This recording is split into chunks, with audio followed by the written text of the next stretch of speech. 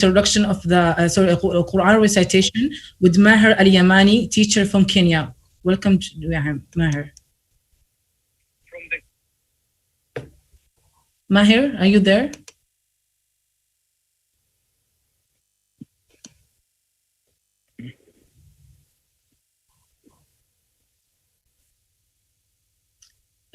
We cannot hear you. Your voice is not there, Maher.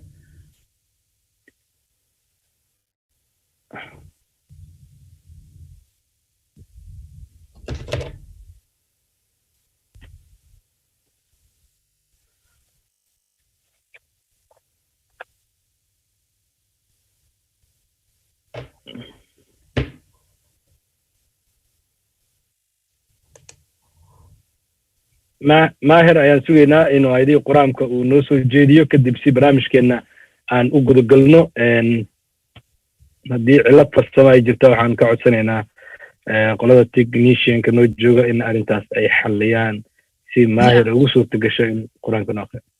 We are waiting for Maher. I think there's a technical problems and the IT will fix it now.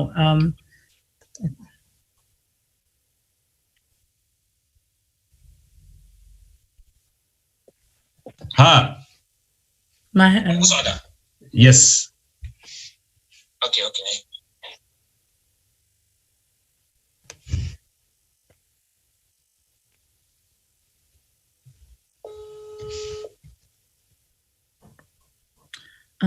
Mahat, can you close your voice?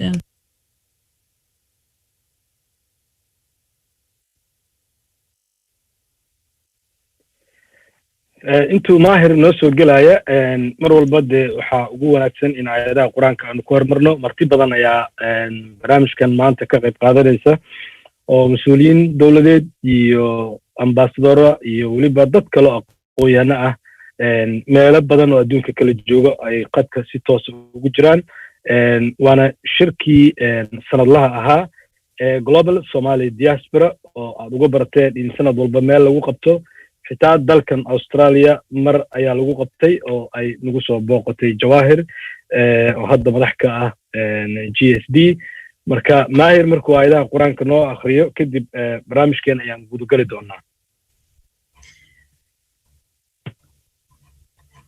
Of course, we'll wait after the technician to get fixed with Maher. Of course, this is the annual each year. The Global Somali Diaspora annual conference, and each year will happen in each countries.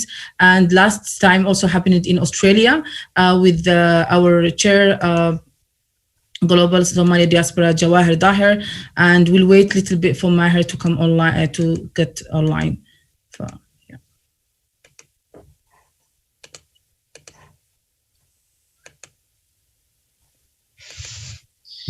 أعوذ بالله من الشيطان الرجيم.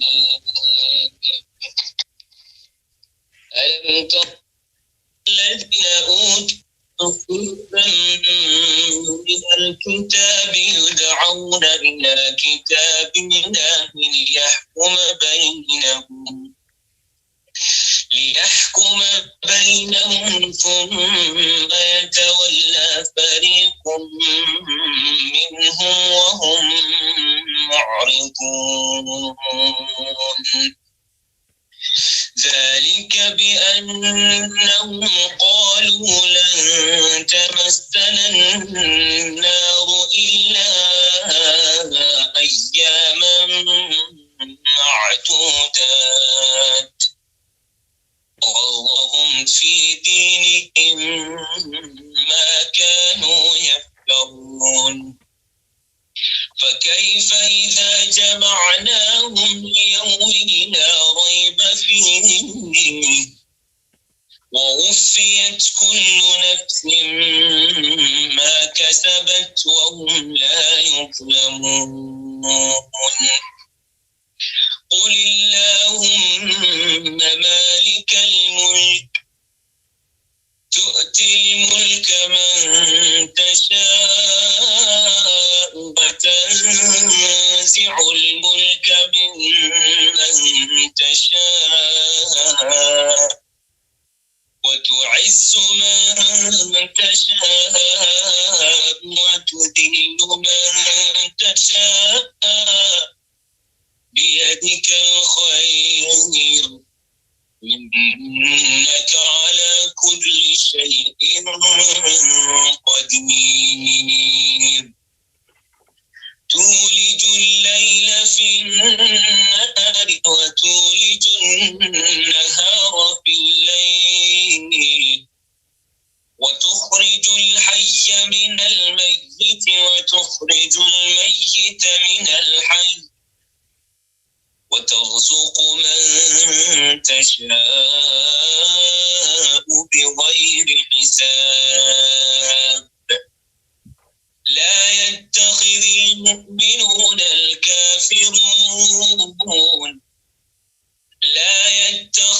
المؤمنون الكافرين أولياء من دون المؤمنين ومن يفعل ذلك فليس من الله في شيء إلا أن تتقوا منهم تقاه ويحذركم الله نفسه وإلى الله المصير قل إن تخفوا ما في صدوركم أو تبدوه يعلمه الله ويعلم ما في السماوات وما في الأرض والله على كل شيء قدير يوم تجد كل نفس ما عملت من خير محضرا وما عملت من سوء تود لو أن بينها وبينه أمدا بعيدا ويحذركم الله نفسه والله رؤوف بالعباد قل إن كنتم تحبون الله فاتبعوني يحببكم الله ويغفر لكم ذنوبكم والله غفور رحيم قل أطيعوا الله والرسول فإن تولوا فإن الله لا يحب الكافرين إن الله اصطفى آدم ونوحا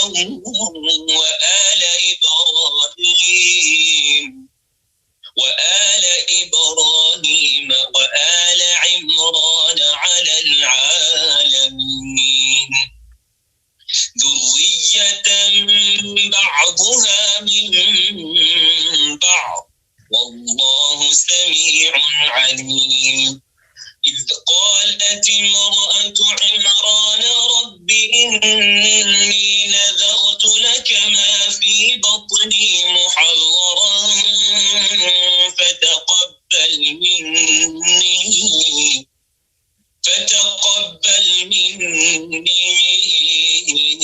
إنك أنت السميع العليم فلما وضعتها قالت رب إني وضعتها أنثى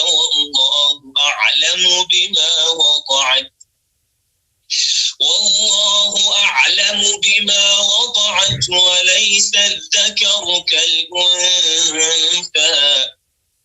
وإني سميتها مريم وإني أعيدها بك وذريتها من الشيطان الرجيم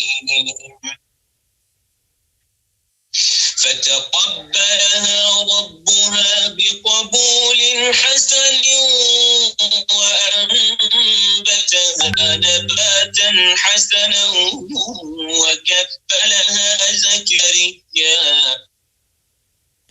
لما دخل عليها زكريا المحراب وجد عندها رزقا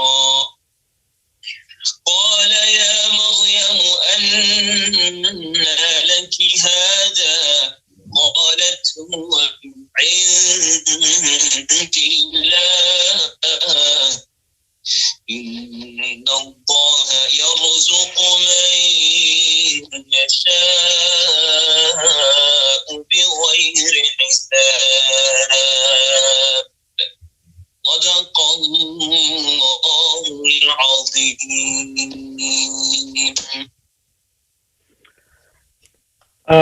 صدق الله العظيم. آياتها القرآن الكريم كاه أو إنه أقريي شيخ ماهر اليماني الله ينوه أنفعه وأنا مهتميها الشيخة برامجك أيان runtii sii gudageli doonaa waxaana runtii barnaamijka si official ah ama si daahfuran uu noogu furi doonaa haddii alla yiraahdo waxaan sugnaaba waa ra'iisul wasaaraha Soomaaliya oo barnaamijka nagala qayb gali doona hadda waxaan jeclahay inaan xuso in ay madaxda dawladda qaarkood ay ku jiraan waxaan arkayaa ambassador kamid yahay ambassador Ali محمد فقي ولبها امباسادور كنا دالك تركيا جامع عبد الله وحسيدو كله كجرا امباسادور كله كميدي هاي امباسادور ديني سكار او اسغنا تركيش مينستر فوريانا فايرسا marka barnaamijka inta aanan bilaabin ka hor waxaan jeclahay inaan soo dhaweeyo Jawahir Daahir oo runtii ah madaxa GSD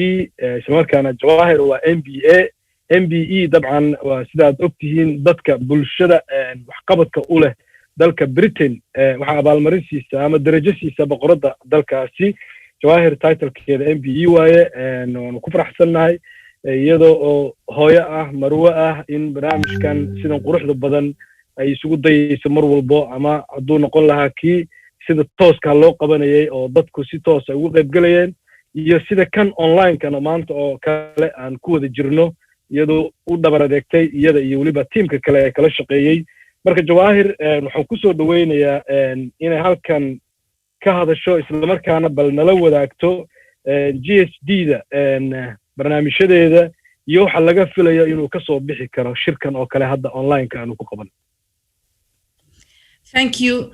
Thank you, Mahir, for the beautiful recitation of the Quran. And we want to tell you that the official opening ceremony will be His Excellency Somali Prime Minister Mohammed Hussein Roble.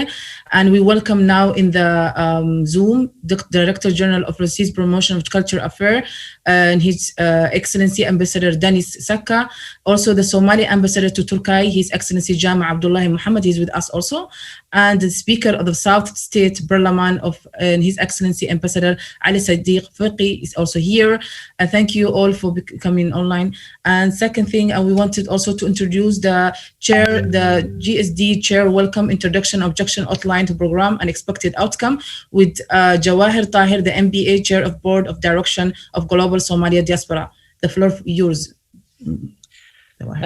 Thank you so much, Suad and Ibrahim Bafo. Assalamu alaikum wa rahmatullahi wa barakatuh. Good morning and good afternoon and good evening, everyone. And you can see already the challenge of having gathered today virtually and around the world. We started already the technical hiccup when we started. But you can see also that this is fantastic opportunity that even COVID couldn't stop us actually to hold, our annual conference. And you can see, from our hosts, one is in Australia and the other one is in Vienna. And so it shows, our guests, reflects the global Somali diaspora mission that we have to reach and all, our members around the globe and people we're working with. I first like to thank our esteemed dignitaries, His Excellency Somali Prime Minister, who will be joining us shortly, Mohammed Hussein Roble.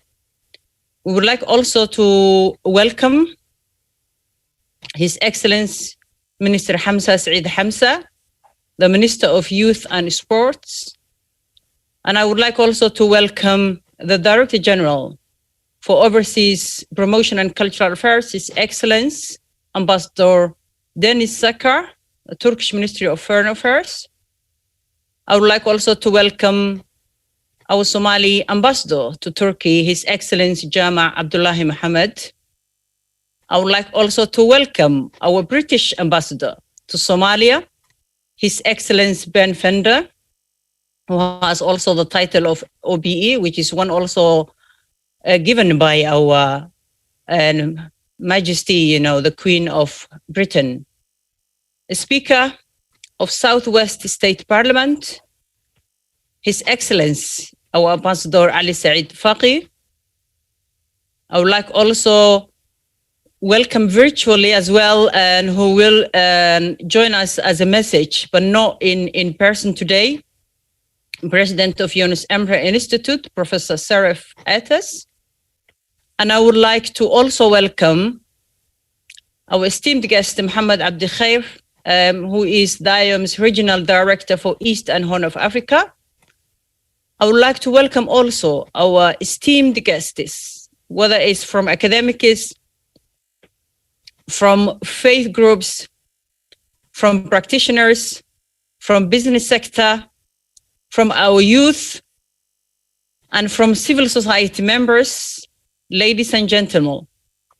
Once again, welcome officially to Somali Global Diaspora Annual Conference, which is this year a virtual one. And we are so honored to have you all in our session today.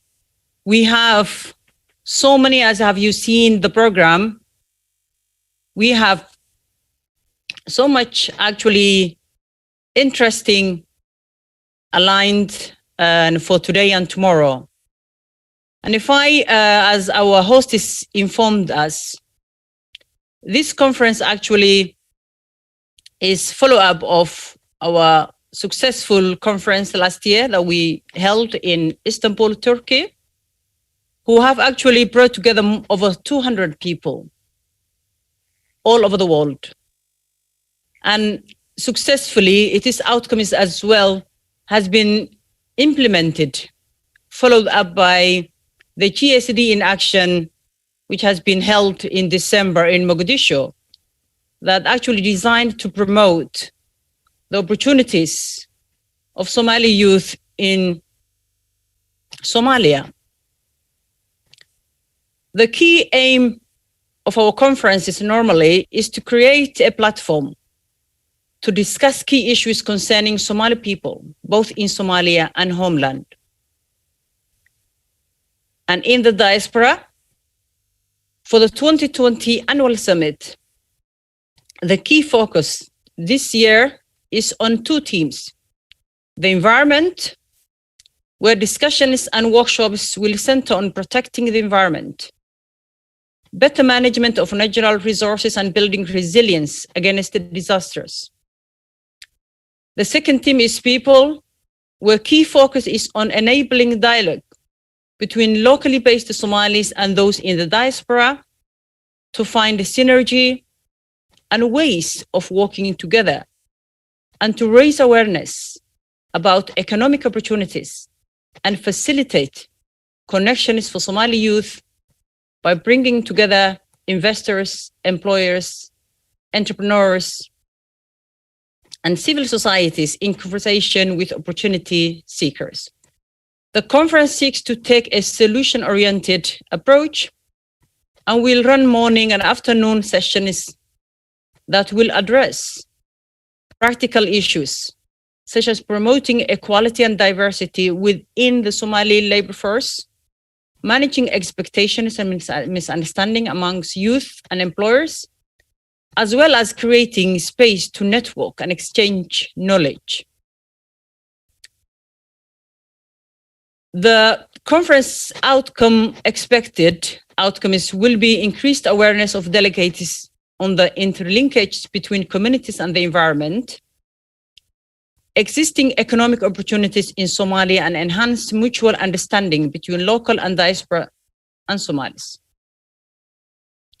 We will also produce communique on highlights of the sessions, panel discussions, keynote speeches, and we will have full report on key issues discussed and recommendations suggested by delegates, including suggestions for more joined-up working relationship between the Somali diaspora, local Somalis, Somali federal government, regional governments, and international communities, an action plan to follow up the discussed topics. So the format of today is going to be keynote speakers, there will be panel discussions, and we have a lot of dignitaries and professionals who actually be talking in their expertise in the field they have actually specialized. Again, I would like to welcome all of you, and I would like to thank our youth subcommittee, our board of directors subcommittee, who tirelessly for many months worked very hard to make a reality this conference today and tomorrow. So our board are today here, all our board members, our youth committee members are here as well. And we have also Yunus Emre Institute, who has a very honorable and very valuable partner for Somali global diaspora. And last year, our conference in Istanbul, and also this year, who also helping us also with the technical team. We have, also obliged to thank our sponsors as well, with Yunus Emre Institute is one of them, but also Hormuz Telecom, who is always, we know, is front runner to support our community, to support our country, and take really seriously the social responsibilities very seriously. And so we thank our sponsors, people who helped us, and that I cannot name all of them here, to make this conference a reality today. I want to thank all of them for their support and ongoing support. I would like also to thank our GSD members globally, because without them, GSD wouldn't exist. They are the one who are the key stakeholders of our organization, and they always there to respond whenever we call them. And we know Somali diaspora, they are the one who always respond firstly. When our country is in a dire situation, when there is a disaster, whether it is man-made disaster or natural disaster, when there is,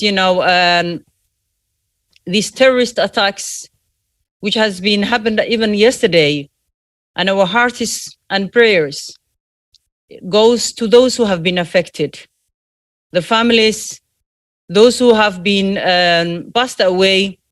They are shaheeds, and we wish them Allah subhanahu wa ta'ala to grant a Jannat Firdaus, and we pray for the families who have been affected, those who have been injured. We wish them to have a speedy recovery. And so we know that is actually testimony that these terrorist attacks are part of, in becoming lately in Somalia and so on.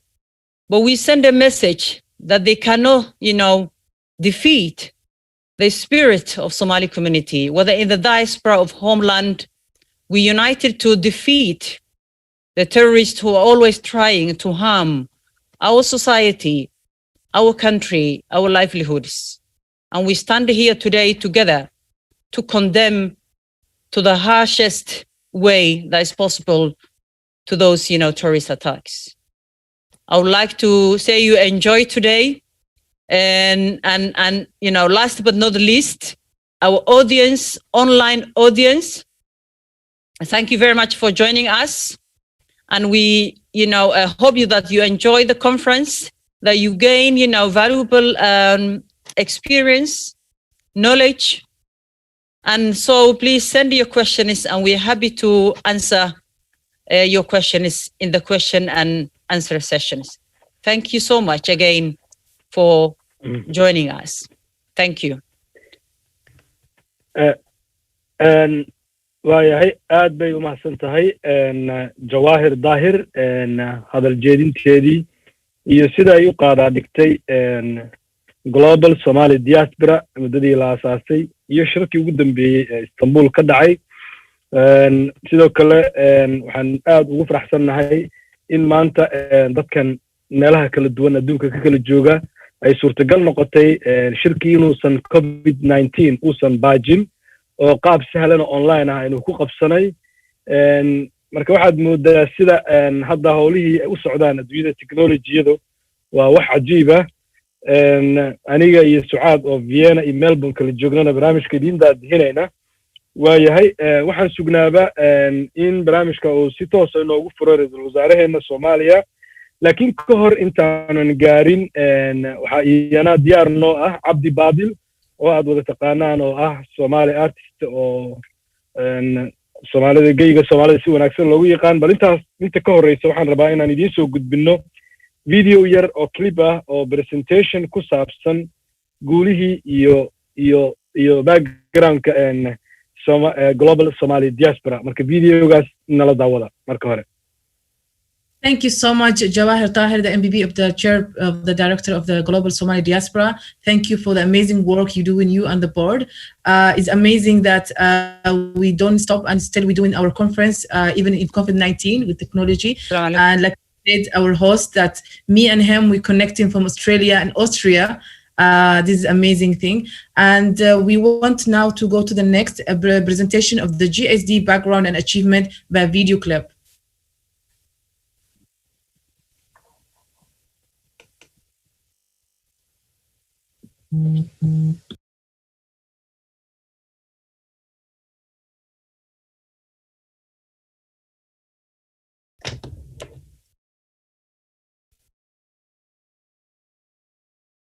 Hello.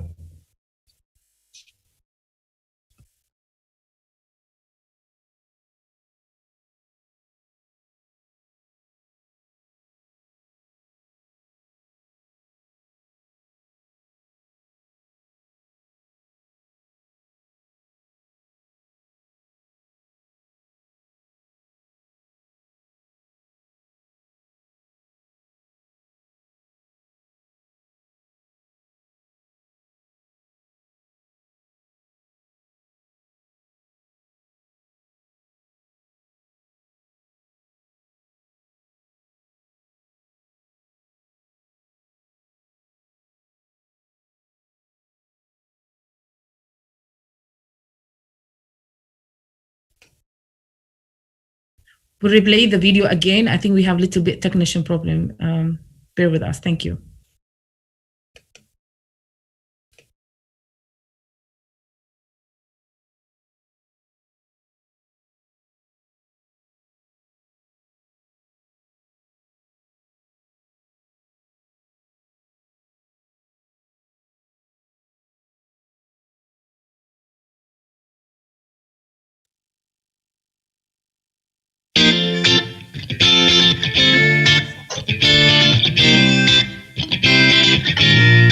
Welcome again to this special conference, Somali Global Diaspora International Conference.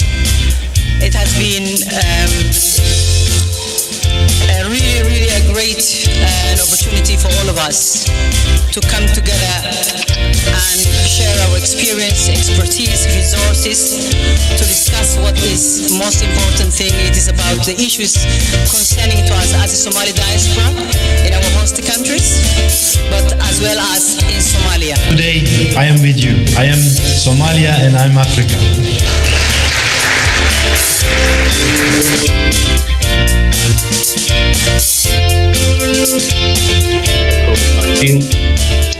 COVID-19 waa cudur ka yimaada coronavirus 2 viruska la yiraahdo oo badanaa saameeya sanbabada laakiin jirka intiisa kalena dhibaato gaarsiin kara.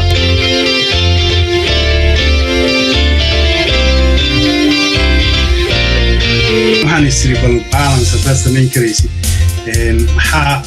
what went wrong maxaa qaldamay maxay dalkan oo 70 sano maaragtay gobonnimadiisa ay jirto wuxuu la dhaqaaqi la'yahay fashilaada noocaas ama guuldarrooyinkaas noocaas ayaan isla inaan ka tilmaamo.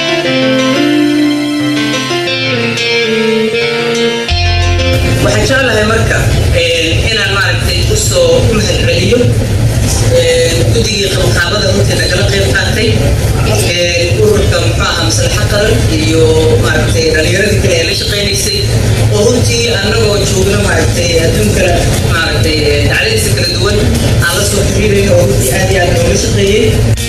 golaha qurba joogta Soomaaliyeed ayaa la aasaasay 2014kii barnaamijkii gaarka ahaan inta odayaal waan intaas iga hadlaynay shirka golaha qurba joogta ee musharaxa qabsamay 16kii ilaa 17 December 2019 caas ayay ka siiyeen isku xir wadaniyada iyo doorashada inkastoo qofku doorashadiisa xor u yahay oo asagu u madax bannaan yahay laakiin maadaama wax laga hadlayo wadaniyada ku jirto mas'uuliyad kala imaanayso inuu qofku ka fikiro oo qof maaragtay dadka qaarkood oo ayagu ay yiraahdeen xataa waxa jiri karay dhaheen qaa'idul wadaniyiin sida ay macnaha marka dadka wadankiisa qiyaanayo kale in macnaha dadka noocaas oo qofka taalafteedu laakiin kasta u baahan tahay يعني qofka hadduu inuu wax sameeyo wax celin kara ma lahan aan ka ahayn asaga waxa laga yaabaa caqabado badan inay ka hortimaado ay ka hor yimaadaan ay ka adduunka dhan waa saas caqabaduhu marba meel bay yaalaan.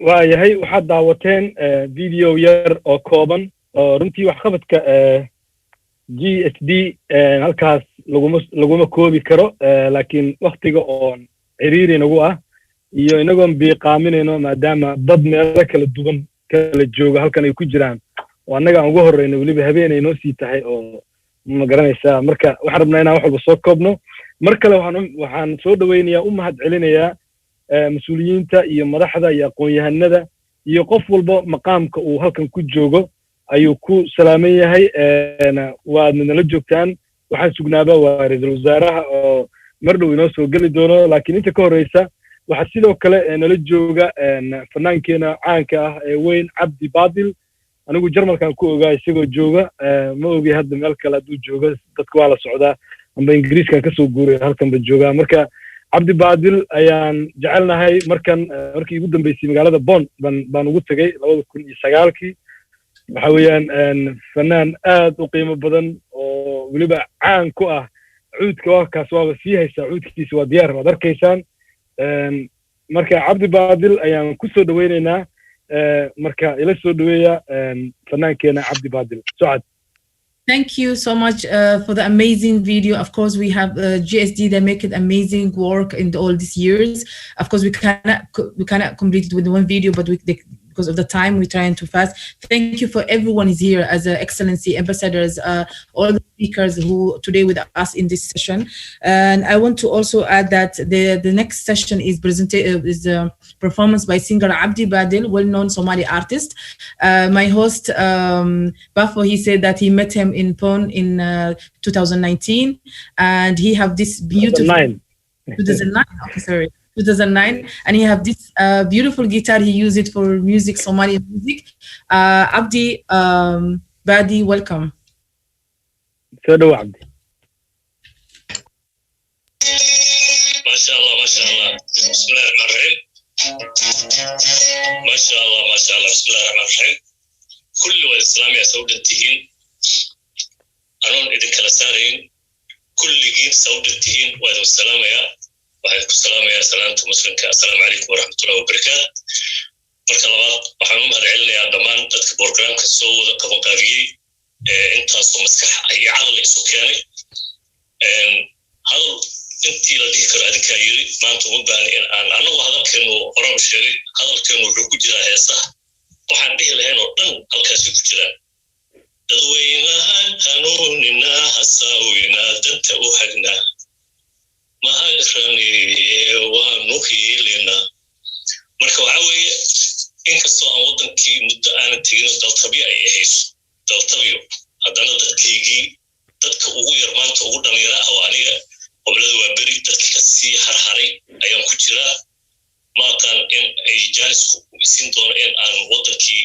aan ku raaxaysto ama aan ku laabto taas ilaahw laakiin hadda muuqaalka sida aan dareemayo waxaa raja muuqata raja aad iyo aad u weyna muuqata ilaahay hanoo sii ziyaadiyo waxa aan ka hadlay waxaa weeye oo aan maanta aan ku furanayo horta waxaan joogaa jarmalka ninkaas siduu ka dhawaajiyey inaan meel kala tagaan waan ka xishooday mar haddaan jarmal iska dhiibay waxaan iri meel kale aadan ceeb wey meel kala tago haddana waxaa tirahdaa waa soo qaxay oo waxaasi waan ka xishooday marka saaxiib germany aan joogaa waxa ugu weyn oo laga hadlayo waa nabadda in ilaahay dalkeeni nabad nooga dhigo marka waxaynu noogu furayaa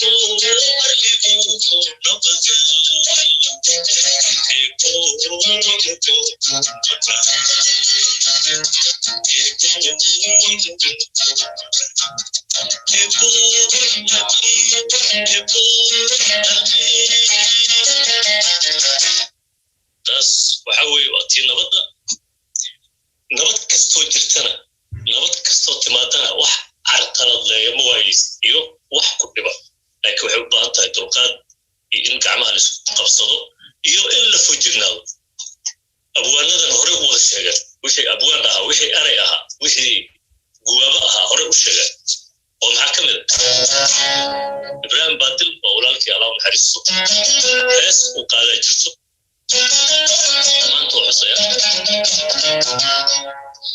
wadaniga halkamayo ardantuna socdaa jira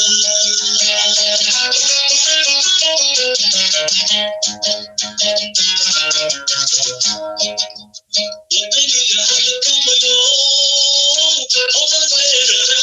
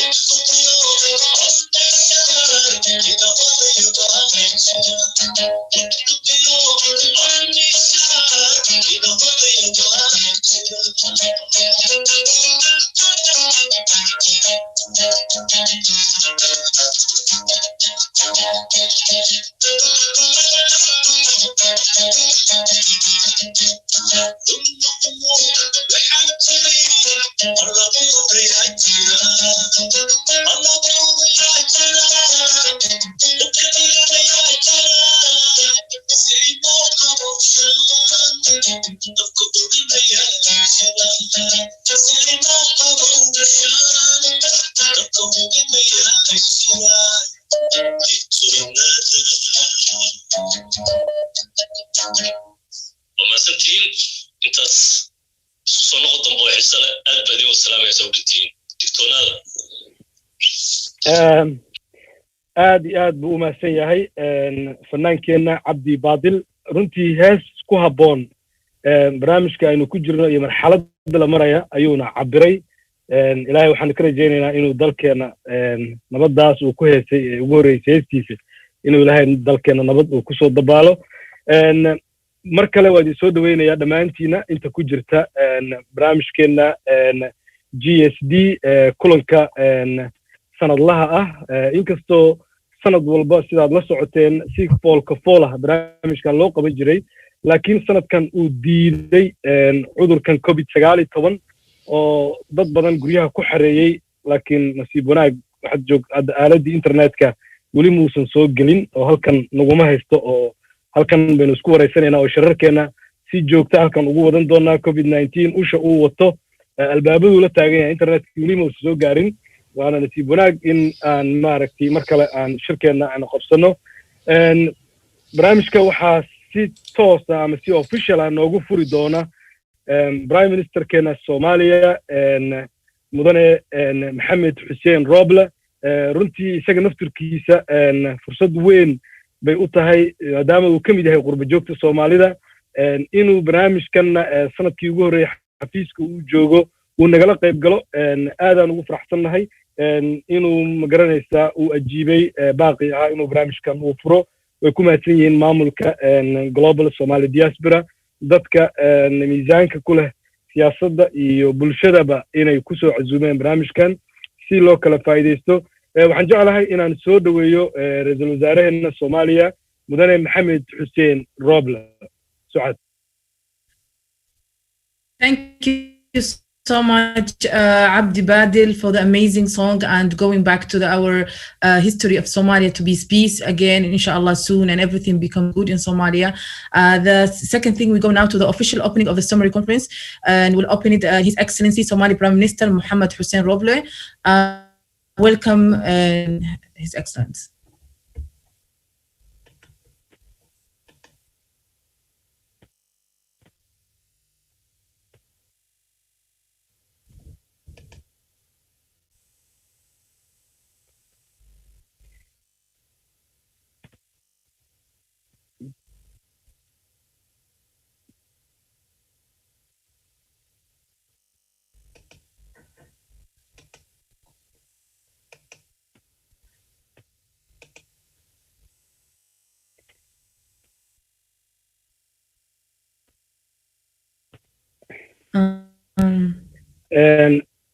prime ministerka ayaan sugaynaa inuu barnaamijkeena si hufan inoogu daahfuro maalintii koowaad shirkeena international annual online summit weeye oo GSD ah marka prime ministerka ayaa noo daahfuri doona wasiiro iyo ambassadoro iyo madax kale iyo waliba waxaana la joogo madax kale oo ajaanib ah oo runtii oo iyaguna miisaan ku leh siyaasadda dalkooda oo barnaamijka nagala qayb qaadanaya oo saaxiibana la ah Soomaaliya iyo waliba GSD marka hore prime ministerka Soomaaliya Maxamed Xuseen Roble ayaan ku soo dhaweynaynaa inuu noo furo si kadibna aan u gudagalno barnaamijkeena waxaan sugnaa waa prime ministerka dabcan haddii cilad farsamo ay jirtana waxaan rajaynayaa in la xallin doono si barnaamijka uu noogu socdo.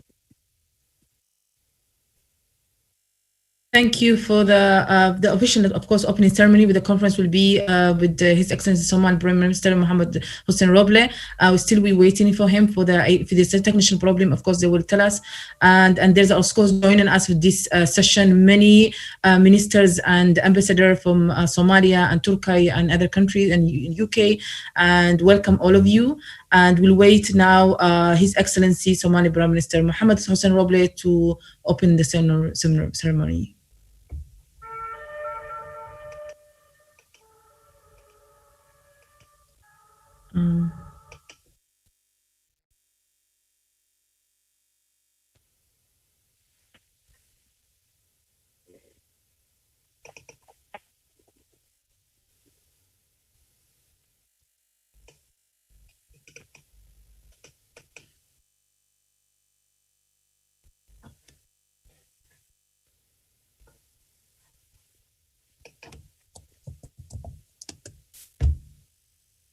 prime ministerka markuu barnaamijka noo furo madaxda kale oo martida noo ah ku jira ayaan isku xijin doonaa oo ugu horeeyo wasiirkeeni dhalinyarada iyo sportiga His Excellency Hamza Saeed Hamza laakiin waxaan sugnaa marka hore prime ministerkeena inuu barnaamijka inoo daahfuro kadibna ay noogu fududaato in aan martida kale aan siino microphone-ka si iyaguna halkan aaraahdooda ugu yiraahdaan sida arkaan global Somali Diaspora iyo waliba guulihii ay ka gaartay shirarkii dabajooga la qabtay iyo ahmiyadda loo aasayba ururkan runtii waa laga dharagsan yahay cliptii hore videogana in yar baad ka aragteen marka shirka maanta oo Sabtiya ayuu noo furmay ilaa bari axadana waa la soo gabagabeyn doonaa haddii Allah awoodo la idmo saacadaha iyo waqtiga waa kala duwan yahay meelo kala fog ayaa la joogaa laakiin waxaan rajaynaynaa in barnaamijka uu sida uu hadda noogu socdo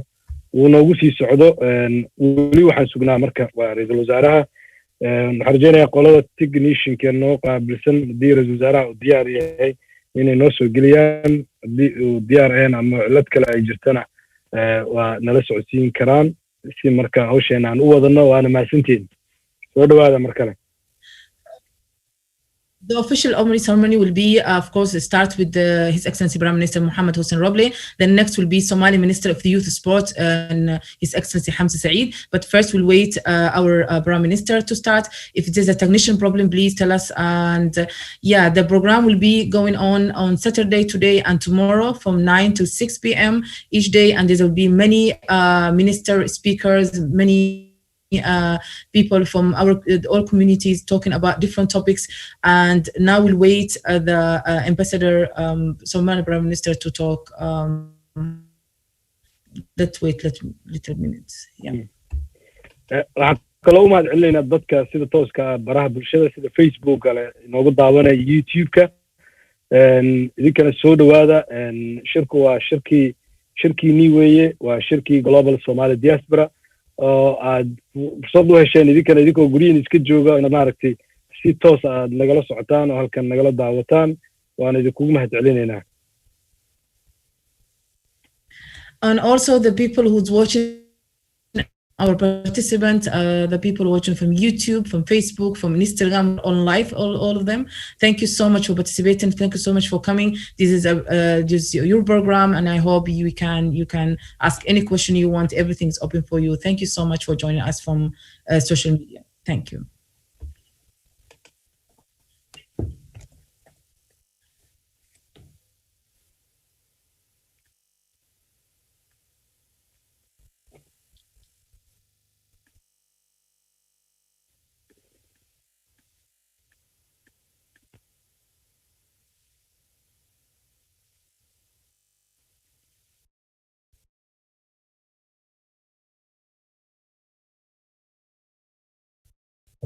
The Prime Minister now coming. markana waxaan ku soo dhaweynaynaa ra'iisul wasaare Maxamed Xuseen Roble oo barnaamijka si toos ah inoogu furi doono. waxaan u dhageysanaa waa khudbadiisa. ra'iisul wasaare ku soo dhawow barnaamijkan Somali Global Somali Diaspora oo aad maanta marti ku tahay isla markaana aad noo furi doontid. oo kugu soo dhaweynayaa waa sanadkan uu ka duwan yahay sanadidii hore, waayo markii hore waxay ahayd barnaamij si toos ah aynu dadku u wada kulmi jireen, laakiin ninkii odayga ahaa coronavirus ayaa diiday in la is arko oo meel la isugu tago. marka waxaanu ku qabanay marka qaab online ah. onlineka weli awoodiisa ma dhama inuu soo dhex galo COVID-19. marka waa kugu soo dhaweynaynaa mudane ra'iisul wasaare, barnaamijkan aad noo dahafurtid. waxaa ku jirta haddii aan ku xasuusiyo dad badan oo aqoon-yahano iyo wasiiro iyo ambaasadoro iyo weliba iyo dhalinyaro oo barnaamijkaas ku soo hagaajisay. marka soo dhawow, adigu naftarkaaga waxaad ka mid tahay qurba joogta Soomaalida. The official opening ceremony, of course, the conference will be his Somali Prime Minister. Welcome our minister, and we'll start. Okay. Bismillahirrahmanirrahim. Alhamdulillah. Wassalatu wassalam ala sayyidina Muhammad wa ala alihi wa sahbihi ajma'in. walaalayaashay iyo walaalahay diasporaha soo dhawaada marka koowaad mar labaad martida sharafta leh mudanayaal iyo marwooyin meel kastoo adduunyada ka joogtaan, assalaamu calaykum waraxmatullaahi wabarakaatu. marka hore ii ogolaada in aan halkan tacsi uga diro eheladii dadkii Soomaaliyeed ee dhalinyarada ahaa, una badnaa dhalinyarada ee xalay argagixisada ay ku xasuuqeen maqaayadii Jalata Dabina ee number 4 ku taalay ee magaalada Muqdisho. xaqiiqdii waa arrin aad iyo aad xalay kamaan seexan murugo leh oo dhalinyarada Soomaaliyeed xasuuq loo geystay irtaabatay. falkaas xandarada ah waxaan ku weynay da'yar Soomaaliyeed oo wax baratay lahaana mustaqbal xaqiiqdii ifaya. waxaan Ilaahay subxaanahu wa ta'aala ugu baryayaa inuu u naxariisto eheladoodii iyo shacabka Soomaaliyeed oo sabir iyo iimaan u ka siiyo. sidoo kale anigoo aad uga xun intii ku dhaawacantay oo ay u badnaayeen dad asxaab ah oo aniga asxaab ahaan aad igu dhawaa iyo inta kaleba, waxaan Ilaahay uga baryayaa inuu caafimaad degdeg ah siiyo, dhaawaca ka soo gaareen oo degdeg uga bogsiyo ayaan rajaynayaa. intaasi kadib mudanayaal iyo marwooyin iyo martida sharafta leh, farxad iyo sharaf ayay ii tahay in aan idinkala soo qayb galo shirweynaha sanadlaha ah ee qurba joogta Soomaaliyeed ee dunida daafaheeda ku kala nool, oo aan anigaba 20 sano ka hor aan ka mid ahaa.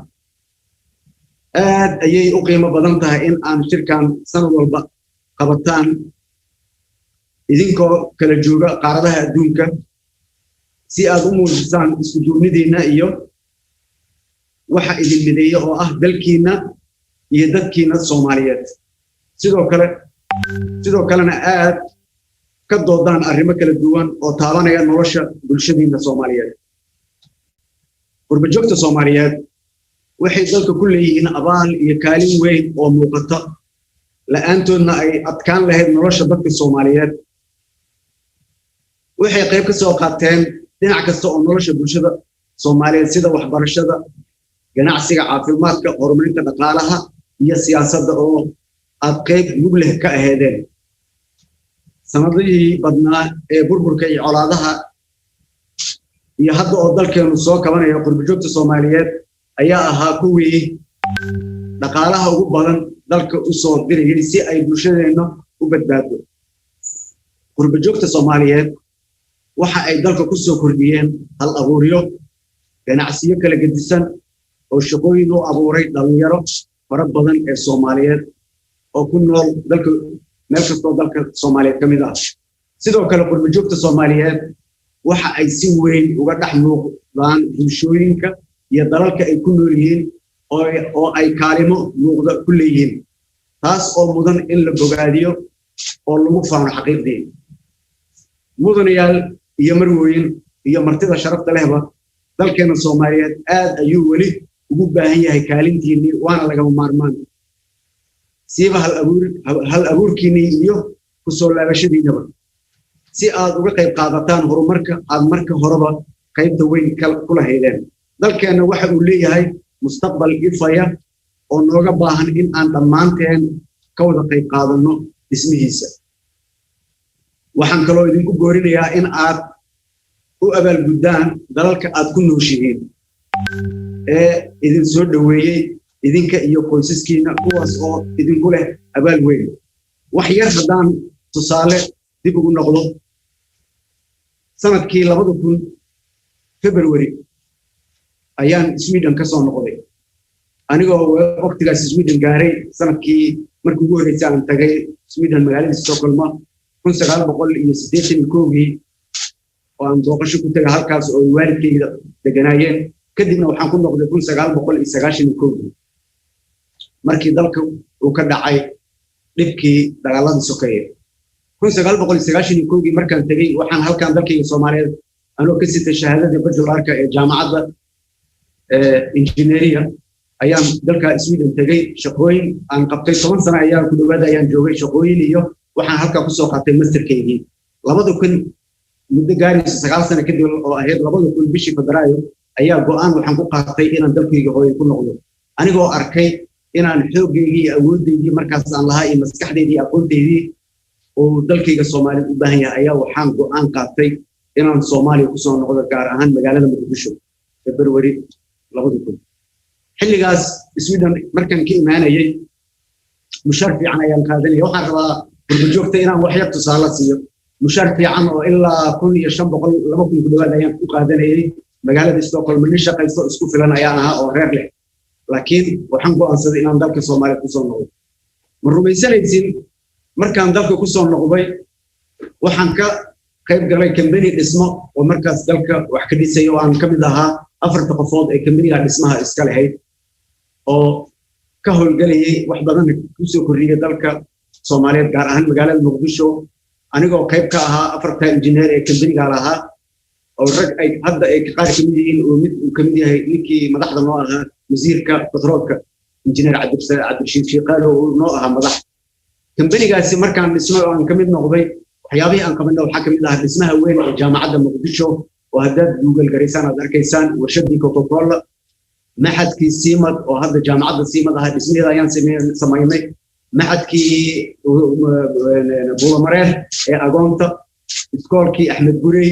iskoolkii Maxamuud Xarbi howlo badan ayaan dalka ku soo kordhinay ma rumaysanaysaa markaan hadday idin dhahayay waxaan mushaar u qaadanay 1500 ilaa 2000 markaan dalkan yimid waxaan ku bilaabay mushaarkaygu ahaa 300 kadibna muddo 6 bilood ayaan waxaan u gudbay $500 inaan qaato waa garan kartaan 500 qof 1500 ka yimid inuu 500 ku filnayn waxaana taas u sameeyay ilaaha maalle inaan la qabsado waxaan idin sheegayaa maantay oo maalintaas ay iga baraka badneed mushaarka 300 ama 500 aan qaadanay ay ka baraka badneed muddooyinkii ugu dambeeyay oo aan ku soo biiray yoolka marka waa muhiim inaad dalkiina ku soo noqotaan soo noqoshadaas waxay kaloo ii saamaxday inaan dalka ka dhiso maxaa la dhahaa masaajidyo fara badan oo ay wadamadan carabta ku soo tabaruceen dalka waxaan kaloo wax ka soo qabanay waqtigaas oo ahaa 2000 ilaa 2007 todobadaas sano waxaan kaloo wax ka qabanay mashaariicdan fatahaadaha webiyada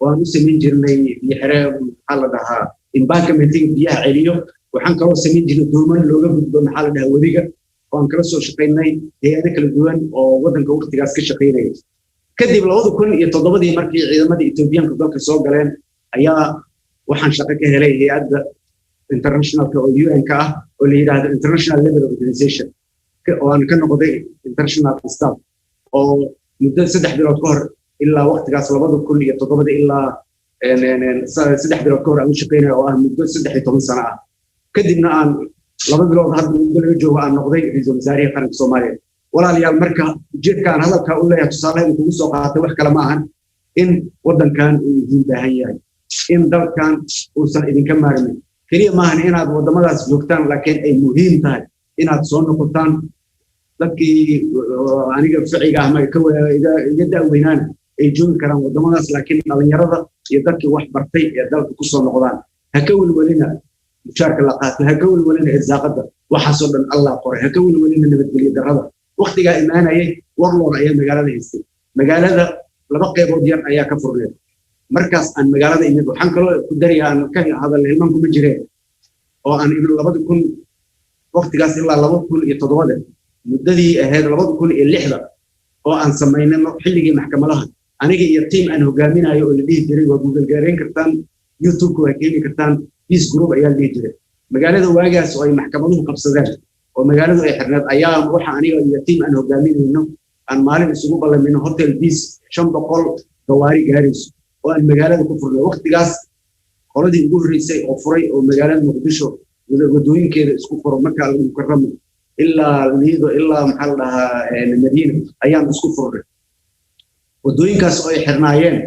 1991 ilaa 2006 raggii hogaaminayay oo liidarkooda ayaa waqtigaas ah marka wax badan ayaa waddanka ku soo kordhin kartaan ilaahay qof kasta wuxuu siiyay fursad ah maxaa la dhahaa iyo ilaahay qof kasta wuxuu siiyay waxba idinku dhaxdo oo u baahantiin inaad gudihiina ka soo saartaan waan aaminsanahay qof kasta Soomaali ah in wax gudihiisa ku jiro uu waddankiisa gelin karo ilaahay inuu ku manaystay nimcadaas marka ku dadaala inaad dalkan intiina badan ku soo noqotaan dalkan runta idin sheegaya maanta aniga cidna kama cabsado qof ma joogo dalkan shabaab dadkii way leynayaan dadkii dalka lahaa oo saxda ahaa oo dadkii badnaa ma rabaan dalkan inay wax ka qabtaan dhalinyarada si waxaan rabaa inay soo noqdaan ee dalkan yimaadaan waxna u qabtaan haddaadan dalkan imaanin diaspora dalkan 40 sano kale uu qaadanaya inuu sida ku sii jiro isku daya fadlan inaad soo noqotaan oo dalkan aad wax u qabataan horumarkiisana aad ka shaqaysaan raalli ahada hadalka waxa laga yaabaa waqtigii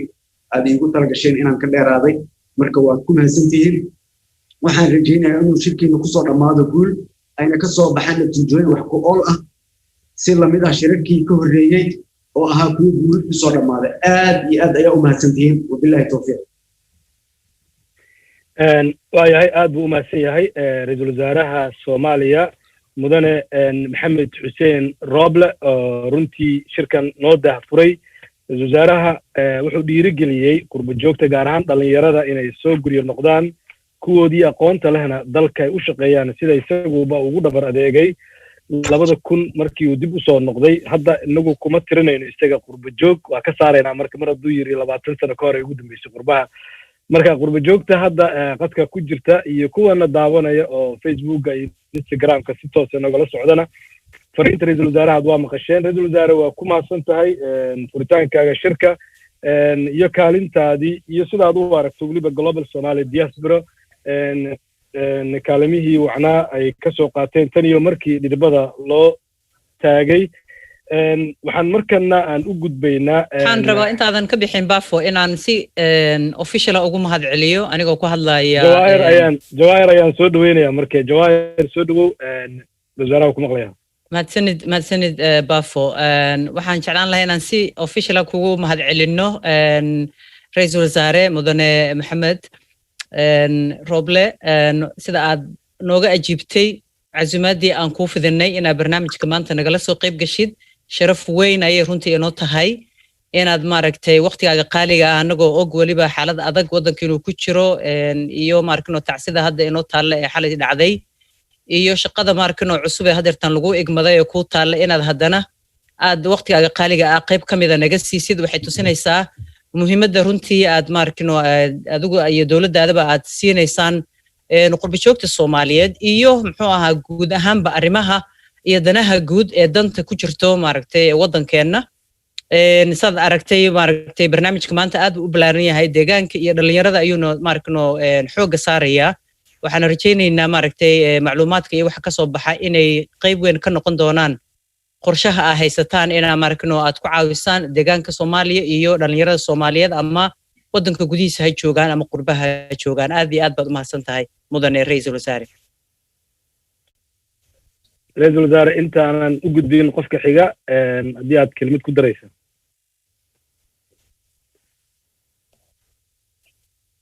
aad iyo aad ayaa u mahadsantihiin waxa kaliya aan rabaa inaan ku daro waxa waaye inaad dabar adeegtaan ayaan rabaa waxaan xaqiiqdii idin sheegaya oo rabaa hadalkan waxaan ku soo celcelinayo waa wax dareenkayga haddaad meesha joogtaan dalkan horumar ma gaarayo way fiican tahay inaad dadkiina gacan siisaan oo aad u soo dirtaan aad ka saacidaan baahiyada xagga caafimaadka waxbarashada ganacsiga aad u fiican tahay laakiin waa muhiim inaad soo noqotaan aniga taas ayaan ugu boorinayaa waxaan kaloo rabaa inaan halkan kaga daro noo soo duceeya xilli doorasho ayaa lagu jiraa dalkii waa aragtaan waa dadkii doorasho qaar baa iska dhibsanayo u arko in ay baashu adag tahay laakiin insha Allah xukuumadda aniga mas'uulka ka ah oo ra'iisul wasaaraha ka ah waa iga go'an tahay in ay doorasho ku dhacdo waqtigeeda marka dadka walaalihiina iyo qaraabadiina iyo eheladiina u sheega inay garab nagu siiyaan inay doorashadan waqtigeeda ku dhacdo insha Allah waa qor isku dhiib sida qof kasta Soomaaliyeed uu aaminsan yahay anigaas ka ra'iisul wasaarahan diyaar ayaan u ahay musharaxna ma ihi inaan ra'iisul wasaaraha wixii si nabad ah aan qoriga ugu dhiibo lagama shaqeeyo marka idinkana gacan ayaad kaga baahanahay waa taas dhinaca doorashada waa mahadsantahay waa mahadsantahay ra'iisul wasaaraha uu nala joogi doonaa inta aan u gudbaayo madaxda kale ee ugu jira sida ambassadorka Ingiriiska u jooga Soomaaliya sidoo kale ambassadoradeena Soomaaliya ayaa qadka ku jira laakiin marka hore aan u yeero wasiirka dhalinyarada iyo sportiga His Excellency Hamza Saeed Hamza iyo kalimadda kaga aadan shirkan. Thank you so much. Official opening of ceremony and His Excellency Somali Prime Minister Mohammed Hussein Roble for motivation word for the youth, for diaspora and youth in homeland. And thank you for the amazing speech for motivating all us to come back to home and make Somalia great again. Now we'll go to the next Somali Minister of Youth and Sport, His Excellency Hamza Saeed Hamza. The floor is yours, His Excellency. Bismillah ar-Rahman ar-Rahim. Your Excellencies, Chairman, distinguished guests, ladies and gentlemen. Let me first pass my sincere condolences to the families of the young people who lost their lives at the suicide bombing attack at Gelato Divino last night. May Allah give sabr to their families and friends. It is a very tragic loss. Inna lillahi wa inna ilayhim raji'un. Second, I would like to extend my greetings to everyone who is following us on the internet through all platforms. I was delighted to be offered the opportunity to speak this morning at the Global Somali Diaspora Summit.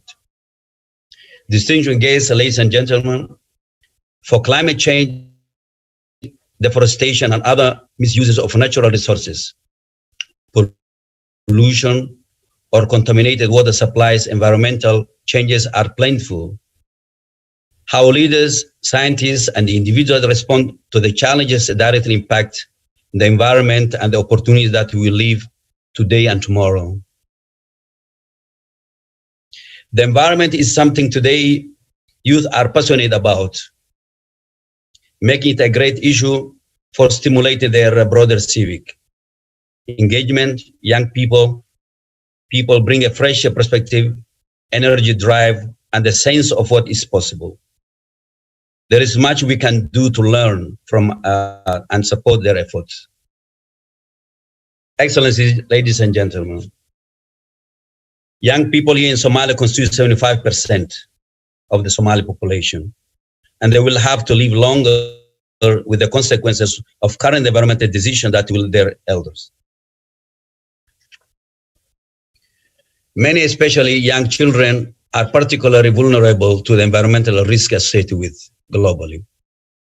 More than 1.5 million children under the age of 5 lose their lives each year as a result of avoidable environmental impacts, say the UN report on human rights and the environment. Low income and high unemployment among Somali youth often pose great challenge to the community welfare. Excellency, ladies and gentlemen, environmental issues present some of the most complex challenges require attention today and in the coming decades. One foundation building step is enhancing local, regional, and national global capacity to respond to their challenges is increasing. Global capacity to respond to their challenges increasing environmental awareness. Here, the role of youth is central. They are the backbone of the nation. They can change the future of the society with their well-being and courageous behavior, and they can provide an invaluable perspective that policymakers something like. Engaging youth in environmental protection not only creates direct impacts on the changing youth behavior and attitudes, but possibly influences their parents and families. Excellencies, ladies and gentlemen, on the other hand, we need to support diaspora to create the necessary condition for building happier and inclusive societies, resulting in a better future for Somali youth. Global diaspora deserve a say in environmental politics, and this starts with raising awareness among young people about the key issues and how to get involved in developing and implementing sustainable solutions. I therefore wish to the global Somali diaspora every success in its future activities. We will be following closely the result of your work. I'm confident that they will be seminal and will result in the identification of new, better approaches we can lead to the development of this country that we love and we call home. I want to pause here. Thank you very much.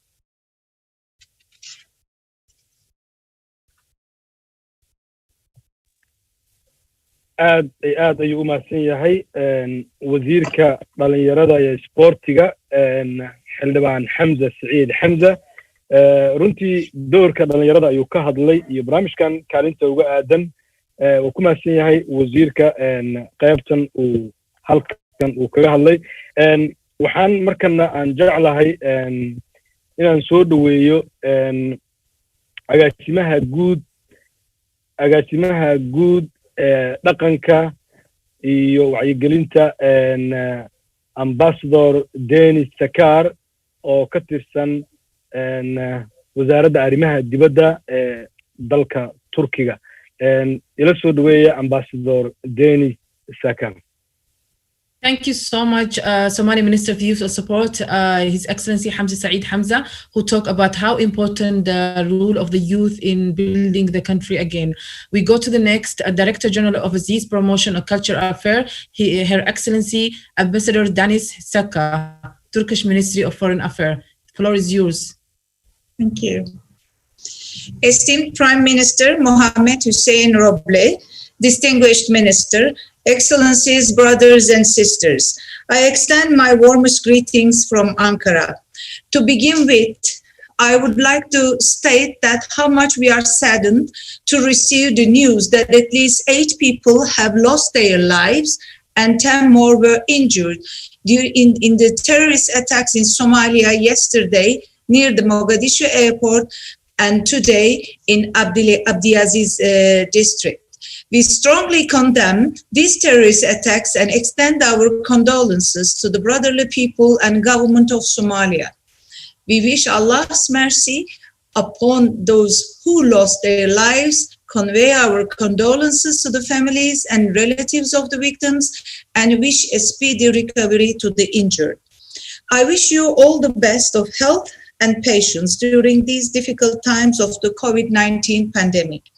I also take this opportunity to convey the best wishes of Mr. Yavuz Selim Kran, Deputy Minister of Foreign Affairs of Turkey, for the success of this conference.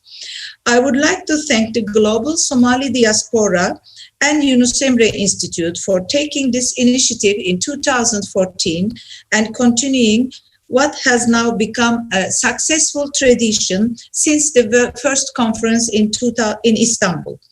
We are happy to witness that GST is working hard to achieve its objectives by gathering the Somali diaspora together and maintaining close contact and collaboration amongst them in order to serve their motherland and their future generations.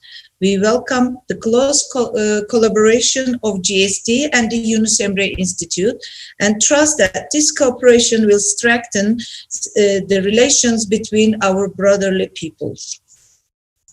We maintain excellent brotherly relations with Somalia. Our historical ties that we have enjoyed for centuries and strategic cooperation in the last decade gradually develop across the spheres. The growing number of Somali nationals residing in Turkey is a testament to our ties of friendship and solidarity. They are always welcome and cherished in our society and culture. Since 1992, Turkey has provided 1,092 educational scholarships to Somali students. The Somali embassy in Ankara conveyed the request of Somalis in Turkey to open a Somali school adhered to the embassy. We have replied to the embassy that an international school within the scope of the Turkish law 5580 regarding private educational institutions could be founded. We look forward to realize this project. On the other hand, Yunus Emre Turkish Cultural Center in Mogadishu has started Turkish language lessons. Today, thanks to these ties, we are able to conduct this diaspora conference. Turkey commends the remarkable achievements and progress recorded in Somalia in the last couple of years, despite all the domestic challenges and the volatile developments in the region. We appreciate the efforts of the federal government of Somalia and the federal member states to agree on a roadmap for national elections. We welcome the consensus reached with the participation of all stakeholders in September regarding the upcoming elections. The inclusiveness of the elections to the best extent is important for strengthening the political stability in the country. Somalia is now going through a serious political process. Steps taken by the new government will be crucial. This process should be led by the Somalis for the Somalis. Only then a progressive improvement is possible in the period ahead. As always, Turkey will continue its ongoing support to Somali government aimed at advancing security, public health, education, institutional capacity in the aim of contributing to the stability in the country and the region at large. Distinguished guests, on the economic side, Somalia has made significant progress in normalizing its relations with the international financial institutions. We fully support the economic reform process of Somalia with a view to accessing to concessional finance and debt relief. Our government and our civil society institutions have always been on the ground in the spirit of solidarity, and we have carried out various humanitarian and development projects. Our total humanitarian and development aid to Somalia has long surpassed $1 billion. Our trade volume was $188 million in 2019.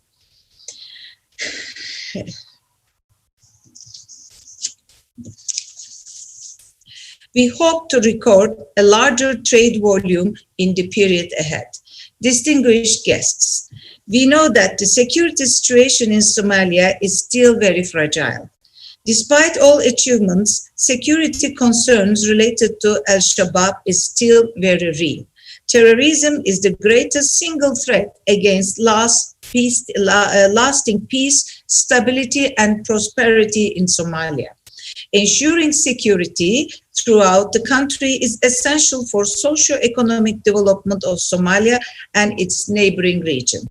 In the period ahead, We will maintain our support to the Somali National Army and stand by the Somali people and government in their fight against terrorism. Turkey believes in the bright future of Somalia. I hope the discussions and the exchange of information during this conference will help find ways and means to shape this future. Once again, I greet you all and wish for a successful and fruitful conference. Thank you. aad iyo aad bay u mahadsan tahay ambassador Deni Sakar oo runtii hadallada ku aadan shirka halkan nooga soo jeedisay. Waxay sidoo kale ka tacsiyay dhacdadii xalay ka dhacday Xamar. Ilaahay u naxariis dadkaas meesha ku dhintay, kuwa dhaawacanna Ilaahay u boogadayo. Waxa markana aan u gudbaynaa ambassadorkeena Soomaaliya u fadhiya dalka Turkiga magaalada Ankara, His Excellency Jama Abdullahi Mohammed, inuu isagana ku soo dhawaado si kelmadiisa uga aadan shirka uga yiraahdo. Thank you so much, Director General of Overseas Promotion and Culture Affairs, Her Excellency Ambassador Denis Saka, for the amazing speech.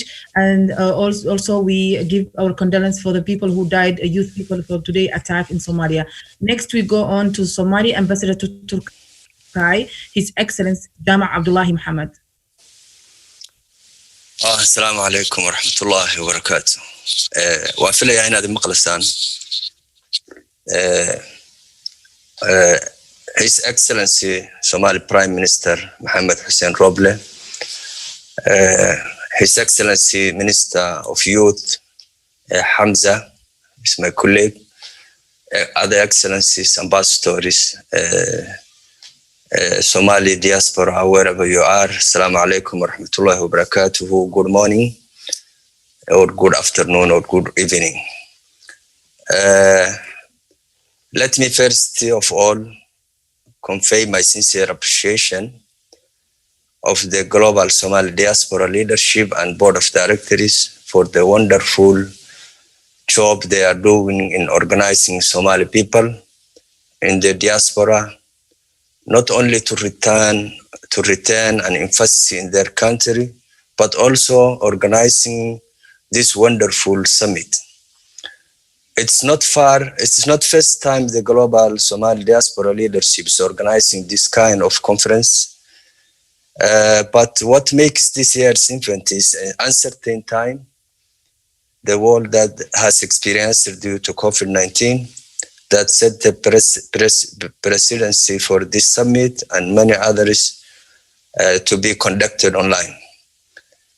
For the purpose of this summit, let me remind you of Somali current macroeconomic situation in 2019, records in numbers, actually in 7 points only. Number one, Somali economic growth, 2.9% in 2019 due to the recovery of agriculture and domestic consumer demand. Number two, inflation decreased to 4.4%. That will lead to the decrease in food prices. And number three, 70% of Somali population are youth under the age of 30. Number four, GDP is forecasted to grow at 3.2% in 2020 and 3.5% in 2021. Number five, the normalization of relations with international financial institutions and the prospects for debt relief, together with development partners, Somalia is using targeted interventions to help meet its debt relief obligations.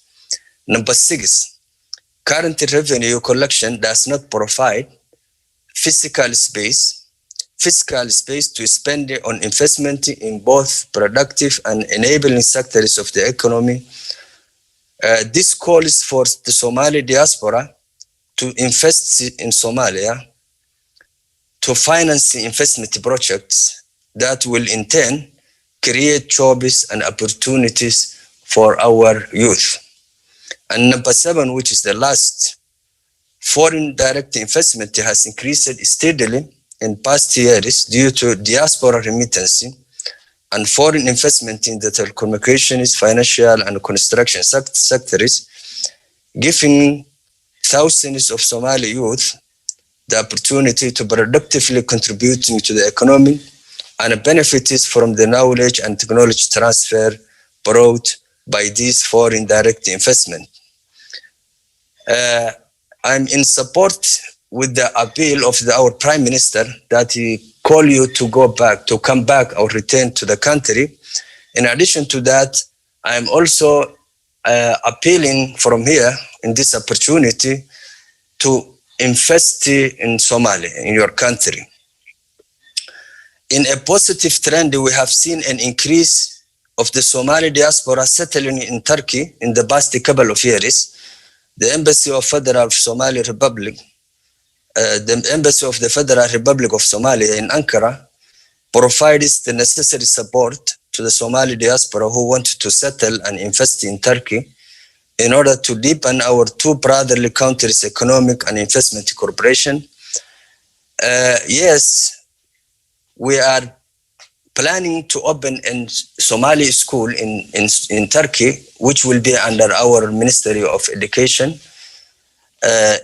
for the Somali people in Turkey. This initiative currently is in a planning stage, and as Ambassador told in her speech, we have already requested this school because after when we have seen that so many families have relocated from Somalia to Turkey, so that the demand is there, but we are still under planning to make sure that this school will be sustainable and viable. In addition to that, foreign direct investment remains a key priority for Somali government in order to expand opportunity for the youth and help diaspora community to invest back in their country. The Council of Ministers has recently approved a National Investment Promotion Strategy, NIPS, which outlines investment priorities in the country, as well as chartered institutions in the investment promotion and attraction. As a result, the Somali Investment Promotion Office, in a collaboration with the Somali Embassy Somali Embassy in Ankara, has recently opened an investment promotion and facilitation office in Istanbul to ensure both Somali diaspora and foreign direct investments are better facilitated and supported. To this end, it is my sincere hope that the summit engages and discussions will yield a good result in our understanding of our people's main challenges in view of providing lasting solutions, but also highlight the opportunity that confront us so as to hasten them. I would like to again thank the Global Somali Diaspora Leadership and Board of Directors for organizing this online summit. Ugu dambeyntii waxaan ka tacsiyeynayaa sidii madaxdii ugu horeysay uga tacsiyeyeen dhibaatadii ka dhacday Muqdisho xalay labada goobood ka dhacday dadkii dhintay Ilaahay ha u naxariisto dadkii ku dhaawacmayna Ilaahay ha u boogadhayo waxaan aad u hubaa in ay jiri doonto maalin aynaan isaga tacsiyeyn doonin dhibaatada iyo weerarada arxandarrada ah ee argagixisada bulshadeena ku hayso maalintaasina ma noqon doonto maalin fog insha Allah taala waad mahadsantiin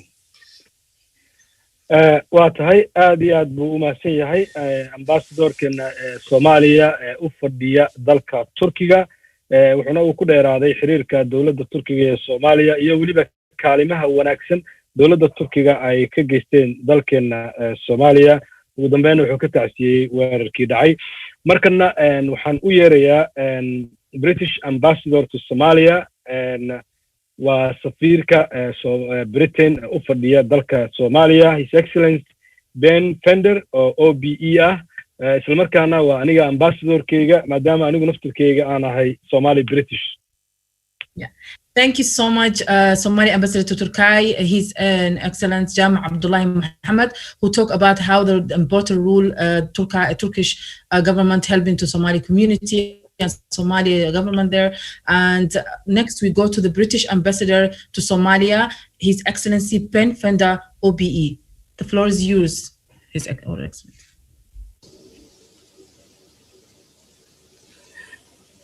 Great. Look, thank you so much for inviting me this morning.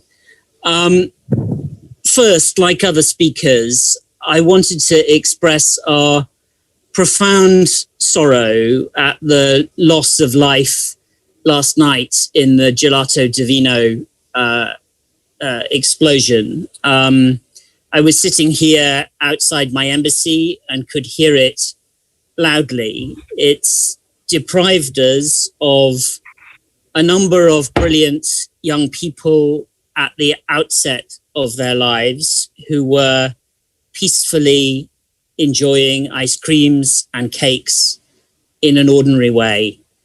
It's a true tragedy. I have no understanding of what the terrorists are seeking to achieve.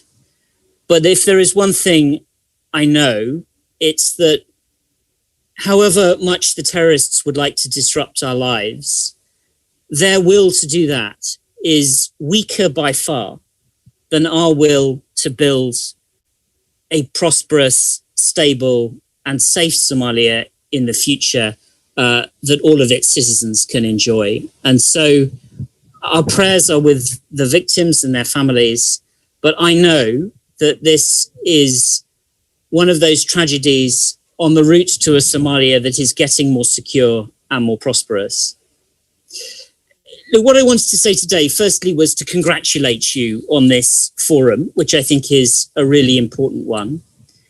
Secondly, to thank you for everything that the 250,000 Somalis in the UK have done for my country. You are today our MPs and medics, our mayors, our musicians. You've enriched our country beyond measure, and we are very grateful for your contributions. But even more so, you know, I am hugely admiring of what the Somali diaspora has done for the reconstruction and development of Somalia. The brilliant young men and women who have returned from overseas and who are today the backbone of many offices in government, of civil society, who are the drivers of progressive change. It's very moving to see it and to experience it. The businesses, I can't remember how many countless examples I have seen of Somalis who've come back to Somalia to set up small businesses, whether it's, you know, web design or, you know, an environmental charity, or it's you know, whatever it is, delivery services, who've added an energy and a purpose and a direction to the economy that is humbling. And this year, of course, has been a year when many of us have been thinking about COVID. And this year, I've come across countless examples of Somali doctors and nurses overseas who've tried to bring their experience and their thoughts and their wisdom to help those inside Somalia.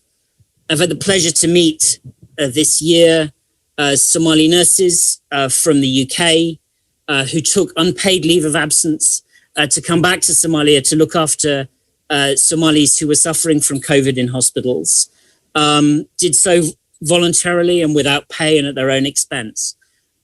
This shows for me the enormous pride and dedication of the Somali diaspora and their determination to make a better future. And as someone whose government is seeking to do everything we can to help reconstruct and develop Somalia, I am enormously grateful for their contribution. And maybe the final thing I would say is that I believe that the contribution of the Somali diaspora is going to be even greater in future.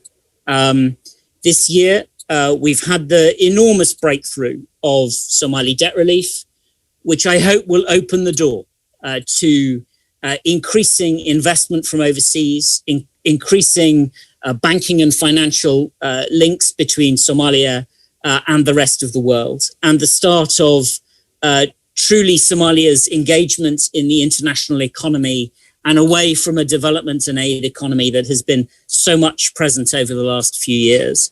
And I know that the inherent entrepreneurialism of the Somali diaspora is going to be vital in making that a success.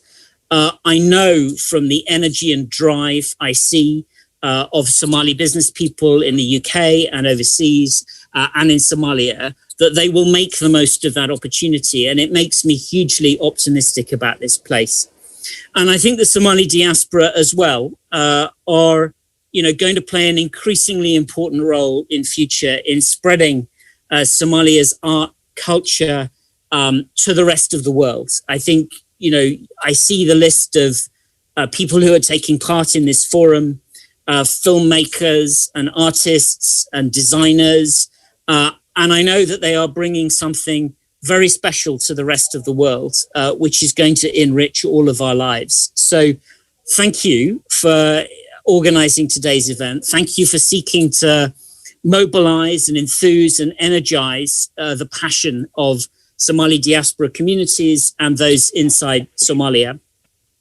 I know from my own experience how connected the Somali diaspora is in the UK to what goes on inside the country. Every time I get a taxi or go to the supermarket in the UK, I get accosted by someone who wants to tell me something about Somali society or Somali politics. And it's inspiring to me to have that degree of passion among Somalis in my country.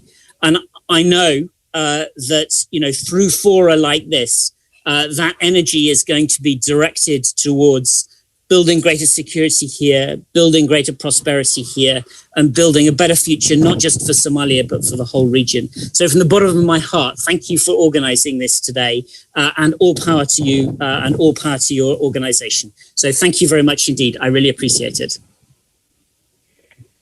aad iyo aad buu u mahadsan yahay ambassador Ben Fender oo runtii aad u amaanay qurbo joogta gaar ahaan kuwa Britain Soomaalida Britain dalka dib ugu soo laabtay mashaariic horumarineedna dalka ay ka fuliyeen wuxuu sidoo kale uu la qabaa madaxdii hore tacsidii iyo dhibaatadii xalay xamar ka dhacday markana waxaan u gudbaynaa gudoomiyaha baarlamaanka dawlad goboleedka Koonfur Galbeed isla markaana horey u ahaa danjiraha Soomaaliya u fadhiya midowga Yurub saaxiibkay walaalkay ambassador Ali Said Fiqi soo dhaw. Thank you so much, British Ambassador to Somalia, His Excellency Ben Feder, OPE. He talked about his speech about the contribution of the youth of diaspora from UK and from other countries in Somalia. He talked about the nurse who come back to Somalia volunteering for COVID-19, and he talked about how the achievement of the youth diaspora. We go to the next speaker, South State Parliament, His Excellency Ambassador Ali Said Fiqi. The floor is yours, Ambassador.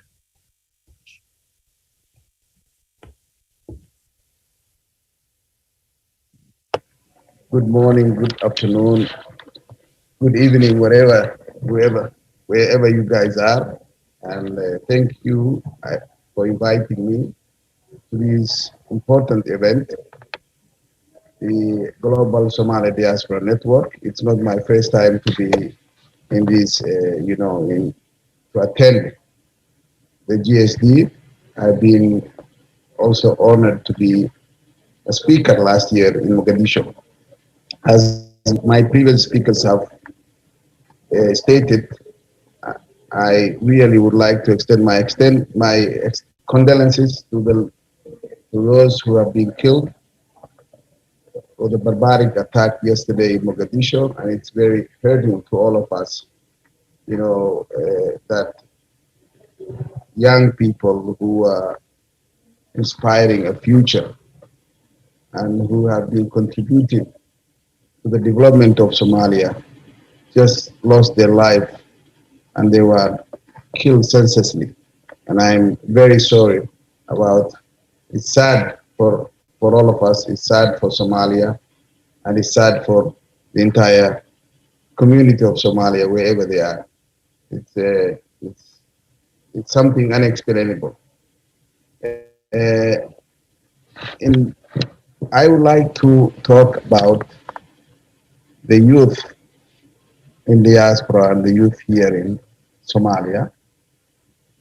Somali youth, everywhere they are, they have a lot of energy, enthusiastic. They really are succeeding in all areas, and that's very, very encouraging. As someone who has lived in diaspora, and still I am considered one of the diaspora people here, I see that Somali youth need an opportunity to come back here and make really investment, not only investment in terms of money, but investment to the development of their country, be part of the ongoing political process and the ongoing, development in the country that we are all inspiring. As a former ambassador to Somalia in the EU, I have dealt with a lot of youth, particularly migrants, and they are really struggling in European countries. Some of them don't have still legal status to be there. Others are failing because of the new environment that they are exposed to, and few are succeeding. I would like to encourage the GSD to really focus on helping these youth people, these young people who are coming to Europe and the rest of the world, and without help, without mentoring, and it's important for us to lead these youth into the right path, to make them understand that there are opportunities that they should not be wasting. So that's something that I would like to suggest to the GSD to do it, because without mentoring and direction, these kids may get lost.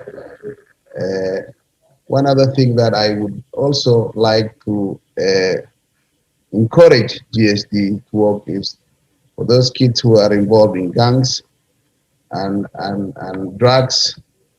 This is a responsibility that we all Somalis need to take. We need to encourage the parents to be very vigilant and to be very close to their kids to prevent them from joining gangs and drugs. And this is something that, most migrants communities do suffer unless the community and the family began playing big role. Another aspect of, Somalis in the diaspora, I have seen a lot of girls who are very successful, who have done a lot of, work, and who are studying in major elite schools in the US and all North America. Those young ladies need to be encouraged, and we also need to encourage our boys to do the same thing, to succeed in education. My move from Brussels to Baidoa actually is very enlightening. As someone who lived in diaspora for over 20 years,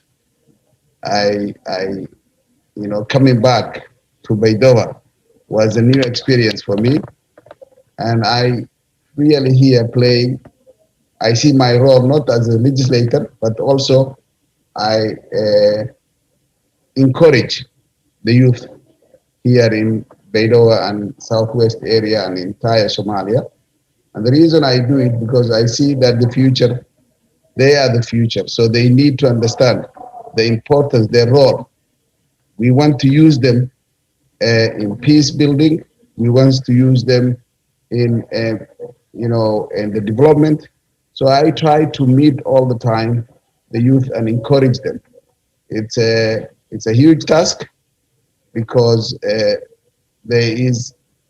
youth do lack jobs, and they do lack even places where they can, gather themselves together.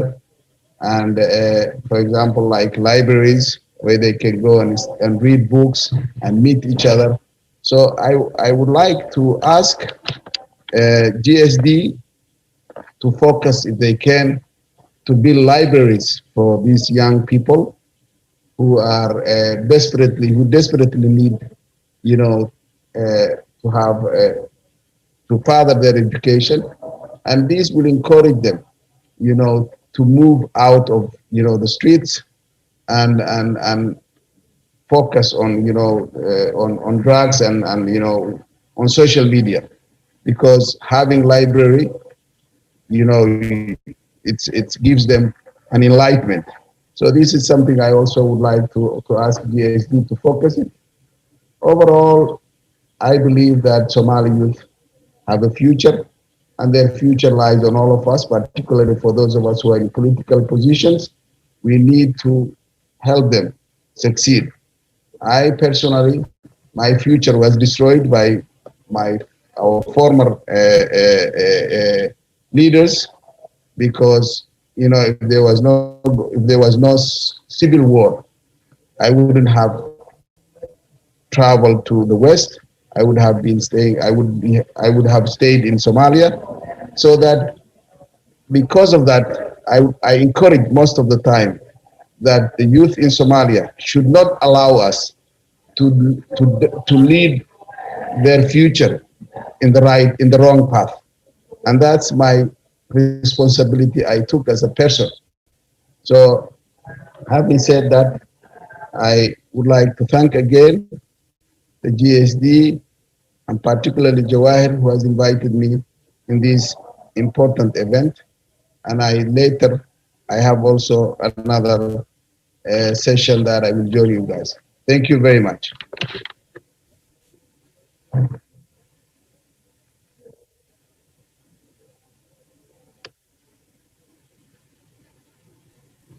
aad iyo aad ayuu umahadsan yahay ambassador cali saciid faqi. runtii dhiirigelintiisa iyo barnaamijka waxaad moodaa in madaxdu ay ka siinaayeen dhiirigelinta dhalinyarada qurba joogta. sidoo kale ambassadorka waxaa lagu xasuustaa markii midowda Yurub uu fadhiyey in uu magaranaysaa dhalinyaro badan oo tahriibaya ugu tagay wadamada Liibiya, meelo badan uu dadka ka dhaadhiciyay inay dib dalkooda ugu soo laabtaan, qaar badanna in fact uu dib ugu keenay dalka. waxaan u gudbayaa markan marti sharafteena kale laba ayaa noo harsan intaanan break gelin. mar dhow break ayaa noo soo socda. waxaan idin xasuusinayaa break intaanan qaadan ka hor laba mas-uul ayaan rabaa in halkan kusoo dhaweeyo, kadibna barnaamijkaas sidiisa ayuu noogu socon doonaa.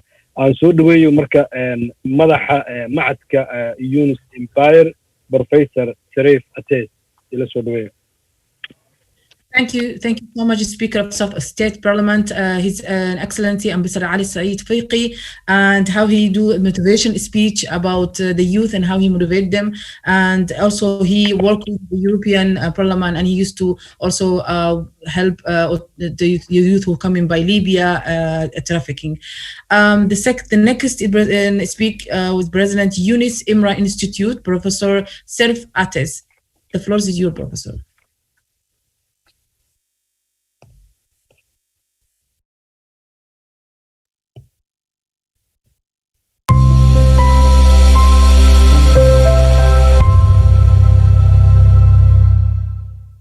Excellencies, distinguished guests, ladies and gentlemen, Assalamu alaikum. As President of Yunus Emre Institute, I take great pride in welcoming all participants of the 6th annual meeting of the Global Somali Diaspora, and I offer my heartfelt salam to all attendees watching us all around the world. I am delighted to be here this morning, and I wish to take this opportunity to convey my very best wishes for an effective, successful, and productive conference. Before I start talking about our relations with Global Somali Diaspora, I would like to say a few words about Yunus Emre Institute for those who may not be familiar with our works. Established in Ankara, the Yunus Emre Institute is a public foundation with the specific aim of promoting the history, culture, and language of Turkey worldwide. We are named after Yunus Emre, a famous 14th century Anatolian poet whose work greatly influenced the Turkish language, culture, and philosophy, and who continues to inspire not only contemporary Turkish society, but also nations around the world through our works in 60 centers. Our motto is, let us be friends for once, as Yunus Emre said, or 700 years ago. Come, let us all be friends for once. Let us make life easy on us. Let us be lovers and loved ones. The earth shall be left to no one. The world around us is constantly changing, and even as we emphasize our diversity, it is increasingly clear that concerted common action is required to overcome the biggest issues of our time. The past decade has seen more conflict, inequality, and exclusion than ever. We are witnessing severe challenges and emergencies that threaten our entire planet. Outdated systems and political world orders are struggling to find solutions to these and many other urgent problems, including racism, Islamophobia, and the growing number of displaced people. Lesser heard voices need more representation than ever before. The Yunus Emre Institute is committed to playing its part in world society, whether in UK or through our international network. We create platforms for discussion and shared expressions on global issues. We started our cooperation with Global Somali Diaspora 3 years ago with a small meeting bringing Turkish and Somali businesses together in London. The sincerity of efforts have led us into more cooperation, and the Institute has supported a major project to host a 2-day conference in Istanbul for the Somalian diaspora. Turkish Deputy Foreign Affairs Minister Faruk Kaymakçı and Somali Deputy Prime Minister Mehdi Mohammed Gulaid were amongst the guests to attend and hear Somali scientists, opinion leaders, and leading Somali figures in the international area. An exhibition called Nabadoon was presented in Taksim, promoting Somali culture, nature, and nomadic life in Turkey. We also facilitated the meeting of the Global Somali Diaspora delegation with First Lady Emine Erdoğan in London in December 2019. In return, Global Somali Diaspora members have always been supportive of our aims and taken part in our events and campaigns. I believe these fruitful interactions will spill over in many areas of Turkey-Somali relations in general. We are all experiencing a deadly pandemic which struck without warning, dropping the entire world population in at the deep end of unexpected experiences, threatening the health and well-being of individuals and the entire nations. The disease also triggered significant transformations in our everyday lives as we battled this invisible yet deadly global enemy. In the state of uncertainty that descended as people were forced to spend more time indoors, we found ourselves looking inwards. The exploration of our inner fears, thoughts, and emotions led us to think differently and allowed us to find the new ways to realize our aims. Today's conference would have been held in a physical atmosphere, but the conditions have forced us to meet in a virtual world. May Allah protect us and humanity from the disasters and give us the opportunity to become part of the solution. Once again, I would like to wish this conference over the weekend a great success. Assalamu alaikum. aad buu u mahadsan yahay Professor Serif Ates hadal jeedintiisa shirka GSD. markana waxaan jeclahay inaan u yeero Mohamed Abdikeer oo isagu ah madaxa hay'adda qaramada midoobay IOM qaybteeda bariga iyo geeska Afrika. Thank you so much, President of Yunus Imran Institute, Professor Serif Estes, for this year's speech. Next, the speaker is Mohamed Abdikhair, IOM's Regional Director of the East Horn Africa. The floor is yours. Thank you very much, Ibrahim and Dr. Swad, for your moderation. Thank you very much, Dr. Jawahir, for inviting me to this meeting. Your Excellency, Mohamed Hussein Roble, Prime Minister of the Federal Republic of Somalia, Your Excellency Hamza Saeed Hamza, Somali Minister of Youth and Sports, Your Excellency Ambassador Dennis Sakar, Director General for Overseas Promotion and Cultural Affairs, Your Excellency Jama Abdullahi Muhammad, Somali Ambassador to Turkey, Your Excellency Dr. Mehmed Yilmaz, Turkish Ambassador to Somalia, Your Excellency Ben Fender, British Ambassador to Somalia, Your Excellency Ambassador Ali Said Faki, Speaker of Southwest State Parliament, Professor Seres, President of Yunus Emre Institute. Distinguished guests, ladies and gentlemen, let me first pass my condolences to the family, relatives, and friends of the heinous terrorist attack last night that took the lives of our citizens. It is an honor to participate in this virtual Global Somali Diaspora Summit, 6th Annual Summit. I therefore would like to thank the Global Somali Diaspora Organization for organizing this summit with distinguished leaders and other important dignitaries. IOM Somalia was established in 2006 and has set a strong record on the delivery of emergency relief frontline services to crisis-affected populations, while steadily developing models and partnerships for longer-term recovery and migration governance that can contribute to the development of the country.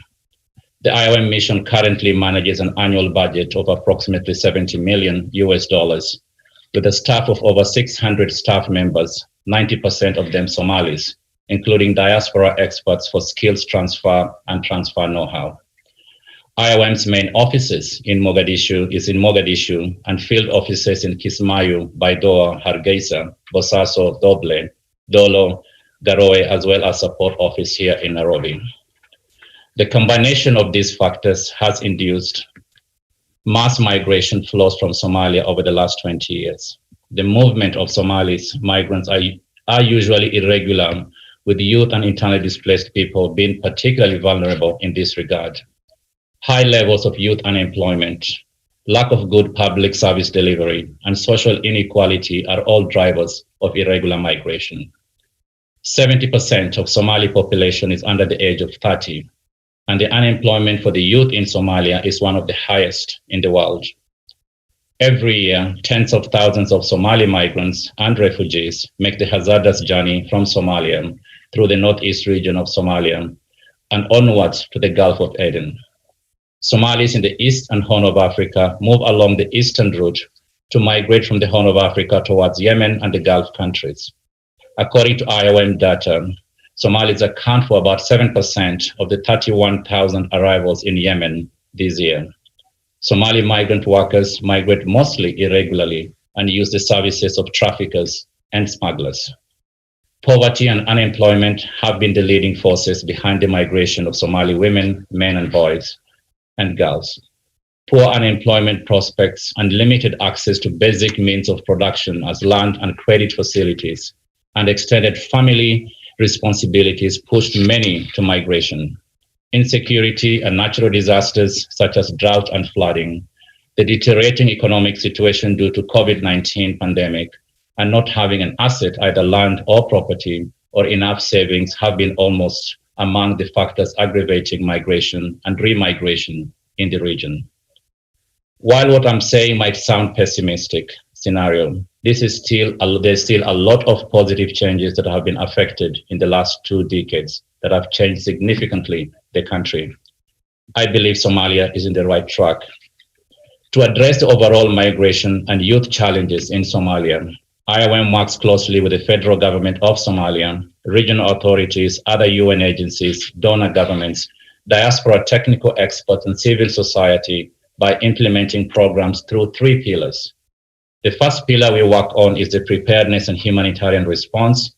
The second one is the long-term recovery and durable solutions. And the third one is migration governance and development through diaspora engagement. IOM Somalia concentrates on the intersection between what the country requires and what IOM is best positioned to deliver, in line with national priorities and drawing from its institutional expertise. In order to reduce the negative impact of irregular migration and also to facilitate transition of internally displaced persons and refugees towards durable solutions and sustainable livelihoods, IOM is providing services and support for migrants and mobile populations with special focus on women, youth, and host communities. A variety of projects, such as raising awareness on safe migration, which Ambassador Fiqi knows very well, providing sustainable alternative livelihoods and employment opportunities, development through diaspora engagement have been implemented for this purpose in all 3 zones, Somaliland, Puntland, and South Central Somalia. IOM's programs adapt to the globally successful, what we call the graduation approach to livelihoods as a strategic framework linking rehabilitation of disengaged youth combatants to social and economic reintegration. The graduation approach is an integrated intervention addressing multiple economic and social vulnerabilities to help ultra-poor populations graduate out of extreme poverty. The intervention combines social protection through a monthly conditional allowance and case management with livelihood asset building through life skills, financial literacy, and livelihoods training cash grants for business startups, and access to banking. As many young people in Somalia utilize multiple income generation mechanisms, IOM has attempted to provide training across multiple areas to support beneficiaries. In 2020 alone, we've supported close to 300 youth through this approach. The livelihood training component of this project includes training in masonry, electrical work, tuk-tuk repair, mobile repairs, tailoring, restaurant management, graphic designs. Business development and entrepreneurship training using Start and Improve Your Business model, life skills training using Youth Resilience Program, and permanent gardening training on agricultural approach using design principles to utilize natural resistance for production and bio-intensive agriculture such as water, banking, composting, and local materials to create highly productive gardens using small amount of land for food security. As we are in the global diaspora discussion today, IOM's Migration for Development in Africa program aims at strengthening institutional capacities of African governments to manage and realize the development goals through the transfer of knowledge, relevant skills, and financial resources of African diaspora members. Since 2008, IOM has been actively supporting the role of diaspora as key development actor in Somalia and beyond. With our Migration and Development Somalia program, normally called MEDA, IOM has contributed to providing capacity building, transfer of knowledge and know-how, and technical skills support to the federal government of Somalia and federal member states through deployment of diaspora experts in key sectors. The MEDA Somalia program ensures that skills and knowledge are transferred to the host institutions and retained by national staff once the diaspora experts complete their assignments. Long-term impact and sustainability is further strengthened through assignment of local professionals and junior professionals where we're hiring interns who benefit from diaspora experts, daily coaching, mentoring, and training.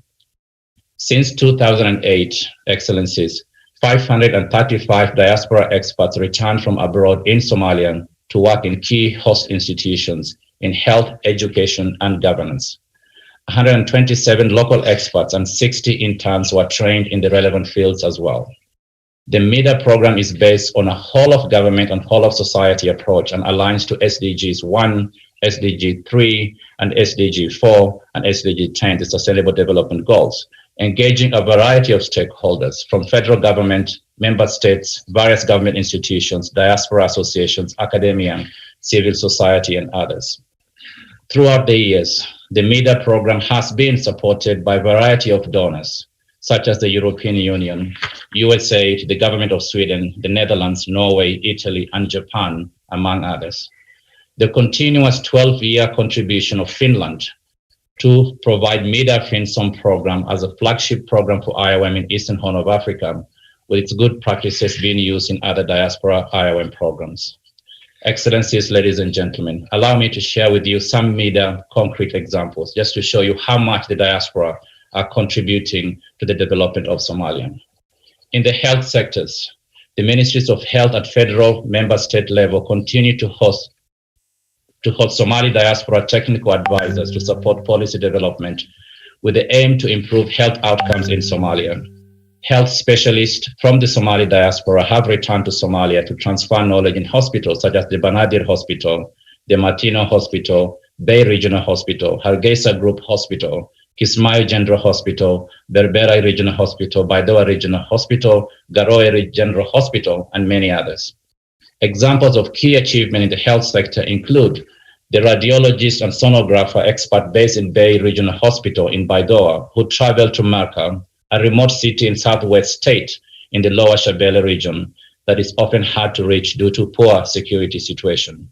Nevertheless, the expert, in cooperation with IOM and the Ministry of Health of Southwest State, traveled to America for a 2-month short-term assignment from April to May this year to support America General Hospital and the local branch of the Ministry of Health for awareness raising on COVID-19 and prevention.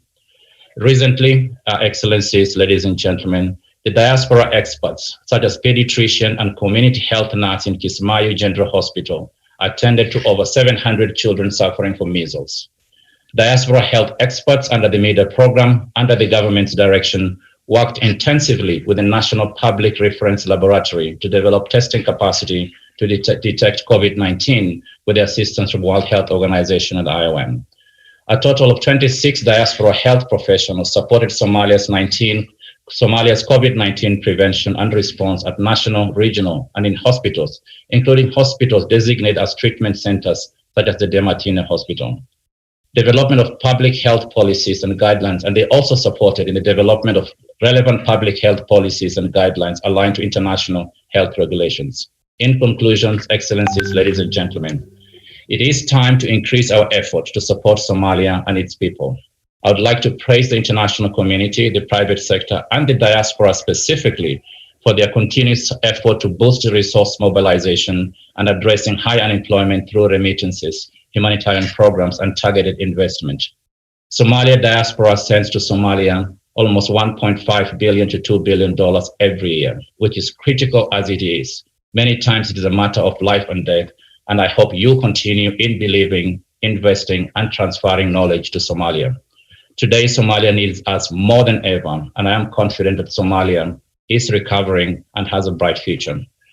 IOM looks forward to continuing to its close cooperation and collaboration with the federal government of Somalia and its people, including diaspora and the donors, in defeating the COVID-19 pandemic, creating more opportunities for youth and women, and creating and achieving sustainable development goals, and having safe, regular, and responsible migration and mobility of the Somali people in line with the Global Compact for safe, orderly, and regular migration.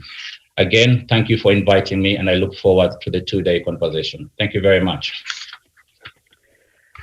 ومعسي هاي أبو معسي محمد عبد الخير أو مدح IOM تقيبت إذا برجع يوجيس كأفريقيا طبعا وحكاها اللي كالنت IOM تا يوليبا قرب جوتي هذا اللي رضا وحنا مركن أنا قلي دونا break gaaban oo 10 daqiiqo ah waxaan ka codsanaynaa dadku inaanay qadku ka bixin qof walba oo mute ama video ama qolada technician ka ayaa noo samayn doonto 10 daqiiqo qofkii ma garanaysaa break gaaban inaynu qaadano si aan dib ugu soo noqono markaan soo noqonona waxaan nooga horeyn doonaa Abu Umar Maxamed oo runtii ah wiil dhalinyaro ah oo degan Holland isaga iyo walaalkii Abu Bakar Maxamed inkastoo Umar uu barnaamijkan kala qayb gali doono waana dhalinyaradii heshay xidig youth organization waa dhalinyaro aad loogu yaqaan bulshada Soomaalida dhexdeeda waa dhalinyaro dhiirigelisa dhalinyarada runtii isaga ayaa markaan soo noqono aan ku casuumi doonaa mikrofoonka laakiin waxaan idin ka codsanayaa 10 daqiiqo kaliya aynu break qaadano zoom keenana online aynoo ahaado qofkii iska xiri kara muraayada oo duumeelaha marmarayna oo isnaan lahayd Sucaad. Thank you so much, Mohammed Abdikhair. I am Regional Director of this Horn Africa. Thank you for his talking about the support of the IAM for the youth and the government and the system. The next, we'll take a break now, 10 minutes. In this break, please don't leave Zoom and stay connected. Just switch off your camera and your videos and your audio. And next will be the Inspirational Thought with Umar Muhammad and Abu Bakr Muhammad.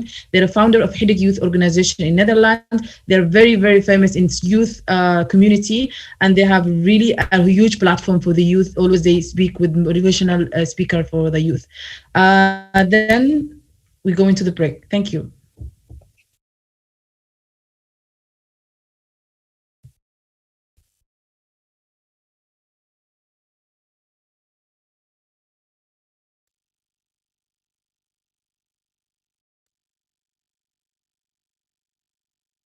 Together with the help of Turkish government in Istanbul and laid down the foundation of the Global Somali Diaspora Organization.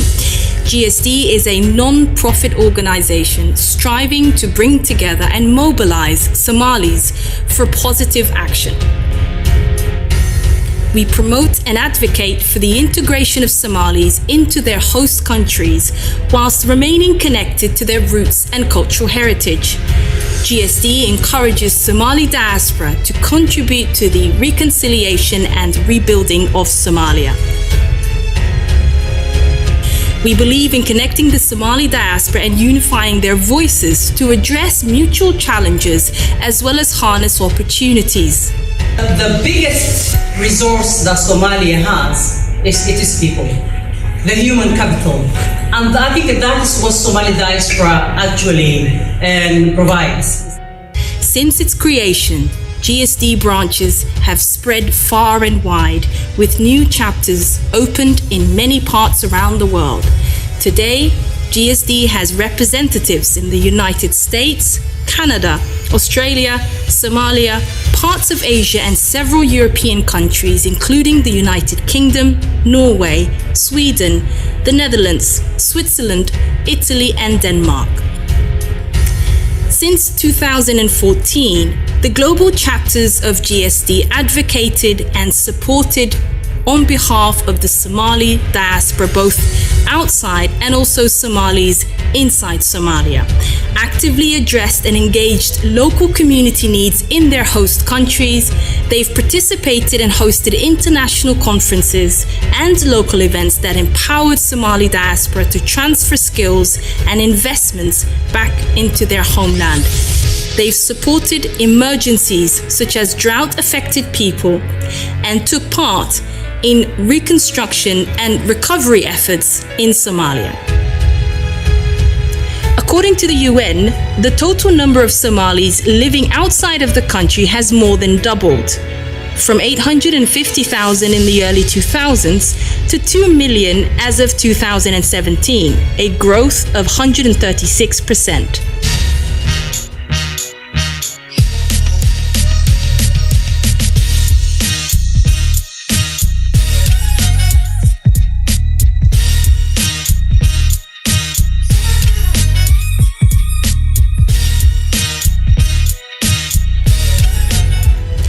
GSD works to empower Somali diasporas to realize their full potential and inspire them to contribute to the growth of a harmonious, cohesive, prosperous, global Somali society.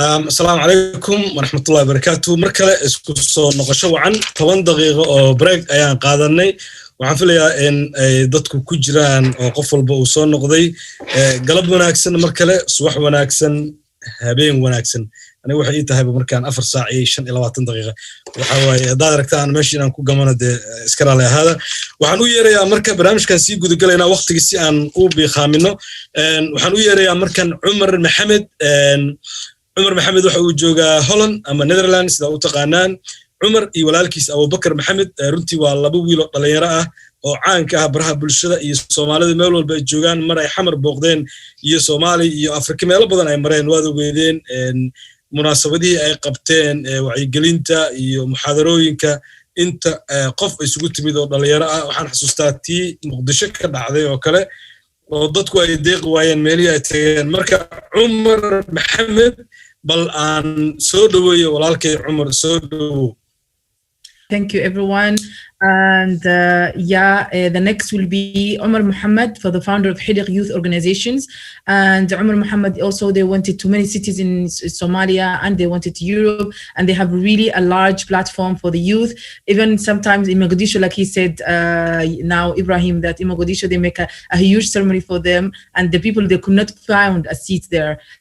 That much they're famous. For Omar Muhammad, welcome. The floor is yours. جزاك الله خيرا. بسم الله الحمد لله ثم الصلاة والسلام على رسول الله أما بعد. آدي أدبت أقوم حسنت سعاد يواكي إبراهيم بافو إلى سبحانه وتعالى حفظ ديو. أنت سكدب مدام وقتي وقابين هاي وحنجعل هاي 8 دقيقة وكساب سن ويوانك جود يسوق وانقابسي Global Somali Diaspora يوم هذا مع جواهر الله سبحانه وتعالى حفظيه ciwaanka sanadkan ayaa aad iyo aad ii soo jiitay oo waxay ka hadlayeen waxay tahay dhalinyaro sida la socotaan markasto maalmahan dambe waxaa aad iyo aad nagu soo badanayo hadalhaynta ku saabsan dhalinyarada taasina wax kale ma ahan waa muhiimadda bulshada Soomaaliyeed ay u leedahay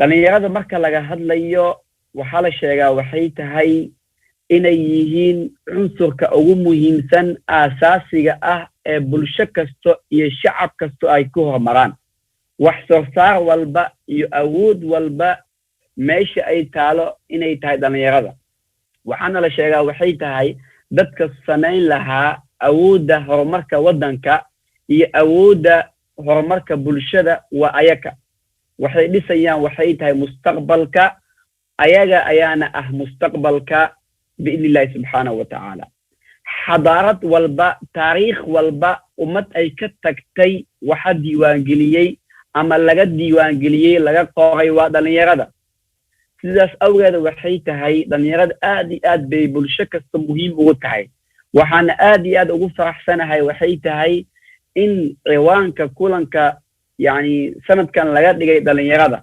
تاسين مهمة قوني أي لادهاي maadaama dhalinyarada ay yihiin tirada ugu badan bulshada Soomaaliyeed lagu qiyaaso 75% haddaysan ka badnayn yani taa waxay ka dhigantaa waxay tahay bulshada Soomaaliyeed oo dhan waa ayagii dadkii loo baahnaa in horumarka waddanka ay gaarsiin lahaayeen taariikhda sida la socotaan walaalayaal Soomaalida ay leedahay waxaa ka mid ah in 30 sano waddankeena hagaagsanaa 1960 marka laga bilaabo midowga Soomaalida ay timid illa iyo yani 1990 soddonkaas sano waxa dareemaysaa waxay tahay amniga iyo wanaaga iyo horumarka iyo yani taariikhda wanaagsan bulshada Soomaaliyeed ay ummadda kale agteeda ku lahayd waxa keenay waa dhalinyaro taas awgeed waxaan dareemaynaa waxay tahay dhalinyarada muhiimadda ay leedahay haddana waxaan aaminsanahay waxay tahay 100% ummadda Soomaaliyeed dadkii u soo celin lahaa karaamadeeda sharafteeda magaceeda iyo wanaageeda waa ayaga biidnillaahi subxaanahu wa tacaala lidaalika walaalayaal waxaan la hadlayaa dhammaan waxay dadka da'aadeeda ku sugan iyo dhammaan inta waalid yani ku hoos nool dhalinyaro badan waxaan leeyahay waxay tahay dhalinyarada waxay ku sugan yihiin waxay tahay nolosha meesha ugu muhiimsan lidaalika كفائديسا وقتينا قليا دتك دحلي دونا مستقبل كمان تواعيك معها مستقبل كبيري بل سوى مستقبل كمان تا وحين سمينا يا وحيت مستقبل كبيرتو مستقبل كمان تواعيك وحي سمينا يا مستقبل كبيرتو وقادم دون علمها أي دلان إيو علمها هذا نول بإذن الله سبحانه وتعالى لذلك وحن ليها وحيتها مستقبل كدنيا غدا صومالية آدي أدبئو إفيسا آدي أدبئو قروح بدنتاي أن أغفى إذي سنو دنيا غدا سي إن هول جلينو إسلامكاسي أن ودكو هجنو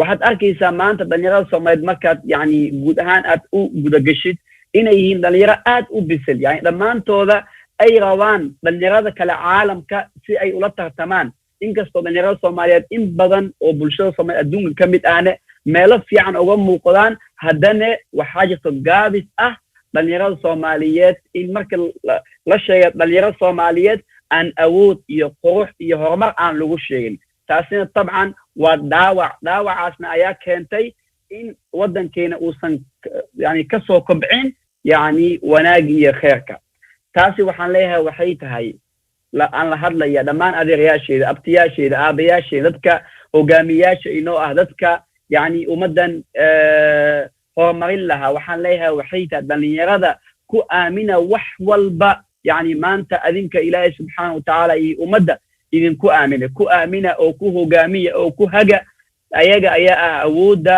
yani bulshada Soomaaliyeed ay ku horumari lahayd ayaga ayaa ah dadkii soo celin lahaa amniga iyo wanaaga bulshada Soomaaliyeed taas awgeed waxaan leeyahay waxaa lagu faa'iideysan karaa dhalinyarada waxay tahay inay ilaaliyaan hawiyadooda dadka ilaalin lahaa magaca Soomaaliyeed hawiyada yani qofka shakhsiyadiisa iyo taariikhdiisa waa ayaga haddii aan laga faa'iideysan qofna ma ilaalin karo taasi waa muhiim waxay ilaalin karaan waxay tahay dhaqaalaha wadanka dadkii sameyn lahaa ganacsiga dadka sameyn lahaa fursadaha yani caalamka ka jiray wix lamid ah waa ayaga lidaalika dadkii wixii suuq geyn lahaa waa ayaga dadka awoodda ku jirta waa ayaga in loogu faa'iideysto dhinaca dhaqaalana waa muhiim sidoo kale waxaa muhiim ah waxay tahay in mashaariicda lagu adeegi lahaa bulshada Soomaaliyeed dhinac walba ha ahaado in ayaga loogu faa'iideysto taasina waxay ka mid tahay waxyaalaha dhalinyarada loogu faa'iideysan karo sidoo kale in dhalinyarada loogu faa'iideysto waxyaalaha go'aaminaya mustaqbalkooda in ra'yigooda laga qayb qaato sidoo kale in lagu faa'iideysto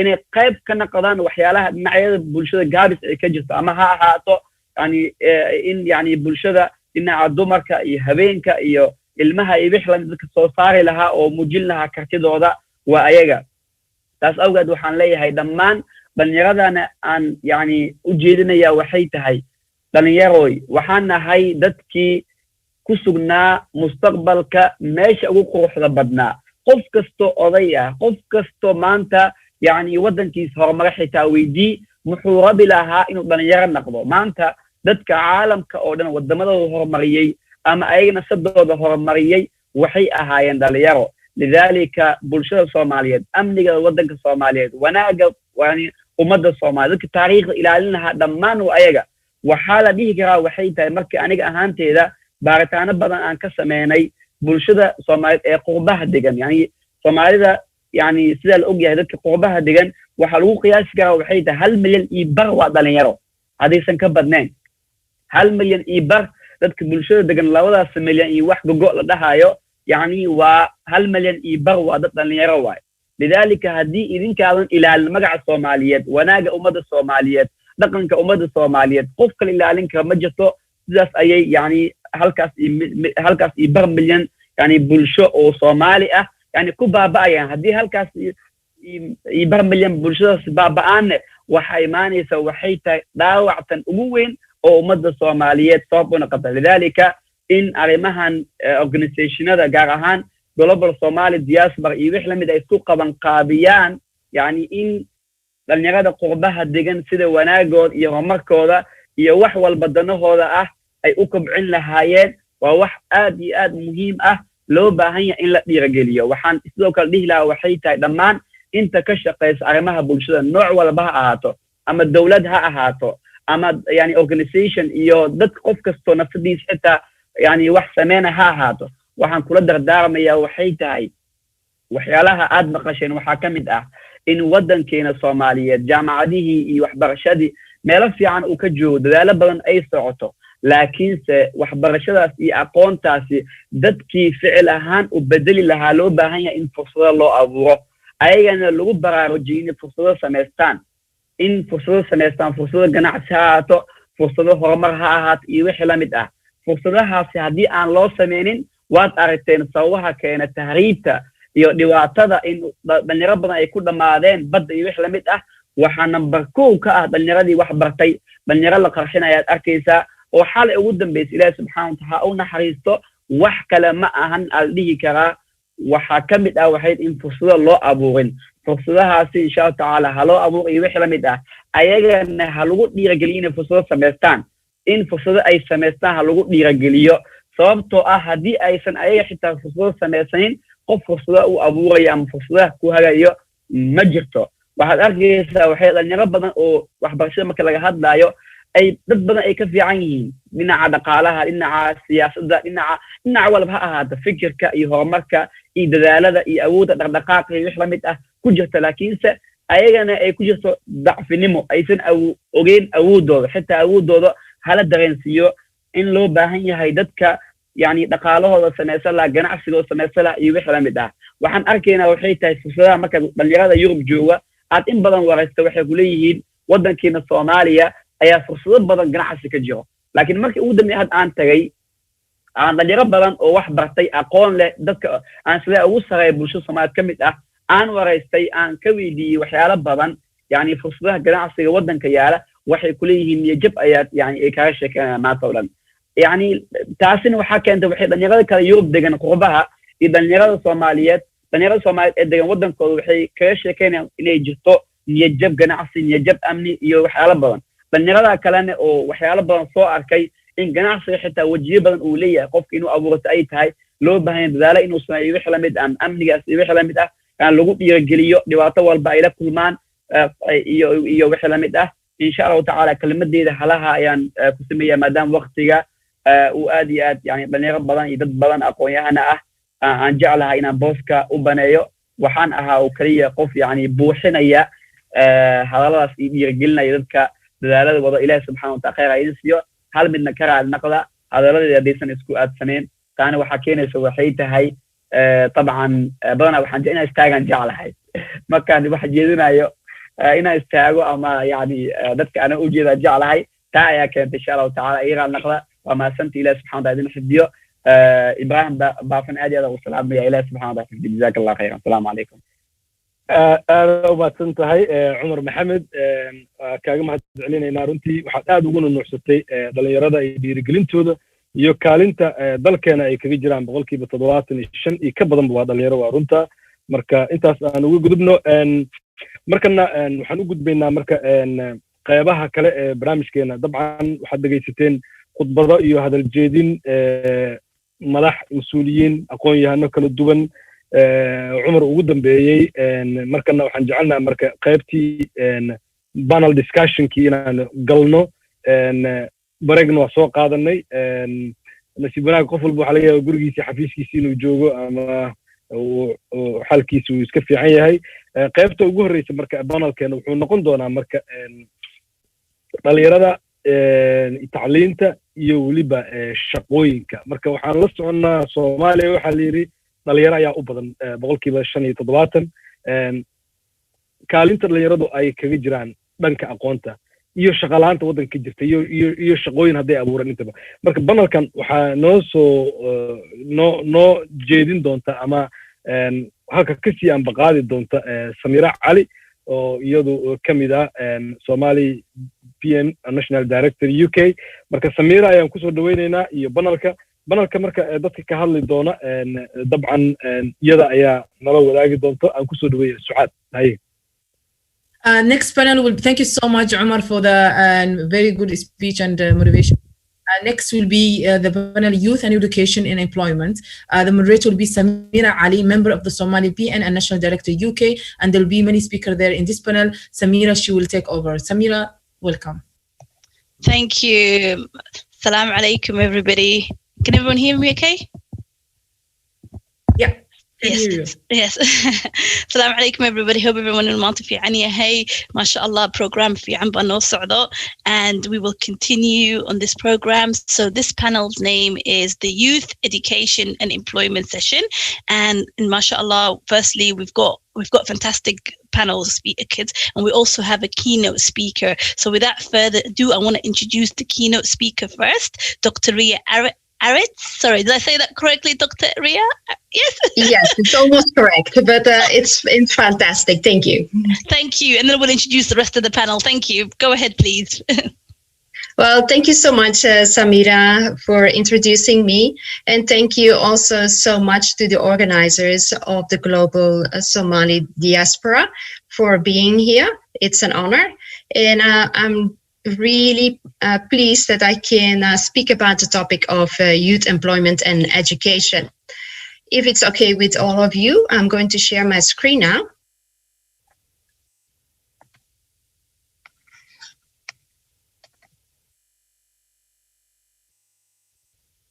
I hope everybody can see it. So here I'm trying to explain that there is indeed a relationship between education and employment.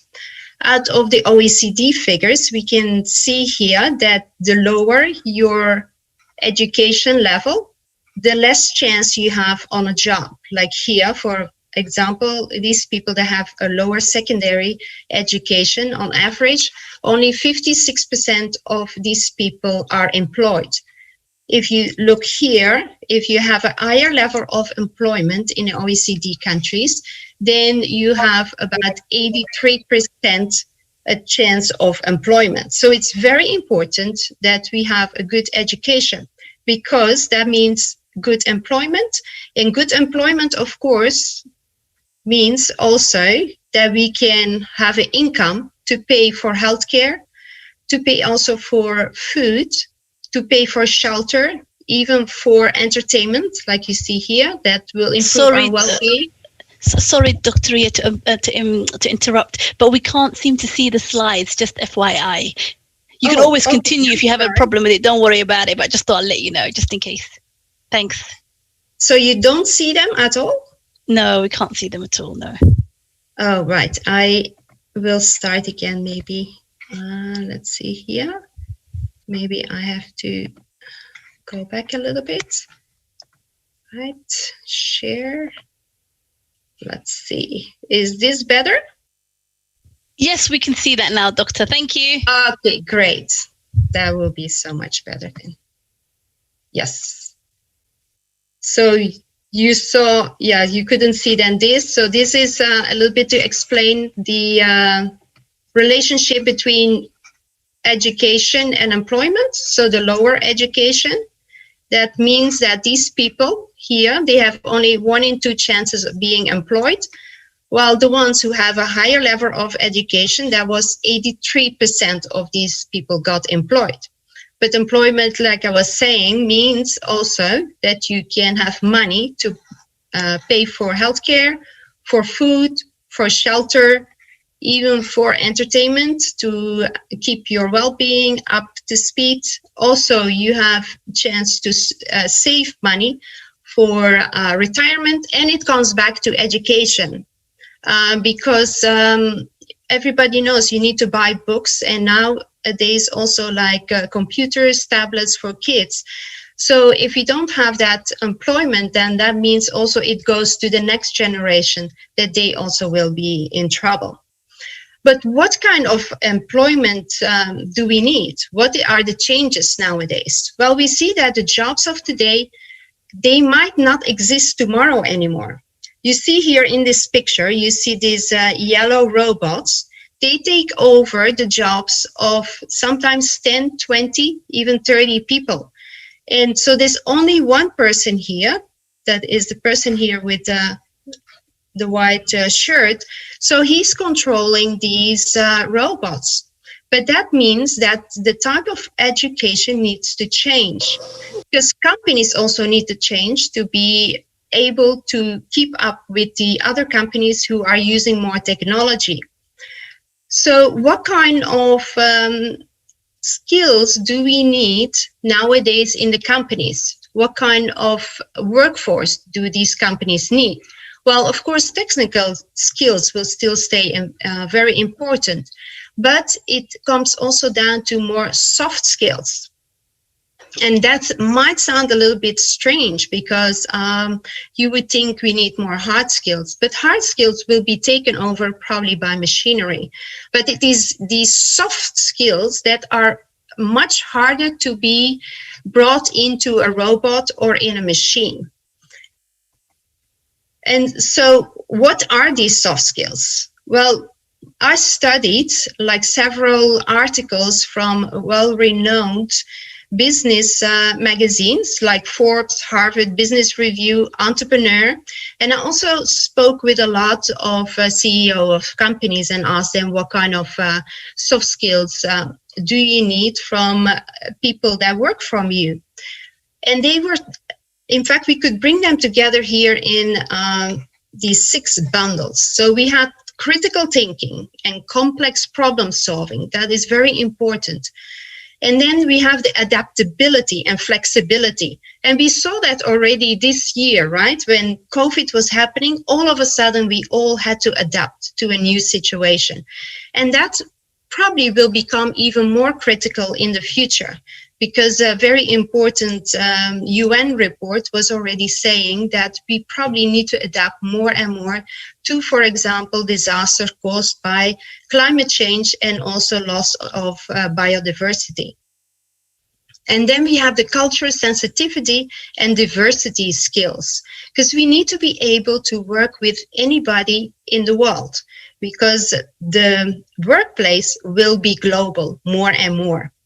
And then we have these skills here that are more like these entrepreneurial skills. That's creativity, innovation, ideation, coming up with new ideas, originality, and taking initiative. Because only having an idea, that will be not enough. We need to do something with that idea, so you need to start doing something. And then we are going more towards an empathetic leadership. So that means understanding the people that you are the leader for. Emotional intelligence and collaboration. These skills will be very important. They are already important now, but they will become even more important. Then we have also, of course, effective communication and negotiation. We need to be able to let people know what is happening. So what does that mean for education? Well, we have to stop mass producing the average student. That was something that we were needing in the industrial age. You see here examples of people that do the same job. And we needed that type of easy jobs, in fact, but these jobs will be taken over by robots and other machines. So that will not be enough to give people a job in the future.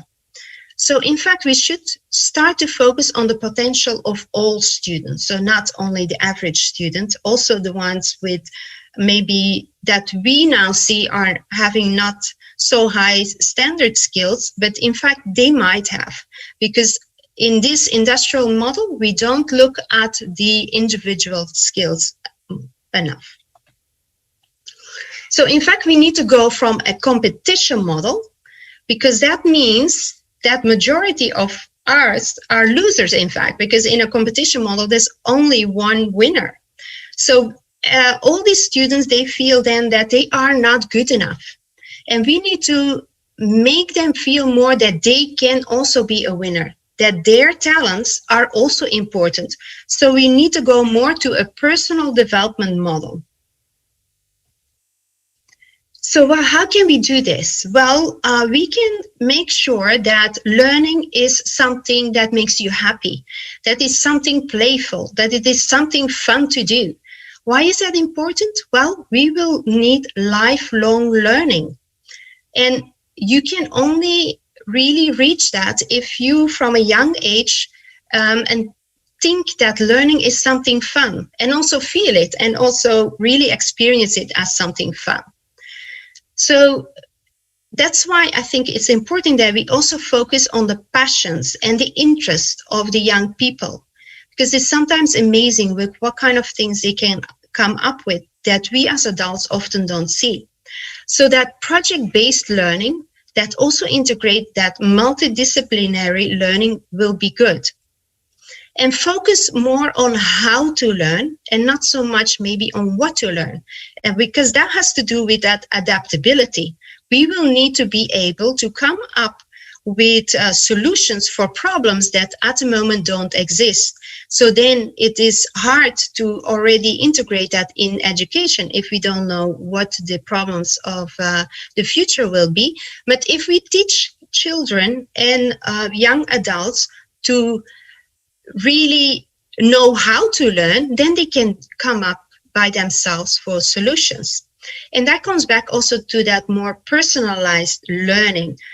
Adapt to the learning style of the young person. Like I am a visual learner, and that's why I wanted to bring you also this type of presentation where we have a lot of pictures. I can remember that very well. And probably there are also in the audience people that learn like this. And others are more, will more learn from people speaking. So there are different learning styles as well.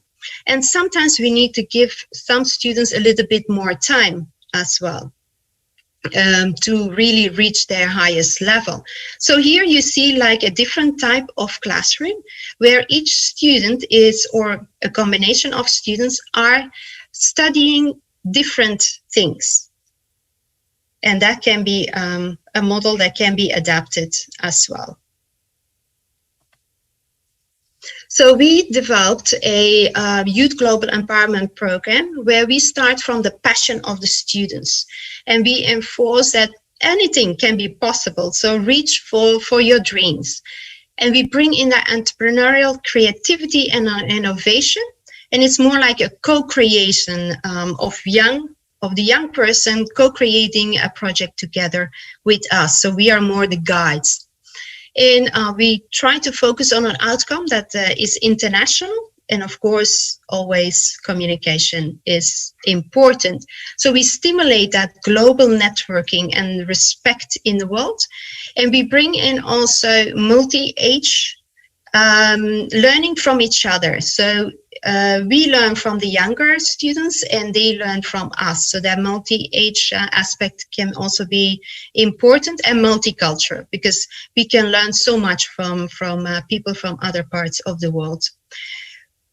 Also building up resilience and overall well-being, that is also important, and try to bring academic skills in a practical way, so to create that love of learning. And I give you a few examples of what we did.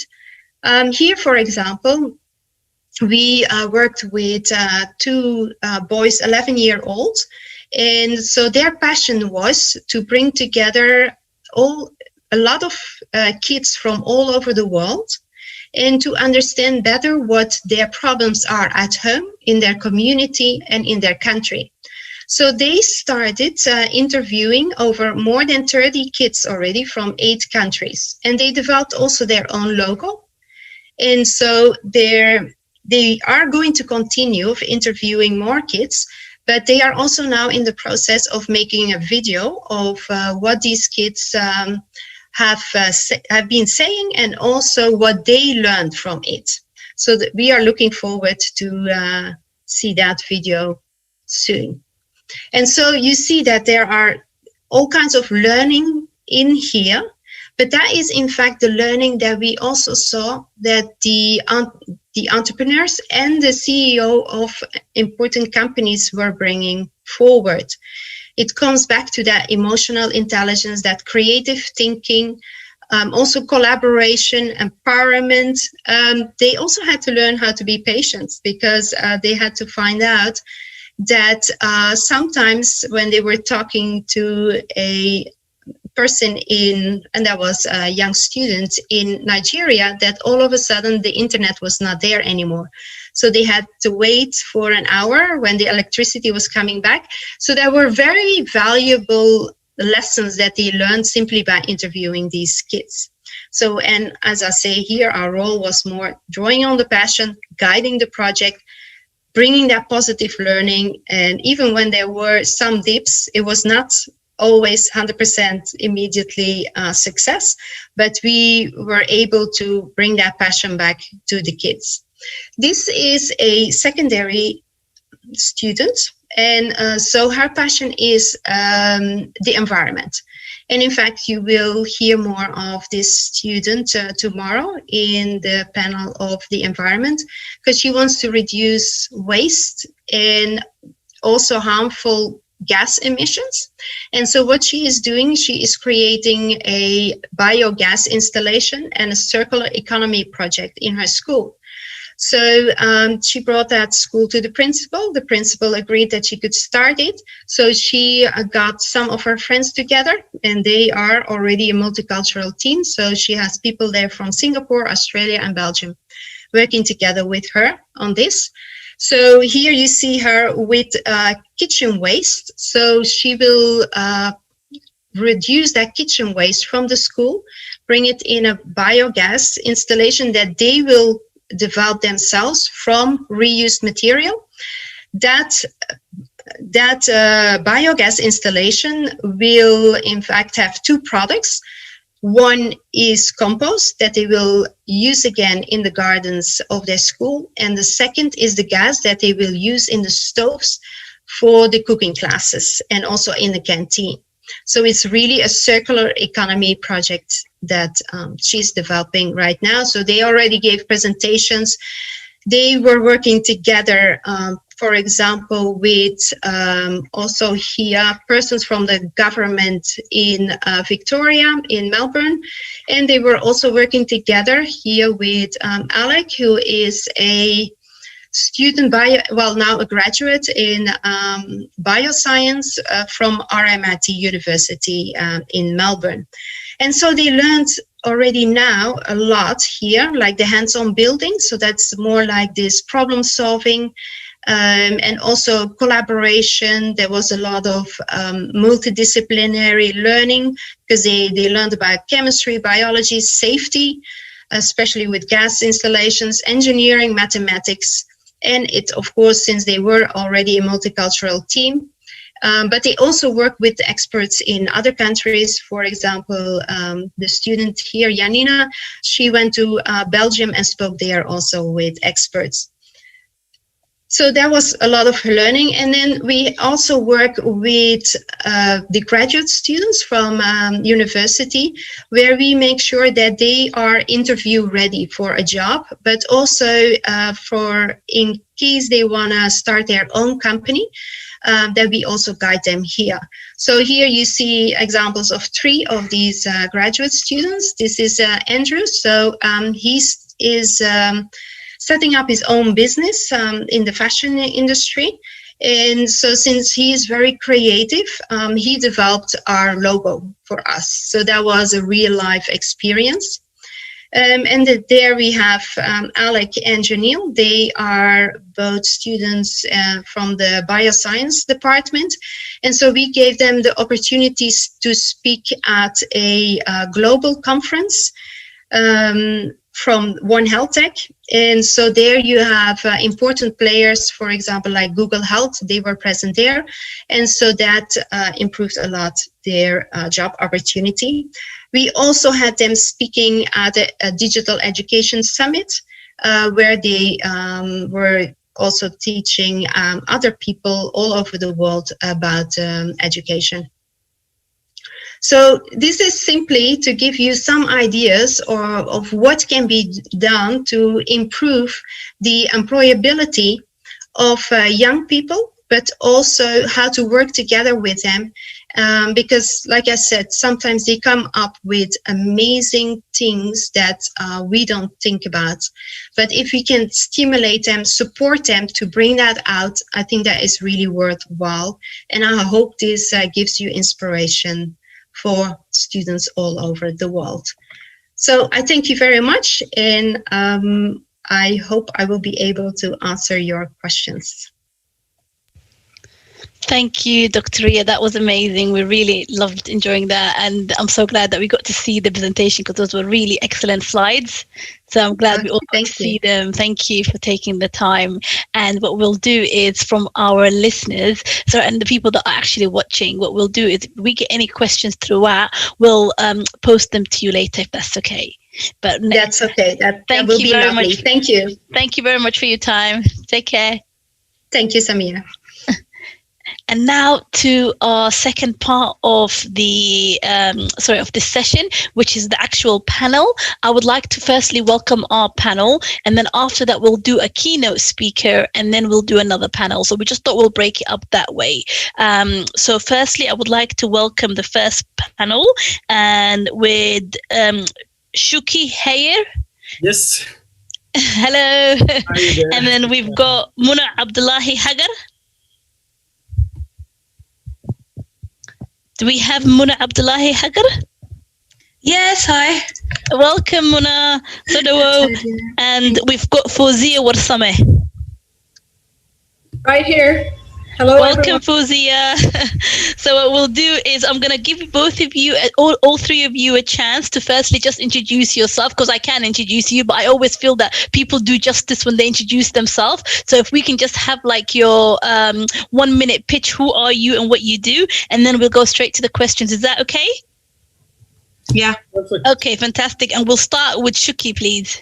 Yeah, my name is Shoki Hayer. I am a teacher based at the Department of Political Science, Faculty of Arts and Social Sciences, Maastricht University in the Netherlands. I am also an affiliate researcher at the Center for International Conflict Analysis and Management, CICAM, at Radboud University in the Netherlands. So I have a background in European politics and international relations.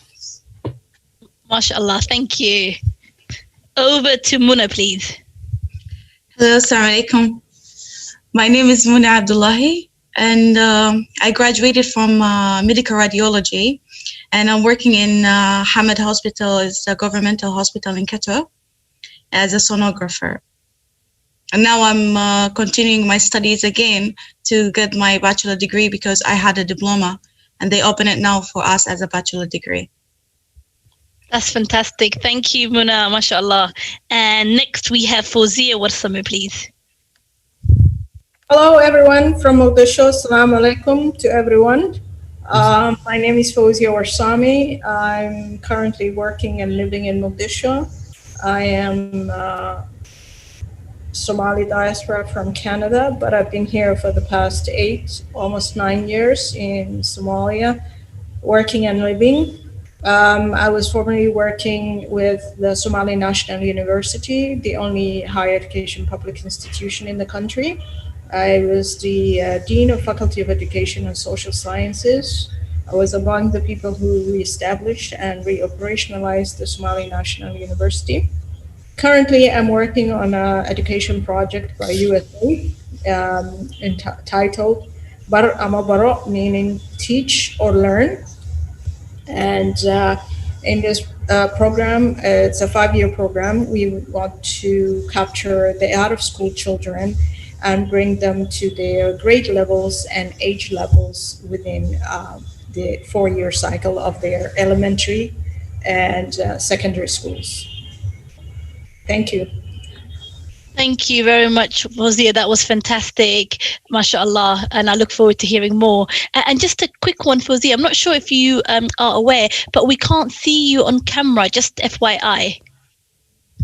Yes, I usually don't turn on my camera because of internet issues. As soon as don't worry, then that's fine completely. I just thought I'd let you know just in case you weren't aware. Okay, then, Fawzia, thank you. Thanks. Excellent. So we'll go, without further ado, we'll go to the first question, and then we'll love to hear all your opinions. Okay. So the first questions I have here is, what are the key challenges that young people face in terms of employment opportunities? And if I can start with Muna for that question, please. Hi again. Actually, there is a lot of challenges actually happening, especially in Gulf countries, that actually we study in Arabic at the beginning. We don't study in English. Okay, they just start these days on like last 2 years to study in English, but not a full English. So the biology, chemistry, even math, we study in Arabic. So starting from the university, the challenges started because in the university we say like, wow, we're speaking in English. So we have to learn that language and, and get some challenges there and work and study.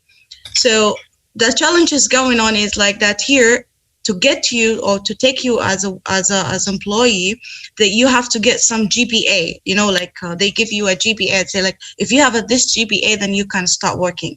Otherwise it's not easy. So how people will get that GPA if they don't know the language, right? So first we will fail at the college, or we will get a small or like a little bit of marks. We will not pass at the beginning. So this is the first challenge, especially for me, that happened. Second challenge is like, as you know, Somali parents, they all say to them kids or them people, they used to tell them, I want you to be a doctor, that's it, engineer, that's it. But there is a lot of things and a lot of opportunities that they can study. So as in Gulf countries, there is a lot of challenges actually happening here, especially in work, because we can't find the work that we want, because most of people that they accept is the peoples have the home, like the people belong to the country. We are the second people they can be accepted. So yeah, there is a lot of challenges, and people here are kind of lazy. They don't want to volunteer more. They don't want to find the work. They just want to graduate and then find the work directly. And nobody can do this. It's not easy to. If you have a big luck, then you can just graduate and then work. But you have to get you can volunteer, you can study more, so you can find the work you want. Otherwise, it's not easy. I agree, Muna. Thank you. That was very insightful. It's true. It's like you can't go. It's like when you first get a degree, you can't just be like, oh, okay, well, I've got a degree now. I graduated first in my class, and now I want my dream job. You gotta do I always stress this. It's important for you to do internship, just like you said, volunteering, get more experience, and then work your way up and stuff like that. But like you said, you just have to have that mindset, and maybe we continue pushing the message of look for work experience. But thank you, Muna, that was very insightful. And the same question for Shuki, please. Yes, Samira, thanks. I think it's very important, and I would like to outline a few things.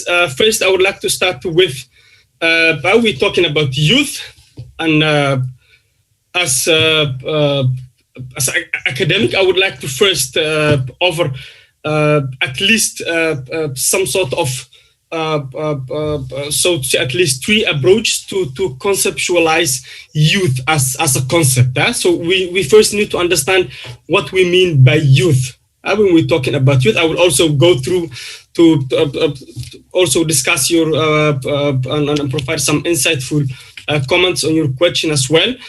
So we mean here youth as a generation, a group of people, so a life phase or stage, and a social group.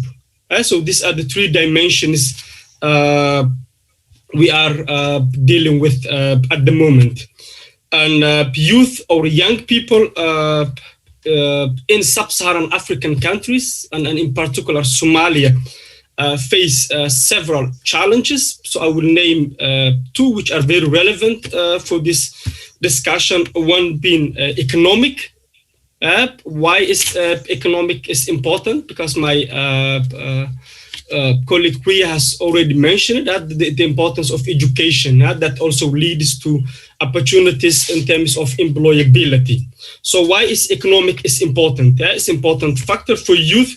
We know that Somalia or Somali economy struggles to produce enough decent work for young people in order for them to enter labor market every year. So in the West or in developed world in general, we know that the number of graduates, either BA or MA, have a lot of chances of getting job through either internships during their studies or that would then proceed to a normal job. So this economic factor also closely relates to the means of production. So we're talking about the means of production, so that are available to Somali state. So I'm specifically focusing youth in Somalia. I've been giving lectures and talking to university students in Somalia for the last 6 months, and this is how I came up with this conclusion. So we're talking about a capital flow, but also free movement of people. So people in Mogadishu cannot go to Hargeisa or Garowe to get a job. So there is also a limitation in terms of free movement of people. This also has to do with infrastructure. So that the country of Somalia in general is not ready yet for that massive employability in terms of youth. And the second one is also related to the first one, is political. And this political issue also raises several pertinent questions. One being, how can the current rulers govern in a way that would satisfy the material needs and political aspiration of the coming generations? So are they working on setting ground for a better future for the generations to come? The generation we're talking about specifically in the case of Somalia are those who were born in the 1990s. They are already 30 years old. And that also fit within the classification criteria or age, either using the UN 1524 or either using the EU 1529. So we are already talking about people or young people who did not have any idea of how or did not have the chance to see a proper functioning Somali state with a good basic education. So these are the main challenges. So in summary, so the first one is it concerns about employability schemes, so economic, and the other one is political representation. So I think the most important takeaway would be then to strategically invest in youth that will promote opportunities to contribute to the peace building process. That's also my main concern, so that youth could be used as agents for peace. So youth should also engage in this peace building process and not the political elites. So they are the basis, and we've seen that they are either used to terrorize the society, either used complaining whether they have finished their education, lack of jobs. So this should be the basic guidelines, and so that the youth can address the key problems and also think about new ways of solving this existential crisis in Somalia. Thank you. That was very insightful. And what I liked about that as well is the fact that you gave us the challenges, but also you gave us some of the solutions. So it's fantastic that we get there's issues and then there's also solutions. So thank you for that, Shuki. Welcome. Okay. And also one of the things I wanted to say is if anybody wanted to speak in Somali, you are more than welcome to as well. Obviously, we are an international panel. Some of us, Somali needs to be improving. I'm definitely not one of them. Somali, hey? But... Yeah, exactly. But yeah, if anybody wants to speak Somali, if anybody wants to speak Somali, please go ahead as well. So now we'll go to Fawzia, please. Same question. Thank you. Thank you very much. I think Somali English kaganska qaadanaya waan isku dhaxwadaya anigu, laakiin it will be mostly English. Suashi, the question you have asked us is really interesting, and I think Shoki, the previous speaker, really gave us solid answers. But if I can just, as someone who has been in the country and from the Somali perspective, if I can just give my ideas of what is the challenges facing the Somali youth in my, almost a decade experience here, is that First, let me preface, it can't be said enough how intelligent and how energetic and how wonderful our Somali youth are wherever they are in this globe, and very dynamic, individuals that give us hope and prosperity in the future. And so I can't say enough about their aptitude for, moving this country forward. I also want to give my sincere condolences to the 7 youth that we tragically lost last night. Very heartbreaking. Condolences to the Somali nation as well as their families and friends. So in this panel, it's really hard to contextualize the local challenges of youth when it comes to employment opportunities or any other opportunities. But if I can just touch on a particular issue and give it side the lack of employment to the context of education, particularly higher education in Somalia, and the way it is set up, and how that can be challenging within itself. So all the time we're trying to consider what comes first. Is it, what do we need to mitigate? What challenges do we need to prioritize first? It's always a challenge for the nation and particularly for the government.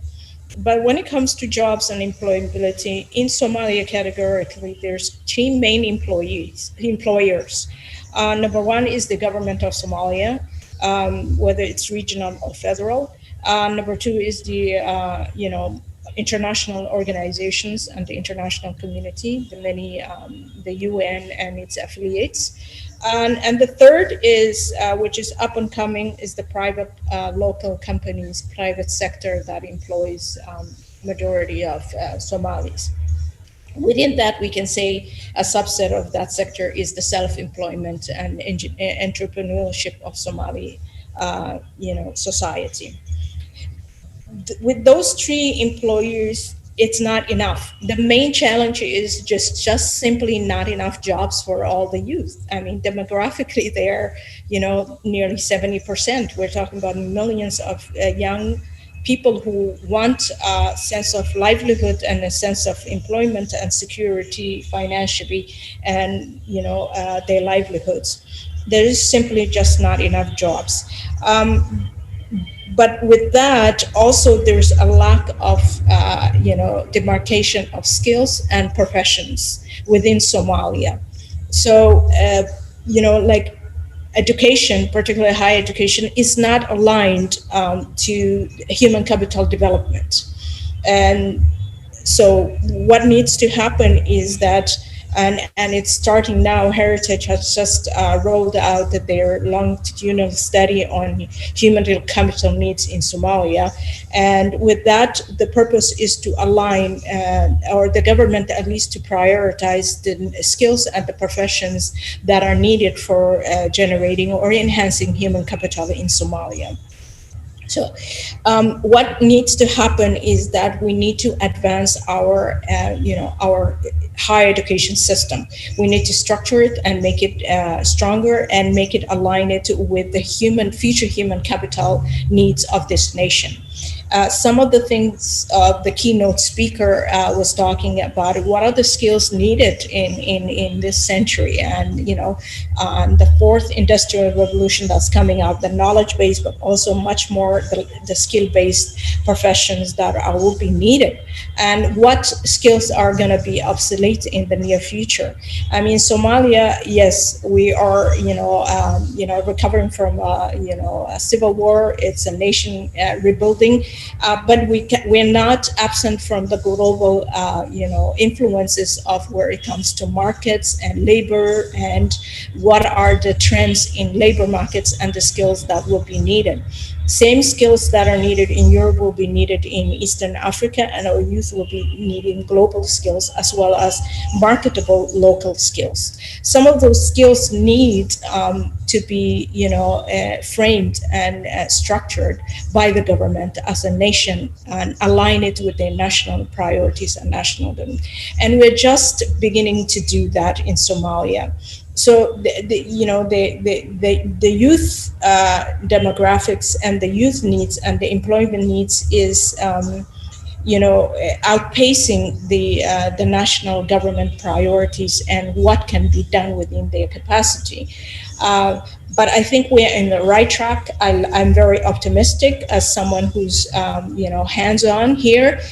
We're very optimistic that in that sector we are improving on a daily basis. Fantastic. Yeah, no, I agree with you. I feel optimistic too and stuff like that. Thank you, Fawzia. That was brilliant. And what I liked about that as well is the fact that you also talked about the solution as well, the interventions. I had a question actually about the interventions, but you and Shuki both touched up on some of the solutions. So that was brilliant. Thank you. Thank you. So what I'm going to do is, so literally it's coming towards to the end of the panel now and stuff like that, because unfortunately we have a big agenda with lots of other speakers to cover. So I've only got one more question. And is it okay if I just literally have just like a sentence just to end, like a positive sentence just to end it from each one of the panel? And because we always like to end on a positive note. And that is, what are the emerging opportunities? And if I can start with, please, with Muna. Thank you. Yeah, can you repeat the question again, please? So the question is, what are the emerging opportunities? So what are the opportunities coming up? Okay, so a lot of opportunities actually is coming up, especially that our country is growing now. It's not like before. We all studied outside. We all learn how other peoples are working. We already see the other communities, how they are building them countries. So the opportunity does, I believe that we have it in new and in future, that we can build our country as a youth people, like as a young people who worked and live and see the life. And for me, especially, like I didn't see my country yet.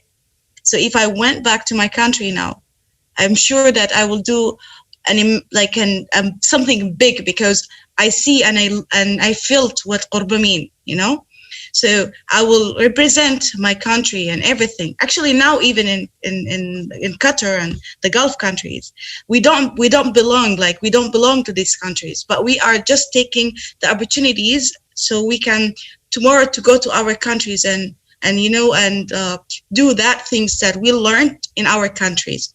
Actually, the only thing I just want to conclude on is that we have to the success is about passion. Passion to succeed, compete, fight for excellence. So if we are as a young people are afraid to fail, we will never succeed. So we can do better that we can do it. We can learn, but in a goal that we can get an opportunity and big things in our countries.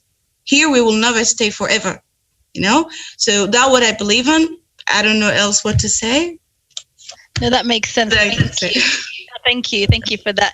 And Shuki, over to you, please. What are the emerging opportunities? Yeah. Thanks, Muna and Fawzia for their wonderful energy, the positivity they have presented. I am also following their footsteps. I've been giving training short courses, what we call the soft courses. I think Priya also mentioned, I have given recently a negotiation skills course online via Zoom to Somali graduate students. And what I have seen was that was beyond my imagination, how young students from universities, graduates had a lot of information about how the world was actually working. So we talked about global politics.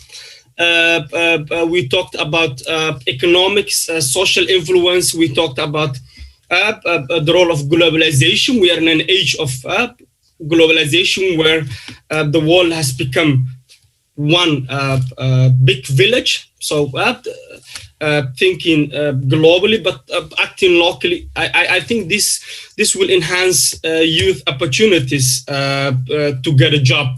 I would say not only in Somalia, but also outside of Somalia and in the neighboring countries. I think also in line with what Ria have said, I have also in my notes that creativity, innovation, critical thinking assessment, but also foreign languages are also very important in today's market, what we call the soft skills that would enable our Somali youth, which is the focus here, to be proactive. And we're talking about the youth that were born in 1990s, and those are called the digital natives, or Generation Y.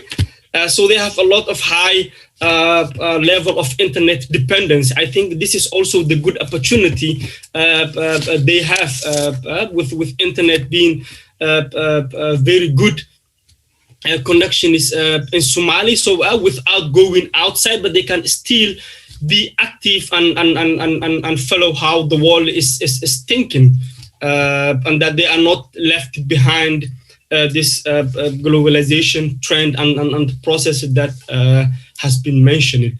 I think on a positive note, I would say that we have some positive youth that are really thinking about globally, also taking courses. And I think in the future with what Fawzia said about government policies, which is in line with employability and education, I think we have a good expectations on this. And to conclude, the future of Somali depends on the empowerment of its youth. Absolutely. Somali Hanawlata. Thank you very much, Shuki. And over to you, Fawzia. What are the opportunities that are emerging? Thank you. Thank you very much. For me, I see the opportunities lie in as we are getting better at state building and governance in Somalia, in the Somali region, and more of our brothers and sisters come back to do better in Somalia.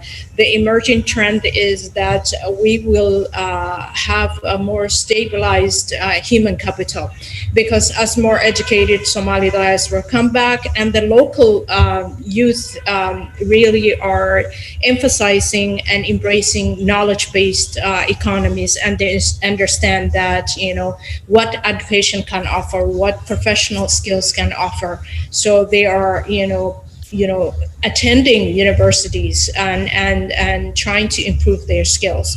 So having those two sets come together, and as we stabilize and more security is achieved within the country, I think our human capital needs and skills would really be stable, much more stable in the near future. But having said that, we still need to prioritize in certain sectors, particularly higher education sector. So for conferences like that, and having a platform, I want to emphasize and encourage our Somali people to really assist the government in stabilizing our higher education system. This is where a sector that's really underprivileged, overlooked, underprioritized, underfunded, and it's where we need to wake up as a nation, as a society. I cannot advocate more for the higher education sector in Somalia. Certain professions within the higher education sector and fields must be emphasized. I think it was Mona who said that all parents want doctors and engineers, but we have overlooked our productive sector. As Somalia is very rich in productive livelihoods such as agriculture, fisheries, and animal husbandry. We need to really emphasize in those fields and invest in those, bringing up in those fields. And we need more Somali professionals abroad to come back and support those sectors. Also, we need the social services sectors, education, teaching, social sciences, arts. Those are the soft skills Dr. Rita was talking about, and those fields are really missing. And the importance of those fields are, peace building and more stability. And we just need to have a cross-cutting, infrastructure and academics for higher education in Somalia. And I can't emphasize more. So the trends must be towards that, a blend of, productive sector, but as well as arts and liberal arts, so that we have healthy citizens, that are, leading this future of this country. Thank you so much. Thank you, Fawzia, for that. That was brilliant. MashaAllah. Thank you. And honestly, I can listen to each one of you, like just sharing your knowledge and basically all your insight. It's just so lovely to end on a positive note. And I would love to have obviously more time, but unfortunately we're running behind. So now we need to straight away go to the next panel. But thank you so much to Muna, to Fawzia, and to Shuki. We appreciate you. Thank you very much. So welcome. Okay, so over to our next panel now. I would like to welcome Yusuf Noor. Hello, Yusuf. Salam alaikum. Wa alaikum assalam wa rahmatullahi wa barakatuh. How's everyone doing? Thank you for the warm welcome. Welcome, Yusuf. And we've got here Abdurrahman Noor Yusuf. Welcome.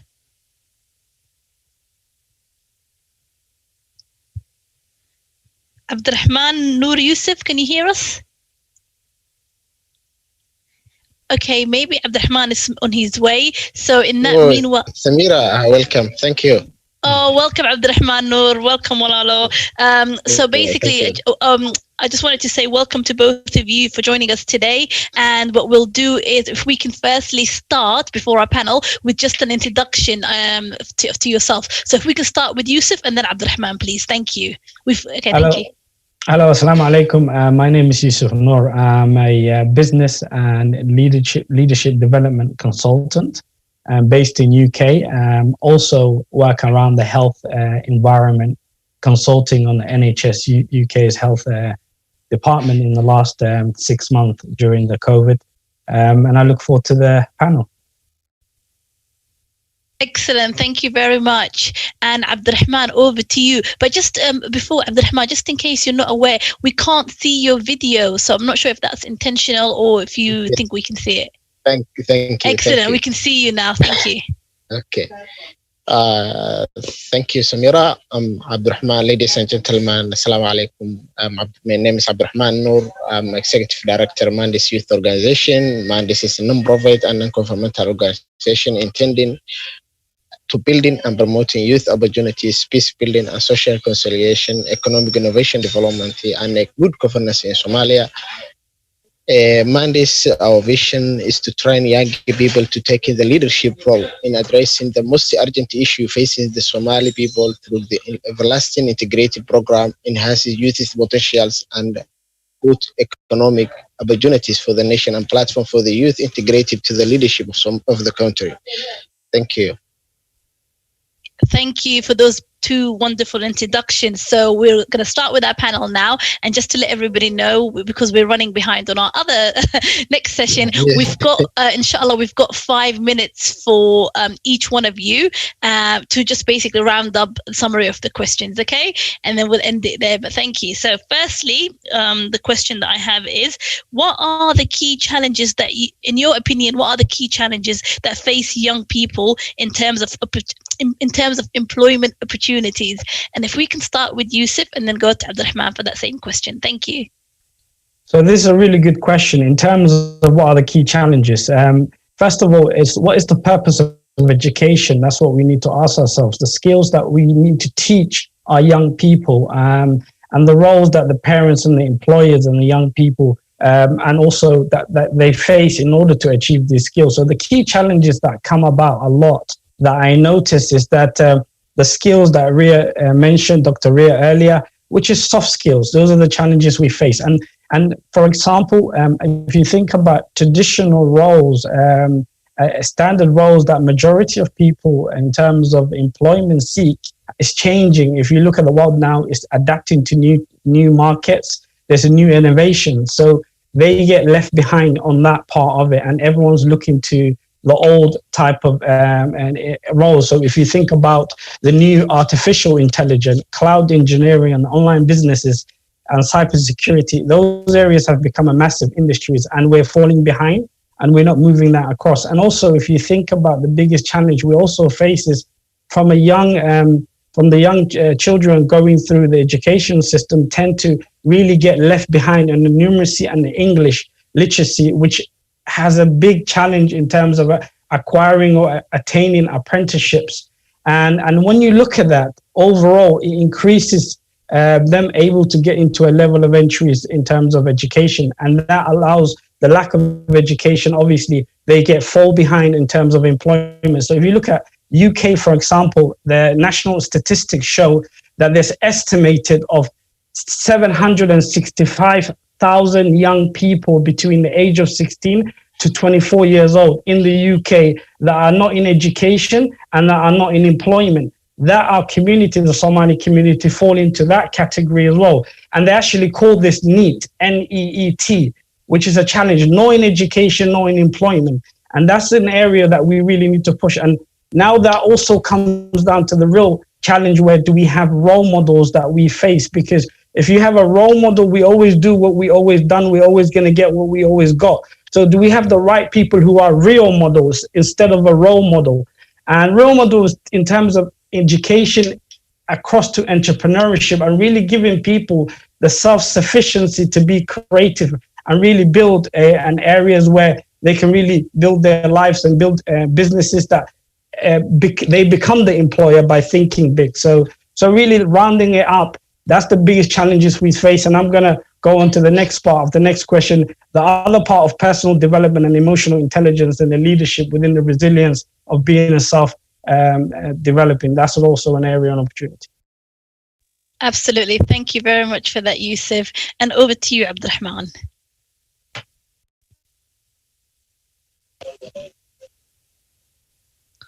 Over to you, Abdurrahman, if you can hear us. Yeah, thank you. Okay, thank you. Dear Samira, thank you.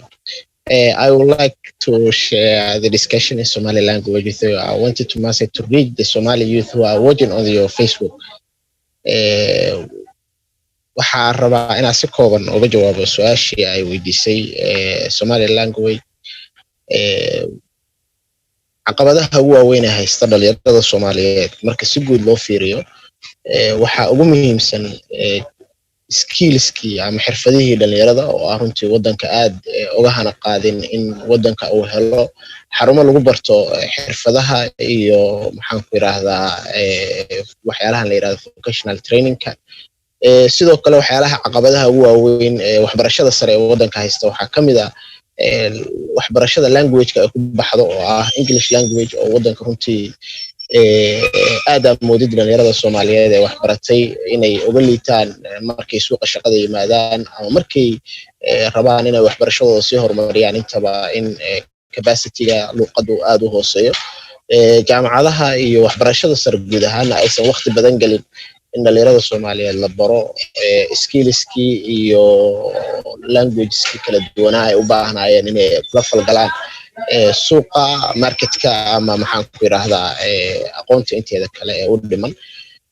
Runtii waxa isleeyahay sidoo kale waxyaalaha ugu muhiimsan ee dhalinyarada Soomaaliyeed haysta maxaan ku yiraahdaa dhanka waxbarashada iyo shaqadaba waxa ugu sii muhiimsan oo kulligood ka muhiimsan dawladda oo runtii aan lahayn target maxaan ku yiraahdaa lagu horumarinayo si gaara xirfadaha iyo maxaan ku yiraahdaa aqoonta dhalinyarada. Sanad walba jaamacad wadanka waxa laga furaa jaamacado tiro badan kuwaas oo aan marin maxaan ku yiraahdaa capacity development-iga loo baahnaa in macallimiinteeda lagu sameeyo maxaan ku yiraahdaa curriculumskeeda kulli dhammaan ahaan. Marka muhiimad badan bay u leedahay dhalinyarada Soomaaliyeed inay helaan inay ku xirmaan qurba joogta oo runtii dad fursad badan u helay inay helaan maxaan ku yiraahdaa tababaro badan iyo aqoon kororsi badan oo wadamada ay joogaan. Marka waxaa ku soo koobaya labada challenge ugu waaweyn ee dhalinyarada Soomaaliyeed maanta ka haysta inay waxbarashadoodana waxbartaan oo hore waxbarashadooda u sii wadaan iyo inay suuqa ama shaqo la'aanta ka baxaan waa skillskooda xirfadahooda aad u hooseeya oo runtii aan gaarsiisnayn in badan oo ka mid ah heerka shaqada ama heerka suuqa.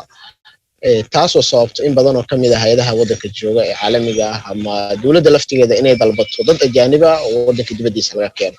Sidoo kale waxaa kamid ah luqadda wadanka wax lagu baro dadka Soomaaliyeed oo luqadda Englishka in dhalinyarada hadda jaamacadaha soo dhameynaya ama kuwa jaamacadaha dhigtaba ay runtii ku tahay challenges aad u muhiim ah oo u baahan in research iyo cilmi baaris badan lagu sameeyo sidii dhalinyarada looga kobcin lahaa ama looga horumarin lahaa dhanka luqadda. aad baa u mahadsantahay Samiri. Thank you. Mahadsanid Abdurrahman, aad baa u mahadsantahay. Thank you. So we go over to our next question then and stuff, and that question is, what are the opportunities? So we talked about the challenges, but what are the opportunities? And if I can ask each one of you, just like give me a sentence of what are the opportunities that you think that are coming up. So I'll start with Yusuf again, please. Thank you. So that's a great question. And the opportunities that are coming up now in the digitalized world is that there's a lot of opportunity in terms of soft skills. So customer success specialists are well needed in the world right now, especially within the Europe and the African market, where if you automate any industry, you always need a human touch. So artificial intelligence specialists, cloud engineers is a big opportunity. I'm really excited about the opportunity of the social media platforms where you don't need a middle person. You don't need to be on TV. You can really market your product and generate.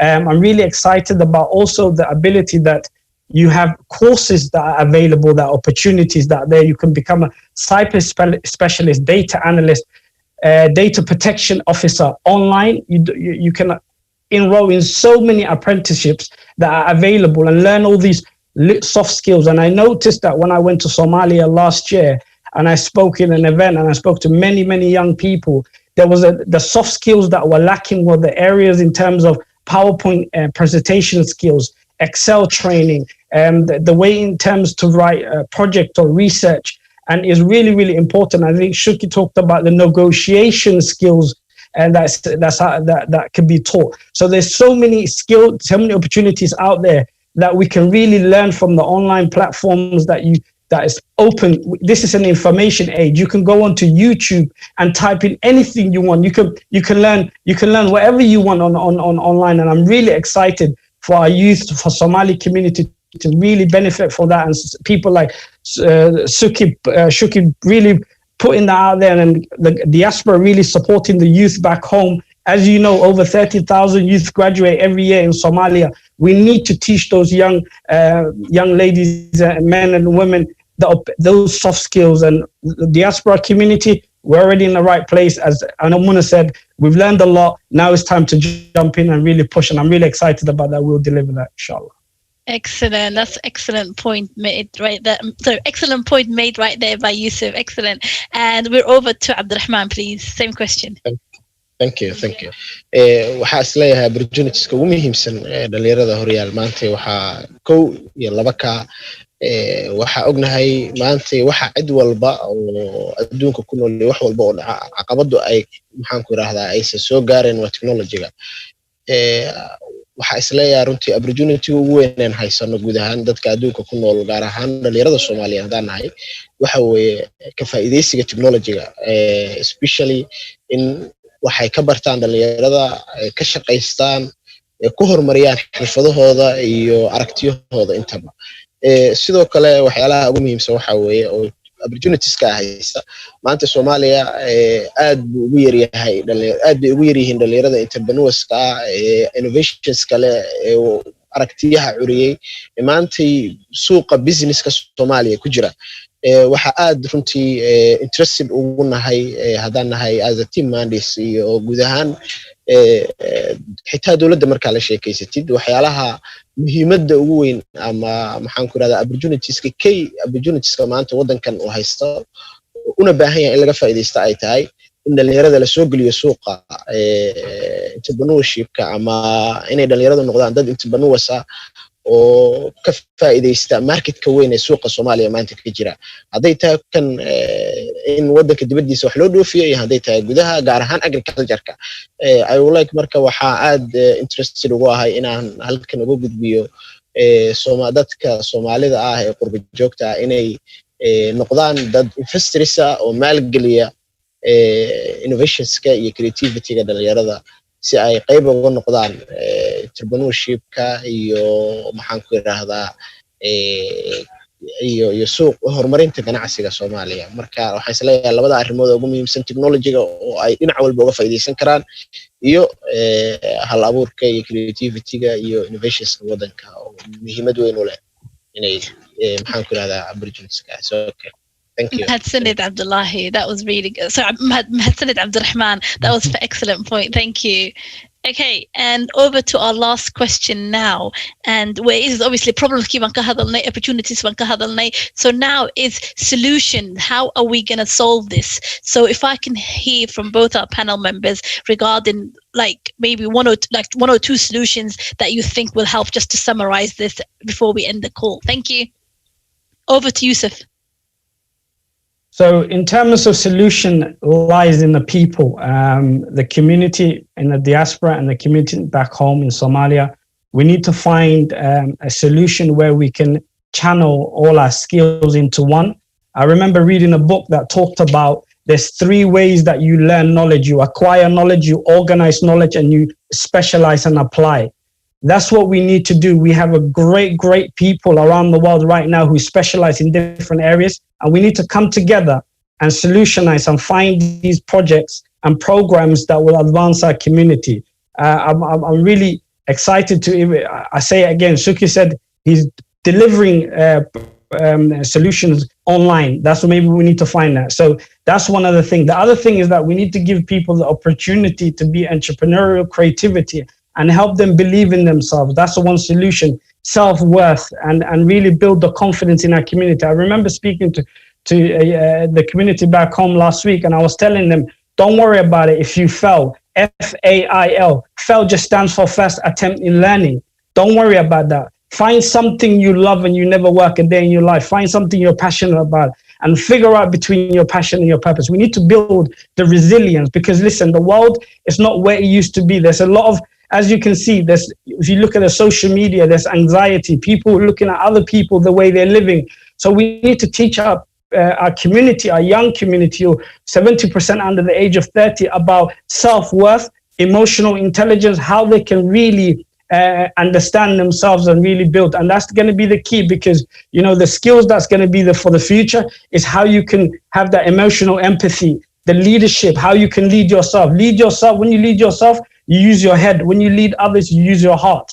So it's important that we build those character. Success will take you where your character can no longer sustain you. So I believe importantly that we need to build everyone from bottom up. Then we need to build the technicality and the skills. We can't just train people just to be a job herders. We need to train people to be real characters with real leadership and real empathy who can imagine the world and really build and really be outstanding community members of our Somali. Thank you, Yusuf. That was eloquently said. I don't think anybody could have said it better. So that was really good. Thank you. And Abdurrahman, if you can please, thank you as well, give us your point of view regarding that. Thank you. Yeah, thank you. waxaa isleeyahay hal arrin baan rabaa inaan si gaar ah intaan gelin solutionka aan ku laabto oo ah Soomaaliya marka laga hadlayo dadka Soomaalida ama adduunka intiisa kale waa dhalinyarada waxa lagu tilmaamaa 70%. Solutionka hadiisan 70% iyaga aan laga keenin way adag tahay in maxaan ku yiraahdaa dadka 30% ama 20% intay solution abuuraan inay 70% ku empower gareeyaan solutionka inay iyagu fuliyaan suurtagal ma marka waxaan leeyahay number 1 solutionku waa inuu ka yimaadaa dadka dhalinyarada platformyadooda iyo sidoo kale maxaan ku yiraahdaa meelaha ay wax ku bartaan sida jaamacadaha dugsiyada sare oo runtii meelaha ugu muhiimsan solutions kale ee keeni karo si gaar ah waxaan rabaa inaan marka solutionka u dul istaago solutionka koowaad aan isleeyahay wax badan uu ka bedeli karaa waxbarashada iyo shaqo la'aanta Soomaaliya ka jirto waxbarashadana si horumarin kara number 1 waxa kamid ah in Soomaaliya waxbarashadeeda lagu kobciyo waxbarashada theory-ga in lagu soo daro oo lagu kobciyo skills muhiim u ah dhalinyarada sida tusaale ahaan professional skills dhalinyarada in la siiyo ay iyaguna ku horumari karaan nolosha qoysaskooda iyo maxaan ku yiraahdaa bulshadana wax badan ku tari karaan sidoo kale waxyaalaha ugu muhiimsan waxa kamid ah in dib solutionka ugu muhiimsan aan hadda qiyaasi karo waxa weeye in dib loo qiimeeyo oo dib looga fakaro waxbarashada sare ee jaamacadaha ee waddanku bixiyaan iyada oo maxaan ku yiraahdaa si gaar ah focuska loo saarayo waxyaalaha waddanku u baahan yahay tusaale agriculture-ku waa waxa ugu muhiimsan in maanta Soomaaliya u baahan tahay in kaalin fiican iyo waqti fiican la geliyo si product macnaha wax soo saarkiisa ay dhalinyaradan uga faa'iideystaan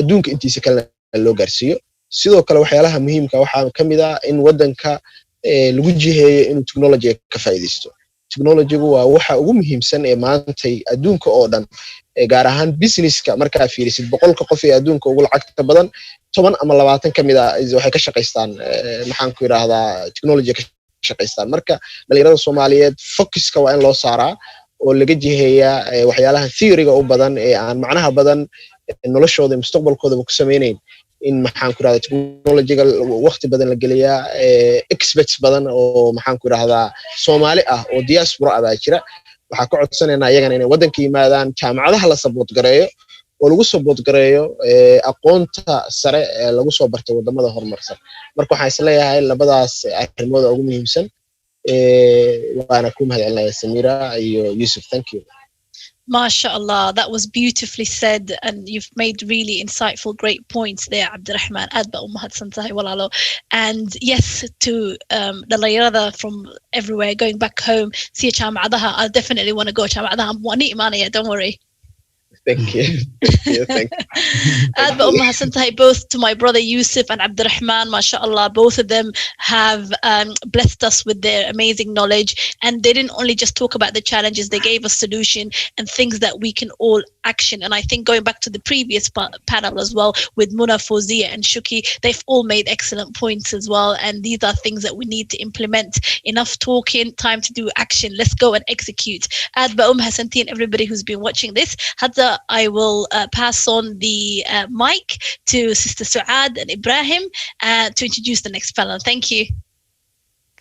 aad u mahadsan tahay Samira Cali oo barnaamijkaas noo daadihinaysay dabcan xafaliga in aad looga faa'iideystay banalkii koowaad iyo kii labaad dadkii kala qayb qaatayna waa mahadsan yihiin oo ugu horeeya Shoki Muna oo qadar joogta Fawziya Warsame Xamad Soomaaliya joogta Yusuf Nuur iyo Cabdiraxmaan oo Soomaaliya iyo Ingiriiska kala joogaan markana barnaamijkan ayaan sii wadan doonaa weli waxaynu ku jirnaa shirkeenii sanadlaha ahaa qaybta aragga ama fogaan aragga zoomka sanadkan lagu qabtay nasiib daro la isku iman waayay waxaan u yeerayaa markana Maxamed Bashiir Cusmaan Midnimo oo nin dhalinyaro ah oo aad talent u ah oo runtii sheekooyin hirgalay ka sameeyay dhanka shaqooyinka iyo waxbarashada midnimo waxa uu sameeyay ama waa ninkii helay Daus Advertising Agent oo Soomaaliya ku taala isagoo aad u yar baan Holland ugu dambeysay laakiin nin weyn buu noqday midnimo soo dhawow aad baa u mahadsantahay Ibrahim Bafo iyo dhammaan martida kale waxaan rajaynayaa in si fiican loo maqlo Soomaa waa lagu maqlaa Sucaad baa ka horeynaysa Sucaad haye Next session, thank you so much, Samira, and all the speakers for their session was excellent session. And second, we go to the success stories in youth and education. Muhammad Bashir Usman Midnimo, young Somali entrepreneur and the founder of the Advertising Agency in Somalia. The floor is yours, Muhammad. Hello. Yes, thank you very much, Suad and Ibrahim, and as well as the participants. I'll continue my talking in Somali. Global Somali Diaspora sanadkan shirka lagu qabanayo online-ka runtiina waxay ku soo aaday magaalada ku sugan caasimada ah sida aad ka warqabtaan mamasheen beenkii xalay magaalada geeriyoon badan Soomaaliyeed ama mawduuca aan ka hadli doona uu qabanayo dhalinyarada dhanka waxbarashada iyo shaqaaleynta marka saarteed waxaan jeclaan lahaa inaan codso in Ilaahay subxaanahu wa tacaala ugu barino dhammaan xubintaas ku geeyotay inuu Ilaahay jannada firdawsi ka waraabiyo أنا قلت شو أوصل اثنين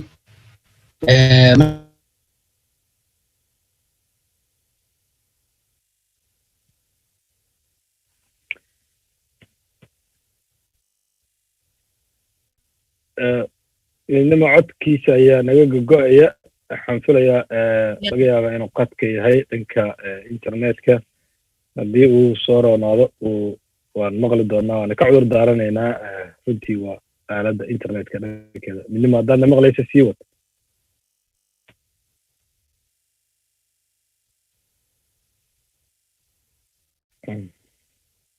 We have technical problem with Midnimo and Midnimo, can you hear us?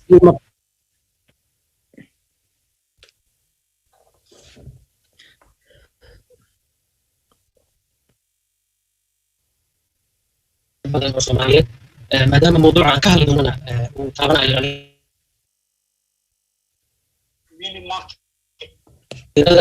dhanka waxbarashada iyo shaqaalaynta inuu ilaahay jannadiisa fadhiyo hal daqiiqo waa idin maqlaa waa ku maqlaynaa codkaaga go'aya laakiin wad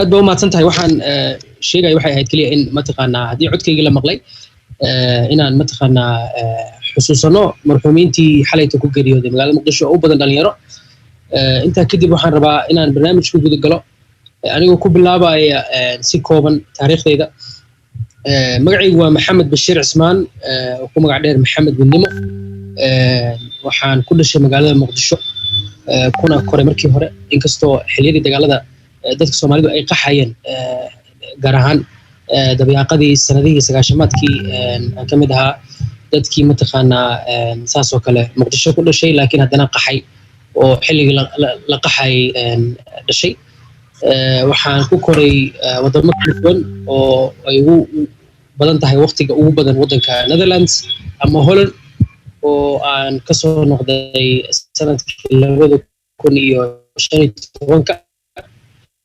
halkaasoo aan intii aan joogayna active ka dhex ahaa bulshada waxaan rajeynayaa in si fiican ii maqlo Ibrahim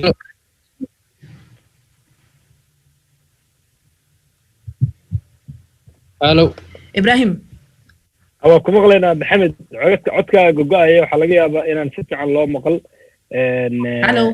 oo okay waxaan isku dayaa marka inaan mobilka ka soo galo maadaama hadda computerkan kaga jiraa haddii isaas tahay ii dulqaata just give me maxaa suubi karnaa ala videoga inaan daaro intuu soo noqonayo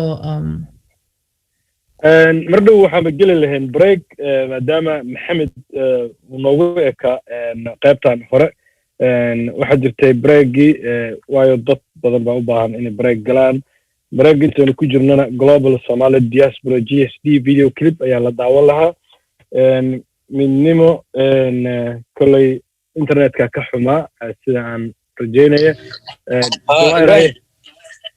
midnimo waa soo noqday waayahay hadda waxa weeye midnimo waqtiga aad u yar internetkaagii hadda uu soo fiicnaaday aan u malaynaa markaan si fiican baan ku aragnaa meesha nooga sii wad mahadsanid waaya iga raalli ahaada waxaan kaga jiray markii hore computerka ma aqaan hadda laakiin waxaan rajeynayaa in si fiican lii maqlo soo ma maasha allah si fiican lagu maqlaa haa waa lagu arkaa weliba waaya waa soo gaabinaya Ibrahim waxaan ka si kooban rabaa inaan uga sheego laba arrimood oo mawduuca aniga lagu qoray ku saabsan oo ah shaqada iyo waxbarashada aniga waxaan soo noqday waddanka ku soo noqday sanadkii 2012 si kooban ayaan ugu soo noqday maalmo kooban aan joogay maalmahaas kooban oo aan ku sugnaa magaalada waxaan arkay xilligaas waliba aaday u burbursaneed gaar ahaan magaaladan caasimadda ee Muqdisho sida hadda amnigu yahayna way aaday uga liidatay waxaan arkay fursad badan inay ka jirto dhanka aniga xirfadeydii oo ahayd backgroundkayga waa graphic design marka ma aanan arko waddanka cid ka shaqeysa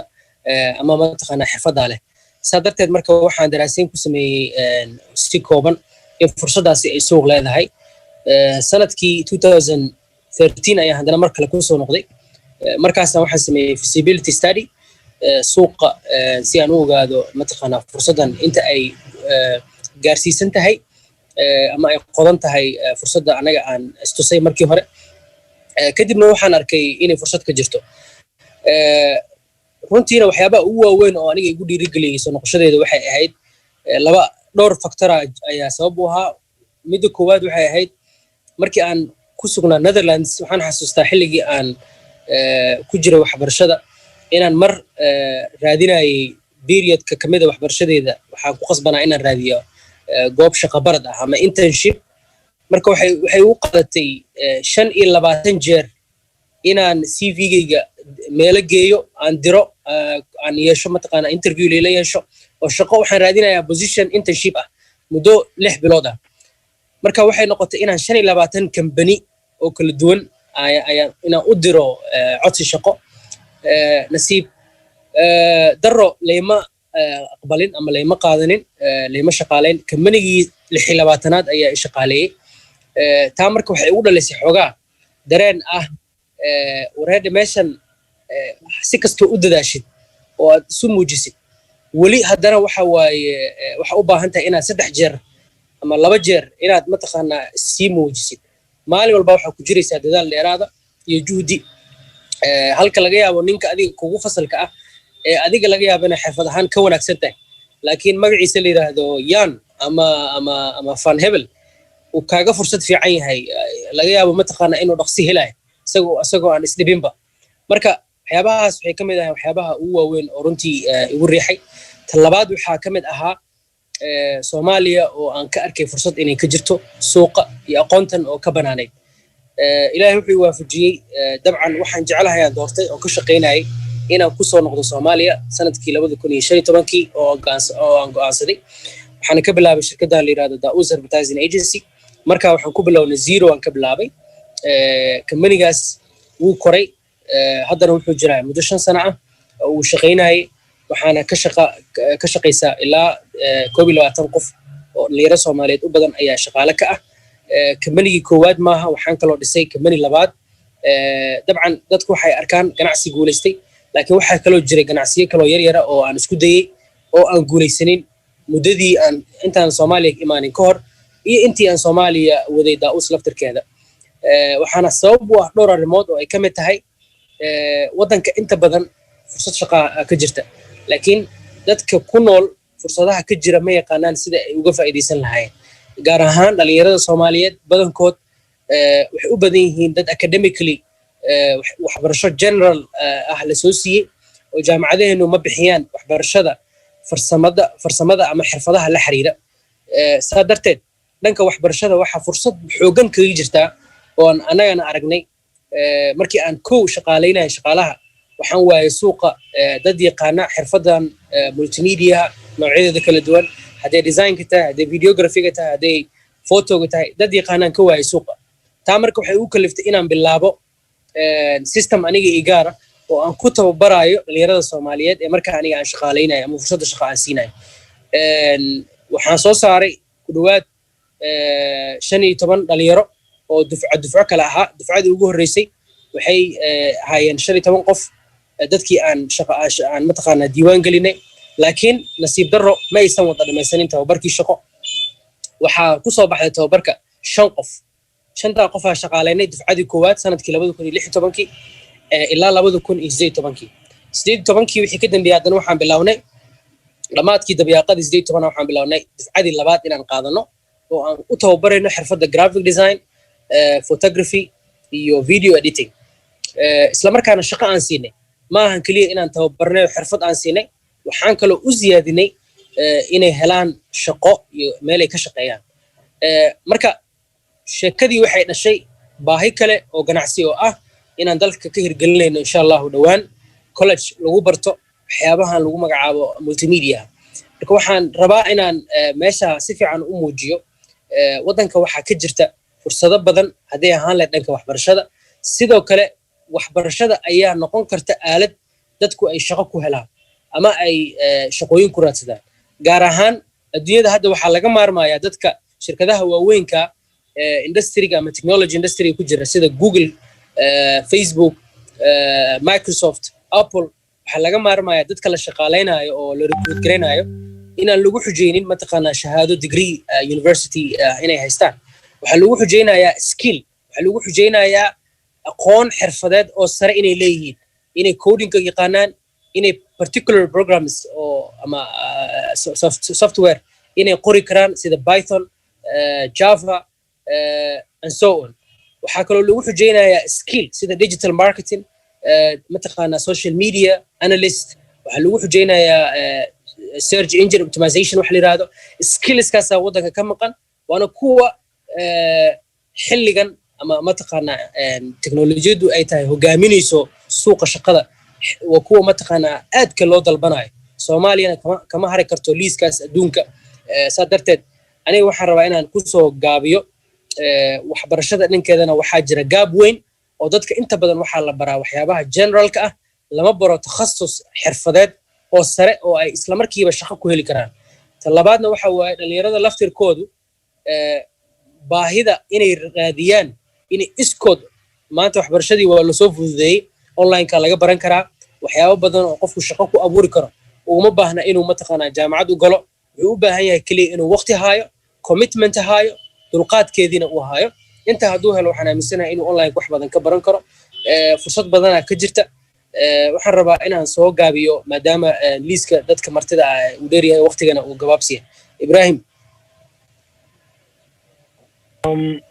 aad u mahadsan tahay maxamed midnimo runtii kaalintaada iyo sida aad u soo bandhigtay iyo dadaalka aad u soo gashay in heerkan aad joogto weliba adigoo aad u dhalinyaro ah waa kaaga mahadcelinaynaa waana ka cudur daarnaynaa markii hore codka oo aad u xumaa waayahay barnaamijkeenna ayaan weli ku guda jirnaa dabcan waxaynu geli doonaa break waxaan u malaynayaa kowdii doornimo ayay idiin tahay reer UK waa waqtigaa qadayn laheedeen innaga maalintii labaad baynu ku jirnaa axad baynu maraynaa markan saacadda waa isbedeshay mar hore marka waxaan samayn doonaa breakgaas markaynu qaadano oo nisfu saaca oo waxaan isku soo noqon doonaa marka 1:30 daqiiqo markaynu soo noqono waxaa banalkii labaad ayaan hawshiisa gelaynaa marka waqtigaynu ilaalino sidii hadayti oo kale aynu ku jirno online-ka videoguuna iska xiray codka marka soo qaday soo dukada anaga cisho xataa waa dukanay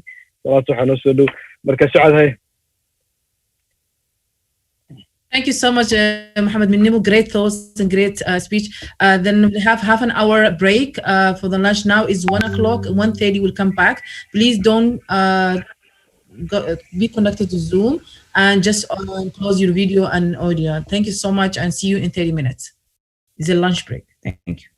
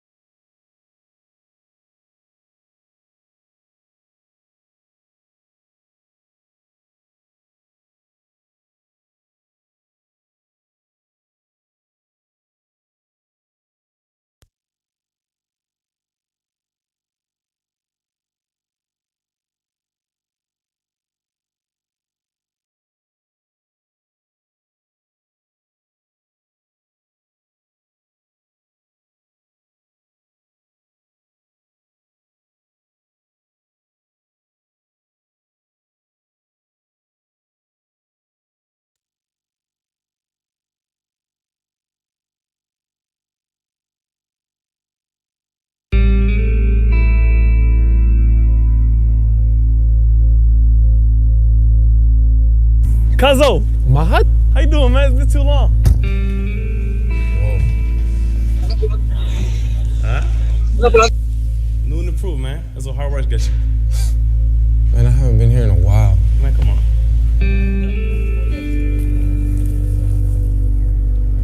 What happened? CNN got a picture of you and me and they sent it to my brother.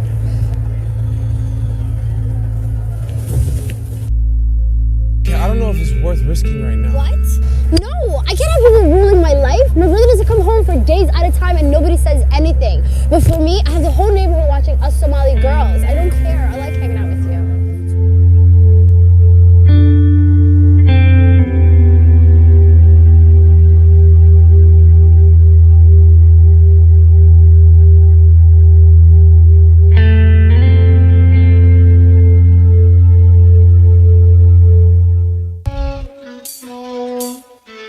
A Jan's World is the first step in trying to make the feature of the story of Fada Halima happen.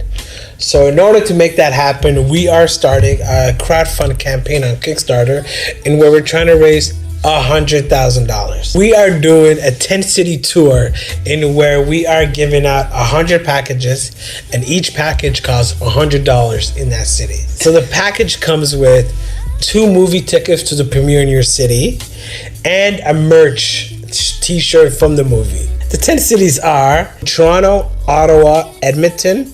In the US, we're doing Minneapolis, Columbus, Washington, Seattle. Europe, we're doing London and Stockholm. And in Australia, we're doing Melbourne. This is only guaranteed if you buy one of these packages.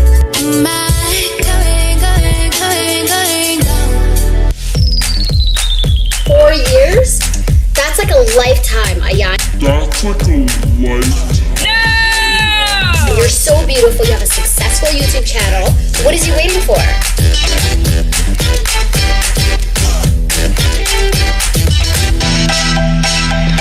Oh my God, you guys, I'm just tired of men. Like, I'm tired and sick of each and every single one of them. It's like no matter what I do, I never get it right.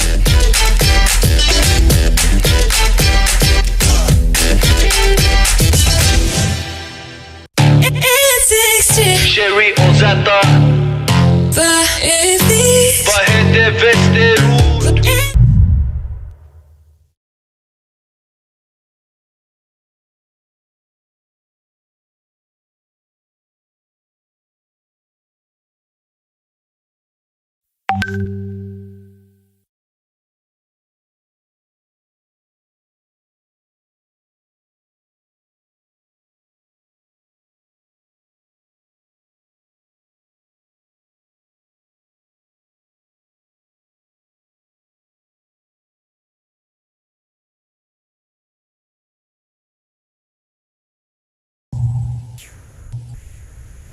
Where am I now?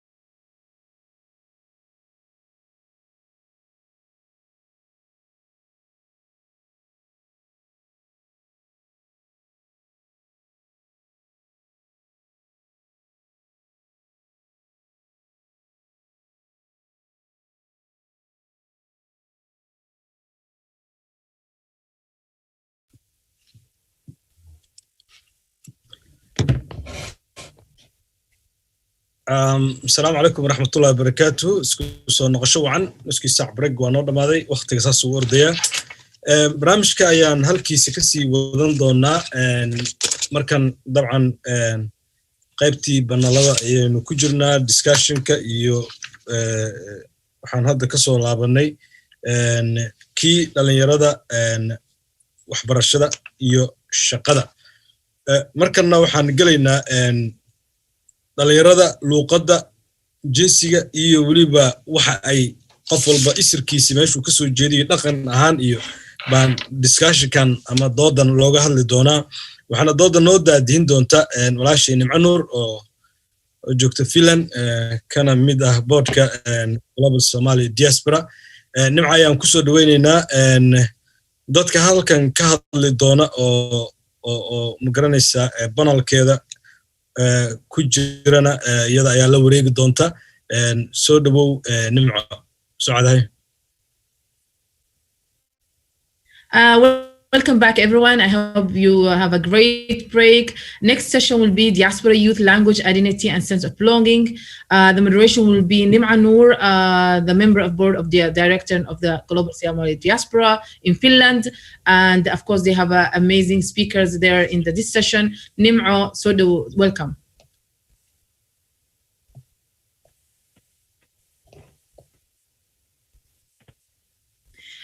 nimco kuma maqalno codka ma maqalno mood baa igu jira halayga qaado moodka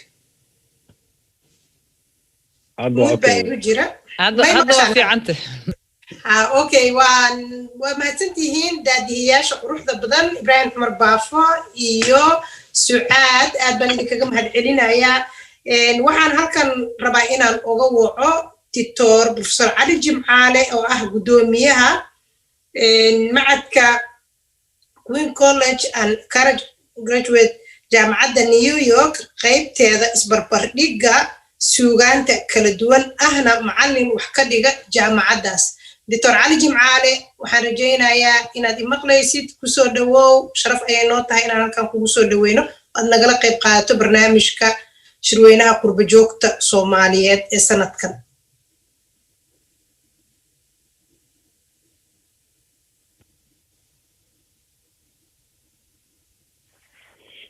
dadka breega lagu maqnaa inay soo laabteen in kala xataa maana weydiinin badidooda ma ku jiraan talow dadkii ma la soo noqday qof walba haddii aad maqlayso bal ha lagu arko doctorka ma ku jiraa marka doctor professor cali jimcaale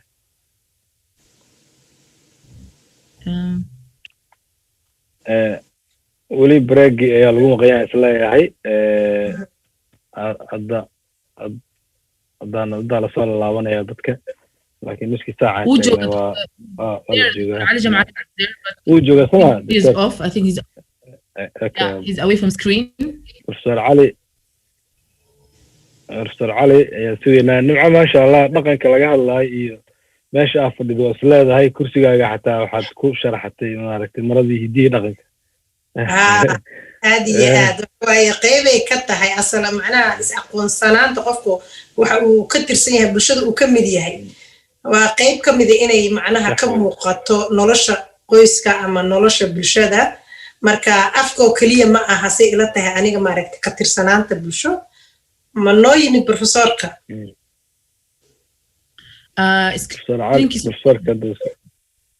professor cali jimcaale sidoo kale dadka kale oo barnaamijka kaagala qayb qaadanaya kolley waxaan u malaynayaa yaasiin cabdullaahi inuu ku jiro inaan u ogaano iimaan togane iyo burhaan ismaaciil iimaan togane asalaamu calaykum yaasiin cabdullaahi waa idin maqlaaya yaasiin waa ku jiraa iimaan daadna maqlaysa adigana asalaamu calaykum waa idin maqlayaa maasha allah السلام عليكم اسماعيل وين مقلة ما سنتين ما شاء الله برهان اسماعيل بنالك توغا بنالك لبادنا كورن بنالك لباد عبد الله آدم ماركتي دراسة ماركت أساسي حرونت دقن كا أستراليا يا حسين وداد حسين عبد الله حسين وداد حسين وأجدا السلام عليكم ما شاء الله وجوga muxuu ahaa Ibrahim iyo nimcaba oo idin salaamay insha Allah dhamaan engineer Abdullahi waxaan u maleynaa in uusan ku jirin waayo mar dhow waan isla hadlaynay intaan barnaamijka bilaabin ka hor wuxuu dhahay aniga bari axad aan ku qoranay laakiin aniga axad waa ku jirnaa hadda marka waqtigii inuu qalday aan u maleynaa markee hadda uma jeedi kolley hadaanan qaldaneen engineer Abdullahi aadan waxa waaye mobilka saxta hadda anaa baroweeyey uu dansanaa marka waxaan ka baqayaa in uu qalday waqtigii maalinta labaad inuu ku qoran yahay inuu u maleeyey ma hubo jawaahir kolley waa og tahay waa nugula jirtaa umaleynaa jawaahir aan u laabano barnaamijka professor cali jimcaale hadduu uu ku jiro waa bilaabaynaa nimcaan ku wareejinaa professorka ma lahaya maandeeq ma hubin kartaa ama sucaad in ودكتور علي جمعالي نلا جوجين كله سمع وجهه مودكم laga qaad mood saarana okay guddiga farsamada waxa ku codsanaya inay maaragtay aan mood ka dhigaan professor Ali Jimcaale si maaragtay waqtiga uu noogu beeqaamoobo isaga raba inuu aan mood ka dhigo because anaka ma aqaan ko isaga I think ma waa ka qaadi kartaan idinki qofkii haya iimaan ku jirtaa waatan iimaan tagane السلام عليكم فريش وقت ايمان هذا سو كعده وملينا عليك السلام السلام عليكم in Canada and joga هذا مركز it's morning time انت ما شاء الله انت اللي هلي دكتور علي جمعالي سيب لابك راسيشن كان والله اللي ما دام uu furihii noo ahaa hadalka isku tahay inaan daqiiqad sugno si maaragtay hadalkeenu isku xirkiisa uu qurux badnaado ana uga faa'iideysano khibradiisa ku aadan maaragtay luqadda iyo sugaanta saxwa awlan qofku waa iska moodkaas ka qaadi kara hadii aad hagi kartaan telefoon laga wici karo WhatsApp هذا كقاعد يموتك لا الله ومقلع وكذا حسين وداد هدي suurtagal tahay ina professor Ali Jimcaale u sheegtay inuu asaga iska qaado aad bay u fiicnaan lahayd aadna waan kaaga mahad celin lahayd maadaama uu ku sheegay inuu taaran yahay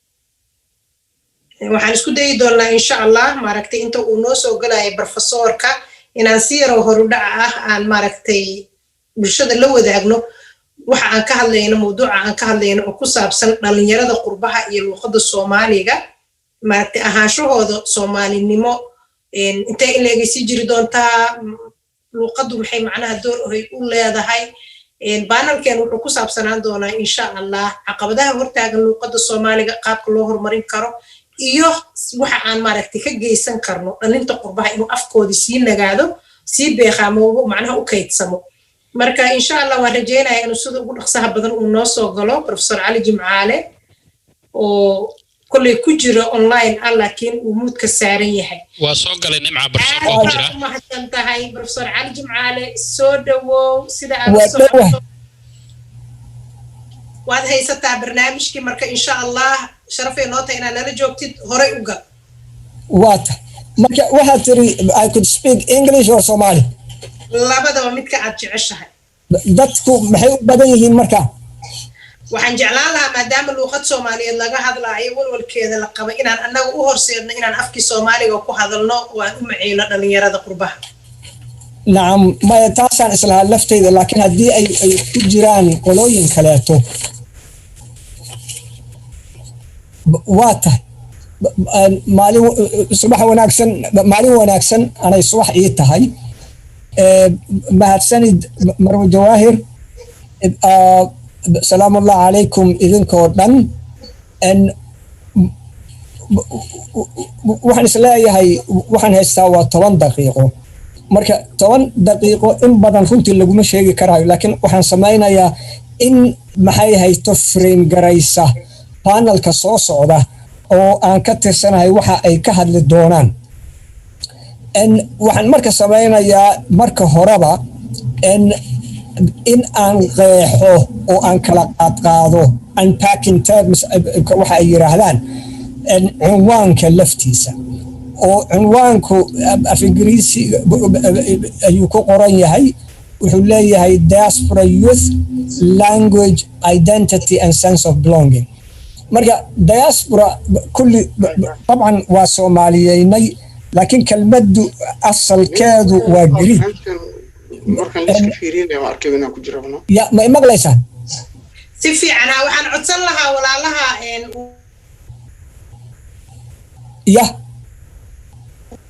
waxaan ka codsanayaa inay unmute iska dhigaan dadka nugula jira si professorka codkiisa oo faseexa aan u maqalno ku soco professore waa tahay marka kelmaddu waa Greek asal ahaanteeda oo macnaheeduna uu ku qotomay runtii inay ahayd firdad inta badan oo dad farxada oo dhibaato ama haddii ay noqoto haddii la ku roon yahay colaad dhacda dagaal dhaca ama abaar lafteedu oo dadku meeshii ay deganaayeen ay ka qaxaan oo ay ka firdhadaan scattering oo kaleeto ay noqonayso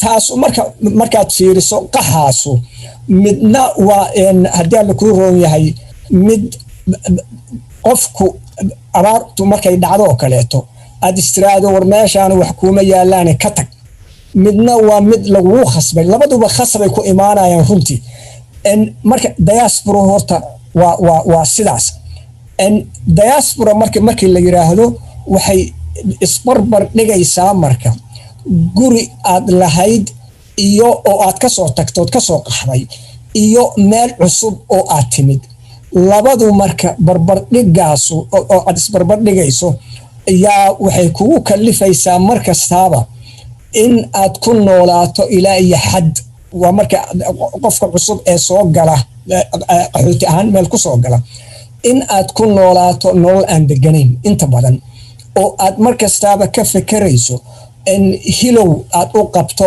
meesha aad ka timid iyo maxay hayto in dadkii aad ka soo tagtay laftooda marka diaspora horta waa kaas dhalinyaradu youth af ingiriisigu sidiisaba waa weli kuwa aanan baaluqin oo aan maxay hayto adulthood aan runtii aanan gaarin luqad marka qaybtas labaad oo maxay hayto cinwaankaah waa luqad marka luqaddu sidaadaba language markii la yiraahdo oo afka la yiraahdo waa aalad runtii maxay hayto in aad ku sheegi karto qolooyinkan af ingiriisigu ay ku yiraahaan waa maxay hayto in tool oo aalad ah ama wax aad u isticmaali karto in adigu aad isku xurayso ama aad isku dulayso luqadda marka horta qiimahaas ayay maxay hayto in leedahay marka in heerka markaad joogto waxa ku xigaysa identity oo cinwaankan ka hadlaya waataan leeyahay waa un frame naqshadan gelinaya in panelka soo socdo maadaama aan waqti badan aanan helin oo aan ku faahfaahino ama aan ku qaadaa dhigno waxyaabo badan oo muhiim ah in laga hadlo marka identitygu sidiisuba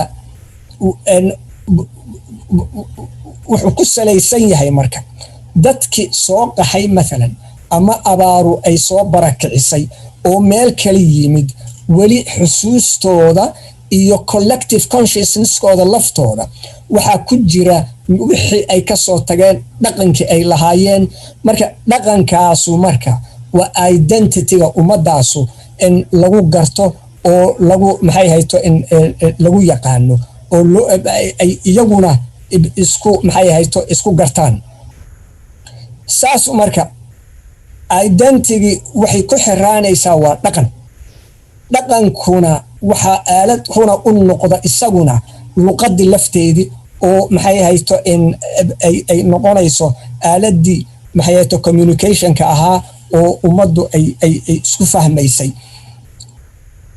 qaybta u dambaysa cinwaanka yaa wuxuu yahay a sense of belonging oo runtii macnihiisu markii lasoo kooba uu yahay ilmihii dibadda ku dhashay ama iyagoo yar la keenay in loo sameeyo garasho meel ay ka yimaadeen oo in ay meel leeyihiin oo dad ay leeyihiin oo ay luqad leeyihiin oo ay dhaqan leeyihiin oo maxay hayto in identity ay leeyihiin in la tuso intaasu markaad isku soo xowraamisa marka waxa runtii muhiim noqonaysa anigu ila tahay in horta dhallinyaradaasu la fahmo oo waalidku laftiisa ay isku dayaan inay sameeyaan wax aan ku magacaabo dialectical engagement oo waalidku isku dayo meesha cusub oo ay yimaadeen in bal iyada lafteeda ay fahmaan oo luqadda lafteeda soomaaligii la rabay in ilmaha la baro in luqadda lafteeda la weyneeyo oo la kobciyo oo maxay hayto la tuso qaabka luqaddaasi soomaaliga ahi toodi tayni ay maxay hayto in muqaarana loogu samayn karo meesha ay joogaan oo ay ku cusub yihiin maxaa marka imaanaysa waxa anigu aan isleeyahay waxay tahay dhaqanka markii la yiraahdo sidiisaba waxa muhiim noqonaysa in ilmuhu yani youthka aan ka hadlayno ay garasho u leeyihiin luqadii iyo dhaqankii dhaqankaasuna sida marka hore aan sheegay waxay ku dhisan yihiin waa astaamo mararka qaarkoodna sarbeeb iyo kulli runtii gelayo oo ilmuhu marka dibadda ku koray ayan inta badan runtii ayan maxay hayto fahmi karayn ilaa maxay hayto la tuso oo la fahamsiiyo saasu marka waxa muhiim noqonaysa marka in oo aan ku soo gabagabayn lahaaba waxa muhiim noqonaysa marka diasporahan aan ka hadlayno in horta la fahmo oo maxay hayto anigu waxaan u arkaa ilaa iyo 4-5 diaspora in ay Soomaalidu ay soo martay kan ugu horeeya marka maalan markaad fiiriso waa qarnigii 19aad oo kaleeto yaad arkaysaa oo waliba inta badan Soomaali maxay hayto in badmaax ah oo ay tagayeen arigaas Ingiriiska iyo maxay hayto meelo kaleetaba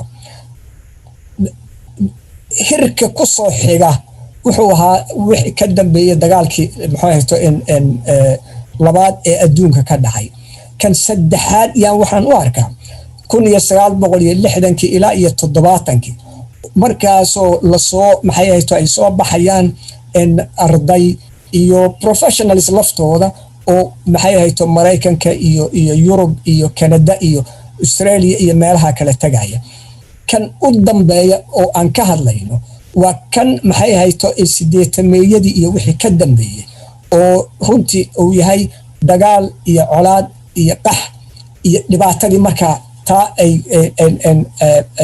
dhalisay lafteeda intaasoo dhan marka la isku soo xaraamiyo marka oo aan ka hadlayno dhalinyaro diaspora youth oo aan ka hadlayno luqad oo aan ka hadlayno identity-gooda oo aan ka hadlayno sense of belonging-kooda waxaa habboona ila tahay in iyadana la darso previous immigrantska laftooda kuwii sii maxay ahayto mar hore soo galay oo afartaa hir oo isdaba socday oo hadda aan ka hadlay in qolooyinkii la socday مثلا waxaad arkaysaa oo muhiim noqonaysa in la fahmo مثلا Soomaalida mar hore soo gashay ariga Britain oo kaleeto mar hore soo gashay oo مثلا waxaad fiirinaysaa yani waxyaabaha anigu aan u arko caruurtuna ay muhiim u tahay in ay fahmaan laana waxay u noqonaysaa frame of reference meel ay runtii ay manbac maxay marjac u noqota waxaad arkaysaa waxyaabaha iga yaabiya oo meeshan aan kula kulmay bar hore safiirkayni weynaa Cabdiraxiim Caadi Faarax oo Cabdiraxiim labaduba walshigi maxay ahayto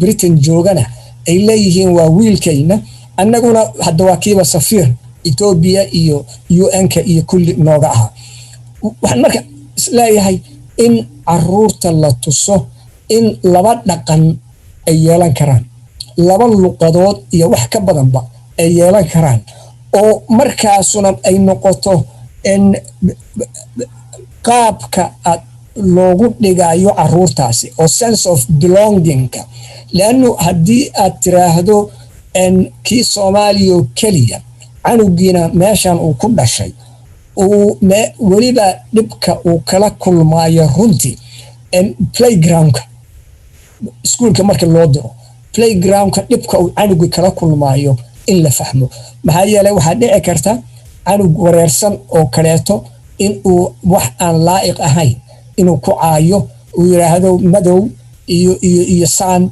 iyo maxay ahayto in ajnabi iyo balaayo dhan uu ku sheego canugiyo yaaban inuu soo noqdaa dhacaysa guriga marka waalidkii waxa waajib ku noqonaya iyaguna inay fahmaan duruufaha ilmahu ay ku noolaan karaan oo aan ahayn duruufihii waalidku ay runtii ay ku nool yihiin laftooda macnaheedu marka maxay noqonaysaa waxa waajib noqonaysa iyaduna in sida inta badan Soomaalidu nasiib darrada haysata berigi hore lafteeda meeshan TV-ga hadda social media ba soo baxay laakiin TV-ga wuxuu ahaa babysitter oo kaleeto canuga marka aad TV-ga hor fadhiisiso waxa uu arkayo waxay tahay dhaqan mararka qaarkood meelaha qaarkood ay iska hor imaan karaan adigu wixii qiyam iyo akhlaaq ahaan aad u haysatay marka waxa muhiim noqonaysa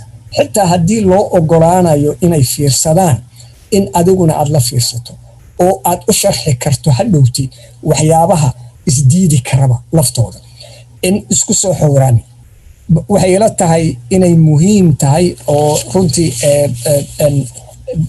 jawaahir ina ay ku mahadsan yihiin in arrinkan si qoto dheer looga hadlo oo fakarkan diasporaha khaasatan youthka dhalinyarada in ay muhiim runtii tahay oo marjac loo sameeyo iyadoo isla markiiba meesha ay joogaanna la fahmayo la fahamsiinayaan dhihi lahaa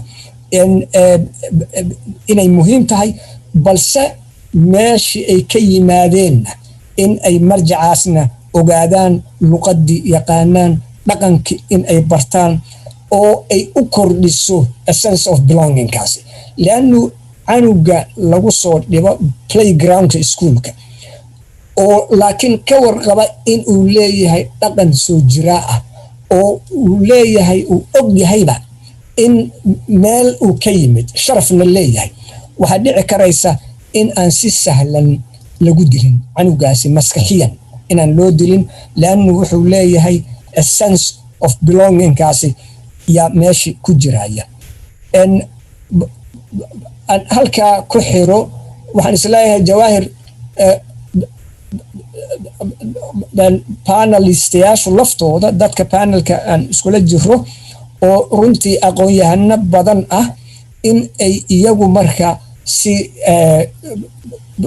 gooni ah wadamadii ay ka kala yimaadeen iyo ay takhasus ahaan ay u samayn doonaan marka anigu fakarkaas guud oo maxay hayto in soo koobidda ahi uun aan ku ekaysto mahadsanidin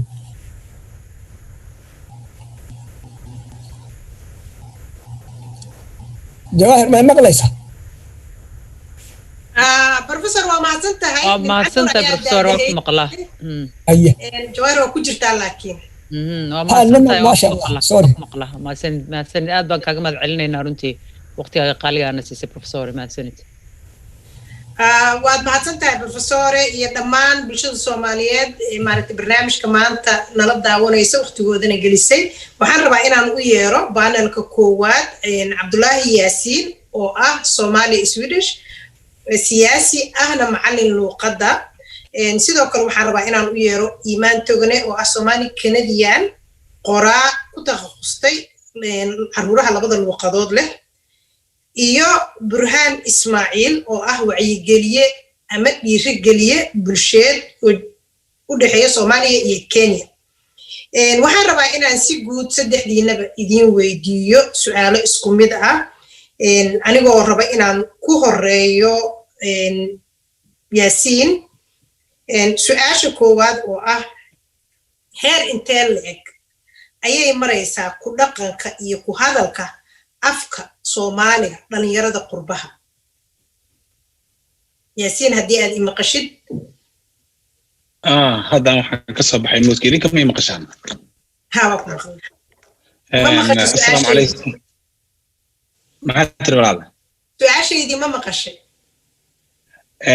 waan malaynayaa inaan maqlay waad ku soo celin kartaa walaala su'aashu waxay tahay macnaha heer intee le'eg ayay maraysaa ku dhaqanka iyo ku hadalka afka Soomaaliga ee dhalinyarada qurbaha maanta la joogo intee in le'eg ayay maraysaa xaalad sidee horta waad mahadsantihiin dhammaan sida dadkii igu horreeyey ay runtii u tacsiyeen aad baan uga xumahay dhibaatada ka dhacday xalayto iyo weliba saakayto qarax baa haysma ka dhacay baan maqlayay hadeertan idaacadaha aqrinaya magaalada muqdisho marka aad baan uga xumahay dadka baaba'aya waxaan jeclaan lahaa inaanu ku xalino dhibaatooyinka wada hadal inta aanu awood isticmaal lahayn dhankaas waa dhanka siyaasadda program baan slider baan soo diyaariyay waxaan islahaa xoogaa waxbaad hadlaysaa laakiin su-aal baad igu bilowday muxuu ahaa luqadda anigu waxaan ahay macallin luqadda Soomaaliga dhigana luqadda horta runtii aad anigu dareenkayga sida uu yahay macnaha aad iyo aad baan uga hooseynaa meeshii la rabay macnaha qaran walba ama dad ama dawlad walba ay ka gaarto qaas ahaan dhalinyarada intooda badan waxay mar walba ku daydaan dadka waaweyn marka ay muxuu ahaa luqadda tusaale ahaan ingiriiska oo kaleeto si maaragtay aanan laga fikirin ay u isticmaalaan dhalinyaradii oo dhanna maaragtay sidii bay u isticmaalayaan hadda waxaa jirtaa kelmad ama eray hirgalay oo ah brother laba kelmadood marka lagu dhaho saddexaad brother baa soo gelaysa brothers marka la dhaho sharaad brother baa soo gelaysa macnaha wax qiimo ah oo ay keenaysa male macnaha waa sida ingiriiskuba ama maraykanku dadka way u isticmaalaan raalli ahaada kelmadan what the fuck macnaha are you serious kelmadahaasayt ma garanaysaa yani waa meel baa lagu buuxiyaa waa qofka marka uusan haysanin luqad ku filan oo uu dareenkiisa ku muujin karo ayuu wuxuu isticmaalaa marka kelmadaha yaryar oo maalayacniga ah oo uu ku buuxinayo in badan waxaan arkay dadka hadda Soomaaliyeed waliba dadka wadanka soo galay oo cusub waxay yiraahdaan ifaham ereygaasaytuna waa hirgalay isagana ifaham yani qof sheegan kara waxa uu rabo ayaa wuxuu isku dayayaa marka adiga qalbigiisa inaad turjinto hadalkiisa inaad turjinto adiga aad fahamtid waxa uu isagu rabo meeshii uu isaga mas'uuliyadda qaadan lahaa oo uu codkiisa ku sheegan lahaa waxa uu isagu rabo dareenkiisa muujin lahaa ma garanaysaa yani aad iyo aad baa hoos ugu jirta midda kaleeto waalidiintuna xooga ma saaraan sida anigu aan dareemayo inay maaragtay way jeceshahay macnaha way jecel yihiin waalidka walbaba inuu caruurtiisa waxbarasho helo oo horumar uu gaaro way jecel yihiin laakiin dhaqdhaqaaqii iyo rabitaankii guriga kama jiro يعني guriga macnaha hadaanan casharadii laga shaqeynin oo waalidiintii macnaha aysan ilmihii daba taagnayn ma garanaysaa caruurta yaryar xitaa marka la seexinayo hadaanan buugaagta Soomaaliga loo akhrinin oo sheeko baraleyda loo akhrinin oo yani luqadoodii hadii aan yaasiin waxyar hadii aan halkaas kugu hakiyo walwalkaagu marka waxay tahay in caruurtii sidii la rabay luqada aan loola hadlin marka dhalinyarada walwalka saas walwal noocaas aad ka qabtaa معناها أنا وحن كعرية معناها عليسك أو دنبا معناها إن دنيرد صاروا معناها دنيرد وحي ومعناها وحصار كيجوي معناها أنا وحن كوضع دتك قنجار كهابة جابيي من قرنيسة يعني أنا كجابني إن أنا المهيجة عانينو هذا الكائن عانينو اللقطة إن عانينو لقن كود إن محاها إن مال والبعض كتصنع ما قرنيسة يعني وحن دريمي معناها إن والدين تو إن أنا وجابني بندريمي يعني ما قرت يعني هذا سؤال شخصيو أديكو رالي إيمان توغني إسلا سؤال شيء أيام بينا كويديو oo maaragtay heer intee leeg ayay maraysaa ku hadalka iyo isticmaalka luqadda Soomaaliga ama xaalad intee leeg ayay maaragtay ku sugan tahay afkii Soomaaliga in lagu hadlo oo lagu dhaqmo khaasatan dhalinyarada qurbaha maadaama adigana aad tahay qof dhalinyaro ah qurba joog ah waxaan filayaa in maaragtay aad in badan warbixin naga siin karto السلام عليكم كلنا دمانتينا and إقرأ لي هو أبع معن and رنتي أنا في سومالي قصة في عام وأوهد ذكرها لكن dominant language كي أنا في إنجليز وايه مركز سؤاشة وملينا يا حوجا أنا كفهمه لكن في إنجليز إذا يجو ويديني كرتد أنا في إنجليز أو جوابها إن شاء الله اوكي هي هو انا marka ugu noqdo Soomaaliya aniga wixii ku qortay maadaama waxa la hadlaayay Soomaaliya man deeqa inta soo kulistay marka af Ingiriis inta ugu soo qortay su'aasha marka ana af Ingiriis ana u sheegaya marka su'aasha waxa waaye how is the use of Somali language going amongst the diaspora or what is the situation of the use of Somali amongst those in the diaspora marka hadana iqraal aho aniga af Ingiriis ali sheegay af Ingiriis ama af Soomaali ku hadli kartaa marka af Ingiriis ugu jawaaba and runtii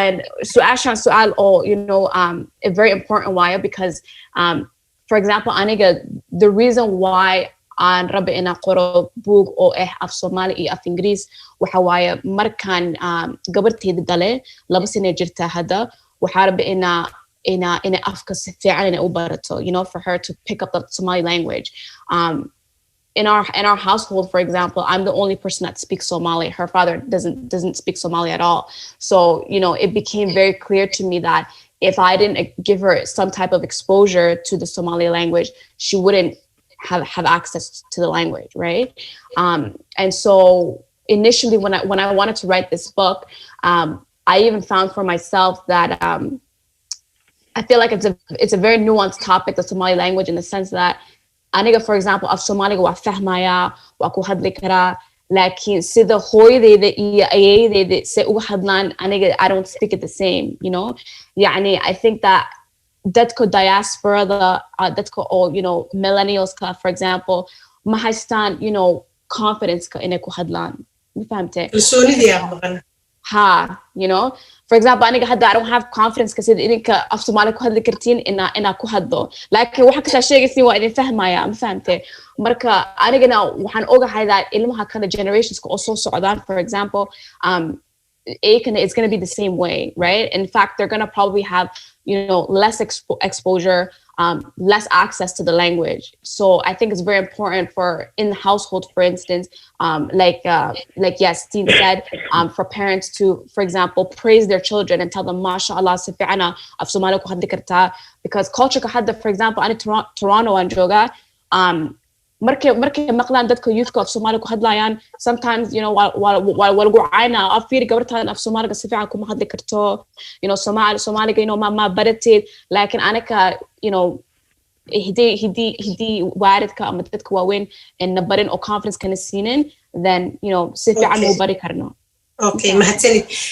Burhan, isla su'aasha aan hore u weydiiyey saaxiibadaada kugula jira panelka ayaa raba adigana inaan ku weydiiyo adigoo soo koobaya maadaama su'aalo kale aan haysano waqtiguna uu aad maaragtay noogu adag yahay maxaad ku qiyaasineed maadaama aad tahay maaragtay qof bulshada wacyigeliya nimco aad baa u mahadsan tahay waxaan filayaa inaa maqli kartid aniga hadda waxaan deganahay ama sanadihii u dambeeyay ku noolaa Kenya oo kula noolaa dad loo yaqaan Suju ama dadkaan luqadda si fiican uga hadlin isticmaalka luqadeena heerkay hadda marayso ma ahan heerkii awal hooyooyinkeen iyo aabaheena ku hadli jireen hadda mar walba waa sentence rabti inaad isticmaashid waxa khasab inagu ah inaan luqad qalaad ku soo darno waxa nagu qasbayana waxa waaye iskoolkii daraasaadkii iyo wixii dhageysanay casharadii barnay kulli af English baahayn markaan rabo inaan wax sameeyo marka aan isticmaalo casharkii aan soo bartay waxaan ku qasbanaanayaa tusaale confidence oo kale oo kalsooni ah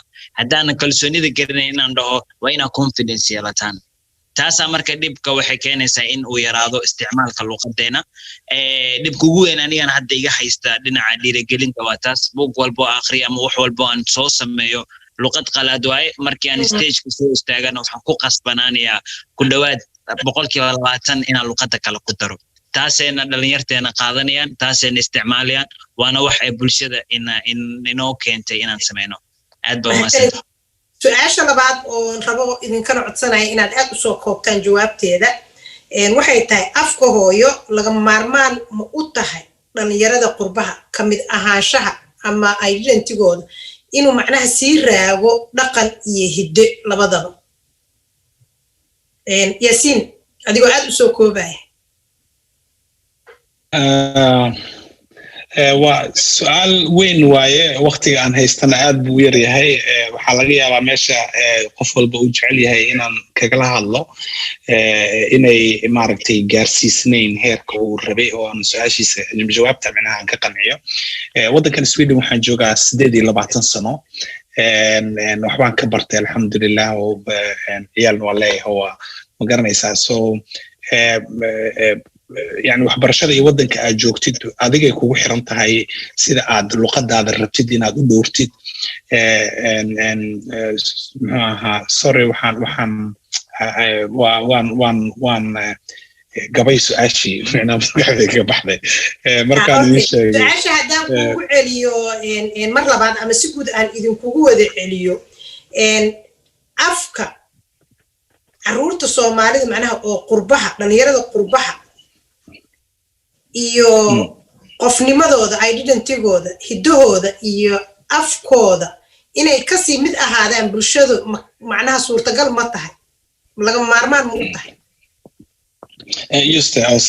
ما سنتها ولا لا iyaga ahaan lagama maarmaan bay u tahay laakiin sida hadartan aan ku socono uma layn maayo macnaha inay mid hirgelaysa ay tahay because eraygan identity-ga aan sheegayno waa aqoonsi macnaha qofku bulsho marka aad ka mid tahay Soomaali aad tahay oo kale tusaale ahaan macnaha bulsho marka aad ka mid tahay bulshadaasiti yani ka mid ahaanta yani ma aha uun meel lagu soo darageed meel ka baxay oo kale laga soo abuuray matid yani bulshadaasiti waxa la wadaagtaa dhaqan iyo hiddo iyo af iyo ma garanaysaa diin iyo kala dambe asal wax dhan baa la wadaagtaa so wixii aan la wadaagtay basekiisi macnaha ama asalkiisi aaskiisi ugu hooseeyay ayaa wuxuu yahay macnaha luqadii ilaa luqadii baa waxay ku tilmaamaysaa ku sharaxaysaa quruxda iyo jiritaanka iyo muxuu ahaa dadkaagu sida ay yihiin marka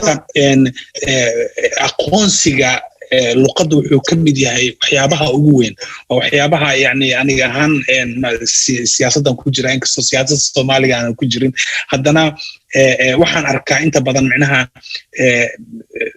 si yani ula kac ah in dadka ajnabiga ah ama waddanka Soomaaliya oo kaleeto danaha qaaska ah kale in ay maaragtay ay ku tumanayaan annaguna aanan lahayn caqli aan uga hortagno oo aan ka joojino waxaad arkaysaa wasaaradda arrimaha dibadda oo soo qoraysa qoraal Ingiriis ah oo website-kooda ku soo qoraysa marka waxaa isleedahay marka wasaaraddan arrimaha dibadda ma waxay wasaaradda arrimaha dibadda u tahay dad Maraykan ah mise waxay u tahay dad Soomaali ah so aniga haddaan Soomaali ahay wasaaradayda iyo xitaa madaxweynahayga markuu Twitter-ka qoraayo waa inuu igu soo qoro af Soomaali يعني هدوسن أسرع الصومالي يقولين توحد من حوينا وتحدد إنجليز كوها الله ودقن كلا طلع أو مال كلا تدقن أو اللي يقان أنا من حويني إيمتي معناها ياسين أنا أقولهم إن كجوجيو الوقت عدير نوقع أدبر أقولهم هرونتي إن هذا الكلام ماركت عن جوجيو وقت جاي عدير نوقع برهان سيدا وأركتها معناها سؤال أن ويدي ياسين إيه أفكه هويو laga maarmaan u tahay inay ilmaha u sii maaragtay kaydiso qof ahaashoodii iyo ka tirsanaantii bulshadoodii iyo dhaqankoodii iyo hidahoodii soona koob adoo aad u raalli ah waxaan aaminsanahay in mar walba luqadda hooyo ee dhammaanteena qaali nagu tahay eena muhiim inoo tahay waxa jiro waxa ahaanshahaaga mar walba waxay ka qaalisan tahay ka muhiimsan tahay ahaanshahaaga waa adiga qofnimadaadii Soomaalinimadaadii iyo luqadaada qaniga ahayd lahaanshahaga waa inaad baasaboor kale leedahay waddan kale ka socoto luqad kale ku hadasho laakiin marnaba iskuma imaanayaan in ahaanshahaga uu ka weyn yahay lahaanshahaga marka luqadda hooyo muhiim bay inoo wada tahay marna kama baxayso marka meesha ay hadda taagan tahayna waa inay kasii arag kortaa oo ka fiicnaataa mahadsanid iimaan haddii aad fahantay su-aasha ama aad haysatid ka mid ahaanshaha macnaha Soomaalinimada iyo ka tirsanaanta bulshada Soomaaliyeed ciyaalka qurbaha afkooda laga maarmaan mu tahay inay sii ahaadaan Soomaali يعني I think dadka Soomaaliga for example diaspora degan waxay u baahan yihiin you know more education or that all and preserve grenai afkeena youth ku waxa arkaysa hadda oo jeclaan inay sameeyaan you know music iyo fanaaniinta and you know dadka kale oo ajnabiga in afkeena barayaan you know what I mean in Toronto for example and waxa arkaysa dad badan oo ajnabi oo af Soomaali ku hadlayaan say wallahi iyo kelmayaal kala badan oo af Soomaali in qabsanoyin marka I think anaka as Somali diaspora waxa waaye in a semino for example schools education and classes books music waa u soo socdaa iimaan su'aashaas waxaan marka su'aasha saddexaad rabaa inaad sii wadatid maadaama aad halkaas ku taagnayd qaabkee ugu fudud oo maaragtay afka Soomaaliga dhalinyarada qurbaha loo sii bari karaa macnaha ku haysan karaa sidee ugu fudud aragtidaada oo afka loo horumarin karaa talaabo noocee ah rabtaa in la qaado si afka uu u horumaro aniga sorry af English migu weydiin kartaa insha Allah su'aalaha ma haysatid soo maaha sug marka waa lagu soo diray su'aasha okay so what is the easiest way for Somali one has the so what is the easiest way for Somali language to be taught to the youth يعني I think that the best way is through social media you know what I mean had the social media I think the other moderator would it's more important than you know that جامعة عادوية and going to university and this and that you know social media music books multimedia YouTube وحاوي the easiest way youth get in labara for example أنا حتى قبرتي that she's 2 years old بركي ربطينا cartoons أما YouTube إنك وفيرسته rather than you know playing cartoons for in English qaar waxaa jira on YouTube hidaa fiirisid cartoons oo af Soomaali ah marka kaasaan u shidaa marka waa maasan tahay iimaan raalli ahow aad ugu mahadnaan kugu joojiyo burhaan adigoo aad u soo koobayo su'aashaas aad adigoo u soo koobayo midda ugu muhiimsaneed waxaa waaye imaan ba afkay kala baxdo ah in ilmaha TV-ga ay kusoo barbaaraan cartoonska iyo waxa ay daawadaan af Soomaali looga dhigo tan labaadna waxaa waaye in waalidka luqadda ay kula hadlayaan ciyaalkooda ama ha yaraadaan ama ha weynaadaan ay ahaato luqadii hooyo tan saddexaadna waxaa waaye annaga ka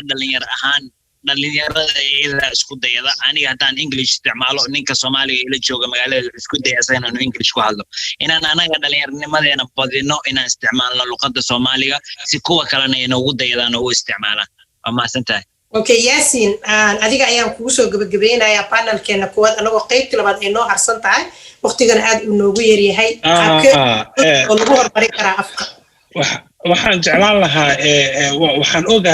waxaan ogahay qaabka ugu wanaagsan horta wax lagu horumarin karo inuu yahay akhrinta badan buugaag inaad akhriso buugaag inaad hesho af Soomaali ku qoran waalidiinta iyo qoyska iyo gurigana laftiisa uu leeyahay guri kala dambeyn ama sharuudo ama discipline leh oo de markii dugsiyada iskuulkii marka laga yimaado hal saac ba Allah ka dhigay nus saac xataa Allah ka dhigay in buug la wada akhriyo ilmuhu haday dhalinyaro yar yihiin oo maaragtay aad u yar yihiin marka la seexinayo xataa buug wiilwaal iyo cigaal shidaad iyo carweele iyo loo akhriyo si ay maaragtay iyagoo maskaxdoodii sheekadii ay ku jirto ay seexdaan soo barito ilmihii waxa galaysa rabitaan fara badan inay aadaan runtii waxaan idin soo diyaariyay san ku sheegay slide waxaa jiro rabitidiisina ina idin siiyo waxaa jirto University of Indiana waxay leedahay waxa la yiraahdo digital books Somali digital books waxa way buugaagtii hore oo Soomaaliya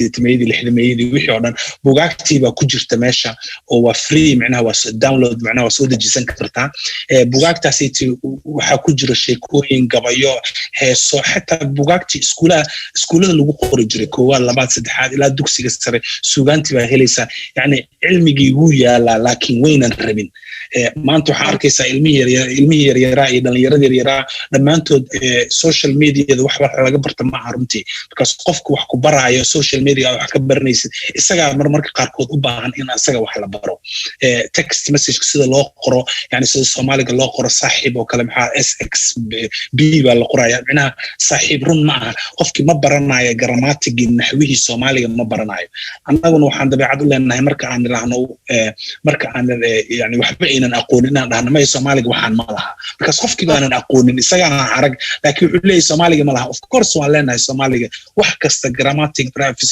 yani verb adverb wax walba yani oo Ingiriisku uu leeyahay oo Soomaaliguna leeyahay aad baan idinkaga mahadcelinayaa waqtigiina qaaliga ah iyo fikradihiina quruxda badan waxaan jeclaan lahaa in aan ku wareejiyo Ibrahim iyo Sucaad si aan u galno qaybtii labaad ee maaragtay panelkeena oo uu igala qayb qaadanayo Xuseen Cabdulle Xuseen Wadaad iyo Cabdullaahi oo jooga Australia aad ba u mahadsantihiin habaryar ana sii gudbinaysa sii galisin panelka anaka okay haddii marka ay joogaan Xuseen Cabdulle Xuseen Wadaad iyo Cabdullaahi waan jeclaan lahaa maaragtay inaad soo gashaan Xuseen wuu joogaa injineer Cabdullaahi waa joogay waa soo galay soo galay oo kula joognaa okay sharfay inta inaad joogtaan oo halkaan aan ku kulanno waan idin soo dhaweynayaa labadiinaba ku soo dhawaada qaybteennii luqadda iyo maaragtay dhalinyarada qurbaha sidii haddaayaba aad maqlayseen oo aad la socoteen waxaan weydiinayay su'aalo panelkii idinku horreeyey idinkana waxaan jecelahay isla su'aalihii inaan idin weydiiyo haddaan si yaroo kooban marka horeeto aan maaragtay u tilmaamo dadka ay kala yihiin Cabdullaahi iyo Xuseen injineer Cabdullaahi aadan waa ganacsade isla markaasna ah aas-aasaha xarunta dhaqanka Soomaalida ee Victoria Australia Xuseen Cabdulle Xuseen Wadaad waa qoraa macallin buugga Grob iyo Godob deganna wadanka Sweden soo dhawaada mar labaad haddii aan ku hormaro Xuseen oo siiyo su'aasha koowaad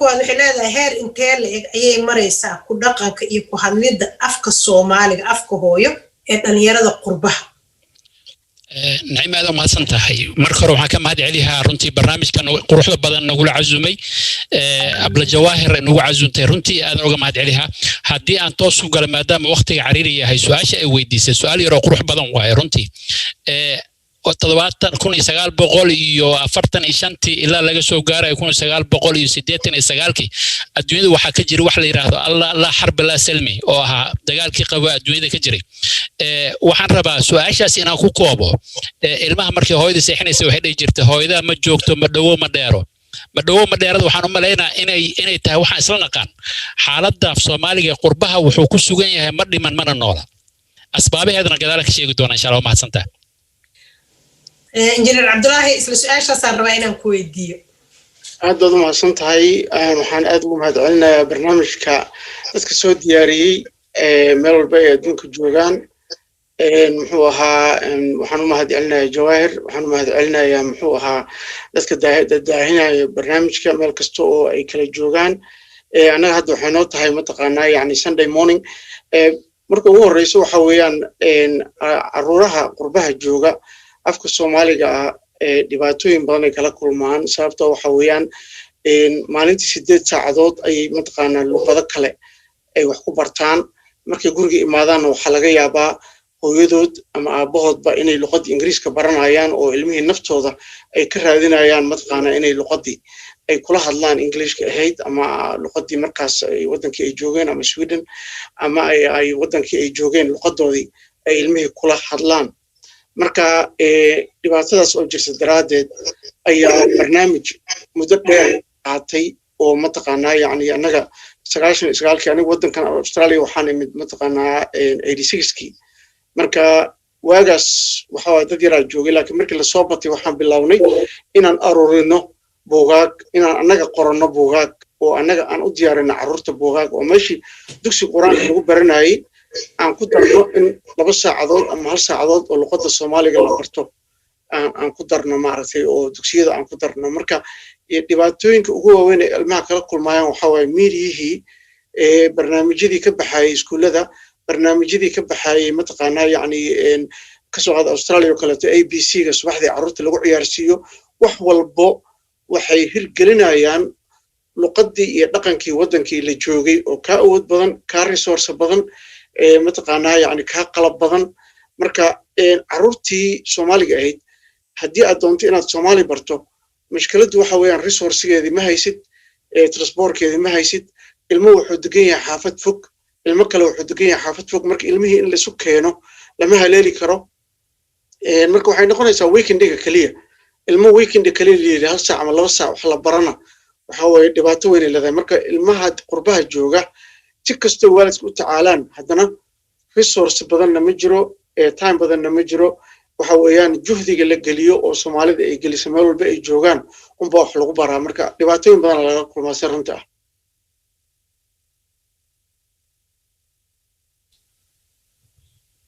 miyada ku jirtaa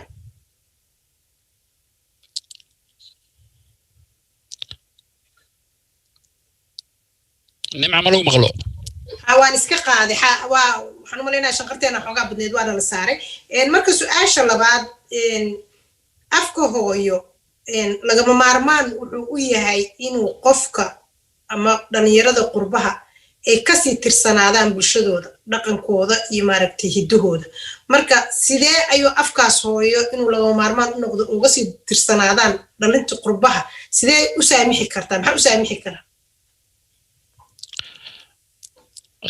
aan ku horreey maasha Allah nimca aad ma santahay run su'aalo waxaad moodaa su'aalo kooban oo culus inay yihiin runtii luqadda waxaa si qurxoon u sheegay mawduucan ka hadlaynay su'aalahan oo dhanba waxaa soo koobay Professor Ali Jimcaale khair la siiyo yaa wax badan ka hadlay ana waxa isleeyahay luqadda waa waxa ugu muhiimsan jiritaanka qofka ama muxuu ahaa aqoonsiga qofka lagu ogaan karo waxaad arkaysaa markaad meelaha socoto markaad aragto qof socdo Soomaali kula eg markaad aragto oo rabtaa ma xataa dadka kale markay ka shakiyaan qofka Soomaaliya waa qof kale waxaad arkaysaa waxa la leeyahay waxa la leeyahay waryaa oo macnaheedu tahay qofkaas haddii uu soo jeesto waryaada waxa loo dhahay waxay tahay qofka wuxuu isu aqoonsanaa dadkii afka waryaada dadkii lahaa inuu yahay marka waxay muujinaysaa marka dhalashadaadii iyo dadnimadaadii waxa muujinaya luqadaadii waxa dhalashadaad ku cadeyn kartaa waxay tahay luqadda runtii luqadda Soomaaliga waxa isleeyahay iyadoo xaaladda hadda aan sheegayna ma dhiman ma noolaan lahaa waxa ka hadlaa waxay tahay dhalinyarada cusub sababta waxay tahay dadka waxa ku yaala soo qaxay iyo qaxa laftiisa diaspora professor Ali si fiican ugu sharxay dadka markay soo qaxaan oo dhibaatooyinka professorka uu sheegay ay ka soo qaxaan waa dhagax duba lagu dhiftay kala faneenay ya dadka ku dhacay dadka gudaha soo galay marka dibadaha yimid caruurta iyo dadka waaweyn labada waxa ku dhacay wax la yiraahdo sadma nafsiya waxa ku dhacay cudur maskaxeed ku dhacay oo ka imaanaya meesha ka soo qaxeen waxa ku imaanaya oo kale meesha ay yimideen dhaqankeeda iyo afkeeda ee diinteeda aan aqoon oo xataa cimilada lafteeda ay ka hor imaanayso ya waxay keenaysaa waalidka laftiisa inuu meeshan uu yimid laftiisa inuu karho waalidku uu ku fikiro dib u noqosho taa waxay keenaysaa marka caruurtii lafteeda qaarkood wadankan ay yimaadeen fursadaha yaal inuu ka faa'iideysan way bulshadii uu la qabsan way taasoo keenaysa waalidka fikirka uu ku fikiraya caruurta waalidka daawanayaan waxay arkayaan waalidku ku qanacsaneen meeshan oo yimid oo dib inuu noqdo rabo waxay u keenaysaa taas marka dhaawac ilmihii fursadii halkan taale ay ka faa'iideysan lahayn dhaawacaysa ilmihii laakiin markay halkan yimaadaan bulshada waa dhaxgeli karaan laakiin waxa qasaba in la helo wacyigelin ku saabsan waalidka si luqadoodii iyo dhaqankoodii ilmihii ugu barbaaray haddii taa la helo waxaan aaminsanahay arrinta hadda ka hadleen in guul fiican laga gaari karo waa mahadsantahay Cabdullaahi sidoo kale isla su'aashii aan Xuseen weydiiyey marka haddii maaragtay aad soo koobi kartid marka ugu horeyso waxa way walaalay adoo aad u mahadsan bal su'aashii ugu celi raalli ahow af Soomaaliga inay dhalinyarada qurbaha kasii mid ahaadaan bulshadii dhaqan iyo maaragtay hidaba muhiim u yahay lagama maarmaan u yahay sidee uu yahay waxa way walaalay waxa way su'aal aad meesha ugu jirto oo su'aal haboon ah waaye su'aal qorsheysan oo sidoo hadda uu mataqaanaa oo Xasan uu sheegay yani kooban waaye marka af Soomaaliga muhiim u yahay in la sii wado waxa kale muhiim u sii yahay dhaqanka iyo hidaha qofka value ma leh qofku mataqaanaa yani waa qof aan waji lahayn haduusan dhaqankiisa iyo hidihiisa qofka markaad aragto ama dadka muxuu ahaa hadda ka soo qaad Soomaali badan waxay wadaan gawaarida taksiyada wada qofka markuu soo koro waxa ugu horeeyo qofku weydiinaya waxa weeye xagee ka timid marka qofkii markuu ku yiraahdo xageed ka timid ama shaqo ha noqoto ama meel aad joogto ha noqoto ama dhakhtar ha ahaado qofka Soomaaliga waxa la weydiinaya xageed ka timid marka qofkii waxa la rabaa inuu yiraahdo Soomaaliyan ka imid hadduu qofkii luqadiisa garanayn oo dhaqankeeda garanayn oo meeshii dadkiisa ay ka yimaadeen oo taariikhdeeda garanayn waxa weeye anigu waxaan qabaa waa qof aan waji lahayn qof aan mataqaanaa yani asal raad lahayn oo aan xid lahayn marka anigu waxaan kula dardaarmayaa Soomaalida meel kasta ay joogaan in barnaamijyo la sameeyo oo aan xad lahayn oo caruuraha loogu talagalay sababtoo ah dhibaatada ugu weyn waa u imaanayaa su'aashaas Cabdullaahi waa u soo socdaa warqaasha saddexaad oo kuugu sii daba qabanaya anagu waqtiga maaragtay bay khaaminayna talaabo noocee ah ayaa maaragtay fududeyn karta in dhalinyarada qurbaha ay afkooda sii dhowrsadaan ay sii haystaan maxaa fududeyn kara maxaa sii saamixi kara waxaan taas aan ka dhihi lahaa anagu waxaan soo yani muddo 25 sano hadda ku dhex jirnaa inaan luqadda Soomaalida horumarino inaan dhaqanka Soomaaliga horumarino inaan waxyaalo badan horumarino waxaan caqabadaha ugu weyn waxa weeye in la helo barnaamijyo xiiso leh oo carruurta ay xiiseynayaan barnaamijka xiisaha leh oo sida mataqaanaa yani waxaan loo yaqaanaa Sesame Street barnaamijyadan mataqaanaa carruuraha loogu talagalay oo af Soomaali ah oo ilmihii mataqaanaa uu si asagoona ka fikiraynin uu luqadii ku barto asagoona ka fikiraynin uu geography Soomaaliya ku barto oo la yiraahdo halkan waxa la yiraahdaa gaalkacyo halkan waxa la yiraahdaa Kismaayo halkan waxa la yiraahdaa saas halkan waxa la yiraahdaa saas marka barnaamijyo noocaas oo carruuraha loogu talagalay oo haddana iyagoona carruurtii mataqaanaa pressure badan la saaraynin oo arday iyo macallin aan ahayn in oo iyagoo electronic ah barnaamijyadaas inta la sameeyo xataa barnaamijyo ka baxa raadiyaha nationalka Soomaaliya inta la sameeyo barnaamijkaas annagana aan YouTube-ka iyo meelo badan aan ka qaadan karno dal kasta oo la joogo sababtoo waxaan u arkaa aniga si loo badbaadiyo carruurta qurbaha jooga in la helo barnaamijyo interesting ah oo aad u soo xiiso geliya oo mataqaanaa la tartama barnaamijyada wadamada ay joogaan haddii aan taa la helin waxay noqonaysaa marka carruurtii boring ay dareemayaan waa ka xiiso dhacaya haddaad tiraa buugan akhri ilmo yaroo mataqaanaa 5 jir ah buug af Soomaali ku qoran ma akhrinayo marka waxaa la rabaa in loo xiiseeyo oo laga dhigo xiise barnaamij xiise leh oo uu wax ku barto oo mataqaanaa siinayo marka yani waxa weeye anigoo taam siinayo walaalkay Xasan waxaan rabaa in mataqaanaa yani Xuseen in uu asna wax ka yiraahdo laakiin waxay igu muuqataa in aan ku dadaalno in aan helno barnaamijyo interesting waa carruurta from 3 years old 3 sano ka bilaabanayso ilaa iyo 14 sano barnaamijyo lagu aadiyay oo electronic ah oo fara badan oo waalidiintu hadda sidii gabadhii ka hadlaysay iimaan markay ka hadlayso kaleeto ilmo 2 sano jiray leedahay waxay rabtaa inay Soomaali barto marka waxaa la rabaa barnaamijyo ku aadan barnaamijyadaas inaan diyaarino oo la kala qaadan karo kuwa Sweden jooga ay diyaariyaan annaga aan qaadano kuwa annaga aan diyaarinano Sweden qaadato oo mataqaanaa sidoo kale aan dhaafsano maartay barnaamijyo kala duwan mahadsanid Xuseen Wadaad annagoo maaragtay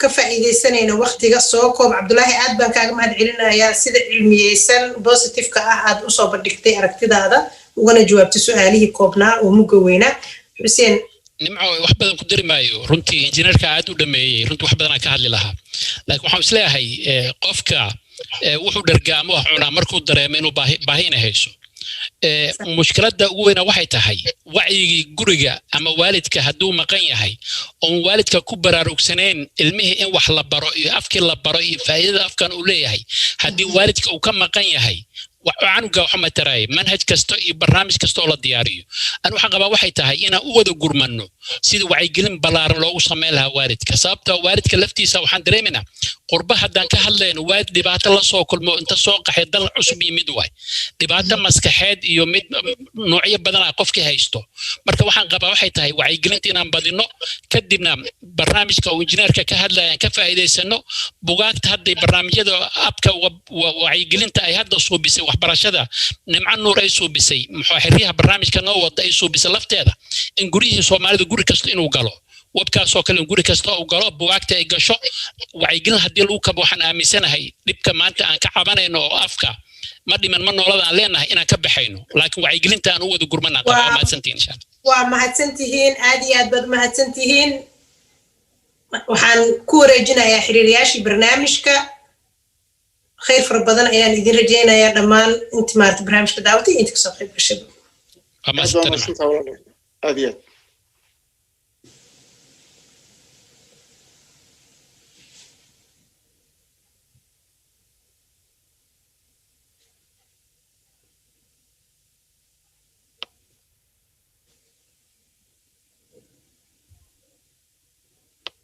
الو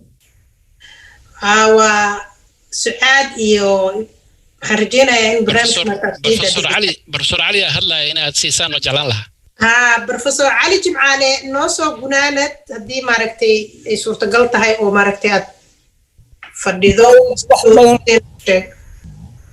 may waqtiguna waana haystaa marka iska socda may 2 minute ama 1 minute waa suurtagal ila tahay intaan la gaarin break horta runtii واتي أن لها موقتها وحن ونقشبين يا هذا الكروح ده بدن أو يقدم بين دونا موقتها أو محي هيتو إن ياسين إيمان برهان دكتور حسين إنجنير عبد الله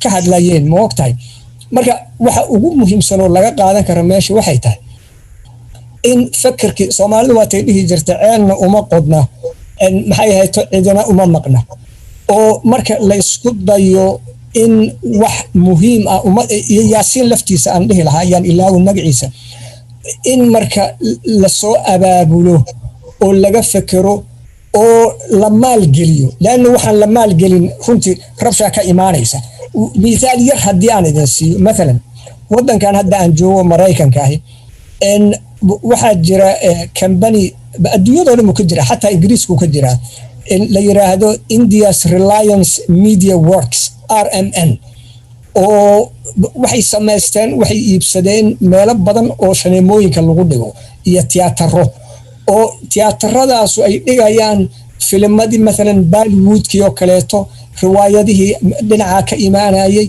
oo haddana loo sameeyay meel ilmuhu ay isugu yimaadaan ilmihi haga ku dhashaan sheegaya ay afkina ku bartaan marka engineer Abdullahi hadayato waatii la yiri waa ganacsade idinku laftiina inaad ka fikirtaan goobo saasa inta la sameeyo oo ilmihiina la keeni karo waxna ay ku baran karaan runtii waatii Dr. Hussein wadaad uu sheegayo af Soomaaligu mana dhiman mana noolid qurbaha markii la joogo laakiin waa wax runtii wax laga qaban karo oo maalgelin na u bahnaanaysa oo waliba ay kaaga soo noqonayso wixii aad maalgeliso injineer Abdullahi iyo ragga la midka ah mahadsanidin mahadsanid Professor Ali Sucaad iyo Ibrahim anoo idin mahad celinayo waxaan jeclaan lahaa inaad la wareegtaan barnaamijka qaybihiisa dambe Thank you so much soo noqonayo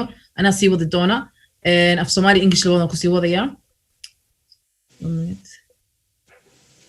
maxaa ku xiga aad u mahadsantihiin nimco iyo dadka dhan saab barnaamijka sabab mushan soo dhexgasheen maxaa ku xiga success story language oo Maxamed Diini oo ka imaaday Islamic school oo furay book fair-ka oo director ka ah Mogadisho hadda waxaan furnaa videogiisa marka hadda English aan ku hadlaya hadana waxaan sheegay success thank you so much for the panel nimco and all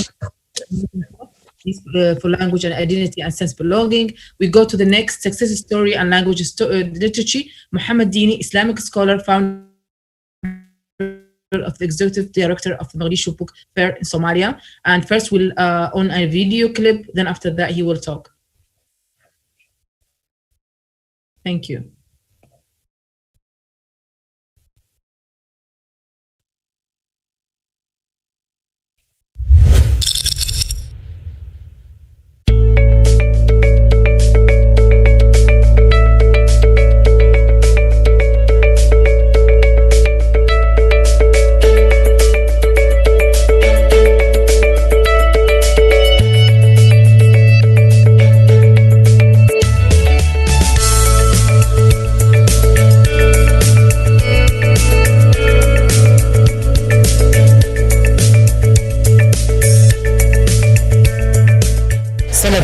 sanadkii afraad carwada buugaagta Muqdisho waxaa sanadkan noo yimid qorayaal abwaano halabuuro macallimiin daafaha Soomaaliya iyo dacallada adduunka nooga wada yimid waxaa noo furay gudoomiyaha gobolka Banaadir ahna bixin magaalada Muqdisho iyo ra'iisul wasaarka xogeenka dowladda federaalka Soomaaliya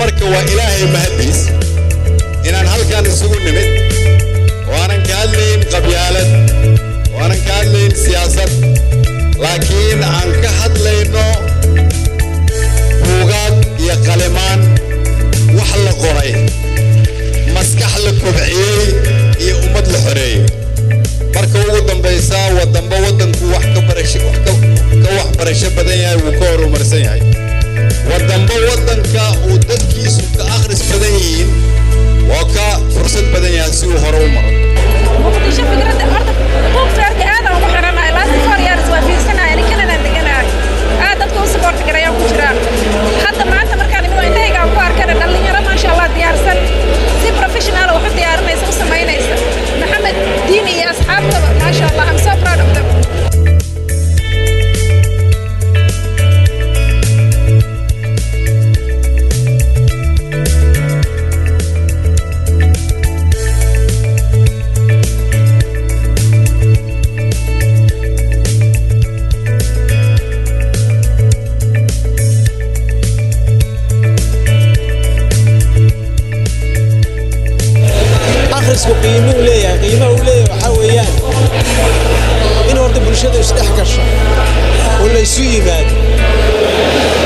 waa faa'iidooyinka uu leeyahay mid ka mid ah oo la isku barto fikrado la isdhaafsado aaraa la kala helo buugaag dibadda lagu qoray kuwa gudaha lagu qoray la isdhaafsado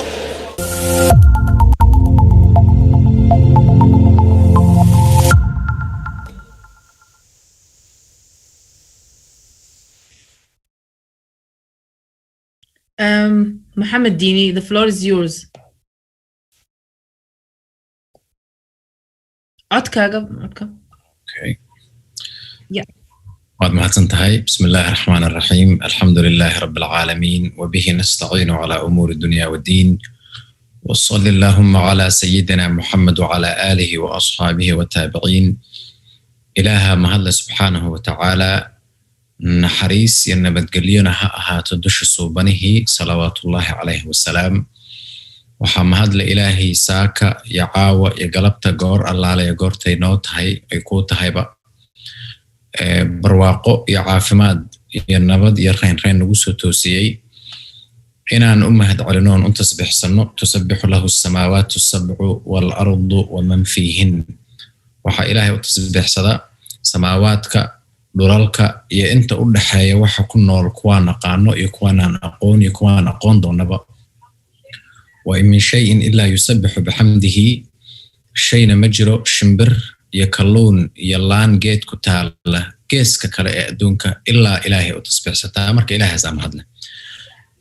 خيارتا اسكسو أباب الشيء برنامج كان ومهاتسنيهين خير يبركو يعافماد يفرحد عن دمان يعمري صوبان يعافماد إلهي هسيو لبدا كوني أفري توانكي مركي مدشن يقولهن مدوغ قرب جوكت الصوماليات لأساسي اسطنبول واجوغي ما أنت هالكان يمريسا وحوالبو إخلاص يني يتسمي لغو باللابنا سداسي أبولالان marka ilaahay ayagana ha barakeeyo inagana dad Soomaaliya isku ehel oo wada beel oo isku dhiig oo isku dhacaan hay ilaahay qalbiyadeena ha soo dhaweeyo arwada buugaagta Muqdisho 2015 ayay bilaamatay khiyaar far badan oo dad wanaagsan oo Soomaali ah oo rag iyo dumar leh oo muxtarimiin ah oo kulligood si dalka qaarna ugu soo laabteen qaarnaba joogeen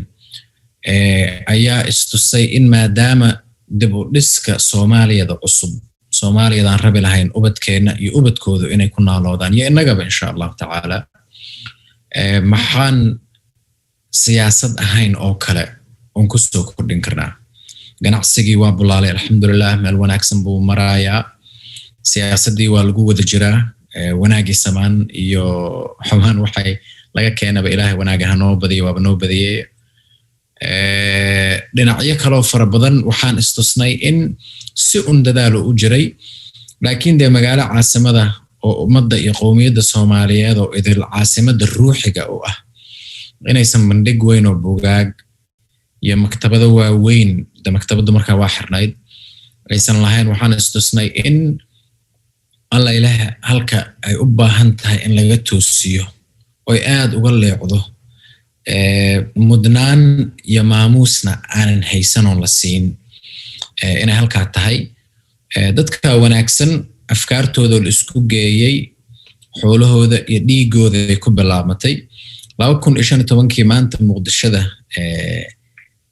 joogta way ka duwaneed qofkii joogay baa garan kara iyo qofkii ka warqabayba laakiin ilaahay mahadiis barwaaqo sanadba sanadka ka dambeeya waxaan ahayna kama aanan qaadin muhiimaduna waxay ahayd dhowr ayaa jira dabcan laakiin tan ugu muhiimsan in qoraaga iyo akhristaha iyo maktabada iyo bulshadu ay meel isku wada yimaadaan waqti muayyan ah oo la wada og yahay oo la kala tirsado oo la xisaabsado oo la sugo inay isku yimaadaan gabadha iyo wiilka wax qorayna buugeeda inay aragto dadku ehelo beel ah oo Soomaali ah oo xiisaynayo akhrisanayo gadanaya qofkii akhristaha ahaayo jeclaa inuu wax akhristana inuu helo bal qofku midab ah oo magac ah oo muuqaal ah oo wax allaala wuxuu rabay soo qoray culumaha kala duwan ee insaanku uu barto iyo wax allaala wuxuu xiisayo iyo dhalinyaro fara badan oo laga yaabo qoraa ay weligood buugiisa akhrin jireen ama qoraa ay weligood maaragtay buuggeeda akhrin jireen in ay bal inta la kulmaan oo la fariistaan oo marxabeeyaan oo isgacan qaadaan oo wada sheekaystaan oo halkaas insha allahu wixii ilaahay uga qoray oo baraarujin iyo wanaag ka helo taasay ahayd dee maadaama Soomaali haddaan nahayna taariikh gooniya 30 sano la soo dhaafay aan leenahay oo la kala baaday la kala fogaaday daafaha adduunka ee dacalada lagu kala firiray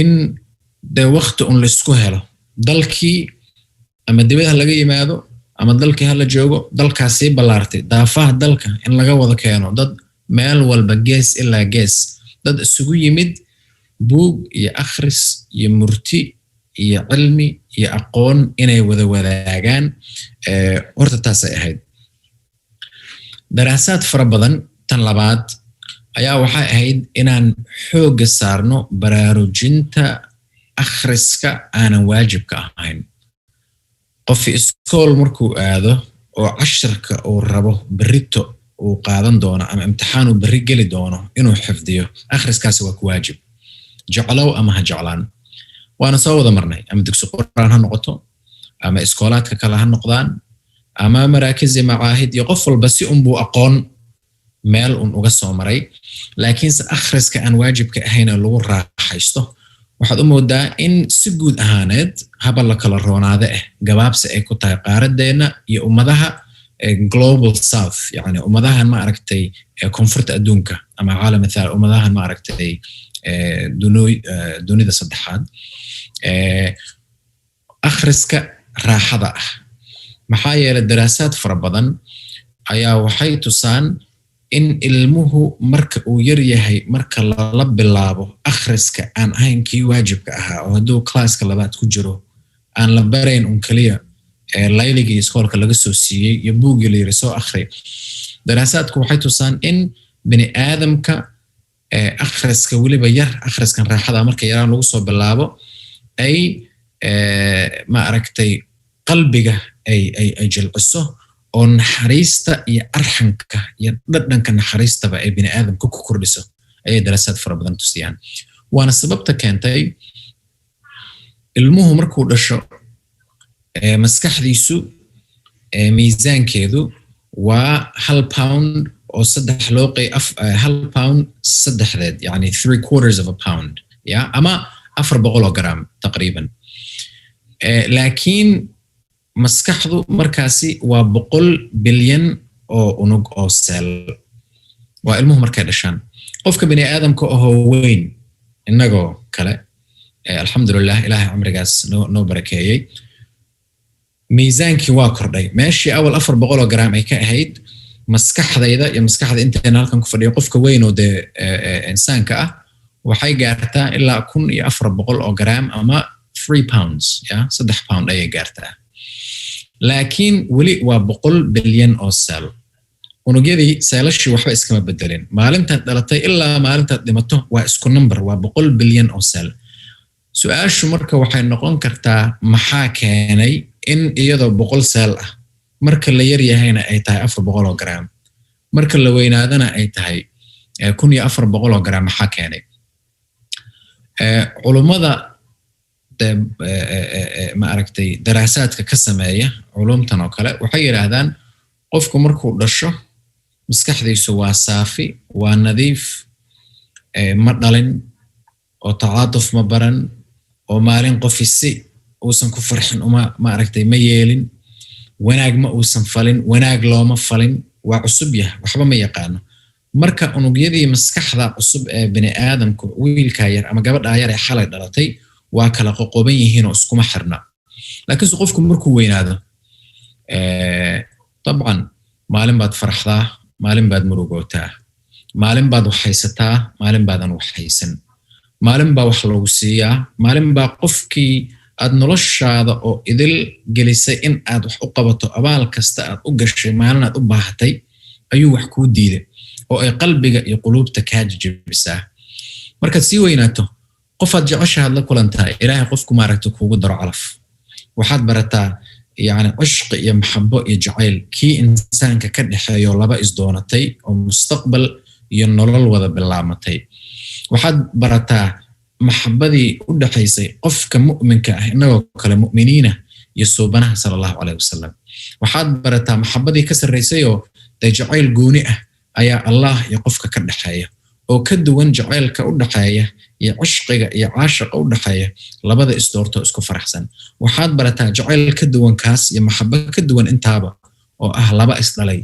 ubad iyo waalid hooyadaysaan u jeclahay waa ka duwan tahay xaaskaygasaan u jeclahay labadaba waa jacayl maskaxdaasa ii kala bayaamisay ii kala iftiimisay ii kala cadaysay suubanaha sallallahu alayhi wasallam saan u jeclahayna waa ka duwan tahay hooyada iyo xaaskaygaba saan u jeclahay Allah jalla jalaaluhu jacaylkiisa nooca uu yahay iyo dhadhanka uu leeyahayna waa ka duwan tahay jacayladan kale oo dhan iyagoo idilna waxay degaan ruuxiyadda insaanko ilaahay waatuu noo sheegay wayas'aluunaka can ar-ruux nabi maxamed sallallahu alayhi wasallam suubano waxay dadku ku weydiin bar horta ruuxdan aad ka sheekayso noo sheeg waxa ay tahay waana sababta marka la yiraahdo qofkaasi waa dhintay macnaheedu waxa la leeyahay dhinaca caafimaad medically speaking waa qofkaasi wadnihiisa istaagay yani dhakhtarku waa saas qofkaasi waa dhintay macnaheedu waa maxay qofkaasi wadnihiisa istaagay ama diiniyan waxa noo saaran mid kale oo ah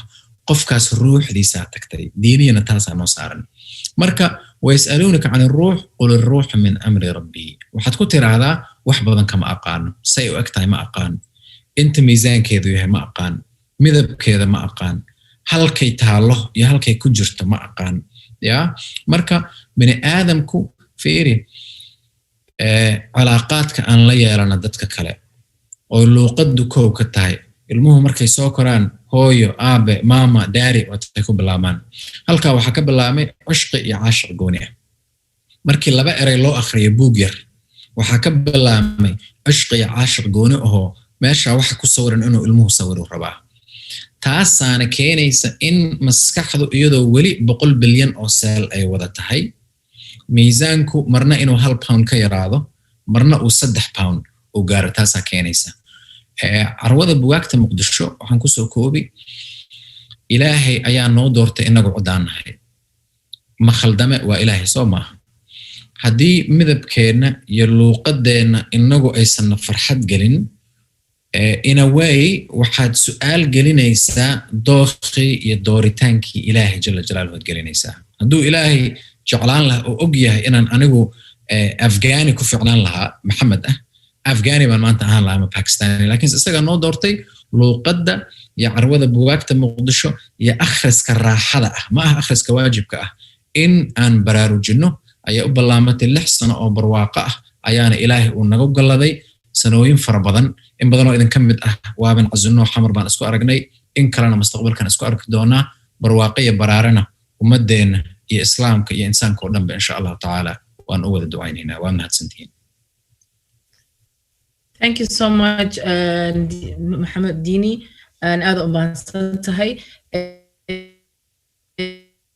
And Mahaku Higdona and Gabi Osono Mono Badegeso and Ifrah or from America or multimedia art so much, Mohammed Dini, amazing story. The next will be the performance with artist Ifrah Mansour, multi-artist from USA, and she will make a poetry and poetry will be in English. إفراح محينو English ينوغا بدونتا إن شاء الله. إفراح welcome.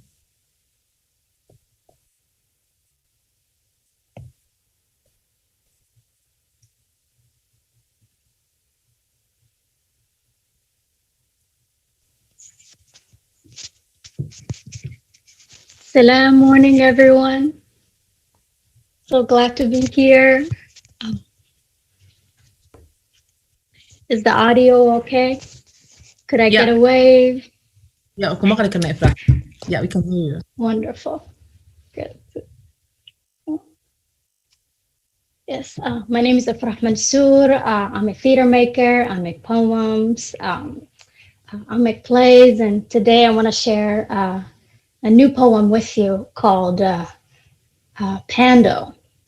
Pando is a type of a clonal aspen tree. This is a photo of it. It's a very special tree, so I'd love to share a poem about this very unique tree. All right.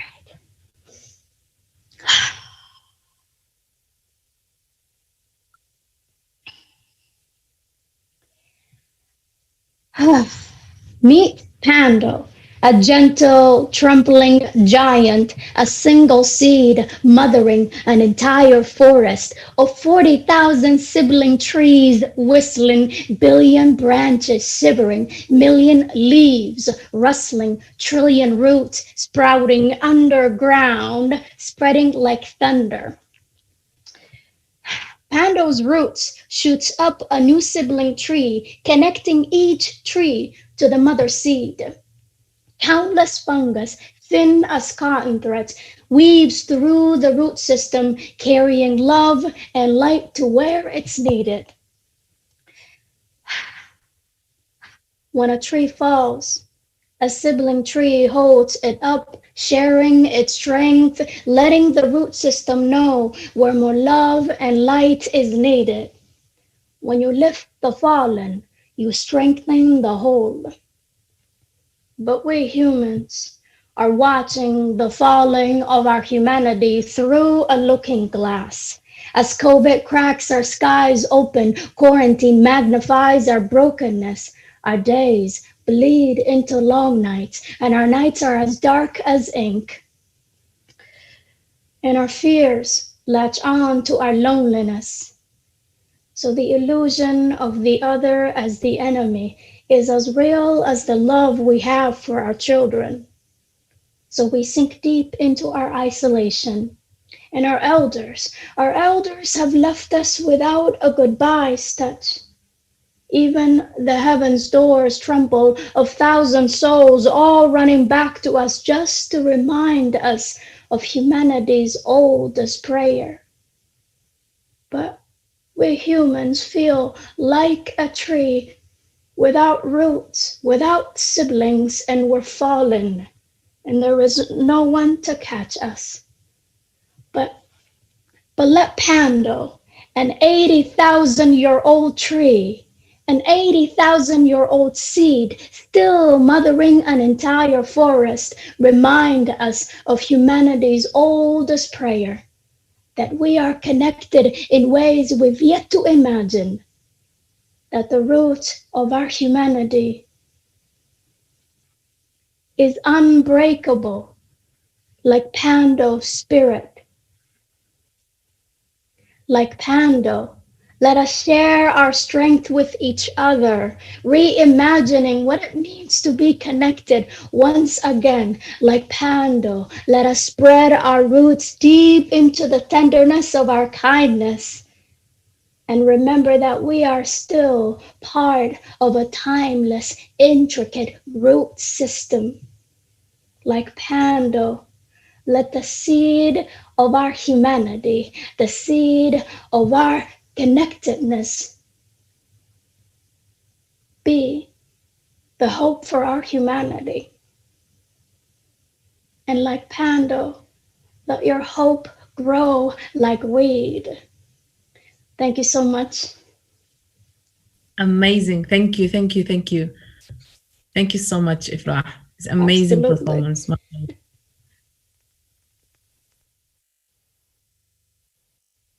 Then hadda xasi aadana session ku xiga session ku xiga maxaa waaye laga sheekeynaya tahriibka waa homeland youth tahriib immigration and trafficking moderatekiisa yahay Bazi Basuri or founder of Help Yatim charity, member of the board of the director Global Somali Diaspora. Next session will be 1 minute. Next session will be Homeland Youth Tahreeb, Immigration and Human Traffic, will be the moderator Bazi Basuri, founder of Help Yatim charity, member of board director Global Somali Diaspora. Bazi, the floor is yours.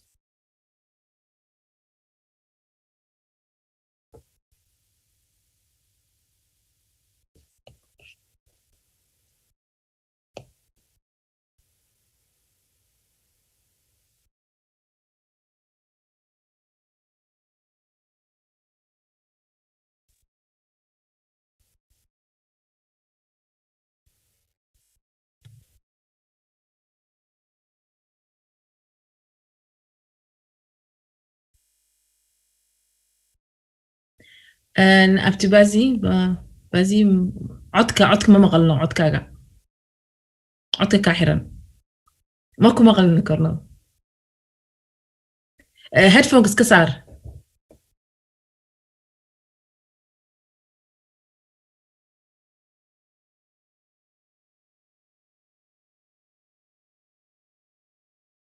may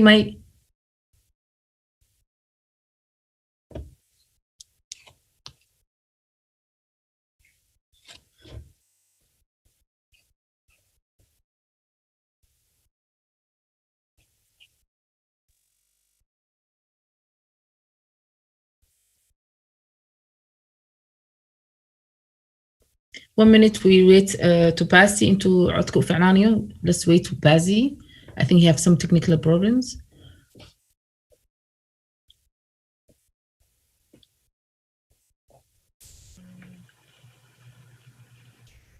Yeah, حدوكم مغلق ملانيا.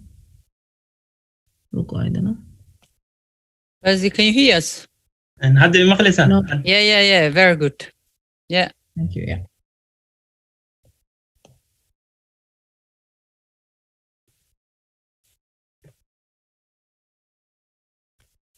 من مخلصين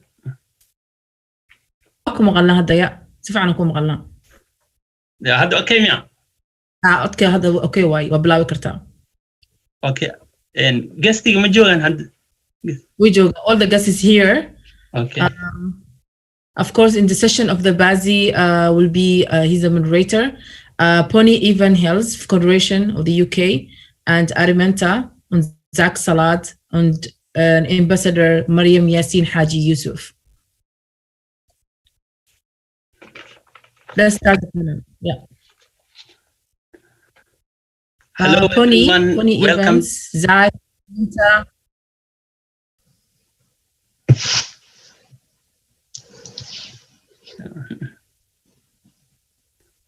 Hello everyone, welcome to another exciting session of GSD Annual Summit as we are covering Tahrir migration, human trafficking that has become global crisis today.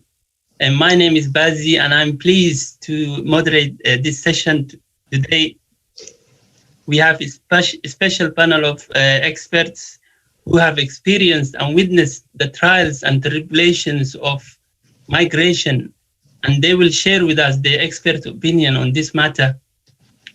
And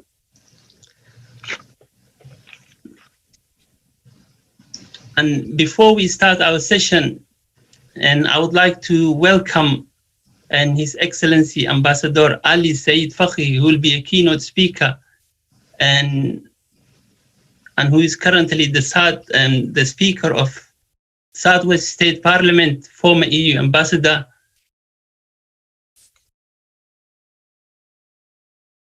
مجو ولي Ambassador Ali. Okay. Okay. I'm here. Okay. Where Joga? Hello, yes. Yeah. Please join me to welcome His Excellency Ambassador Ali Said Fakhi, a Speaker of Southwest State Parliament, former EU ambassadors who have worked so hard and has shown courage and commitment to an organized return of Somali youth who were stranded in Libya. And please join me to welcome our keynote speaker, Ambassador Ali Said Fakhi, and the floor is yours, sir. Yeah. Well, thank you very much, Bazi, for introducing me, and I'm very glad to be part of this panel, to be the keynote speaker. I would like to give you an overview of an experience that I've had in Libya, and my colleague also, Mariam Yassin, will chime in. You know, smuggling of migrants and human trafficking is a big business. It's multifaceted, and it's an international network, criminal network. In Somalia, Somali smugglers and traffickers recruit boys and girls from all parts of Somalia, obviously promising them a quick entry to Europe. They move them from Bosaso to Yemen to Sudan, or from Hargeisa to Ethiopia and to Sudan, where they sell them to Sudanese smugglers, who then drive these migrants to the desert into Libya. In Libya, they get sold again, but this time to Libyan smugglers or brokers. These migrants are then moved to holding centers in Al-Kufra, Rubianas, just to mention some, Sabha, Jabia, Umurani, and Bin Walid town. These are just some places, just to mention some places. They undergo beatings, abuses, torture, forced labors, and rape.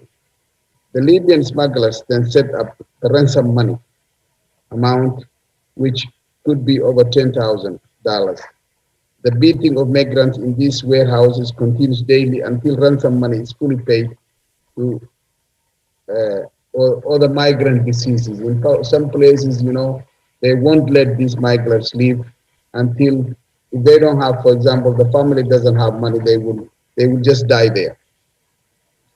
You know, reliable sources confirm that Bin Walid Holding Center estimated to have, at the time when I was talking, this is in 2018, they had like 30 to 40 holding centers. Is a living hell, followed by others in the far south that are run by the Tubawi black Libyan brokers. Life in these shelters have no value as migrants are tortured to death routinely. Upon receiving the migrants in these shelters, they are immediately required to call their parents and provide them a phone number where the ransom money should be transferred. Once the ransom money is received, the migrant is put off the list from the daily beating and then transferred to the coastal towns of Libya, such as Zawiya, Grapoli, Sabrata, or Zuara, and in the hands of other smuggler traffickers who will then arrange a perilous boat trip to Italy after an additional payment. However, there are cases of further kidnapping of migrants by other gang smugglers following a raid at the shelter or while on their way to the coastal towns, who then demand additional ransom for their release. Each year, several boats capsize off the Libyan coast or the Mediterranean Sea with immense human traffic, with immense human loss. Sorry. Wow, I'm losing the battery. Sorry, just 1 second. So I have to go and I have to move. Sorry, I have to move from. No problem. Let me just charge the computer.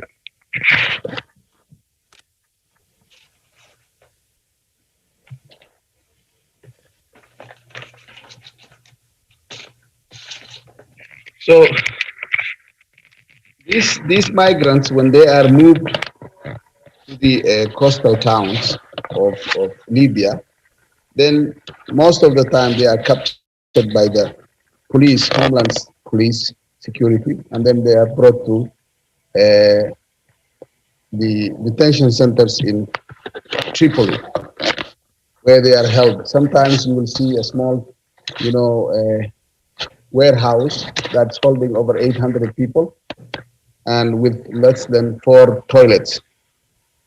The life is miserable there. They continually. They don't receive any food, you know, they receive at least minor food, little food, some breads. They receive no health care, and practically they can be resold again. And then, you know, when I went to Tripoli, I visited all those detention centers, and they had like, sometimes they had like over 500 Somalis, where I personally went and visited them.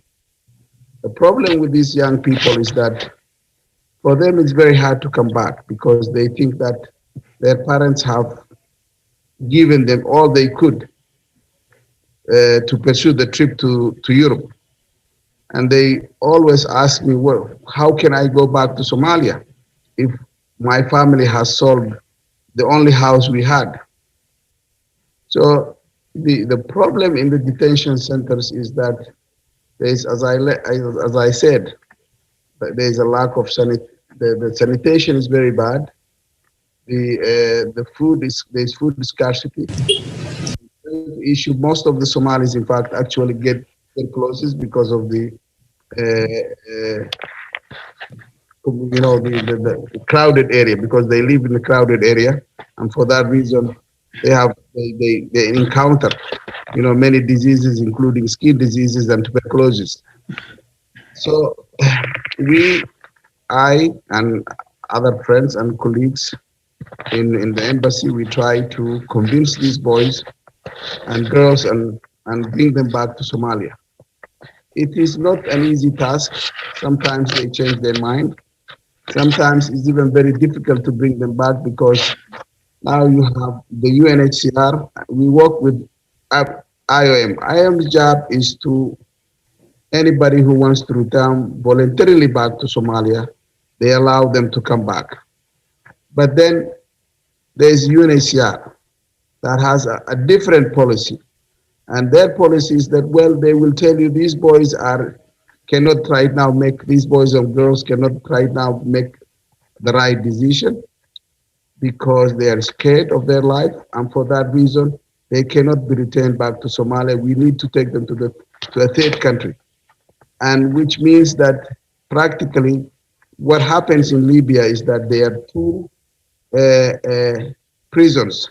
One is a physical prisons that the migrant is held, and one is a institutional prisons.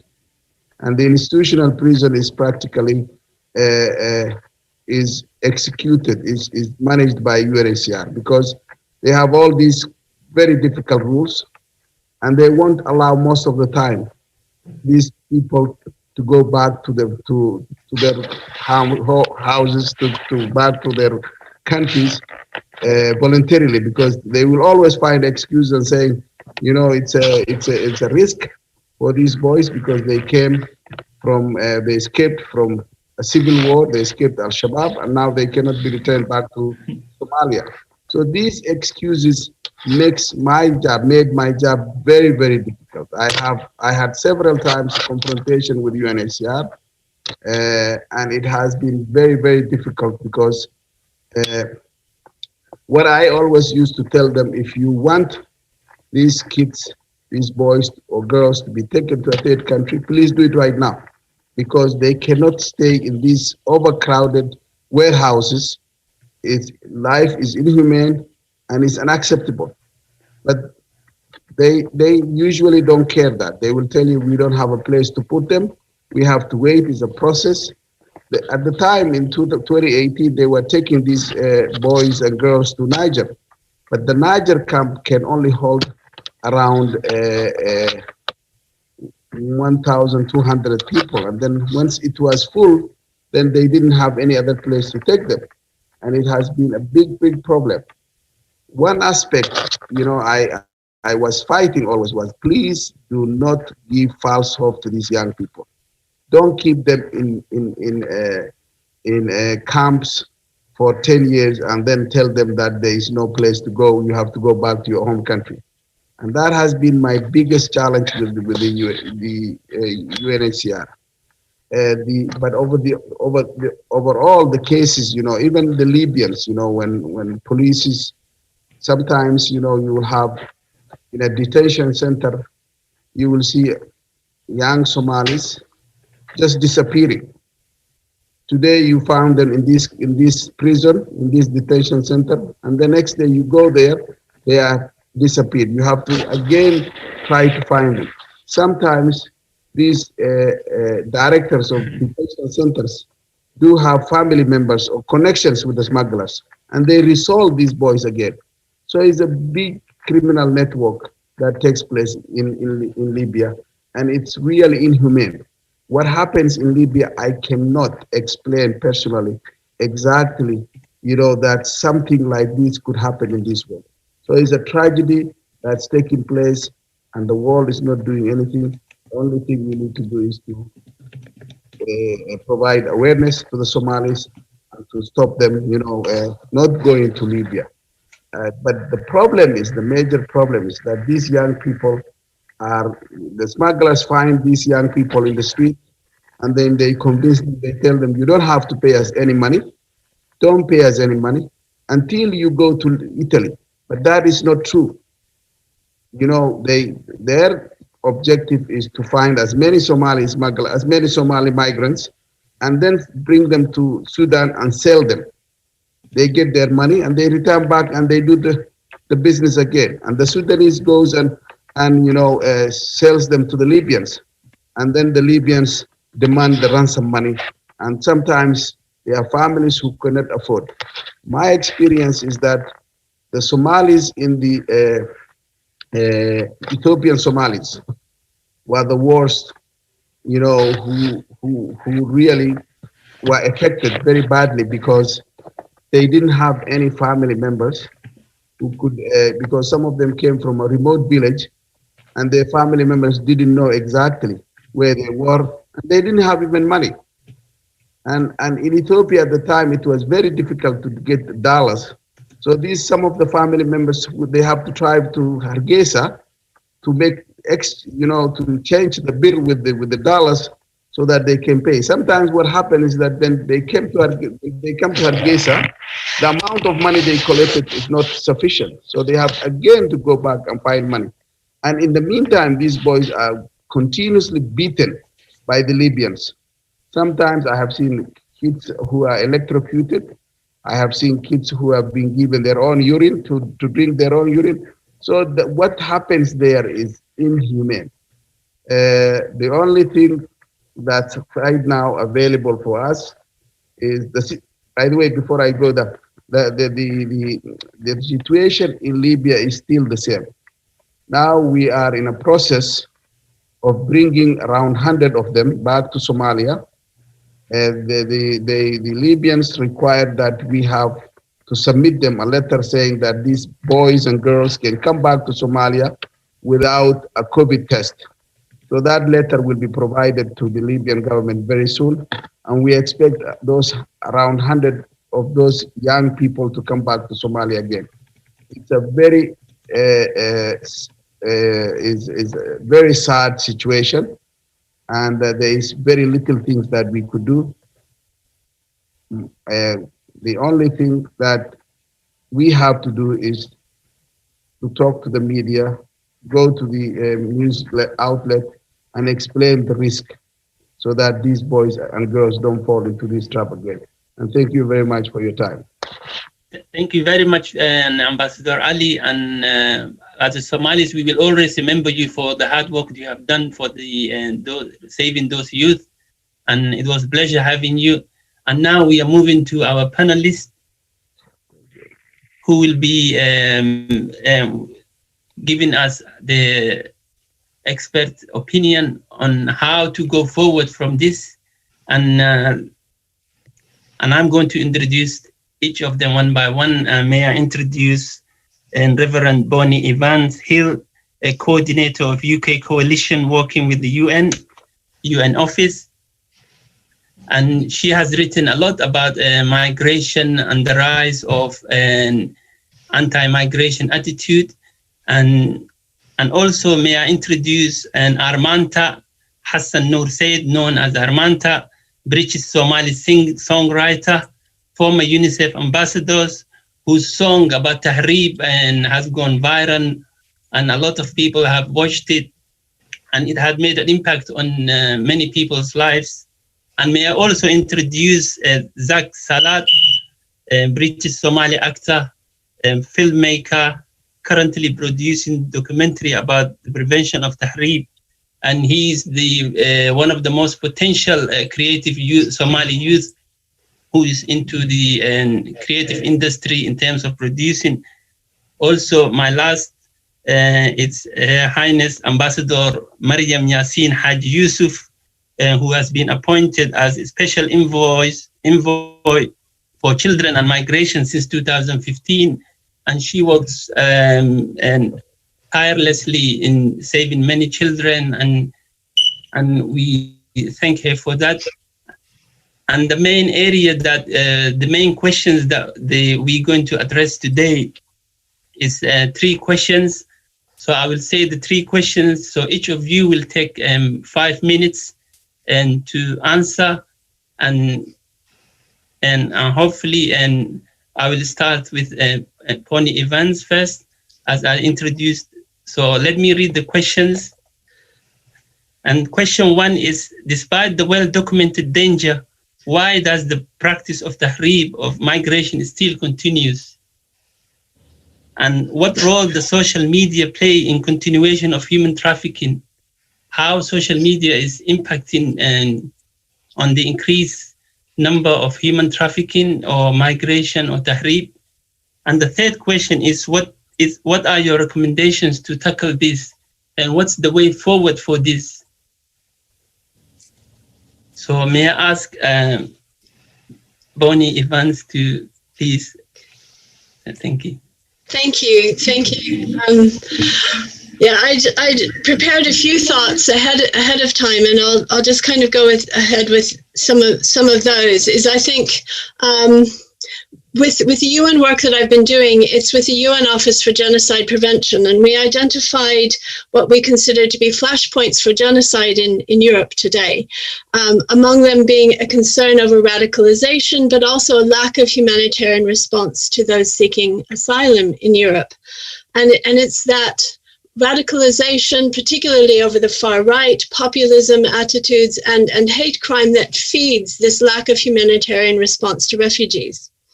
And this is a mix of, it's also mixed with historic racism as well, and a fear of terrorism. But all of this is fed, again, by hate crime and the far right and populism and whatnot. But this is partly responsible for the attitude to refugees or those seeking asylum. What's resulted is that we've got a tightening of European borders. And alongside that, something called the Dublin Agreement, which means that people have to seek asylum in the first country that they land in. They can't just, it's not, you land and you seek asylum, but then you have freedom of movement. And what that's done is that has meant that one member of a family may arrive in Germany by plane, and somebody else arrives in Greece by boat, and somebody else in Italy. And they're all part of one family, but because of the Dublin Agreement, even if they're given asylum, they're prevented from family reunion. So you sometimes have unaccompanied minors who arrive seeking to join family members, say in the UK, but they're prevented from doing so because of the Dublin Agreement. So you have separation of family. That contributes to what I would consider to be trafficking within the European Union. But even before that, what we have is this attitude of we don't want anyone coming. That's sheer racism. So there's this lack of, we're not going to rescue people in the Mediterranean. And the reason we're not going to do that is because we don't want them to actually enter the Mediterranean in the first place. So we're going to prevent rescue. Because we don't want them crossing. It doesn't really make sense. And then people that happen to be found are then taken over to the Libyan Coast Guard. So what we have is the European Union is funding the Libyan Coast Guard, as well as, last year in November, I came up with a figure of 26 concentration camps in Libya, which we heard described so horrifically by His Excellency the Ambassador. So we're paying to keep people out of Europe, and then there's also different countries, and in order to prevent crossing of borders, different walls have been set up, or border guards have been set up. So we've really tightened things up. What that means is that for people who are traffickers, is that there's more and more profit in trafficking. If you make it dangerous and you make it harder, then they can charge more, and their business increases. Whereas if actually we instead provided safe migration corridors, which a number of people, including there's something called the Council of European Churches and the Churches Commission for Migration in Europe, but they've been working with other faith leaders as well. They're advocating something called safe passage, where we have safe migration corridors where people can move from place to place in a safe manner, and ending what's called the Dublin Agreement, so that once you enter Europe, you have asylum in Europe, and that's it. You can rejoin and and your family. So it's as if all of the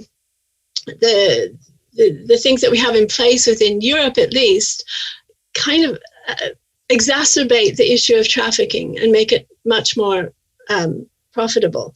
If instead people could take a ship, just pay a ticket and take a little ship across the Mediterranean, then the thousands of euros that people save, they sell their homes, sell their property to send somebody across, that could all be used by those people seeking asylum to actually build up a new life. Rather than paying it to the traffickers, it would help those individuals, but it would also help the nations in which they're joining. What we've heard from both the First Ministers in Scotland and in Wales here in the UK, they've both expressed a desire to welcome people seeking asylum, welcome refugees. And their attitude is that this actually helps regenerate dying communities and helps the economy. Nicola Sturgeon, the First Minister of Scotland, has said refugees do not take away jobs, they actually help create them.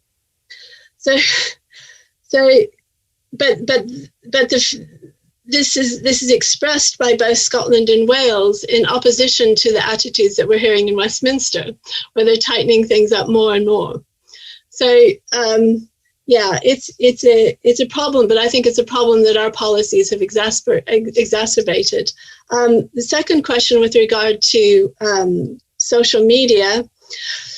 Oh, that's a difficult one. I don't think I can even enter into that. You have to remind me what the third one was. Was it about what solutions we can come up with? Is that correct? I can't hear you. Sorry.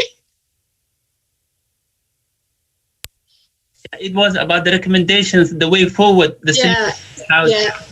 Yeah. So what I'm going to do is I'm going to put on the chat. There's a document that's been produced by the Church's Commission for Migration in Europe, and it's presented to the European Commission. It's called the Advocacy Statement on the Situation of Migrants and Refugees in Europe, and it covers much of what I've just been trying to say very quickly. And I think it'd be a useful document to share. So I'll share that on the chat. Thank you.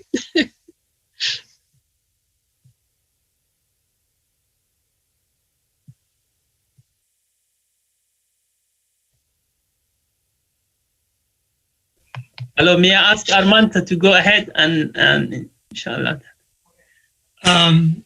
It's good to join you, and I just want to say greetings, everyone.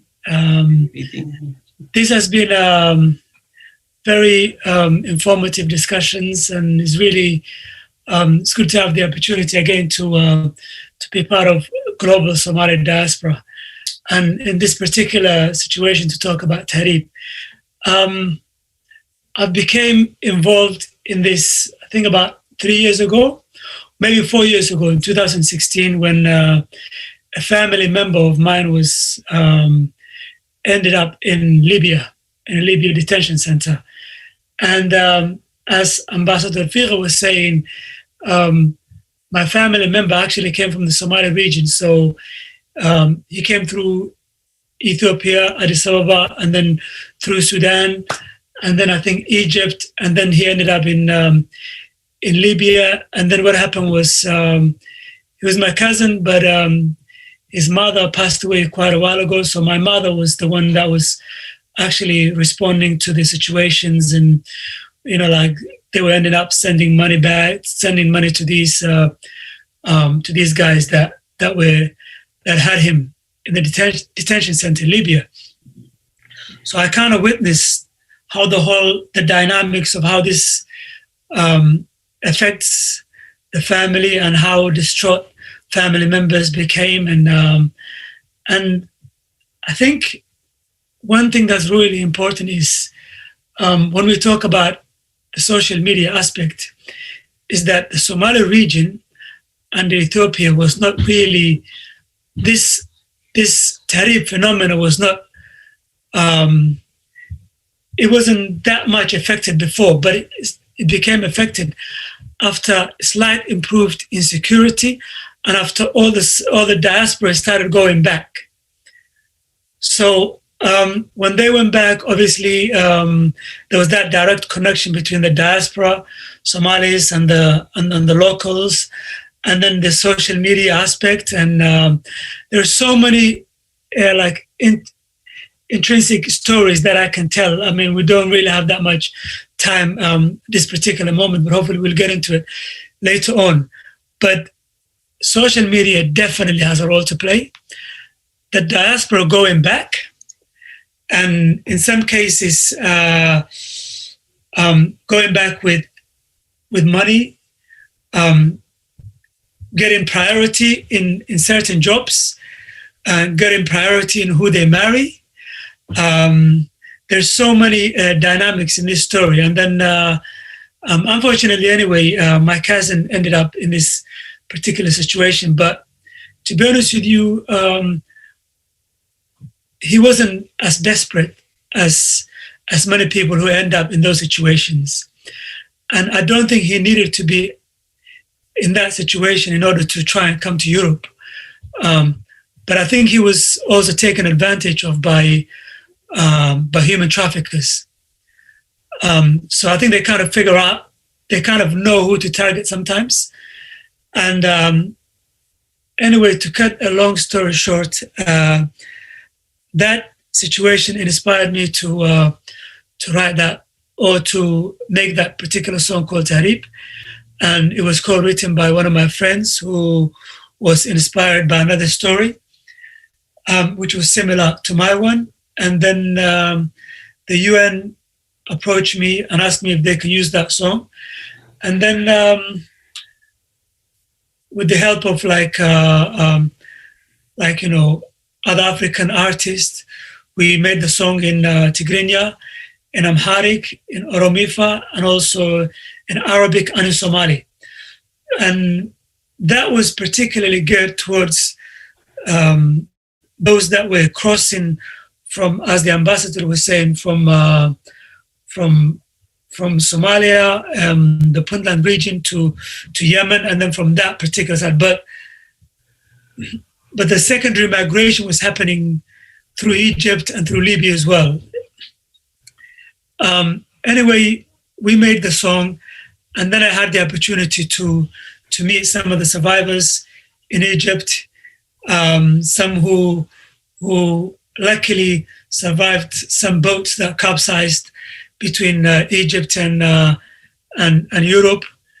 And also then in 2017 and 18, I was able to go to some of the refugee camps in Ethiopia and meet some of the youth who were, and some of the families whose children were, some of them unfortunately died, some of them survived and made it to Europe, and some were still in some of the detention centers. So for 2 years, 3 refugee camps I went to, and I stayed a week in each camp and then meet those people. And really, the thing is, it's easy for us as a diaspora to sit here and talk about, how can we, what's driving them, unless you are actually in their shoes, unless you are in one of these refugee camps, where some of them were born in these refugee camps, and some of them are in their 20s and their 30s, when you don't have opportunities, when some of these camps in Ethiopia at that particular time, you couldn't even leave the camps and to go to some of the nearest towns, we really, is the hope, there's no hope for them really. So some of them, unfortunately, that hope, even in this pandemic era, they are risking their lives. And what's driving them is the lack of opportunities, sometimes the security issues, in some of these regions and camps that they're in. So, and also we live in a world where if I have a European passport, I can freely travel anywhere I want to. But if you have an African passport or Middle Eastern passport, you can't go anywhere. So there are so many double standards and really issues that really drive these young people. And and the question of social media definitely is something that really drives and influences youngsters especially. And thank you very much indeed, Armanta. And we will be playing that song after this session ends, and hopefully you will enjoy it. And now, would you please welcome with me Zach Salat to answer these questions for us, please? Thank you. Hello, guys. Assalamu alaikum wa rahmatullahi wa barakatuh. His Excellency, distinguished guests, ladies and gentlemen. My name is Zach Salat. I am a British Somali filmmaker based in London. I hope you can all hear me very well. I got into the knowledge seeking of what Tahrib is after my first film was selected by the DTLA Film Festival to represent Somalia for the 7 enemy nations. After that, I decided to do a feature-length documentary that tackled the issue of Tahrib. After witnessing many youths complain about how they were treated in different parts of the world when they were being moved and mobilized, it was my responsibility as a filmmaker to use my craft and my art to express these honest and true recounts of people's lives. Throughout my whole research and my presentation in terms of my data collection for my documentary, I met many youth who honestly are complaining about lack of transparency when it comes to Tahrib and its myth and the legends that are attached and associated with it. Tahrib isn't something new, I'm sure, as you distinguished guests here know, but the idea that the youth are far more better in other parts of the world than they are in their home countries is an issue that has scrooged a generation. And I believe that there's members of high positions of power and authority here today in this meeting that will address that issue, hopefully in the near future. But I want to go into the points of how the youth are being coerced into trafficking and how they're being deceived by members who are led to believe to be supporting them. That those are members of the diaspora like myself. I myself take responsibility and acknowledgement when it comes to how I present myself as a filmmaker on social media and online. I know that there's youth who are in places like Somalia, places like Ethiopia and Kenya that watch people like me, and they see an image of a young man living in the Western world, in Europe. And that image, from what I've heard in my documentary and in my research, has inspired many people to risk their lives. This brings me to the latter point that I want to mention, which is communal responsibility and responsibility sharing when it comes to this topic of Tahrib. This isn't just an issue that is only left for politicians and members of states. It's an issue that's left to family members and households. And that issue is something that I believe collectively, as we as Somalis and we as the international community working together, can bridge. What I can say in terms of social media and the role that it plays a very heavy role. It plays a heavy role in terms of people watching and seeing how other people live. It entices them to do things that they necessarily most likely wouldn't do. So we can use that opportunity on social media to engage with the youth who are far more at risk to being trafficked and also to going into these camps that are designed to desensitize, dehumanize, and also to sell off these people as if they are human cattle. Thank you so very much. And that's it. Thank you very much indeed. And Zach Salat, we appreciate your contribution. It has been worthwhile. And would you please welcome with me and Her Highness Ambassador Mariam Yasin Haji Yusuf. Please, the floor is yours. Thank you very much indeed. Thank you very much for giving me the floor, and thank you very much, friends of the Global Somali Diaspora Network, for inviting me here today, and I'm really honored. I will answer, I'm looking forward to answer the issue on the social media, because it can play a very good role in preventing, but also in promoting. I just wanted to highlight that, well, I took this role as the special envoy 5 years ago. And to be honest, at the time, it was very quite unique because I wanted to work with the government on children issue. I was coming out of a personal tragedy. I lost my husband in a terrorist attack in Nairobi. And I just thought that I just wanted to work with children, and because if children are given the opportunity, and especially the opportunity to learn the Holy Quran in the in the correct and traditional way, then we can prevent terrorism.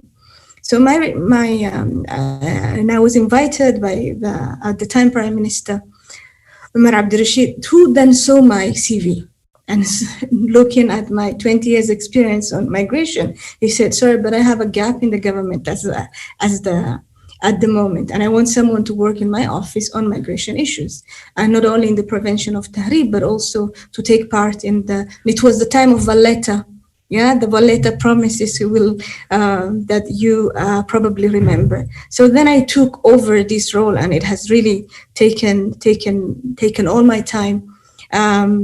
I'm a diaspora myself. I'm a migrant. I have been internally displaced, and I've been working on Tahrir in Italy at the moment, at the receiving end of Lampedusa. And the stories we were hearing about the brothers and sisters from Somalia that were tortured in Libya was just overwhelming. And at some point, I took a break just to come back to it after 5 years. So then in 2018, I've been joined by my very good friend and brother, Ali Said Faqi, and went together to Libya. And I remember when we went to Libya, there was not so many people that were interested to risk their life there. And it was myself and Ali at the time. And I remember at some point, Ali telling me, Mariam, take the first group back to Somalia. You are a mother of two. And I cannot just think of the risk I'm going through and you being with me. And I'm really I was so much thankful to Ali at the time. As a brother, I listened to him. I said, I will take the first group and I'll prepare the ground for more and more return. And it has been really a struggle. It has been personally touching at the very personal level. Recently, one of my family members, a very close cousin, embarked on the Tahrir. And I remember I was very angry at him. But sometimes you really ask yourself, what is driving our youth? Most of the time, we know the issues of insecurity, lack of job opportunity. But what I really wanted to highlight is just sometimes even youth that have those opportunities are also embarking on the Tahrir. With this idea that life is better abroad. Sometimes just to find themselves after 3 years in Libya being tortured and going through paying ransom and telling you, they call me Mama Mariam and telling me, Mama Mariam, I came back after 3 years. I've been tortured. My family paid after $18,000. And all what I wanted was an opportunity to travel, a job in the government, and going back with my studies. And after 3 years, I got that. And he asked me, was it really worth it to go through all that? Coming back after 3 years. So these are also, the personal experiences that the returning migrant go through. And as Ambassador Ali mentioned, we are also working at COVID has really delayed the safe return, voluntary safe return back to Somalia because of COVID. But now we are starting, especially with Libya. We have already returned from Tanzania. And I wish to highlight that there's only not the route towards Europe or towards the Middle East, but it's also the one within Africa, South Africa. And our young people don't even reach there. They're arrested in Tanzania. And we have, last year, we have managed to establish a dialogue with the Tanzanian government through IOM and through our diplomatic channel. We repatriated almost 70 that have been in jail for 10 years. And the sentence was between 3 and 5. And these were Somali of all kinds.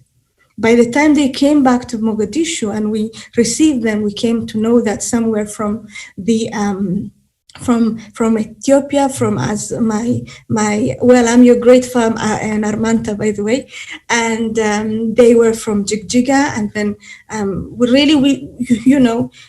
Somalis speak the same language, and the struggle we go through, no matter you are a Somali, Kenyan, or Somali from Somalia, or wherever we want to call ourselves, people are really treating Somali migrants the same way.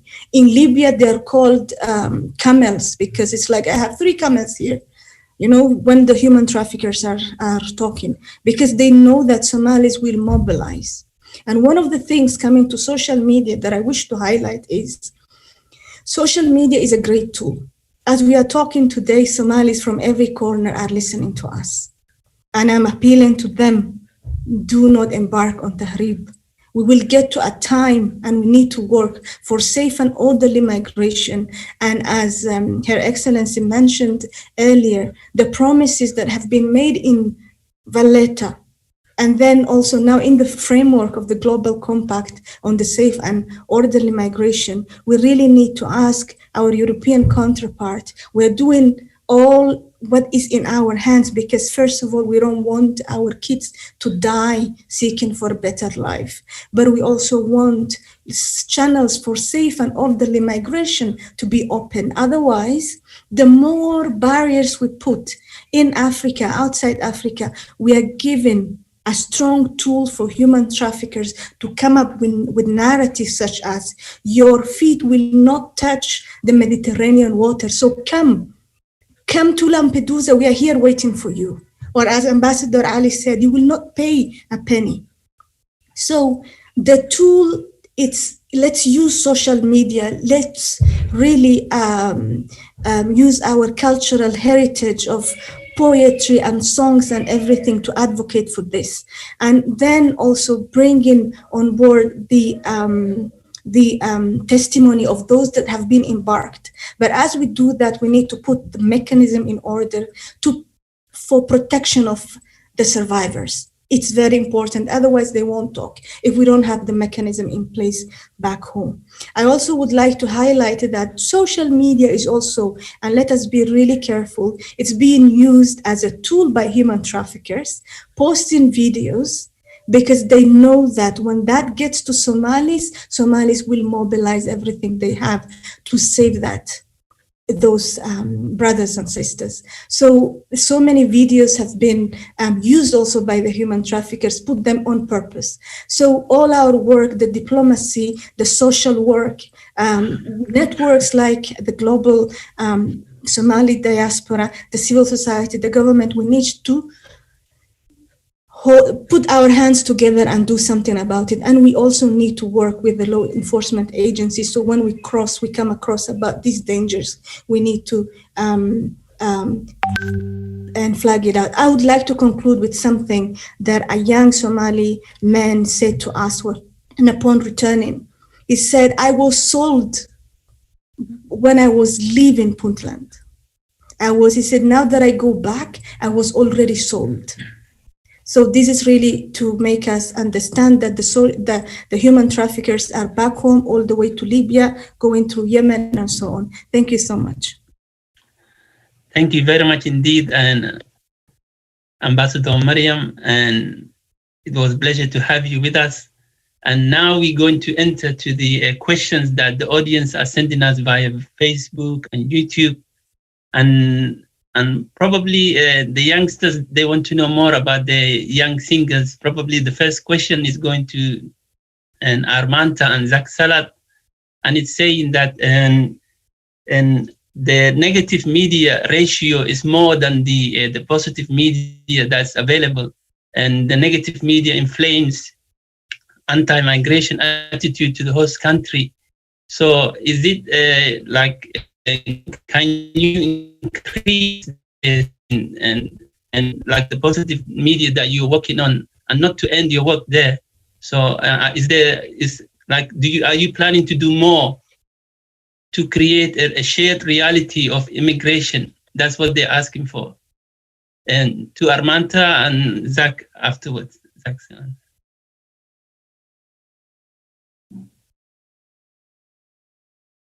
And you're muted. Yeah. Armanta yomi. سؤال ما إن سؤال شو بسؤال مركل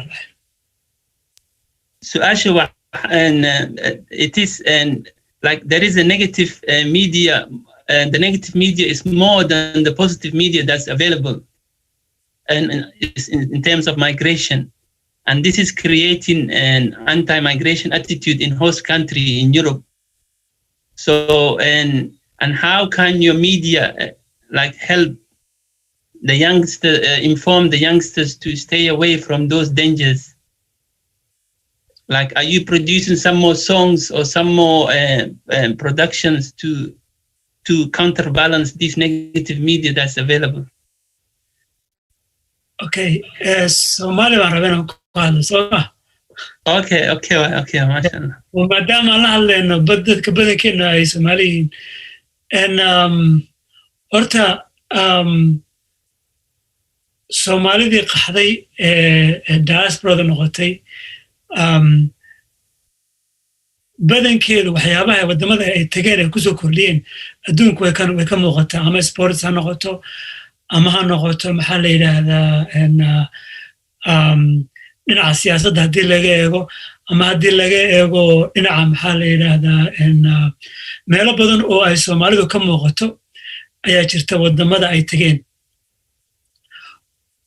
inkasta oo haddii media hadday noqoto telefishinada caalamiga ah ee wadamada reer galbeedka marka la yidhaahdo inta badan siyaasadda marka loo isticmaalayo laga dhigo dadka wadamada tegay dad aan waxba kusoo kordhin ama dhibaatooyin kusoo kordhiyey laakiin waxaad moodaa iminka haddii dhinaca social media la eego kale waxaa jira waxyaabo badan oo Soomaali haddaan nahay wanaagsan aan kusoo kordhinay wadamada aan tagnay baa jira waana muuqataa xumaana dee inagu bini aadan baana markaa dhalinyarada waxaa jirta dhibaatooyin geystana way jiraan laakiin inta badan waxaa muuqda oo aad baryahan dambe usoo muuqanaya dhalinyaro badan dhakhaatiir hadday noqdaan haddii ay dhinaca mataqaanaa tacliinta hadday noqoto dhinaca kasta la eego waxaad moodaa generationka ay ka dambeeyaan inay la qabsanayaan marka qaarkoodna ay dhaafayaan wadamada ay joogaan wixii aan ku muujin lahayn wanaagga dadkeenu ay kusoo kordhiyaan kole dabcan anu mar kasta waan diyaar baanu ahay wixii aan ka qaban karana waan ka qabanayaa laakiin dadka markay soo tahriibiyaan inta badan anigu kuma idhaahdo ha soo bixina ama Yurub ha tegina ama Maraykanka ha tegina waxaa idhaahdaa sidaad usoo xaggaad tallaabooyinka aad qaadaysid iyo jidka aad maraysid ka fiirsan idhaahdaa anigu haddaan idhaahdo maanta Yurub baan joogaa waan ogahay fursadaha badanaan ka helay Yurub dhalinyarada Afrika ay joogta aanay ka helayn marka dhoofitaanku ma xuma ee jidka dhoofka loo marayo ayaa xun marka qaarkood jidkaas iyo Libiya iyo Yemen iyo sharci darro la soo maro sharcigaas ma idhaahda iska ilaaliya laakiin ma idhaahdo inta badan ha soo dhoofina qof kastaaba isaga xor u ah isagaana garanaya mustaqbalkiisa wuxuu ku wanaagsan yahay laakiin waxaa muhiima uun dhibaatooyinka loo marayo jidkaas inay arkaan annaguna aan xasuusino dadka dhibaatooyinkaas soo marayna ay mataqaanaa ay xasuusiyaan waxaan rabaa fursan inaan uto ambassador Maryam ambassador Fiqi inaan iyo hay-adaha dhalinyaradaas ka badbaadiyey dhibaatooyinka ay ku jireen ee Libiya inaan uga mahad celiyo hore looma arki jirin idinku baan noogu horreysay xataa anigu waxaan ogaa dhalinyaro kasoo degtay jigjiga intii xamar kasoo degeen jigjiga haddana uu sii gudbay oo yani Soomaalinima lagu badbaadiyey dadkaas ambassador Maryam waxay sheegaysaa taas wey dadkana inagoo kulli Soomaaliba noo arkaan ma kala jeclan meeshaad ka timid marka inaan at least maanta aan leenahay hay-ado iyo dad ku fikiraya siday dadkeenni u badbaadin lahaayeen gabdhaheennii iyo nimadeennii yaryaraa si loo badbaadin lahaan taasna waa alxamdulilah waa mid nagu soo kordhay wey taasna inaan tusno weye adduunka oon dadkaas hawlaha ku jira aan taageerno oo nidhahno maxaa idinla qaban karnaa waynu ku mahadsan yihiin taas.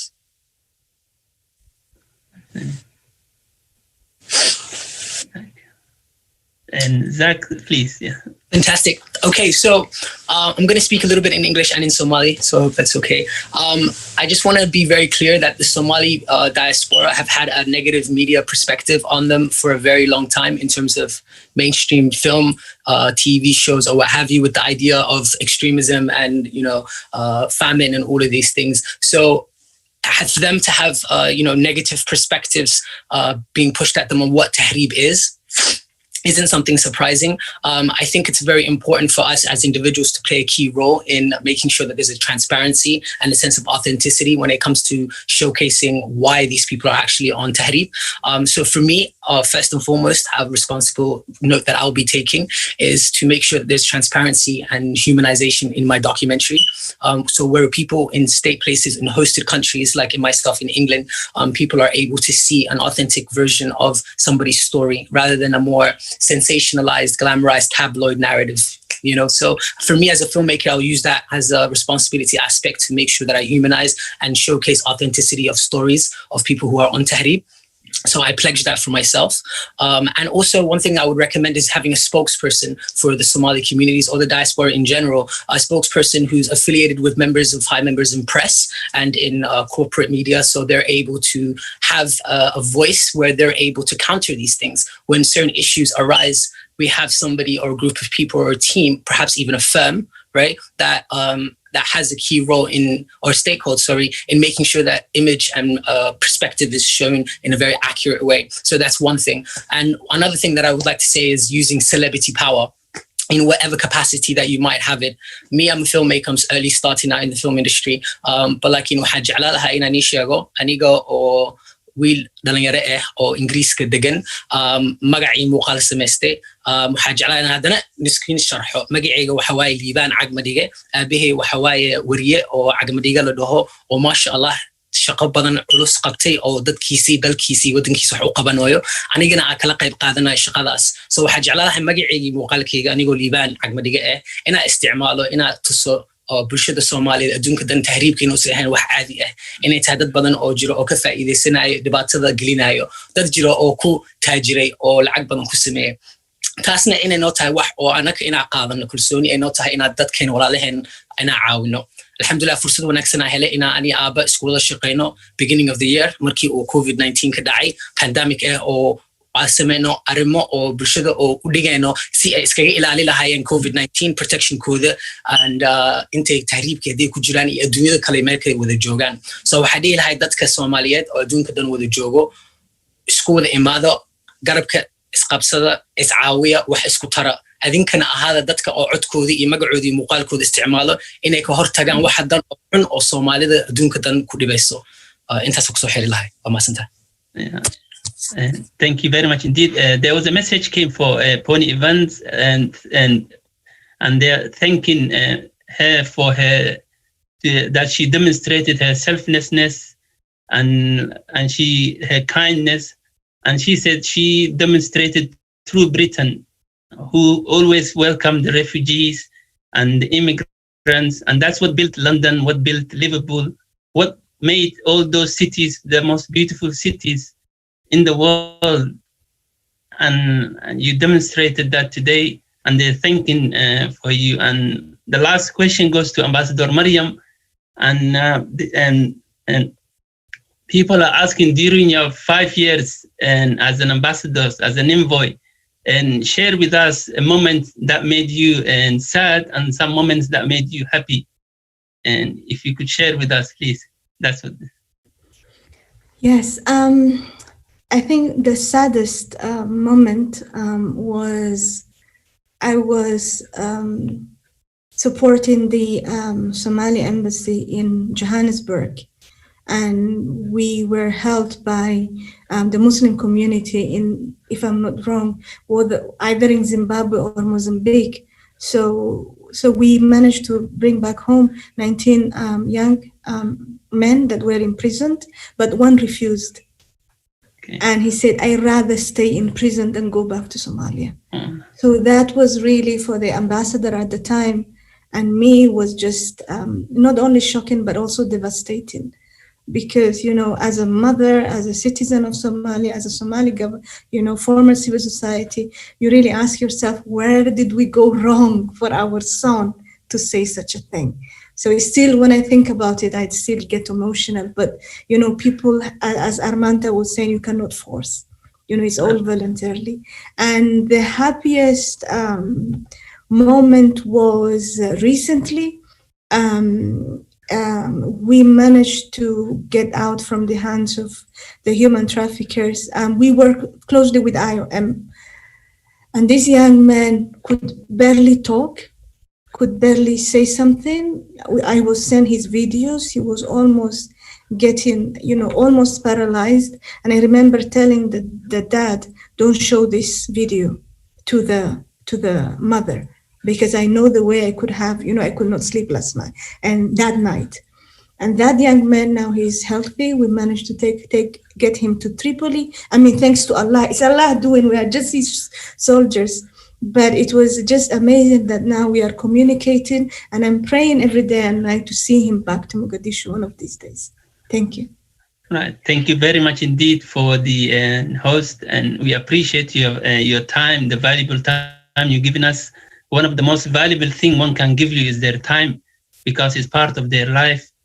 And we also thank those people who followed us from Facebook and YouTube, and we say thank you for your time. And we thank all the youth who are working so hard from the back office, and who have worked so hard. And thank you very much indeed, and pleasure to have you with us. And thank you. Thank you so much, Armand. Thank you so much, Bazi, and thank you so much, the amazing panel discussing thoughts and discussions. Next, we'll go to 10 minutes video from Aramanto, video clip about addiction and traffic. About we choose it as success story. aad uma santihiin sessionkiina aad ma sha Allah u ahaa session fiican oo xil sutay. Then hadda waxaa u gudbeynaa inaa video daarno oo Aramanta ah oo ka sheekeynaya tahriibka iyo immigrationka la daari doonaa 10 minutes.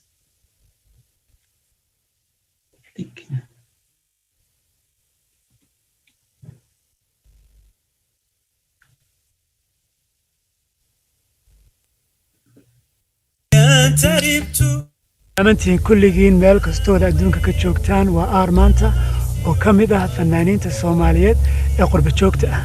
waxaan 3 usbuuc ee la soo dhaafay ku sugnaa 3 xero qaxooti oo ku yaala agagaarka magaalada Jigjiga. anigoo marti u ahaa hay'adda qaxootiga qaramada midoobay ee ku magac dheer UNHCR.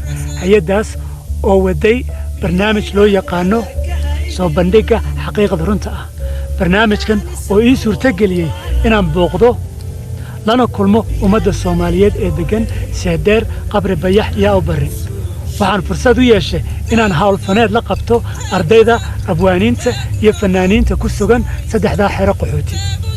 haddaba anigoon hordhac idinku dheerayn, bal ila deehda heesaha aan idiin diyaarinay mid ka mid ah. heestan oo idiin soo diyaariyeen kooxda fanka ee xerada qaxootiga Awbari.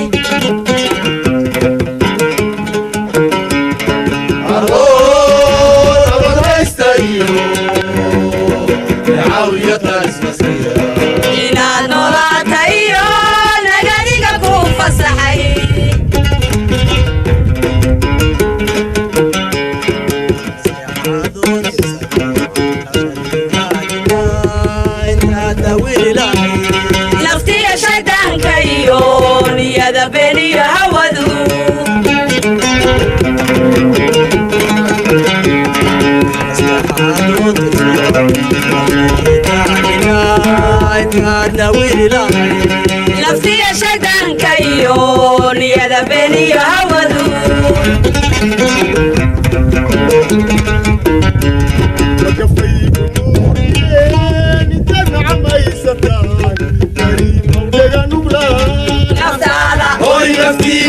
naftaada haw daldalin dadaalna lagu galiyo qodaan lahayn kasoo noqodaan lahayn makafayda nuuriyeen intaad nacamaysataa tahriib hawdeganula naftaada hoy naftiina naftaada haw daldalin dadaalna lagu galiyo nasiibka leer jiro kasoo noqodaan lahayn nasiibka leer jiro kasoo noqodaan lahayn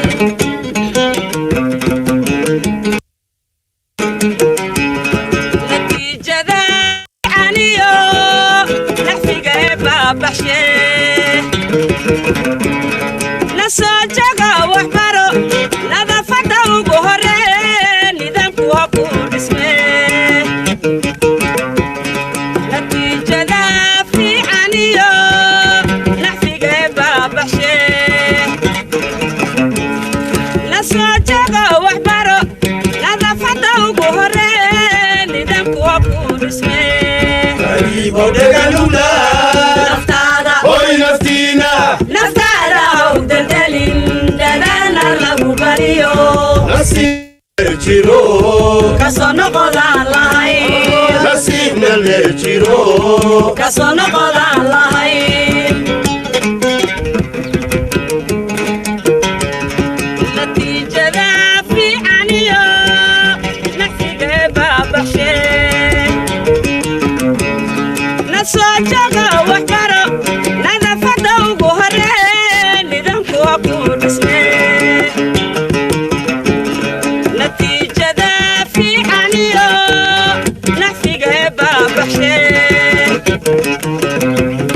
nasoo jaga waxbaro nadaafada ugu horee nidaamku ha ku dhisme qariibo dheganula naftaada hoy naftiina naftaada haw daldalin dadaalna lagu galiyo nasiibna leer jiro kasoo noqodaan lahayn nasiibna leer jiro kasoo noqodaan lahayn nasiibna leer jiro kasoo noqodaan lahayn nasiibna leer jiro kasoo noqodaan lahayn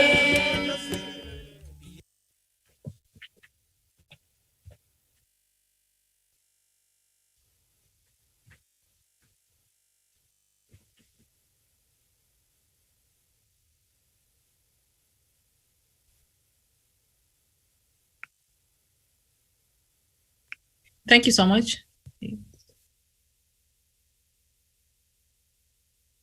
Thank you so much for beautiful music. And Arimanta, do you want to give comment about the music you made about immigration and traffic? Do you have any comment about this video? I just wanted to say basically, talking about that particular video, when I went to those refugee camps, I didn't really think I was going to meet so much talent, people who had so much, people who were using their time, even in difficult situations, to create plays, to write songs, to be able to play instruments. Some of them were even some of the founding members of a well-known bands like Durdur Band, you know. So some of the last song that you saw, some of those musicians were members of a band called Danab, and I think Danab was the Ministry of Defense's band. So I mean, I was really lucky to meet those people and to learn and to see firsthand the experiences. To experience the situations they were in, and still able to create in difficult circumstances, just create and write songs, play music still, you know. So it was eye-opening, really, and I learned a lot from those experiences.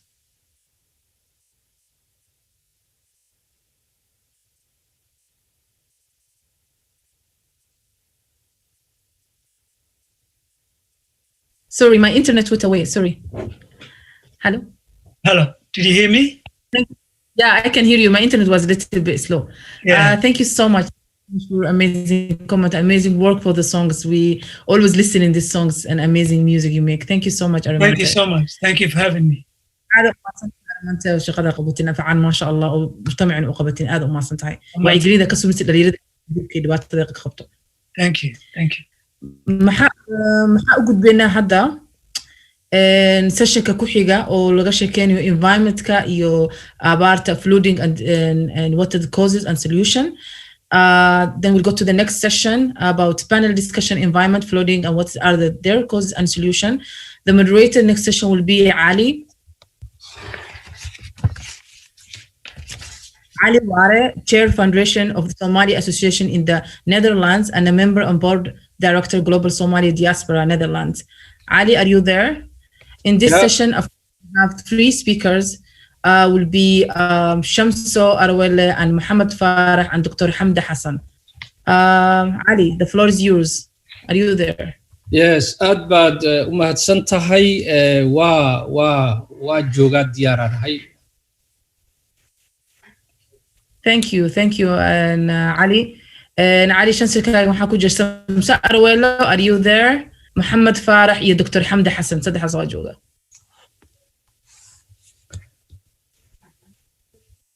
Shamso. Assalamu alaikum wa rahmatullahi wa barakatuhu. Waan ku jiraa diyaaranahay. Soo dhawaaw Shamso, walaal soo dhawaaw. Soo dhawaaw walaal Waare. Aan isku aragnay ani adiga. Waarun holnaan isku aragnay activist adoo maaragtay arrimihii bini'aadanimada ka shaqeynaya isbitaalka. Sax waa. Soo dhawaaw Shamso. Assalamu alaikum. Adar Ali Badal waa soo galay. Okay, Badal.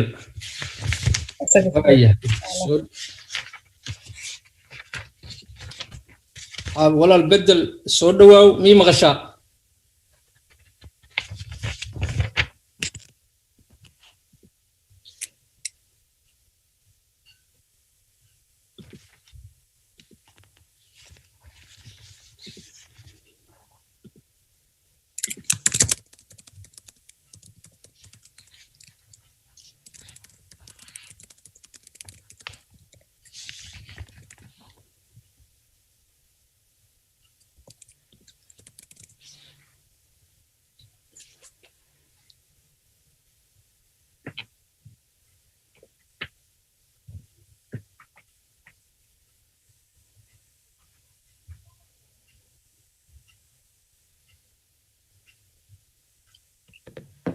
Dr. Hamda iyo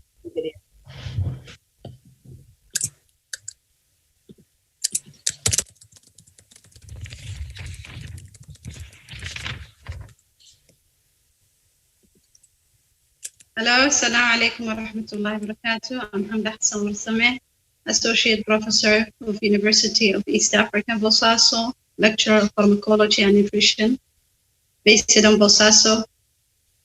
Nice to meet you all. Thank you for having me, Suad. Yeah, walaal Hamda soo dhawow.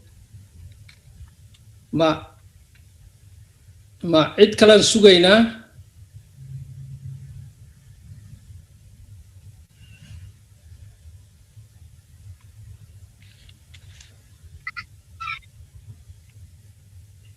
We can start with you all for now. I think we're having technical difficulties. Thank you. Yeah.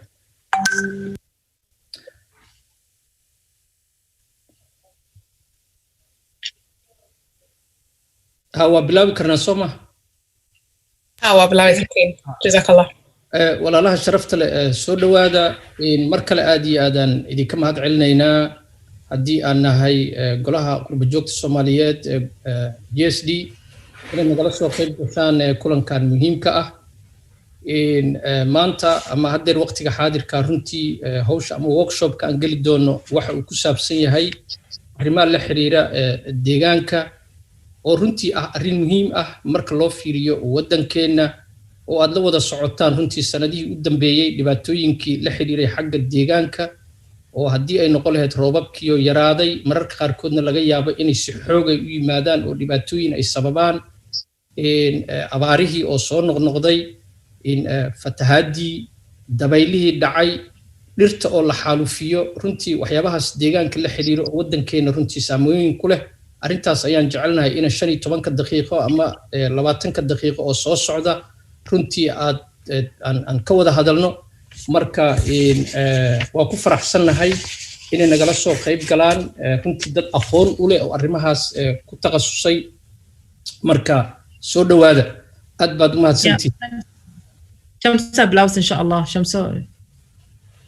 السلام عليكم ورحمة الله وبركاته ومهدسنتها ولال وهري سيدو كلو حان سلامة يا حمدة ونقول جرتو ماشا انت انا هذا بلابن كهر waxaan rabaa inaan ku bilaabo tacsi tiiraanya leh oo aan u diraayo dhalinyarada Soomaaliyeed ee lagu xasuuqay qaraxii ka dhacay jalaatadii dukaanka jalaatada ee Muqdisho waxaan leeyahay Ilaahay sabir iimaan anaga oo dhan ha naga siiyo qaasatan qoyskii ay ka tageen dhalinyarada intaas markaan uga baxo tacsiyadaas waxaan rabaa inaan maxaan ku raada aan wax yar ka hadlo qofka aan ahay iyo sababta aan maanta meesha u joogo magacaygu waxaa la yiraahdaa Shamso Caraweelo Sheego waxaan ahay hooyo Soomaaliyeed oo ku nool Sweden waxyaalo far badan ka qayb qaadata markii la yiraahdo wacyigelinta bulshadeena Soomaaliyeed ha noqoto dalka gudihiisa iyo dibadiisaba oo markii ugu dambeysay hadda aan maaragtay walaal waare aan ku kulanay Holland anaga oo u ololeynayna barnaamijka dhimirka isbitaalka dhimirka beledweyne ee la dhaho maandhaye laakiin hadda maanta arintaas meeshan ugu mujiro waxaan u soo galay anigu mutaliyo isku tag la magac baxay badbaado deegaan wax yar hadii aan ka sheego waa maxay badbaado deegaan waxaan nahay dad Soomaaliyeed oo isku tagay oo rabta in ay dib u beerid ku sameeyaan dhirta iyo wacyigelin ka sameeyaan wadankeena waxaan aasanay 2019 anagoo ka shaqeynay baraawe oo dhir fara badan actually ka beernay markii aan dhirta qaybinayno dhirta intaanan horta arintaas gelin waxaan rabaa inaan dhaho badbaado deegaan waa urur Soomaaliyeed markaan leeyahay waa urur Soomaaliyeed waxaan ka wadaa lacagta soo gasha meel kale kama imaato waxaa laga qaadaa ummadda Soomaaliyeed ama ha ku noolaadaan dalka gudihiisa ama ha ku noolaadaan dalka dibadiisa waxyaalaha noogu muhiimsan ama tiirarka aan ku dhisanahay waxay tahay inaan nahay 100% Soomaali oo macnaheedu ay tahay qofka lacagta bixiyay maskaxda qofka keenay qofka dhaqdhaqaaqay diyaaradda caawisay wiilka Soomaaliyeed ama gabadha Soomaaliyeed geedka dhulka ku beeraya kulli waxaan nahay Soomaali intaas markii aan ka soo tago waxaan nahay dad iskaashata ah oo Soomaaliyeed oo wadanka gudihiisa dibadiisa ku jirta shaqooyin fara badan ayaan qabanay dhir fara badan ayaan abuurnay meelaha aan dhirta aadka u faraha badan ka abuurnay waxaa kamid ah baraawe waxaa kamid ah hobyo waxaa kamid ah wisil waxaa kamid ah gawaan iyo 15 degmooyin kale oo wisil iyo gaalkacyo agtooda ah oo aan dhir fara badan aan ka qaybino dhirta markaan qaybinayso qoysaska ayaan siinaa markaas waxaan ugu darnaa wacyigelin oo qoys walba geedka la siiyay ayaa lagu la xisaabtamaa oo lagu soo kontroolaa labadii hadda bil ugu dambeysay waxaan rabnay inaan sameeyno 2 meel oo xanaano dhireed waanu ku guuleysanay alxamdulillah xanaanada dhirta wisil oo maxaa la yiraahdaa haddeertaan noo soo baxdo xataa qarihi aan abuurno u soo baxay iyo xanaanada dhirta magaalada la yiraahdo gawaan waxay u dhaxaysaa wisil iyo hobyo runtii anagoo arinta bariga dhexe noo mareyso oo aan aad u faraxsanahay ayaa waxaa haddeertaan waqtigan xaadirka ah nagu soo dul habsaday ayaxii faraha badnaa markii hore ayax imaanaya wuxuu ahaa isagoo duulaya ayuu noo yimid swarms of locust aad baan uga cabsi qabnay ilaahay amarkiis wax dhaawacsaas nama gaarsiinin laakiin beerteena gawaan ayuu soo gaaray oo xoogaa damage gaarsiiyey markuu naga tegay hadda waqtigan aan xaadirkan hadda idinla hadlayo actually waxaa hadda dilaacay ukuntii ayaxaas u ka tegay oo afka Soomaaliga markii ayaxa wuxuu leeyahay qaybo kala duwan oo korinkiisa ah markuu yar yahay ukunta ee dilacda waxaa la yiraahdaa koronkoro malaayiin ah ayaa hadda nagu habsatay beerteedii hadda aan sameynay ee ku yaalay gawaan ku taala actually dhaawac weyn u gaarsiiyey geedihii faraha badnaana maaragta damage u gaarsiiyey beerta wasiil hadda alxamdulilah way nooga badbaaday laakiin waxay ku badbaaday ilaahay ka sokow dhalinyarada reer wasiil oo u dadaaleen oo shaqo xoog la qabtay waxaan isku daynay maaragta maadaama waxaan aad u fara badan yihiin ma awoodno inaan joojino laakiin waxaan isku daynay yani jihada ay ku socdaan inaan ka jaha wareerino oo dhinac kale u jiheyno si ay dabeesha u raacaan ay meel kale noo aadaan marka beerta wasiil ma soo gaarin dhalinyaro fara badan aad uga shaqaysay wax kastana waa iskaa wax u qabso mahadsanid Dr. Shamsa aad iyo aad u mahadsan tahay marka arrimahan runtii dhiraynta ah wadankii aad ka samayseen muhiimadda ay dhirayntu leedahay kulley runtii waa ognahay laakiin dadka ma lagu wacyigeliyey in ay taas ay dareensanaadaan muhiimadda ay u leedahay dhirayntu iyaga oo ay runtii ay qayb ka qaataan xanaanayntooda iyo waraabkooda iyo ma aragtay inaan maaragtay la kobciyo arrimahaas ma lagu dhiirigeliyey waxyaalaha aan qabano dhirta markii aan qaybinayno waxaa ka mid ah wacyigelinta bulshada oo aan rabnay inaan barno ku abaabino bulshadeena muhiimadda dhirta that's why taas aan keenayso markaan leenahay geedka markaan qoyska siino waan kula xisaabtamaynaa bil kasta waa loo tagaa halkuu maraya ma waraabiseen sirig ma ku wareejiseen si arigii aysan u imaanin ama caruurtii banoonigooda uusan ugu dhicin marka waxaan isku daba wadnaa geeda qaybin iyo wacyigelin aad iyo aad baad u mahadsan tahay waa u soo noqon doonaa haddii ilaahay yiraa kolley waxaan jecelahay inaan hadalka siiyo Dictoresa Hamda Hassan Warsame oo ah Associate Professor Faculty of Medicine and Health Science East Africa University Bosaso haddii aan saxsanahay marka walaal Hamda soo dhawow Wandaway walaal hadsanid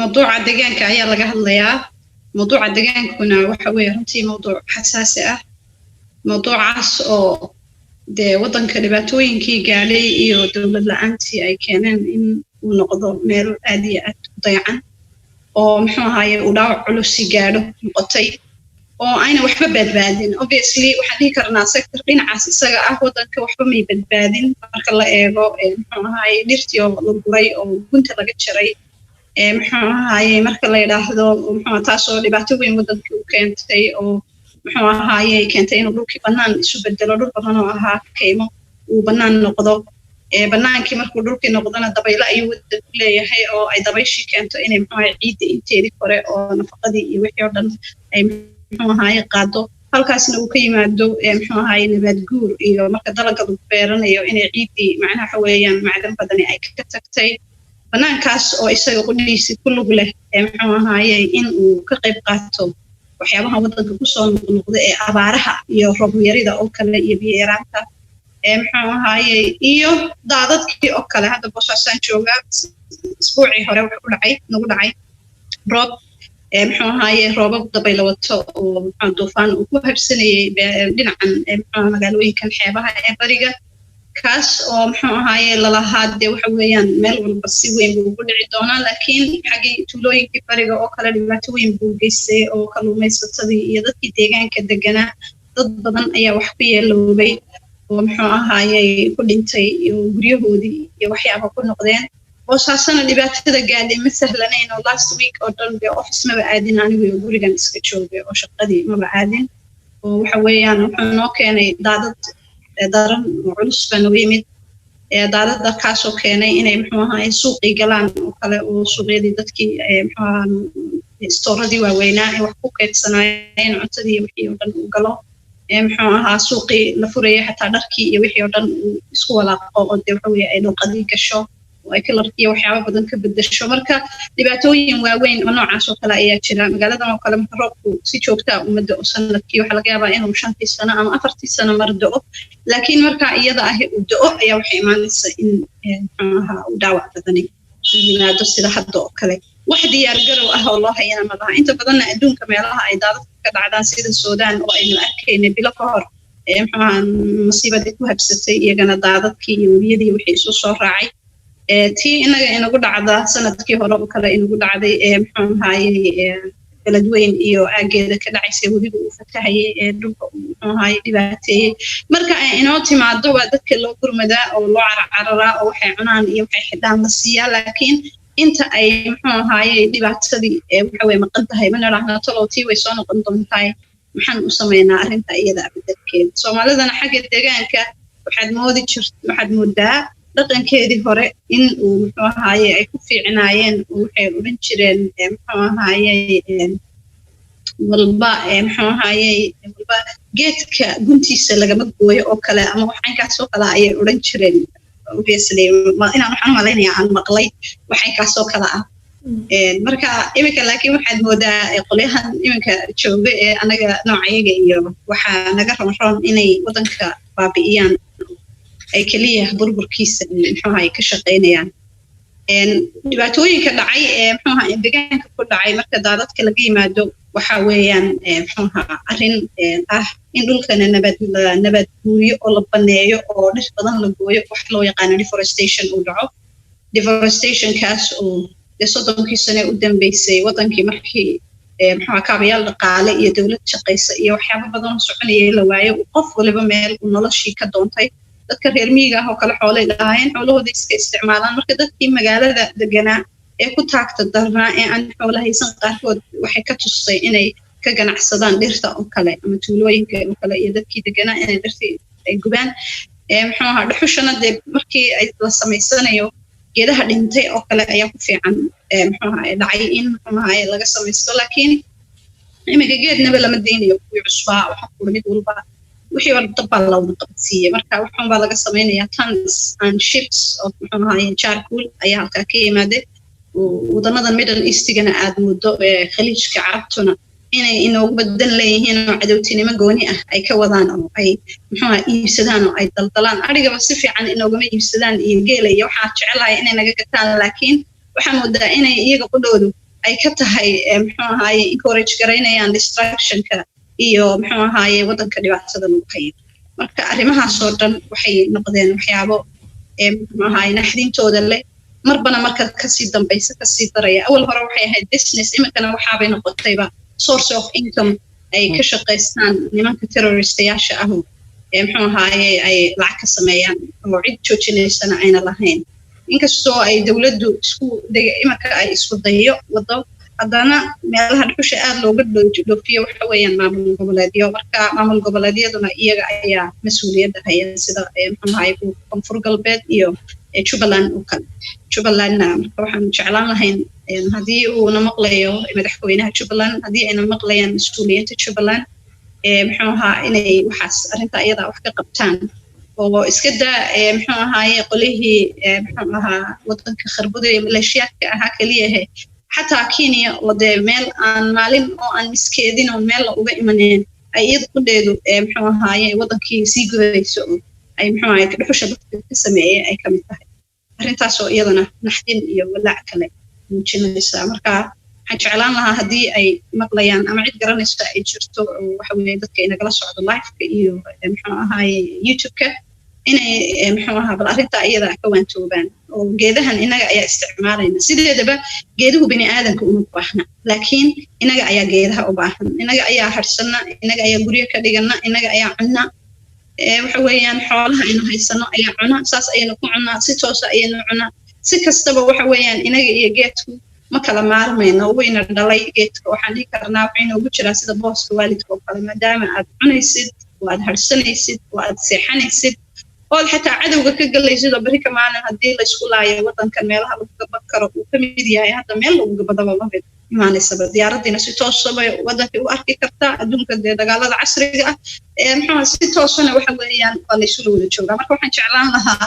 wadankeenuna waa wadan muxuu ahaayey aan marnaba ka madhnayn carqalado iyo muxuu ahaayey dagaallo iyo waxyaabahaas marka waxaan odhan lahaa bal haddii aynaan qiimeynaynin waxa aynu cunayno على الأقل وحوي safety جينا بريكا مالين إنه جيت كاس جباد إنه نقدم محمد هاي وحدة كإلالية تذكرنا إيش كمد معها أو واحد شراء رونتي لين هذا إياه تذكر وحجرت كأهي وحيسكت يعني إني وحاجات شيان وحي الله شيء الله تلمامنا ويسميان siyaabo badan oo aan qarash ku baxaynin oo waxa dhici karta waxa weeye laga soo celiyo wadanka deforestation-ka laga soo celiyo reforesting loo sameeyo forest restoration kaymihii la soo celiyo marka iyagana qaybta solution-ka aan kaga hadlayno ayaan ku darayaa oo wax ka hor dhici maayo insha Allah biidillaahi alkariim markaas dhibaatooyinkaasi waa waxyaabo hawlahooda wato oo haddaan idhaahdo waan ka warramaynaa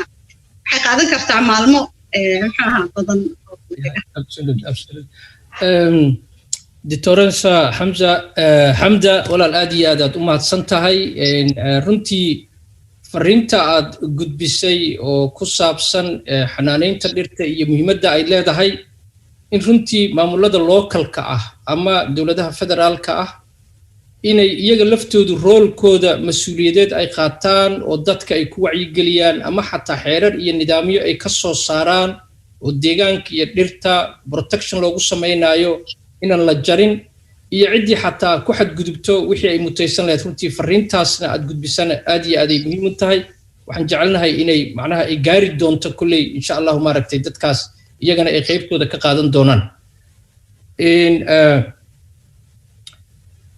muhiimadda dadka in lagu wacyigeliyo muhiimadda ay deegaanku leedahay iyo xanaaneyntooda iyo sida loogu baahan yahay iyo nolosha dadka iyo deegaanku sida isugu xiran yihiin ka sokow mararka qaarkood waxaa yimaada roobab fara badan oo runtii iyagu ay ka dhashaan daadad dadka dhibaato u geysta ama dalagii ka baabi'iya ama xoolihii ka dhameeya mararka qaarkoodna waxa yimaada draft ama waxaad arkaysaa abaar oo roob la'aan ay dhacdo oo dadkii biyo u baahan yihiin marka arrintaas ayada ah waqtiga biyahaas ay jiraan in macnaha maaragtay la kaydsado oo looga faa'iideysan karo waqtigaas aysan jirin arrimahaas ka waran Dictoressa Hamda arrimahaasi waa arrimo wanaagsan horta daadadkan oo kale waxaan baa aaminsanahay magaalooyinka yaryar oo kale horta xeebuhu waa arrin kale oo xeebtii iyadii markii xaggeeda uu roobku ka yimaado dabayshuna ay socoto waa qiso kale laakiin geedahani iyaga ku dhodaaba joojiya daadadka oo dhulka u sameeya sida ilaahay subxaanahu wa tacaala uu dhulka buura ugu qabtay buuraha oo uu uga dhigay ugu istaajiyo tiirarka uga dhigay sidaas la eg geeduhuna waxay yihiin ciidda way joojiyaan oo daadadkaas oo kale waxay noqon lahaayeen haddii meeluhu ay kayma yihiin biyuhu ma dhaafaan had iyo jeer oo bartaas ayay joogaan bartaasayna biyihii dee ay xididada ay xoog u raacaan oo ay sanado badan geedkii u isticmaali karayaan oo xataa ay abaari timaado marka arrintaas iyada ah waa arrin qurux badan oo in biyaha la kaydsado si marka abaarihii oo kale la isticmaalo wadankana roobab culus iyo biyo culus ayaa da'a waanan wadanka intiisa badan waan ku safraa weliba inahan waxaan odhan karaa waqooyiga Puntland iyo Somaliland iyo gobolada dhexe oo markii ugu horreysay aan hadda arkay marka intan Puntland iyo Somaliland weliba Somaliland xaggeeda waxay haystaan togag dooxyo badan oo markay soo rogmadaan biyaha webiyada qaar ka culus ay maraan dhaawacyo badan geysta gaadiid iyo bani aadan iyo xoolo badan oo waxyeeleeya beero badan oo meelaha ku yaala u kulaalayana sii dhufta si toosana badaha ayaa loogu shubaa biyaha iyada ah haddii deegaanada si looga faa'iideyn lahaa oo biyo xidheeno waaweyn la samayn lahaa biyaha aan kaydsan lahayn runtii waxay noqon lahayd il dhaqaale oo weyn oo aan wax ka kaydsano weliba ciideennana waa ciid cusub oo u hub ah dihin oo markaad wax ku beertaba waxaan ku iri ajiib adiyaabisid siday wax uga soo baxayaan bosaasoo kale aan ku tijaabinay meelaha ay wax ka bixista ciid qadhaadh ciideeda xoogaa waa yara milix bay leedahay biyaheeduna waxay isugu dhex jiraan adigu biyo yara adag iyo dhexdhexaad haddii aad waxaan ku iri siid ku tuurtid dhulkaas waxaan ku iri oo biyaha aad ku shubtid orod baan ku iri siday wax u soo baxaan waa si iga yaabisay oo qurux badan anagoo aan wax kale ku samaynin ciida tooska markaad midhaha ku daadisid dhirayn badan oo aanu jaamacadadeeda iyo ku samaynay deegaankeega waxaanu ku aragnay inuu dhulku uu yahay dhul qurux badan oo fiican inkastoo uu dee dhul uu yahay lama degaan oo kala ah oo kulayl badanna uu haysto dhulkuna uu adag yahay haddana xagga wax ka bixista waxaad moodaa cajiib haddii initiative uu iman lahaa iyo isku dayo wax lagu dhiraynayo dhulkaasi wuxuu isu bedeli lahaa janno iyo kaymo waqtiyo kale dadka deegaankuna runtii uu jecel yahay laakiin waxa aan lahayn weli waxa aan la bilaabin muxuu ahaay siyaabo fudud wax wala oo muxuu ahaay la sameynayo oo deegaanka lagu hagaajinayna lacag kuma kacayo waxa jiri kara in initiatives la sameeyo sidii ay Europe oo kale ku sameeyeen cagaarinta hadda ka hor oo muxuu ahaayay waxa jiraan buugaag aan akhriye hadda ka hor oo ku saabsanaa dadkoodu markay noqdaan retire ka gaadhaan pensionka ay tareenada ugu kala socdaan magaalooyinka Europe oo kale inay muxuu ahaayay ay series-kooda oo kale daaqadaha tareenka iyo meelahaas oo kale ka qubi jireen taasina ay bilowday muxuu ahaayay inay roadside-ka geedo badan iyo jangalo oo kale aad meelaha qaarkood aad moodid oo kaymo qurux badan ay yihiin oo kale marka arrinta qof waliba uu sameyn karaa anagoo kale waan u sheegaa ardayda inkastoo laga yaabo inayna macnaha waanay muxuu ahaa xilliga iyada ku baraarugsanayn madhayowga muhiimka ah baan ururiyaa geedaha ay ila tahay inay deegaankeena ay muxuu ka bixi karayaan guys waa online waa ku jira Maxamed Faarax ya okay geedahaas oo kale waxa kamid ah sida geedaha gobka oo kale waxa weeyaan geed aad u bixi oo xooluhuna daaqo muxuu ahaa madhana leh oo shimbiruhu xataa ay ka faa'iideysan karaan carruurta yaryar xataa baadiyaha joogta oo kale iyo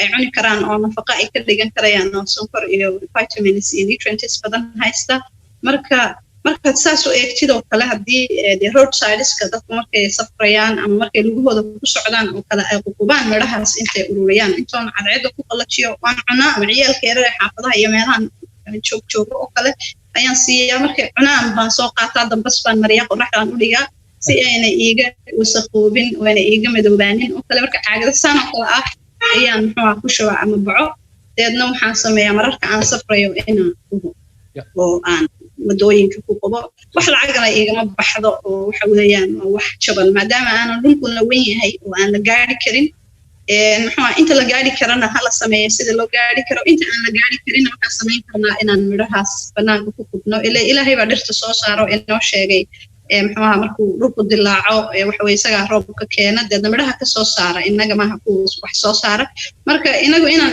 la nimaadno dadaalka iyo riska inaan midhahaas firdhino muxuu marka aan firdhinana aan u dayno inta kale ilaahay iyo roobka marka uu yimaado subxaanahu wa tacaala uu naxariista keeno inuu dhulkaasi uu dharkiisii dib u xidho waxa weeyaan arrintaasoo abaaraha wax weyn ka tari lahayd daadadka uu qaban lahayd biyaha badan ee soconaya iska yaacaya waa dhulkii wuxuu noqday ban buu noqday mararka qaarkood geel aad ku harsatid ayaad waaysaa markaad arkaysid weliba dhulkuna waa kuleyle had iyo jeer oo dhul iska yara cadceedaysan oo sani ah markii oo kale waxa weeyaan dee haddii uu dhul janno ahaan lahaa dhallinyaradeenni hadda magaalooyinka markay ku arkaan meelaha yarakaynta ku hadhay oo kale xilliga guriga waxay bilaabaan inay ku damxiisaan oo sawirro iskaga qaadaan oo ku qadeeyaan oo waqtiyo qurux badan ku qaataan marka dhulkii oo in badan sidaa noqotay runtii dhallinyaradana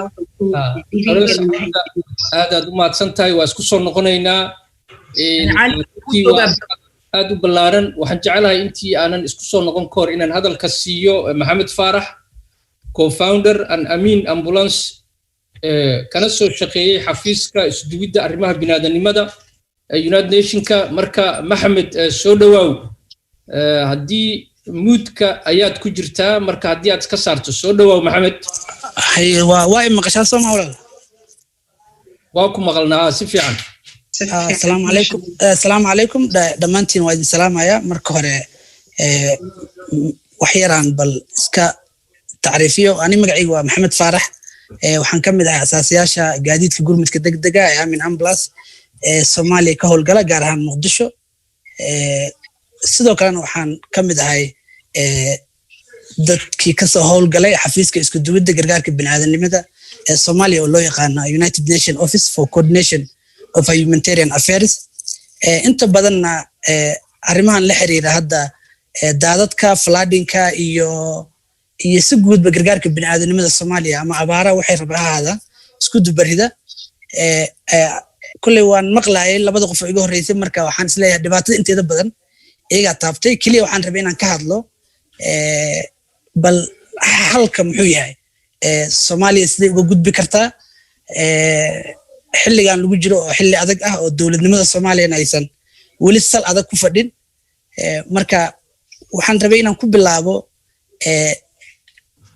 desertification horta inta badan dowlad weyn oo xoog leh wadankii ka dhisan oo waxay u baahan tahay dhaqaale fara badan waxay u baahan tahay aqoon badan iyo waxay u baahan tahay farsamo badan inta badan dowladda Soomaaliya ama maamulada gobolada iyo beesha caalamka inta badan ba adduunyada Soomaalida u weydiiyaan gargaar markii dhibaatooyinka sidaan oo kala dhacaan ama ha ahaadaan floodingka ama ha ahaadaan certificationka ama abaaraha ahaadaan laakiin de waxa loo baahan yahay waxa waaye hadda dadka Soomaaliyeed inay la imaadaan initiative ama hal abuuro ay iyagu ay hoggaan ka yihiin oo short term kana wax lagu xallin karo long term kana wax lagu xallin karo taas marka waxay ka saacidaysaa dadka internationalka ee Soomaalida hadda inta badan dawlad xoog loo dhaqaale badan haysata ma lihin oo inta badan waxyaabaha u baahan ama programmada loo baahan yahay in waxyaabahaas wax looga qabto maal gelin karta laakiin taas waxay keenaysaa inaan soo jiidano dad badan oo saaxiiba oo Soomaalida caawin kara Soomaalida sida la og yahay inteeda badan boqolkiiba 60 waxay ku tiirsan tahay xoolahana markii ay daadadku yimaadaan ama ay desertificationka kale u dhaco oo dhulkii uu nabaad guuro de way saameeyeen xooluhu inta badan dadka noloshooda ayaa ku tiirsan marka waxyaabahan soo jeedin lahaa waxa waaye aniga waxaan u baahanahay inaan horta la imaano initiative-yadaas oo lagu horumarinayo number 1 kaabayaasha horumarinta reer miyiga because maxaa yeelay dadka intiisa badan miyiga waa ka soo cararaan markii ama abaar ka dhaco ama dhibaatooyin ka dhacaan waana meesha ugu badan oo dadkeena ay ku tiirsan yihiin marka horta in dadkaas loo sameeyo wax la yiraahdo rural infrastructure development projects oo dadku aysan horta ka soo cararin oo urbanization uu ka dhicin oo aysan magaalooyinka imaanin sidoo kale annaga laftirkeena inaan isku dayno inaan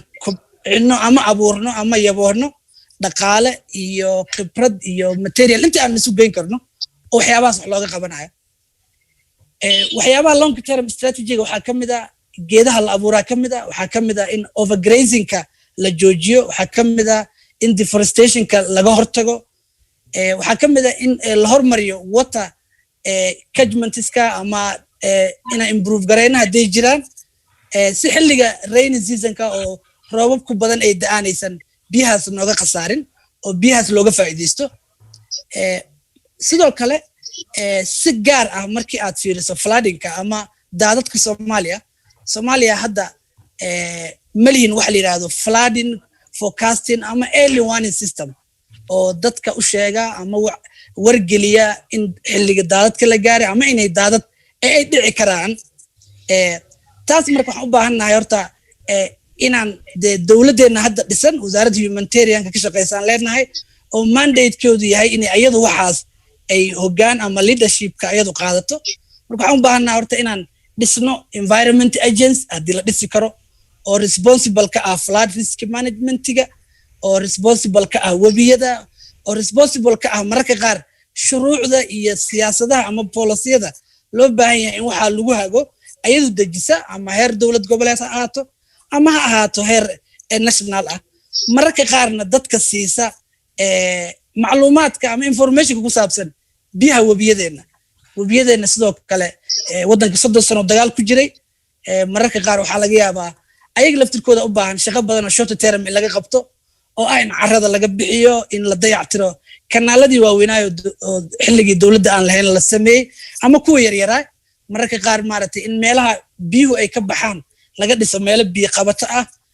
biyahaas laftirkooda laga faa'iideysan karaa waraaba looga faa'iideysan karaa laba waxay yareynayaan khatarta oo floodingka ama fatahaadda ama ay yareynayaan sidoo kale xoolaha laga yaabaa in ay cabi karaan oo maaragtay biyaha laga faa'iideysan karo marka ani waxaan marka isleeyahay in bal dhankaas waqti badan la geliyo oo hadda la joogo xilligii dowladdu ay qaadan lahayd roolkii iyo leadershipkii shaqooyinkaas lagu manage gareyn lahaa muddo badan international community iyo beesha caalamkana caawinayay hay-ado ay sida OCHA ka mid tahay ayaa shaqooyinkaas ka shaqeynayay ama FSNU dheh ama waxaad tirahdaa oo ka shaqeysa food security analysis-ka Soomaaliya sameeya oo abaaraha iyo waxaas inay soo dhow yihiin inta badan ka hadla marka waxaa la joogaa xilligii dadka Soomaaliyeed ay waqti gelin lahaayeen inay hay-adaha sida u adag oo shaqada adag in ay qabtaan la rabo in ay dhisaan shuruucdooda sameeyaan dadna loo diyaariyo oo loo train gareeyo oo shaqadaas kala wareega dadka oo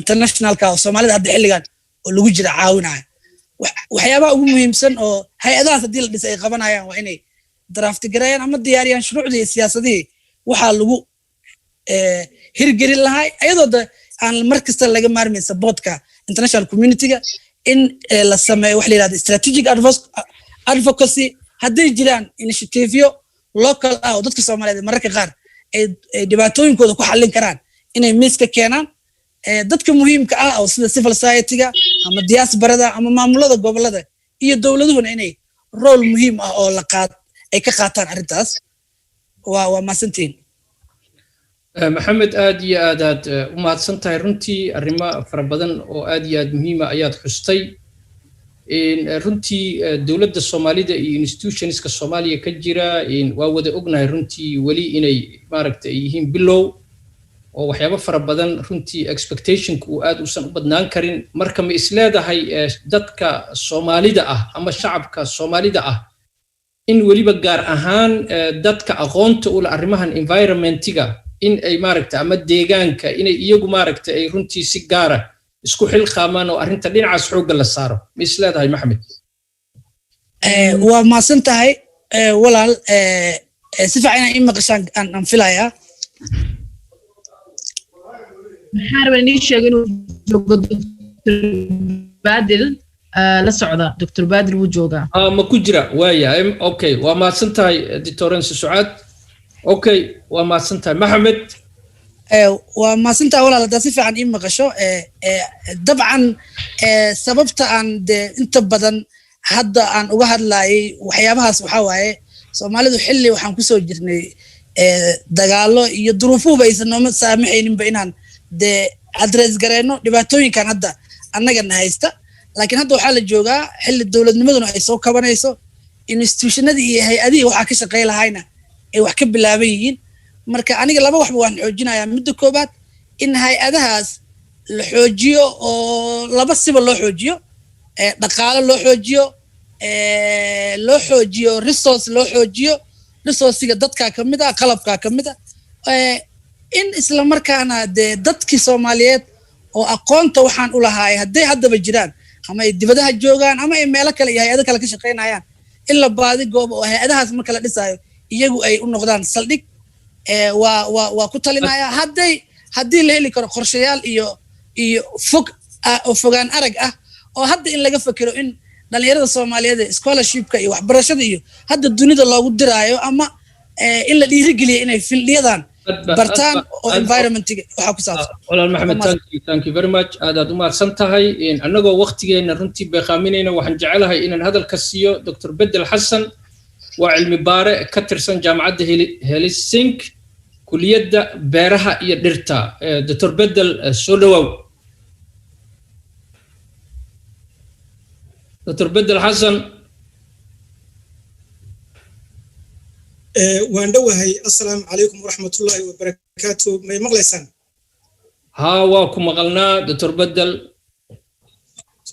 ما مقلنا سفي عن بينه مقلنا اوكي very clear aad baad u mahadsantihiin assalaamu calaykum waraxmatullaahi wabarakaatuh mar kale waxaan marka hore ka cudur daaranayaa muxuu ah baan ka tacsiyanayaa waxaan ka salaamayaa muqdisho xalay qaraxii ka dhacay iyo dhalinyaradii ku dhamaatay yaan maanta mashquulkooda qayb ka ahaa marka inaan ka soo qayb gali kari waayaan aad uga cabsanayay laakiin walaasheen nimcan nuur baa aad igu soo cadaadisay inaan ka soo qayb galo waana ku faraxsanahay waxaan jeclaan lahaa inaad weydiiyo speechku wuxuu igu qoran yahay af ingiriisi ma Soomaali baan ku hadlaa ma af ingiriisi baan ku hadlaa midka aad jeceshiinba waa isku qaymid walaal midkii sidaad adiga jeceshahay maaragtay dadka ku jiray ku xidhan tahay haddii dadku Soomaali wada yihiin waxaan jeclahay af Soomaaliga okay ku soco بسم الله الرحمن الرحيم الحمد لله رب العالمين والصلاة والسلام على رسول الله وحان آد وما علينا سواء قابياشا Global Somali Diaspora شركة مهمة يرد استياشية كسوق كرياش جودين تبع مروين المدريال farxad weyn iyo fursadba way ii tahay inaan ka soo qayb galo Global Somali Diaspora shirkadan muhiimka oo ku soo aaday waqti aad iyo aad muhiim u ah muhiimadeedana leh in laga hadlo deegaanka iyo dadka taxadiga iyo fursadaha ku xeeran haddii aan hordhac ahaan aanu iftiimiyo Soomaaliya waxay ka mid tahay dhulka loo yaqaan dhulka qalalan oo macnaheedu tahay waa dhul roobka oomiga ka baxa dhulka cadceedu ay ka dhuuqday oo aad uga fara badan yahay biyaha ku soo daa taas oo keenaysa dhulku inuu noqdo ciidu mid qalalan oo aynan dhirta xididkeedu biyo badan ka soo dhuuqi karin taas oo keenaysa in ay noqdo dhul ay dhir gaara oo la yiraahdo xerophytic ama dhirta abaarayda la yiraahdo iyo dhirta geed cusbeedka la yiraahdo oo kaliya inay ka baxaan dhulka isaga aynu ku noolahay wuxuu u leeyahay oo aynu iskaga soo sheekaynay in badan faa'iidooyin badan dadka noloshiisa iyo jiritaanka dabeecadaha guud ee caalamka haddii ay ahaan lahayd isbeddelka cimilada iyo haddii ay ahaan lahayd dhirta iyo duurjoogta intaba dadka Soomaaliyeed guud ahaan noloshoodu waxay ku tiirsan tahay deegaanka oo saddex qaybood ahaan ugu tiirsan qaybta koowaad oo ah tacabka dalagga beeraha waxyaabaha ay roobka ku tabcadaan ee uga soo go'a iyo qodobka labaad oo ah dhaqashada xoolaha oo ku tiirsan daaqa deegaanka ka soo go'aya iyo waxa dhirta uga soo go'a ama midhaha ama xabaga ama malaba ama xaaba taas oo muhiim u ah ama aasaas u ah jiritaanka nolosha dadka iyaga hase yeeshee sida ka dhacday meelaha kale ee dhulka qalalan ee adduunka ku yaala guud ahaan gaar ahaan geeska Afrika Soomaaliya dhulkeedu waxa ku dhacay dhibaatooyin isku soo noqnoqonayo fara badan oo ay ka mid yihiin nabaad guurka burburka deegaanka ammaan darrada cuntada isbeddelka cimilada iyo hubinti la'aanta ka jirta biyo la'aanta oo sii kordhaysa iyo hoos u dhaca ballaaran ee ku yimid dhirta iyo duurjoogta intaba taas oo aad u xoojisay nuglaanta iyo baahida shacbiga Soomaaliyeed saddexdii ama soddonkii sano ee la soo dhaafay Soomaaliya deegaankeeda waxa aad iyo aad ugu soo badanayay dhibaatooyin burbur oo isbeddel ku yimid xagga deegaanka iyo abaaraha soo noqnoqonaya kuwaas oo runtii aad iyo aad caqabad ugu noqday la qabsiga awoodeed iyo qorshayaasha bulshada nolosheeda adaptive capacities and strategies for rural communities ee waddanka ku nool sidii ay arrintaas uga badbaadi lahaayeen ayay aad u saamaysay abaaraha soo noqnoqonaya waxay khatar gelisay gaar ahaan nolosha dadka reer guuraaga iyo dadka ku nool tuulooyinka iyo meelaha miyiga kuwaas oo noloshoodii awalba saboolnimada liidatay ahayd ay keentay inay xoolahooda abaar kasta oo dhacda 30% inay ku dhintaan abaar kasta oo ka dhacda waddanka Soomaaliya arrintaas waxaan ku ogaanay daraasad aan sameeyay 2014 xilligaas oo ahayd xilligii aan doctoralka researchkayga aan waday macaluusha iyo dhibaatooyinka sii kordhahaya ee nolosha dadka reer miyiga waxaa sabab u noqday abaarta oo aan ku koobnayn laynta xoolaha oo kaliya hase yeeshee sidoo kale aad iyo aad ugu saameynaysa hoos u dhaca helitaanka cuntada tayada cuntada burburka sii kordhahaya ee deegaanka galaafashada nolosha bini'aadmiga iyo hoos u dhaca aad u faraha badan ee ku imaanaya biyaha sababtoo ay tahay biyuhu waxay ku xidhan yihiin dhirta marka uu xaalufku yimaadana roob kasta oo da'a helitaanka biyuhu wax badan kama kordhinayso haddii aan biyuhu noqonin kuwa dhulka ku nagaada oo wax soo saarna keena ground waterkana mar labaad dib u cusboonaysiiya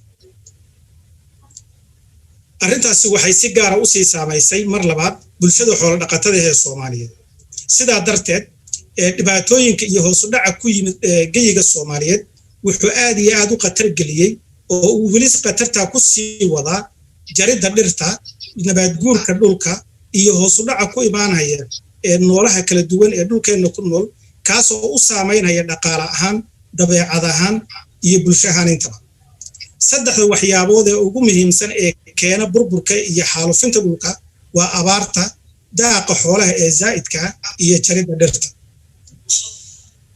dhibaatada dhir jaridda ee Soomaaliya waxay ku dhacdaa laba nooc oo kala ah conversion of forest land to other uses in dhulka isticmaalkiisii wax kale loo bedelo taas oo aan uga jeedno in dhulkii loo bedelo dhul beer laga dhigo oo la tabcado ama laga dhigo deegaan oo la tuuleeyo sidoo kale waxaa aad uga qayb qaatay midda labaad oo ah jaridda dhirta iyada oo ay noqonayso mid laga ganacsado ama mid uu qoys ahaan loo adeegsado sida iyada oo loo adeegsanaya xaabad dhuxul ood ama dhisme midu dhuxushu waxay ka mid tahay waxyaabaha ugu badan ee laga dhoofiyo Soomaaliya sidoo kale waxay ka mid tahay waxyaabaha ugu faraha badan ee burburka deegaanka ama dhirjaridda deforestationka ka qaadanaya qaybta ugu weyn gubitaanka dhuxushu waxay noqotay hab ay ku badbaadaan survival option dadka qoysaska ee aad iyo aad ka saboolnimadu u saameysay due to ayadoo sababtu u tahay shaqo la'aan fursad shaqo la'aaneed baahsan oo jirta ama ay noqonaysaba taasoo haddana isla markaana ka qayb qaadanaysa resources of utilizationka ama habsami la'aan u isticmaalka dhirta waxaan kormarayaa guud ahaan waxyaabaha caqabadaha deegaanka Soomaaliya ku xeeran gobolada bartamaha iyo waqooyiga Soomaaliya dadka reer miyiga ama reer tuulooyinka midkay rabaan bahar noqdaan waxay guud ahaan ku tiirsan yihiin biyaha ceelasha loqoda ee buuhooliska yiraahdo iyo waxyaabaha la yiraahdo rain water harvesting oo isugu jira barkado dhulka hoostiisa laga qodo oo lagu aaso iyo wara la qodo inta markii aan daraasadii intii aan wado waxaan ku ogaanay inay barkadahaasi dhibaatooyin aad u fara badan oo deegaan iyo mid bulsho labadaba inay ku hayaan deegaanka Soomaaliya barkadaha guud ahaan waxaa loo leeyahay si gaara waa private owned properties isla markaana waxay ku baahsan yihiin oo ku fiirsan yihiin dhulkii daaqsintaha iyadoo aan loo eegaynin wax management system oo la tixraacaya oo la jirin taas oo sii xoojisay ama sii kordhisay nabaad guurkii ku imaanaya deegaanka sababtoo ay tahay beelaha biyaha loo soo doonto waxay ka mid yihiin xudunta ama dhibicda meesha uu nabaad guurku ka bilowdo xoolaha faraha badan ee iskugu soo imaanaya goobta darteed qodobka kale isagana ku soo kordhay muxuu ahaa deegaanka Soomaaliya waa hubitin lahaansha la'aanta ka jirta lahaanshaha iyo maamulka dhulka land tenure systems in the country ayaa waxay tahay mid iyadana dhibaatadeeda sii wadata taas oo abuurta colaad u dhaxaysa dadka hadda doonaya inay beeraleyda noqdaan oo dhulkii oodaya dadkii xoolo dhaqatada ahaa iyo community-yada ama bulshada xoolo dhaqatada ee deriska naftigooda oo colaado dhaxdooda ka abuurta ammaan la'aanta cuntada ayaa iyadana waxay tahay walaaca ugu faraha badan ee Soomaaliya ka jira sidaa darteed dadku si ay ula qabsadaan cunto la'aantaas ama cuntada yar ee jirta waxay sameeyaan ama ay la yimaadeen istiraatiijooyin kala duwan oo u saamaxaysa dadkaasi inay sii jiraan istiraatiijooyinkaasi waxaa ka mid ah inay ku foofaan dhirta iyo kaymaha oo ay soo gurtaan wax allaala wixii ama ay guri ahaan u isticmaali karayaan ama ay suuq keeni karayaan hadday ahaan lahayd xabag midho iyo dhis iyo xaabo dhuxul miday doontaba ha noqoto sidaa darteed hence coping with the increasing sidaa darteed si loola qabsado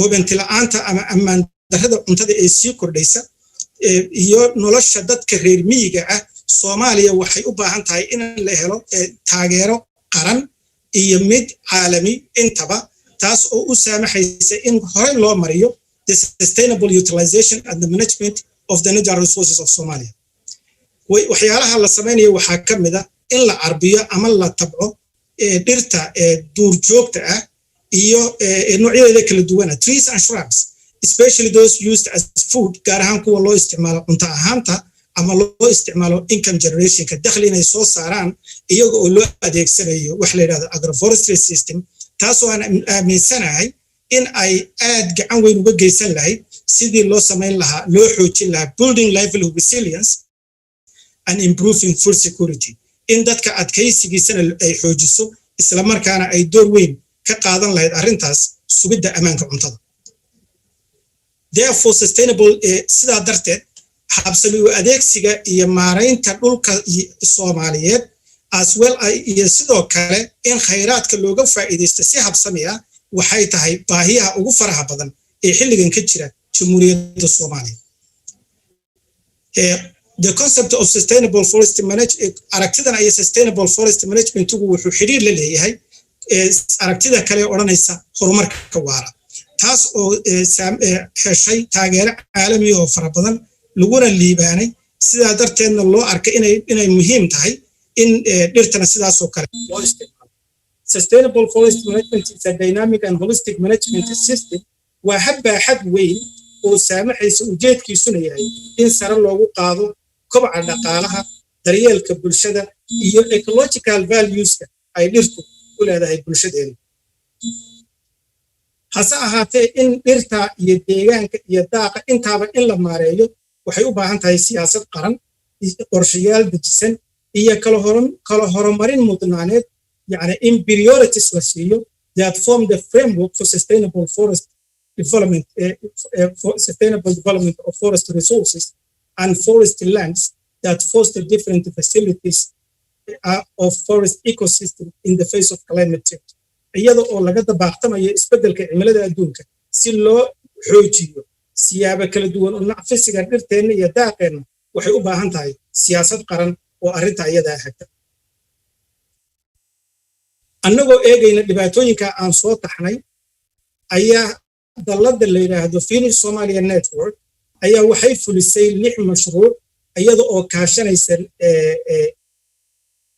NGO-yo kala lix NGO Soomaaliyeed oo ka jira Finland iyo NGO Soomaaliyeed oo Soomaaliya ka jira. labada NGO oo la isku daray oo yani aan marka 6 goobood oo kala duwan ayay ugu talagalay inaan ka fulino Soomaaliya. mashaariicda iyaga waxay ujeedkoodu ahayd sidii loo xoojin lahaa ama wax looga qaban lahaa ammaanka cuntada, isla mar ahaantaana dib loogu soo nooleyn lahaa dhulkii burbur. mashruuca saxan project oo bilowday 2012 iyo mashruuca Ramaad oo isaguna bilowday 2015 labada mashruuc waxay diiradda saarayaan ammaanka cuntada iyo guud ahaanba sare u soo qaadida nolosha bini'aadmiga iyadoo la adeegsanayo agroforestry oo macnaheedu tahay tacabka dhirta iyo muxuu ahaa xafididda ama conservation biyaha iyo ciidda iyadoo aalad ahaan ama aqoon ahaan marka iyada loo adeegsanayo. mashaariicdan iyaga waxaa maalgeliyey wasaaradda arrimaha dibadda ee Finland, isla mar ahaantaana aqoon ahaan waxaa gacan ka geystay hadday tababar tahay iyo hadday qorshayn tahayba kulliyadda aan ka tirsanahay la yidhahdaa Viki Tropical Resource Institute oo ka tirsan jaamacadda Helsinki. waxay mashaariicdaasi ay fuliyeen mashruuc kasta waa 6 mashruuc marka goobood. marka mashruuc kasta wuxuu sameeyey 2 xarumood oo midna ay tahay xarun loogu talagalay tijaabada oo aanu ku tijaabinaynay inclusion wax la yiraahdo system oo natural regeneration annagoo aan waxba tacaba samaynin in dhulkii noloshiisa dib loo soo celin karo, iyo xarun environmental center oo loogu talagalay in ay dhirta soo saarto. 6 mashruuc waxay ka kala fuleen magaalada Gaalkacyo iyo Buuhoodle oo hoos yimaada maamulka Puntland, Cadaadi iyo Guriceel oo hoos yimaada maamulka Galmudug, iyo Afmadow iyo Eelcadde oo hoos yimaada maamulka Jubbaland. mashaariicda iyaga waxay ahaayeen sidoo kale deegaannimo ka sokow waxaa loogu talagalay oo component ka mid ah wuxuu ahaa wax la yiraahdo community integration, in bulshadii Soomaaliyeed dib mar labaad la isu baro, la isuna dhexgeliyo. runtiina waxqabadkeeda deegaan oo meel kasta oo mashruucada 6 goobood oo aad tagtaan, inkastoo aan arrimaha ammaanka darteeda aanan Afmadow iyo tegin meesha la yiraahdo Eelcadde, haddana dhulkii aan tegay ee aan sanadlaha u tegeen tababarada ku bixinayay oo ahaa Guriceel iyo Cadaado, Gaalkacyo iyo Buuhoodle, oo aad si baaxad uga dareemayso ka sokow componentigii ahaa inay ammaanka iyo isdhexgalka bulshada uu qayb ka noqdo. runtii wuxuu ka soo weeyey door muhiim ah, gaar ahaan xilligii ay dhacday abaartii 2016 oo goboladan dhexe oo gobolkan Galguduudsiiba abaartu aad u saamaysay dadkii deganaa Cadaadi iyo nawaaxigeeda. waxay noqotay inay la xiriiraan partnerkoodii kale ee ka jiray Buuhoodle oo u sheegeen inay community-ga reer Cadaado oo abaari ku dhacday doonayaan inay Buuhoodle yimaadaan. taa iyaguna waxay ugu diyaar garoobeen inay odayaashii iyo qabaa'iladii meesha deganaa u sheegaan in dad Soomaaliyeed oo calaaqaad kala dhexeeyo oo abaari ku dhacda inay noo imaanayaan. waxaa loo qaabilay si aad iyo aad u sarreysa, waxayna noqotay midhihii ka dhashay isdhexgalkii, sababtoo ay tahay sanad walba dadka faraha badan ee kala duwan meel ka mid ah ayaan iskugu keennaa tababarna ku samaynaa isku dhexgalna way yeeshay mahadsanid Dr. Bedel xarumood ee deegaan waxay si buuxda ayay mid walba u shaqaysaa tu walbana waxay leedahay awood ay ku soo saari karta ilaa 30,000 geed sanadkii waxayna u diyaarsan yihiin inay noqdaan xarumo deegaan oo hoos yimaada maamulada Soomaaliyeed kuwaasoo loo adeegsan karo tababarada iyo in aqoontii dadkii aan tababarnay ay noqdaan kuwa sii socda Dr. Bedel aan isku soo gabagabeeyo deegaanka iyo nolosha dadka Soomaaliyeed waxay u baahan tahay hil caalami ah kuwaas si ay u maareeyaan khayraadkooda iyo baahida dadkooda si ay ula kulmaan baahidooda jiilka hadda nool iyo kuwa mustaqbalka imaanaya inta tackling the increasing pressure on natural si loola dagaalamo ama loola tacaalo pressureka ama cadaadiska badan ee saaran dhulkeena dabiiciga oo ay keenayaan daaqa xoolaha abaarta iyo xaalufinta intaba waxaa laga maarmaana in Soomaaliya loo helo hab cusub oo loo maareeyo dhulka sidaa darteed maadaama agroforestry uu leeyahay faa'iidooyin badan oo ay ka mid tahay in uu kor u soo qaado ammaanka cuntada inuu kordhiyo daaqa iyo xaabada inuu soo saaro isla mar ahaantaana in uu dabeecadda dhulka uu xasiliyo in la qaato aragtida iyada agroforestryga isla mar ahaantaana in la carbiyo domestication lagu sameeyo dhirta ujeedda badantaa ama nacfi badantaa ee dhulkeena ka baxda waxay noqon karaysaa mid aynu kula dagaalanno taxadiyada ama challengeska ina hor yaalla maanta Dr. Bedel ujeedooyinkaas oo dhan si ay u noqdaan kuwo habsami leh oo waara waxaa lagaba maarmaan ah ujeed in la xoojiyo ama la awood siiyo yani empowering the local communities in bulshada la xoojiyo iyadoo la isticmaalayo qorshayaal midaysan hadday ahaan lahayd dowlad goboleed intaba si ay dadku saameyntooda ugu yeeshaan isla markaana awoodda iyo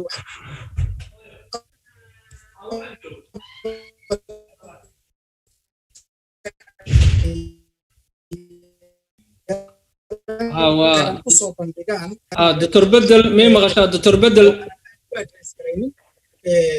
Soomaaliya marka laga reebo refrainka dhulkii aan daadadku ka dhici jirin biyuhu ku yaraan jireen ayaa hadda waxay noqdeen dhulka ugu faraha badan marka taasoo keenaysa sabab u tahay jaridda iyo xaalufinta dhulka oo yaraysay water populationka ciidda ay dhulka biyuhu ka dhuuqi lahayd dhirna ku soo saari lahayd ceelasha biyuhuna dib u buuxsami lahaayeen waxaan u malaynayaa waqtigeedii inaan dhammaystay mudanaha oo gacanta taagay wanarkaya aad baad u mahadsantihiin kana raalli ahaada qoraal af ingiriisi ku qoran ayaan af Soomaali ku akhriyay Dr. Bedel aad iyo aad u mahadsan tahay runtii hawshan waa hawl aad iyo aad u ballaaran sida adigaba aad u qeexday codkaagu aad buu igu yahay may maqashaa hadda halo ma lay maqlaa waa ku maqlaa Dr. Bedel ani waa ku maqlaa Dr. Bedel aad iyo aad u mahadsan tahay sida runtii aad sharaxday adiga iyo muxuu ahaay dadkii ka horeeyaba waa hawl aad iyo aad u ballaaran mana aha mid halkan lagu soo koobi karo waqtiguna aad iyo aad u ciriiri inoogu yahay marka waxaan jecelahay runtii inaan u mahad celiyo muxuu ahaay gabdhaha iyo wiilasha nagala qayb qaatay panelka Dr. Shamso Ditorensa Hamdo adiga oo Bedel ah Maxamed sidoo kale waxaan jecelahay in aan xuso Khaasim oo ku qornaa inuu nagala qayb qaato workshopka oo ka mid ah dhalinyaradii xalay dhibaatadu ka soo gaartay qaraxii Ilaahay ha u fududeeyo in sidoo kalena waxaan jecelahay inaan adigoo Dr. Bedel ah tacsida familigaada gashay inaan kaaga tacsiyeeyo aad iyo aad u mahadsantihiin sida aad maaragtay noo sharafteen macluumaadka aad dhiibteen waxaan jecelahay in hadalka aan ku celiyo Ditorensa Sucaad iyo Ibrahim Bafo aad iyo aad u mahadsantiin waayahay aad baad u mahadsan tahay adigana runtii barnaamijka gunti iyo gabagabadii ayaynu maraynaa saacado badan ayaa halkan la fadhiyey dad baa waagu ku beriyo aniga aan ka mid ahay hadda salaatu waxyaa loo taagan yahay waayahay waxaan si toosa u gelaynaa marka video uu soo diyaariyey allaha caafiye qaasim gaawo ducaale oo barnaamijka isagu ka mid ahaa maanta oo sida hadda aad xustay kana mid ahaa dhalinyaradii xalay qaraxa ku waxyeeloobay ilaahay u boogadhay ayaan leenahay videogaas oo uu ka sameeyey xeebta jaziira oo runtii ku saabsan deegaanka la daawada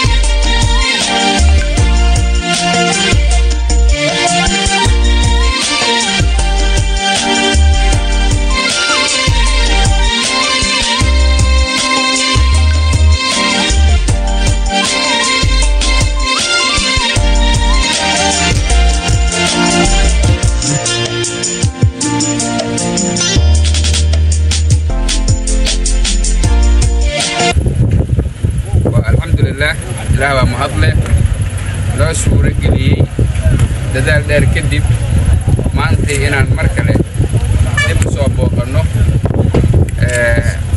meeshii qashin-qubka iyo niyad-jabka ahaan jirtay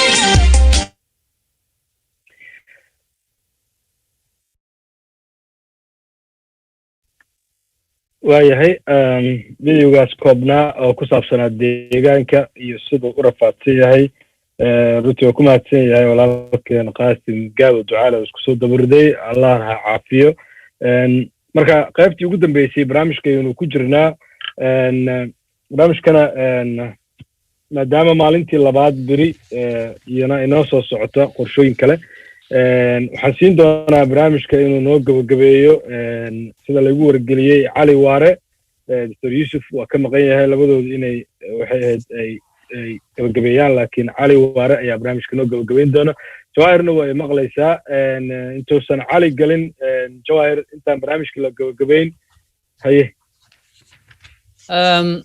aad iyo aada u mahadsan tahay muxuu ahaa ibrahim cumar baafo iyo dr sucaad sidii wacnayda noogu daadaahinayseen barnaamijka cali baa inoo soo gunaanidi doona laakiin waxaan rabaa inaan mar kale halkaan uga mahad celiyo muxuu ahaa madaxdii iyo dadkii runtii qiimaha badnaa nagala soo qayb galay dadkay maaragtay khudbooyinka kasoo jeediyey khubaradii muxuu ahaa qaybaha kala duwan ee programka iyo mawduucyadiisa kala duwanaa ka hadlay ee kasoo diyaariyey kana dhigay maaragtay barnaamijkeena runtii barnaamij aad iyo aad u qiimo badan maanta aan u jeclahay inaan u mahad celiyo waxaana runtii jeclahay inaan u mahad celiyo sidoo kale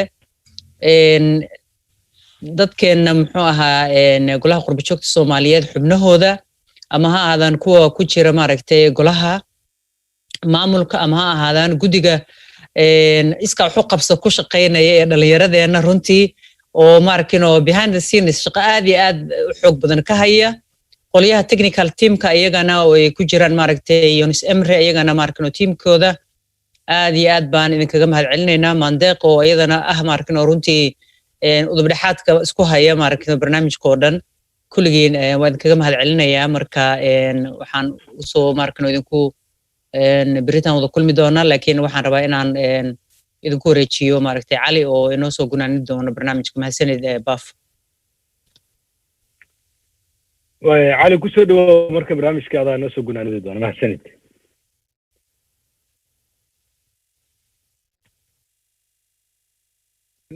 علي عدكيت وحرين اوكي ليتر والله مغلا سوما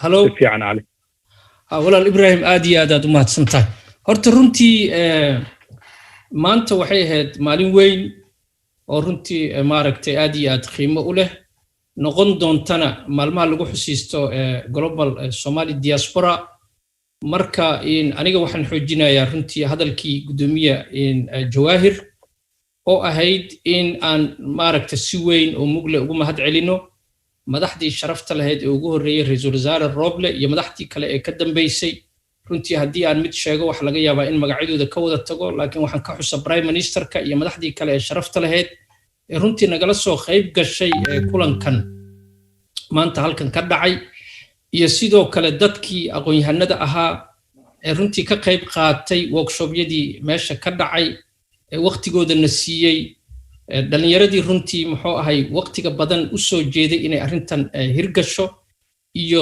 subcommittee GSD oo sida gaarka runtii isaga xil saaray waxaan sidoo kale mahad gaar u celinayaa Dictorense Sucaad iyo walaalka Ibrahim Bafar runtii oo aan si gaar ah jecelahay inaan u xuso waqtigan aan ogahay Australia waqtiga lagu jiro oo runtii maanta ilaa hadda ilaa caawa soo jeeda walaal adigana khayr Allah ku sii aad iyo aad u mahadsan tahay aad baan maaragtay ugu mahad celinaa dhammaanteen iyo dhammaantiin shaqadii qurxaneed ee runtii aan wada qabanay muddada loo soo jeeday runtii si gaara gudoomiye aad iyo aad u mahadsan tahay hawshu waxay ahayd 2 maalmood maanta waxay ahayd maalintii koowaad wayna noo sii socon doontaa insha Allah berrito marka mar kale aad iyo aad aan idinku mahad celina waa mahadsantiin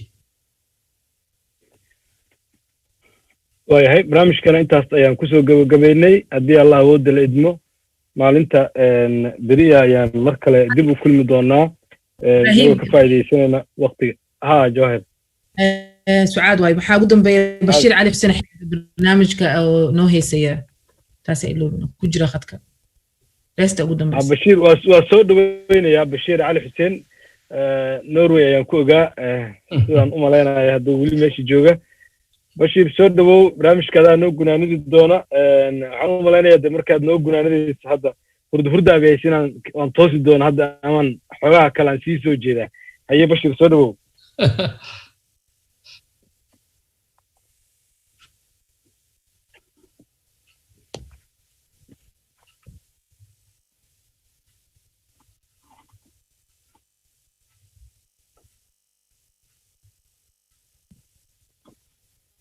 بشير هاور نمعو هاور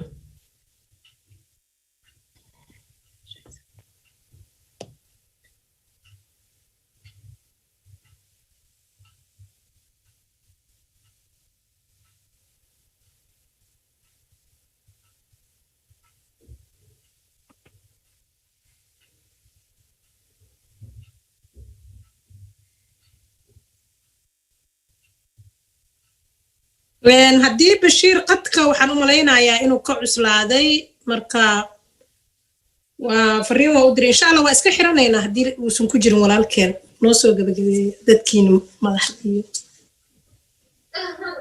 maybe hadday maandeeq hadday fiiriso technical teamka hadday caawin karaan wax yar maybe 2 minute 3 minute ugu darnaa insha Allah insha Allah bashiir diyaar u ahaa kulli mar dhaweyd oo wada hadalnay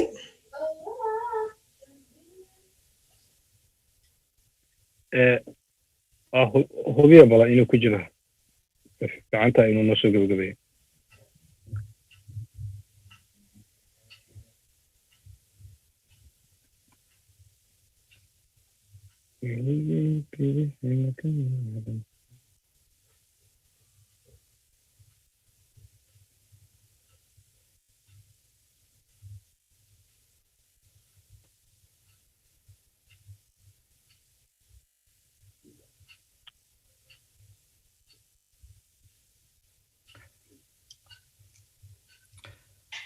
Bashir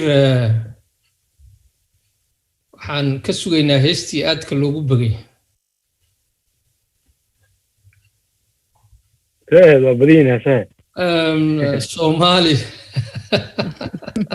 Heeso. I think waa la laayahay Bashir oo malaynaya inaa iska soo xiran doono. khadka culus insha Allah waa iska soo xireynaa. Yeah baaf inoo soo gabagabay.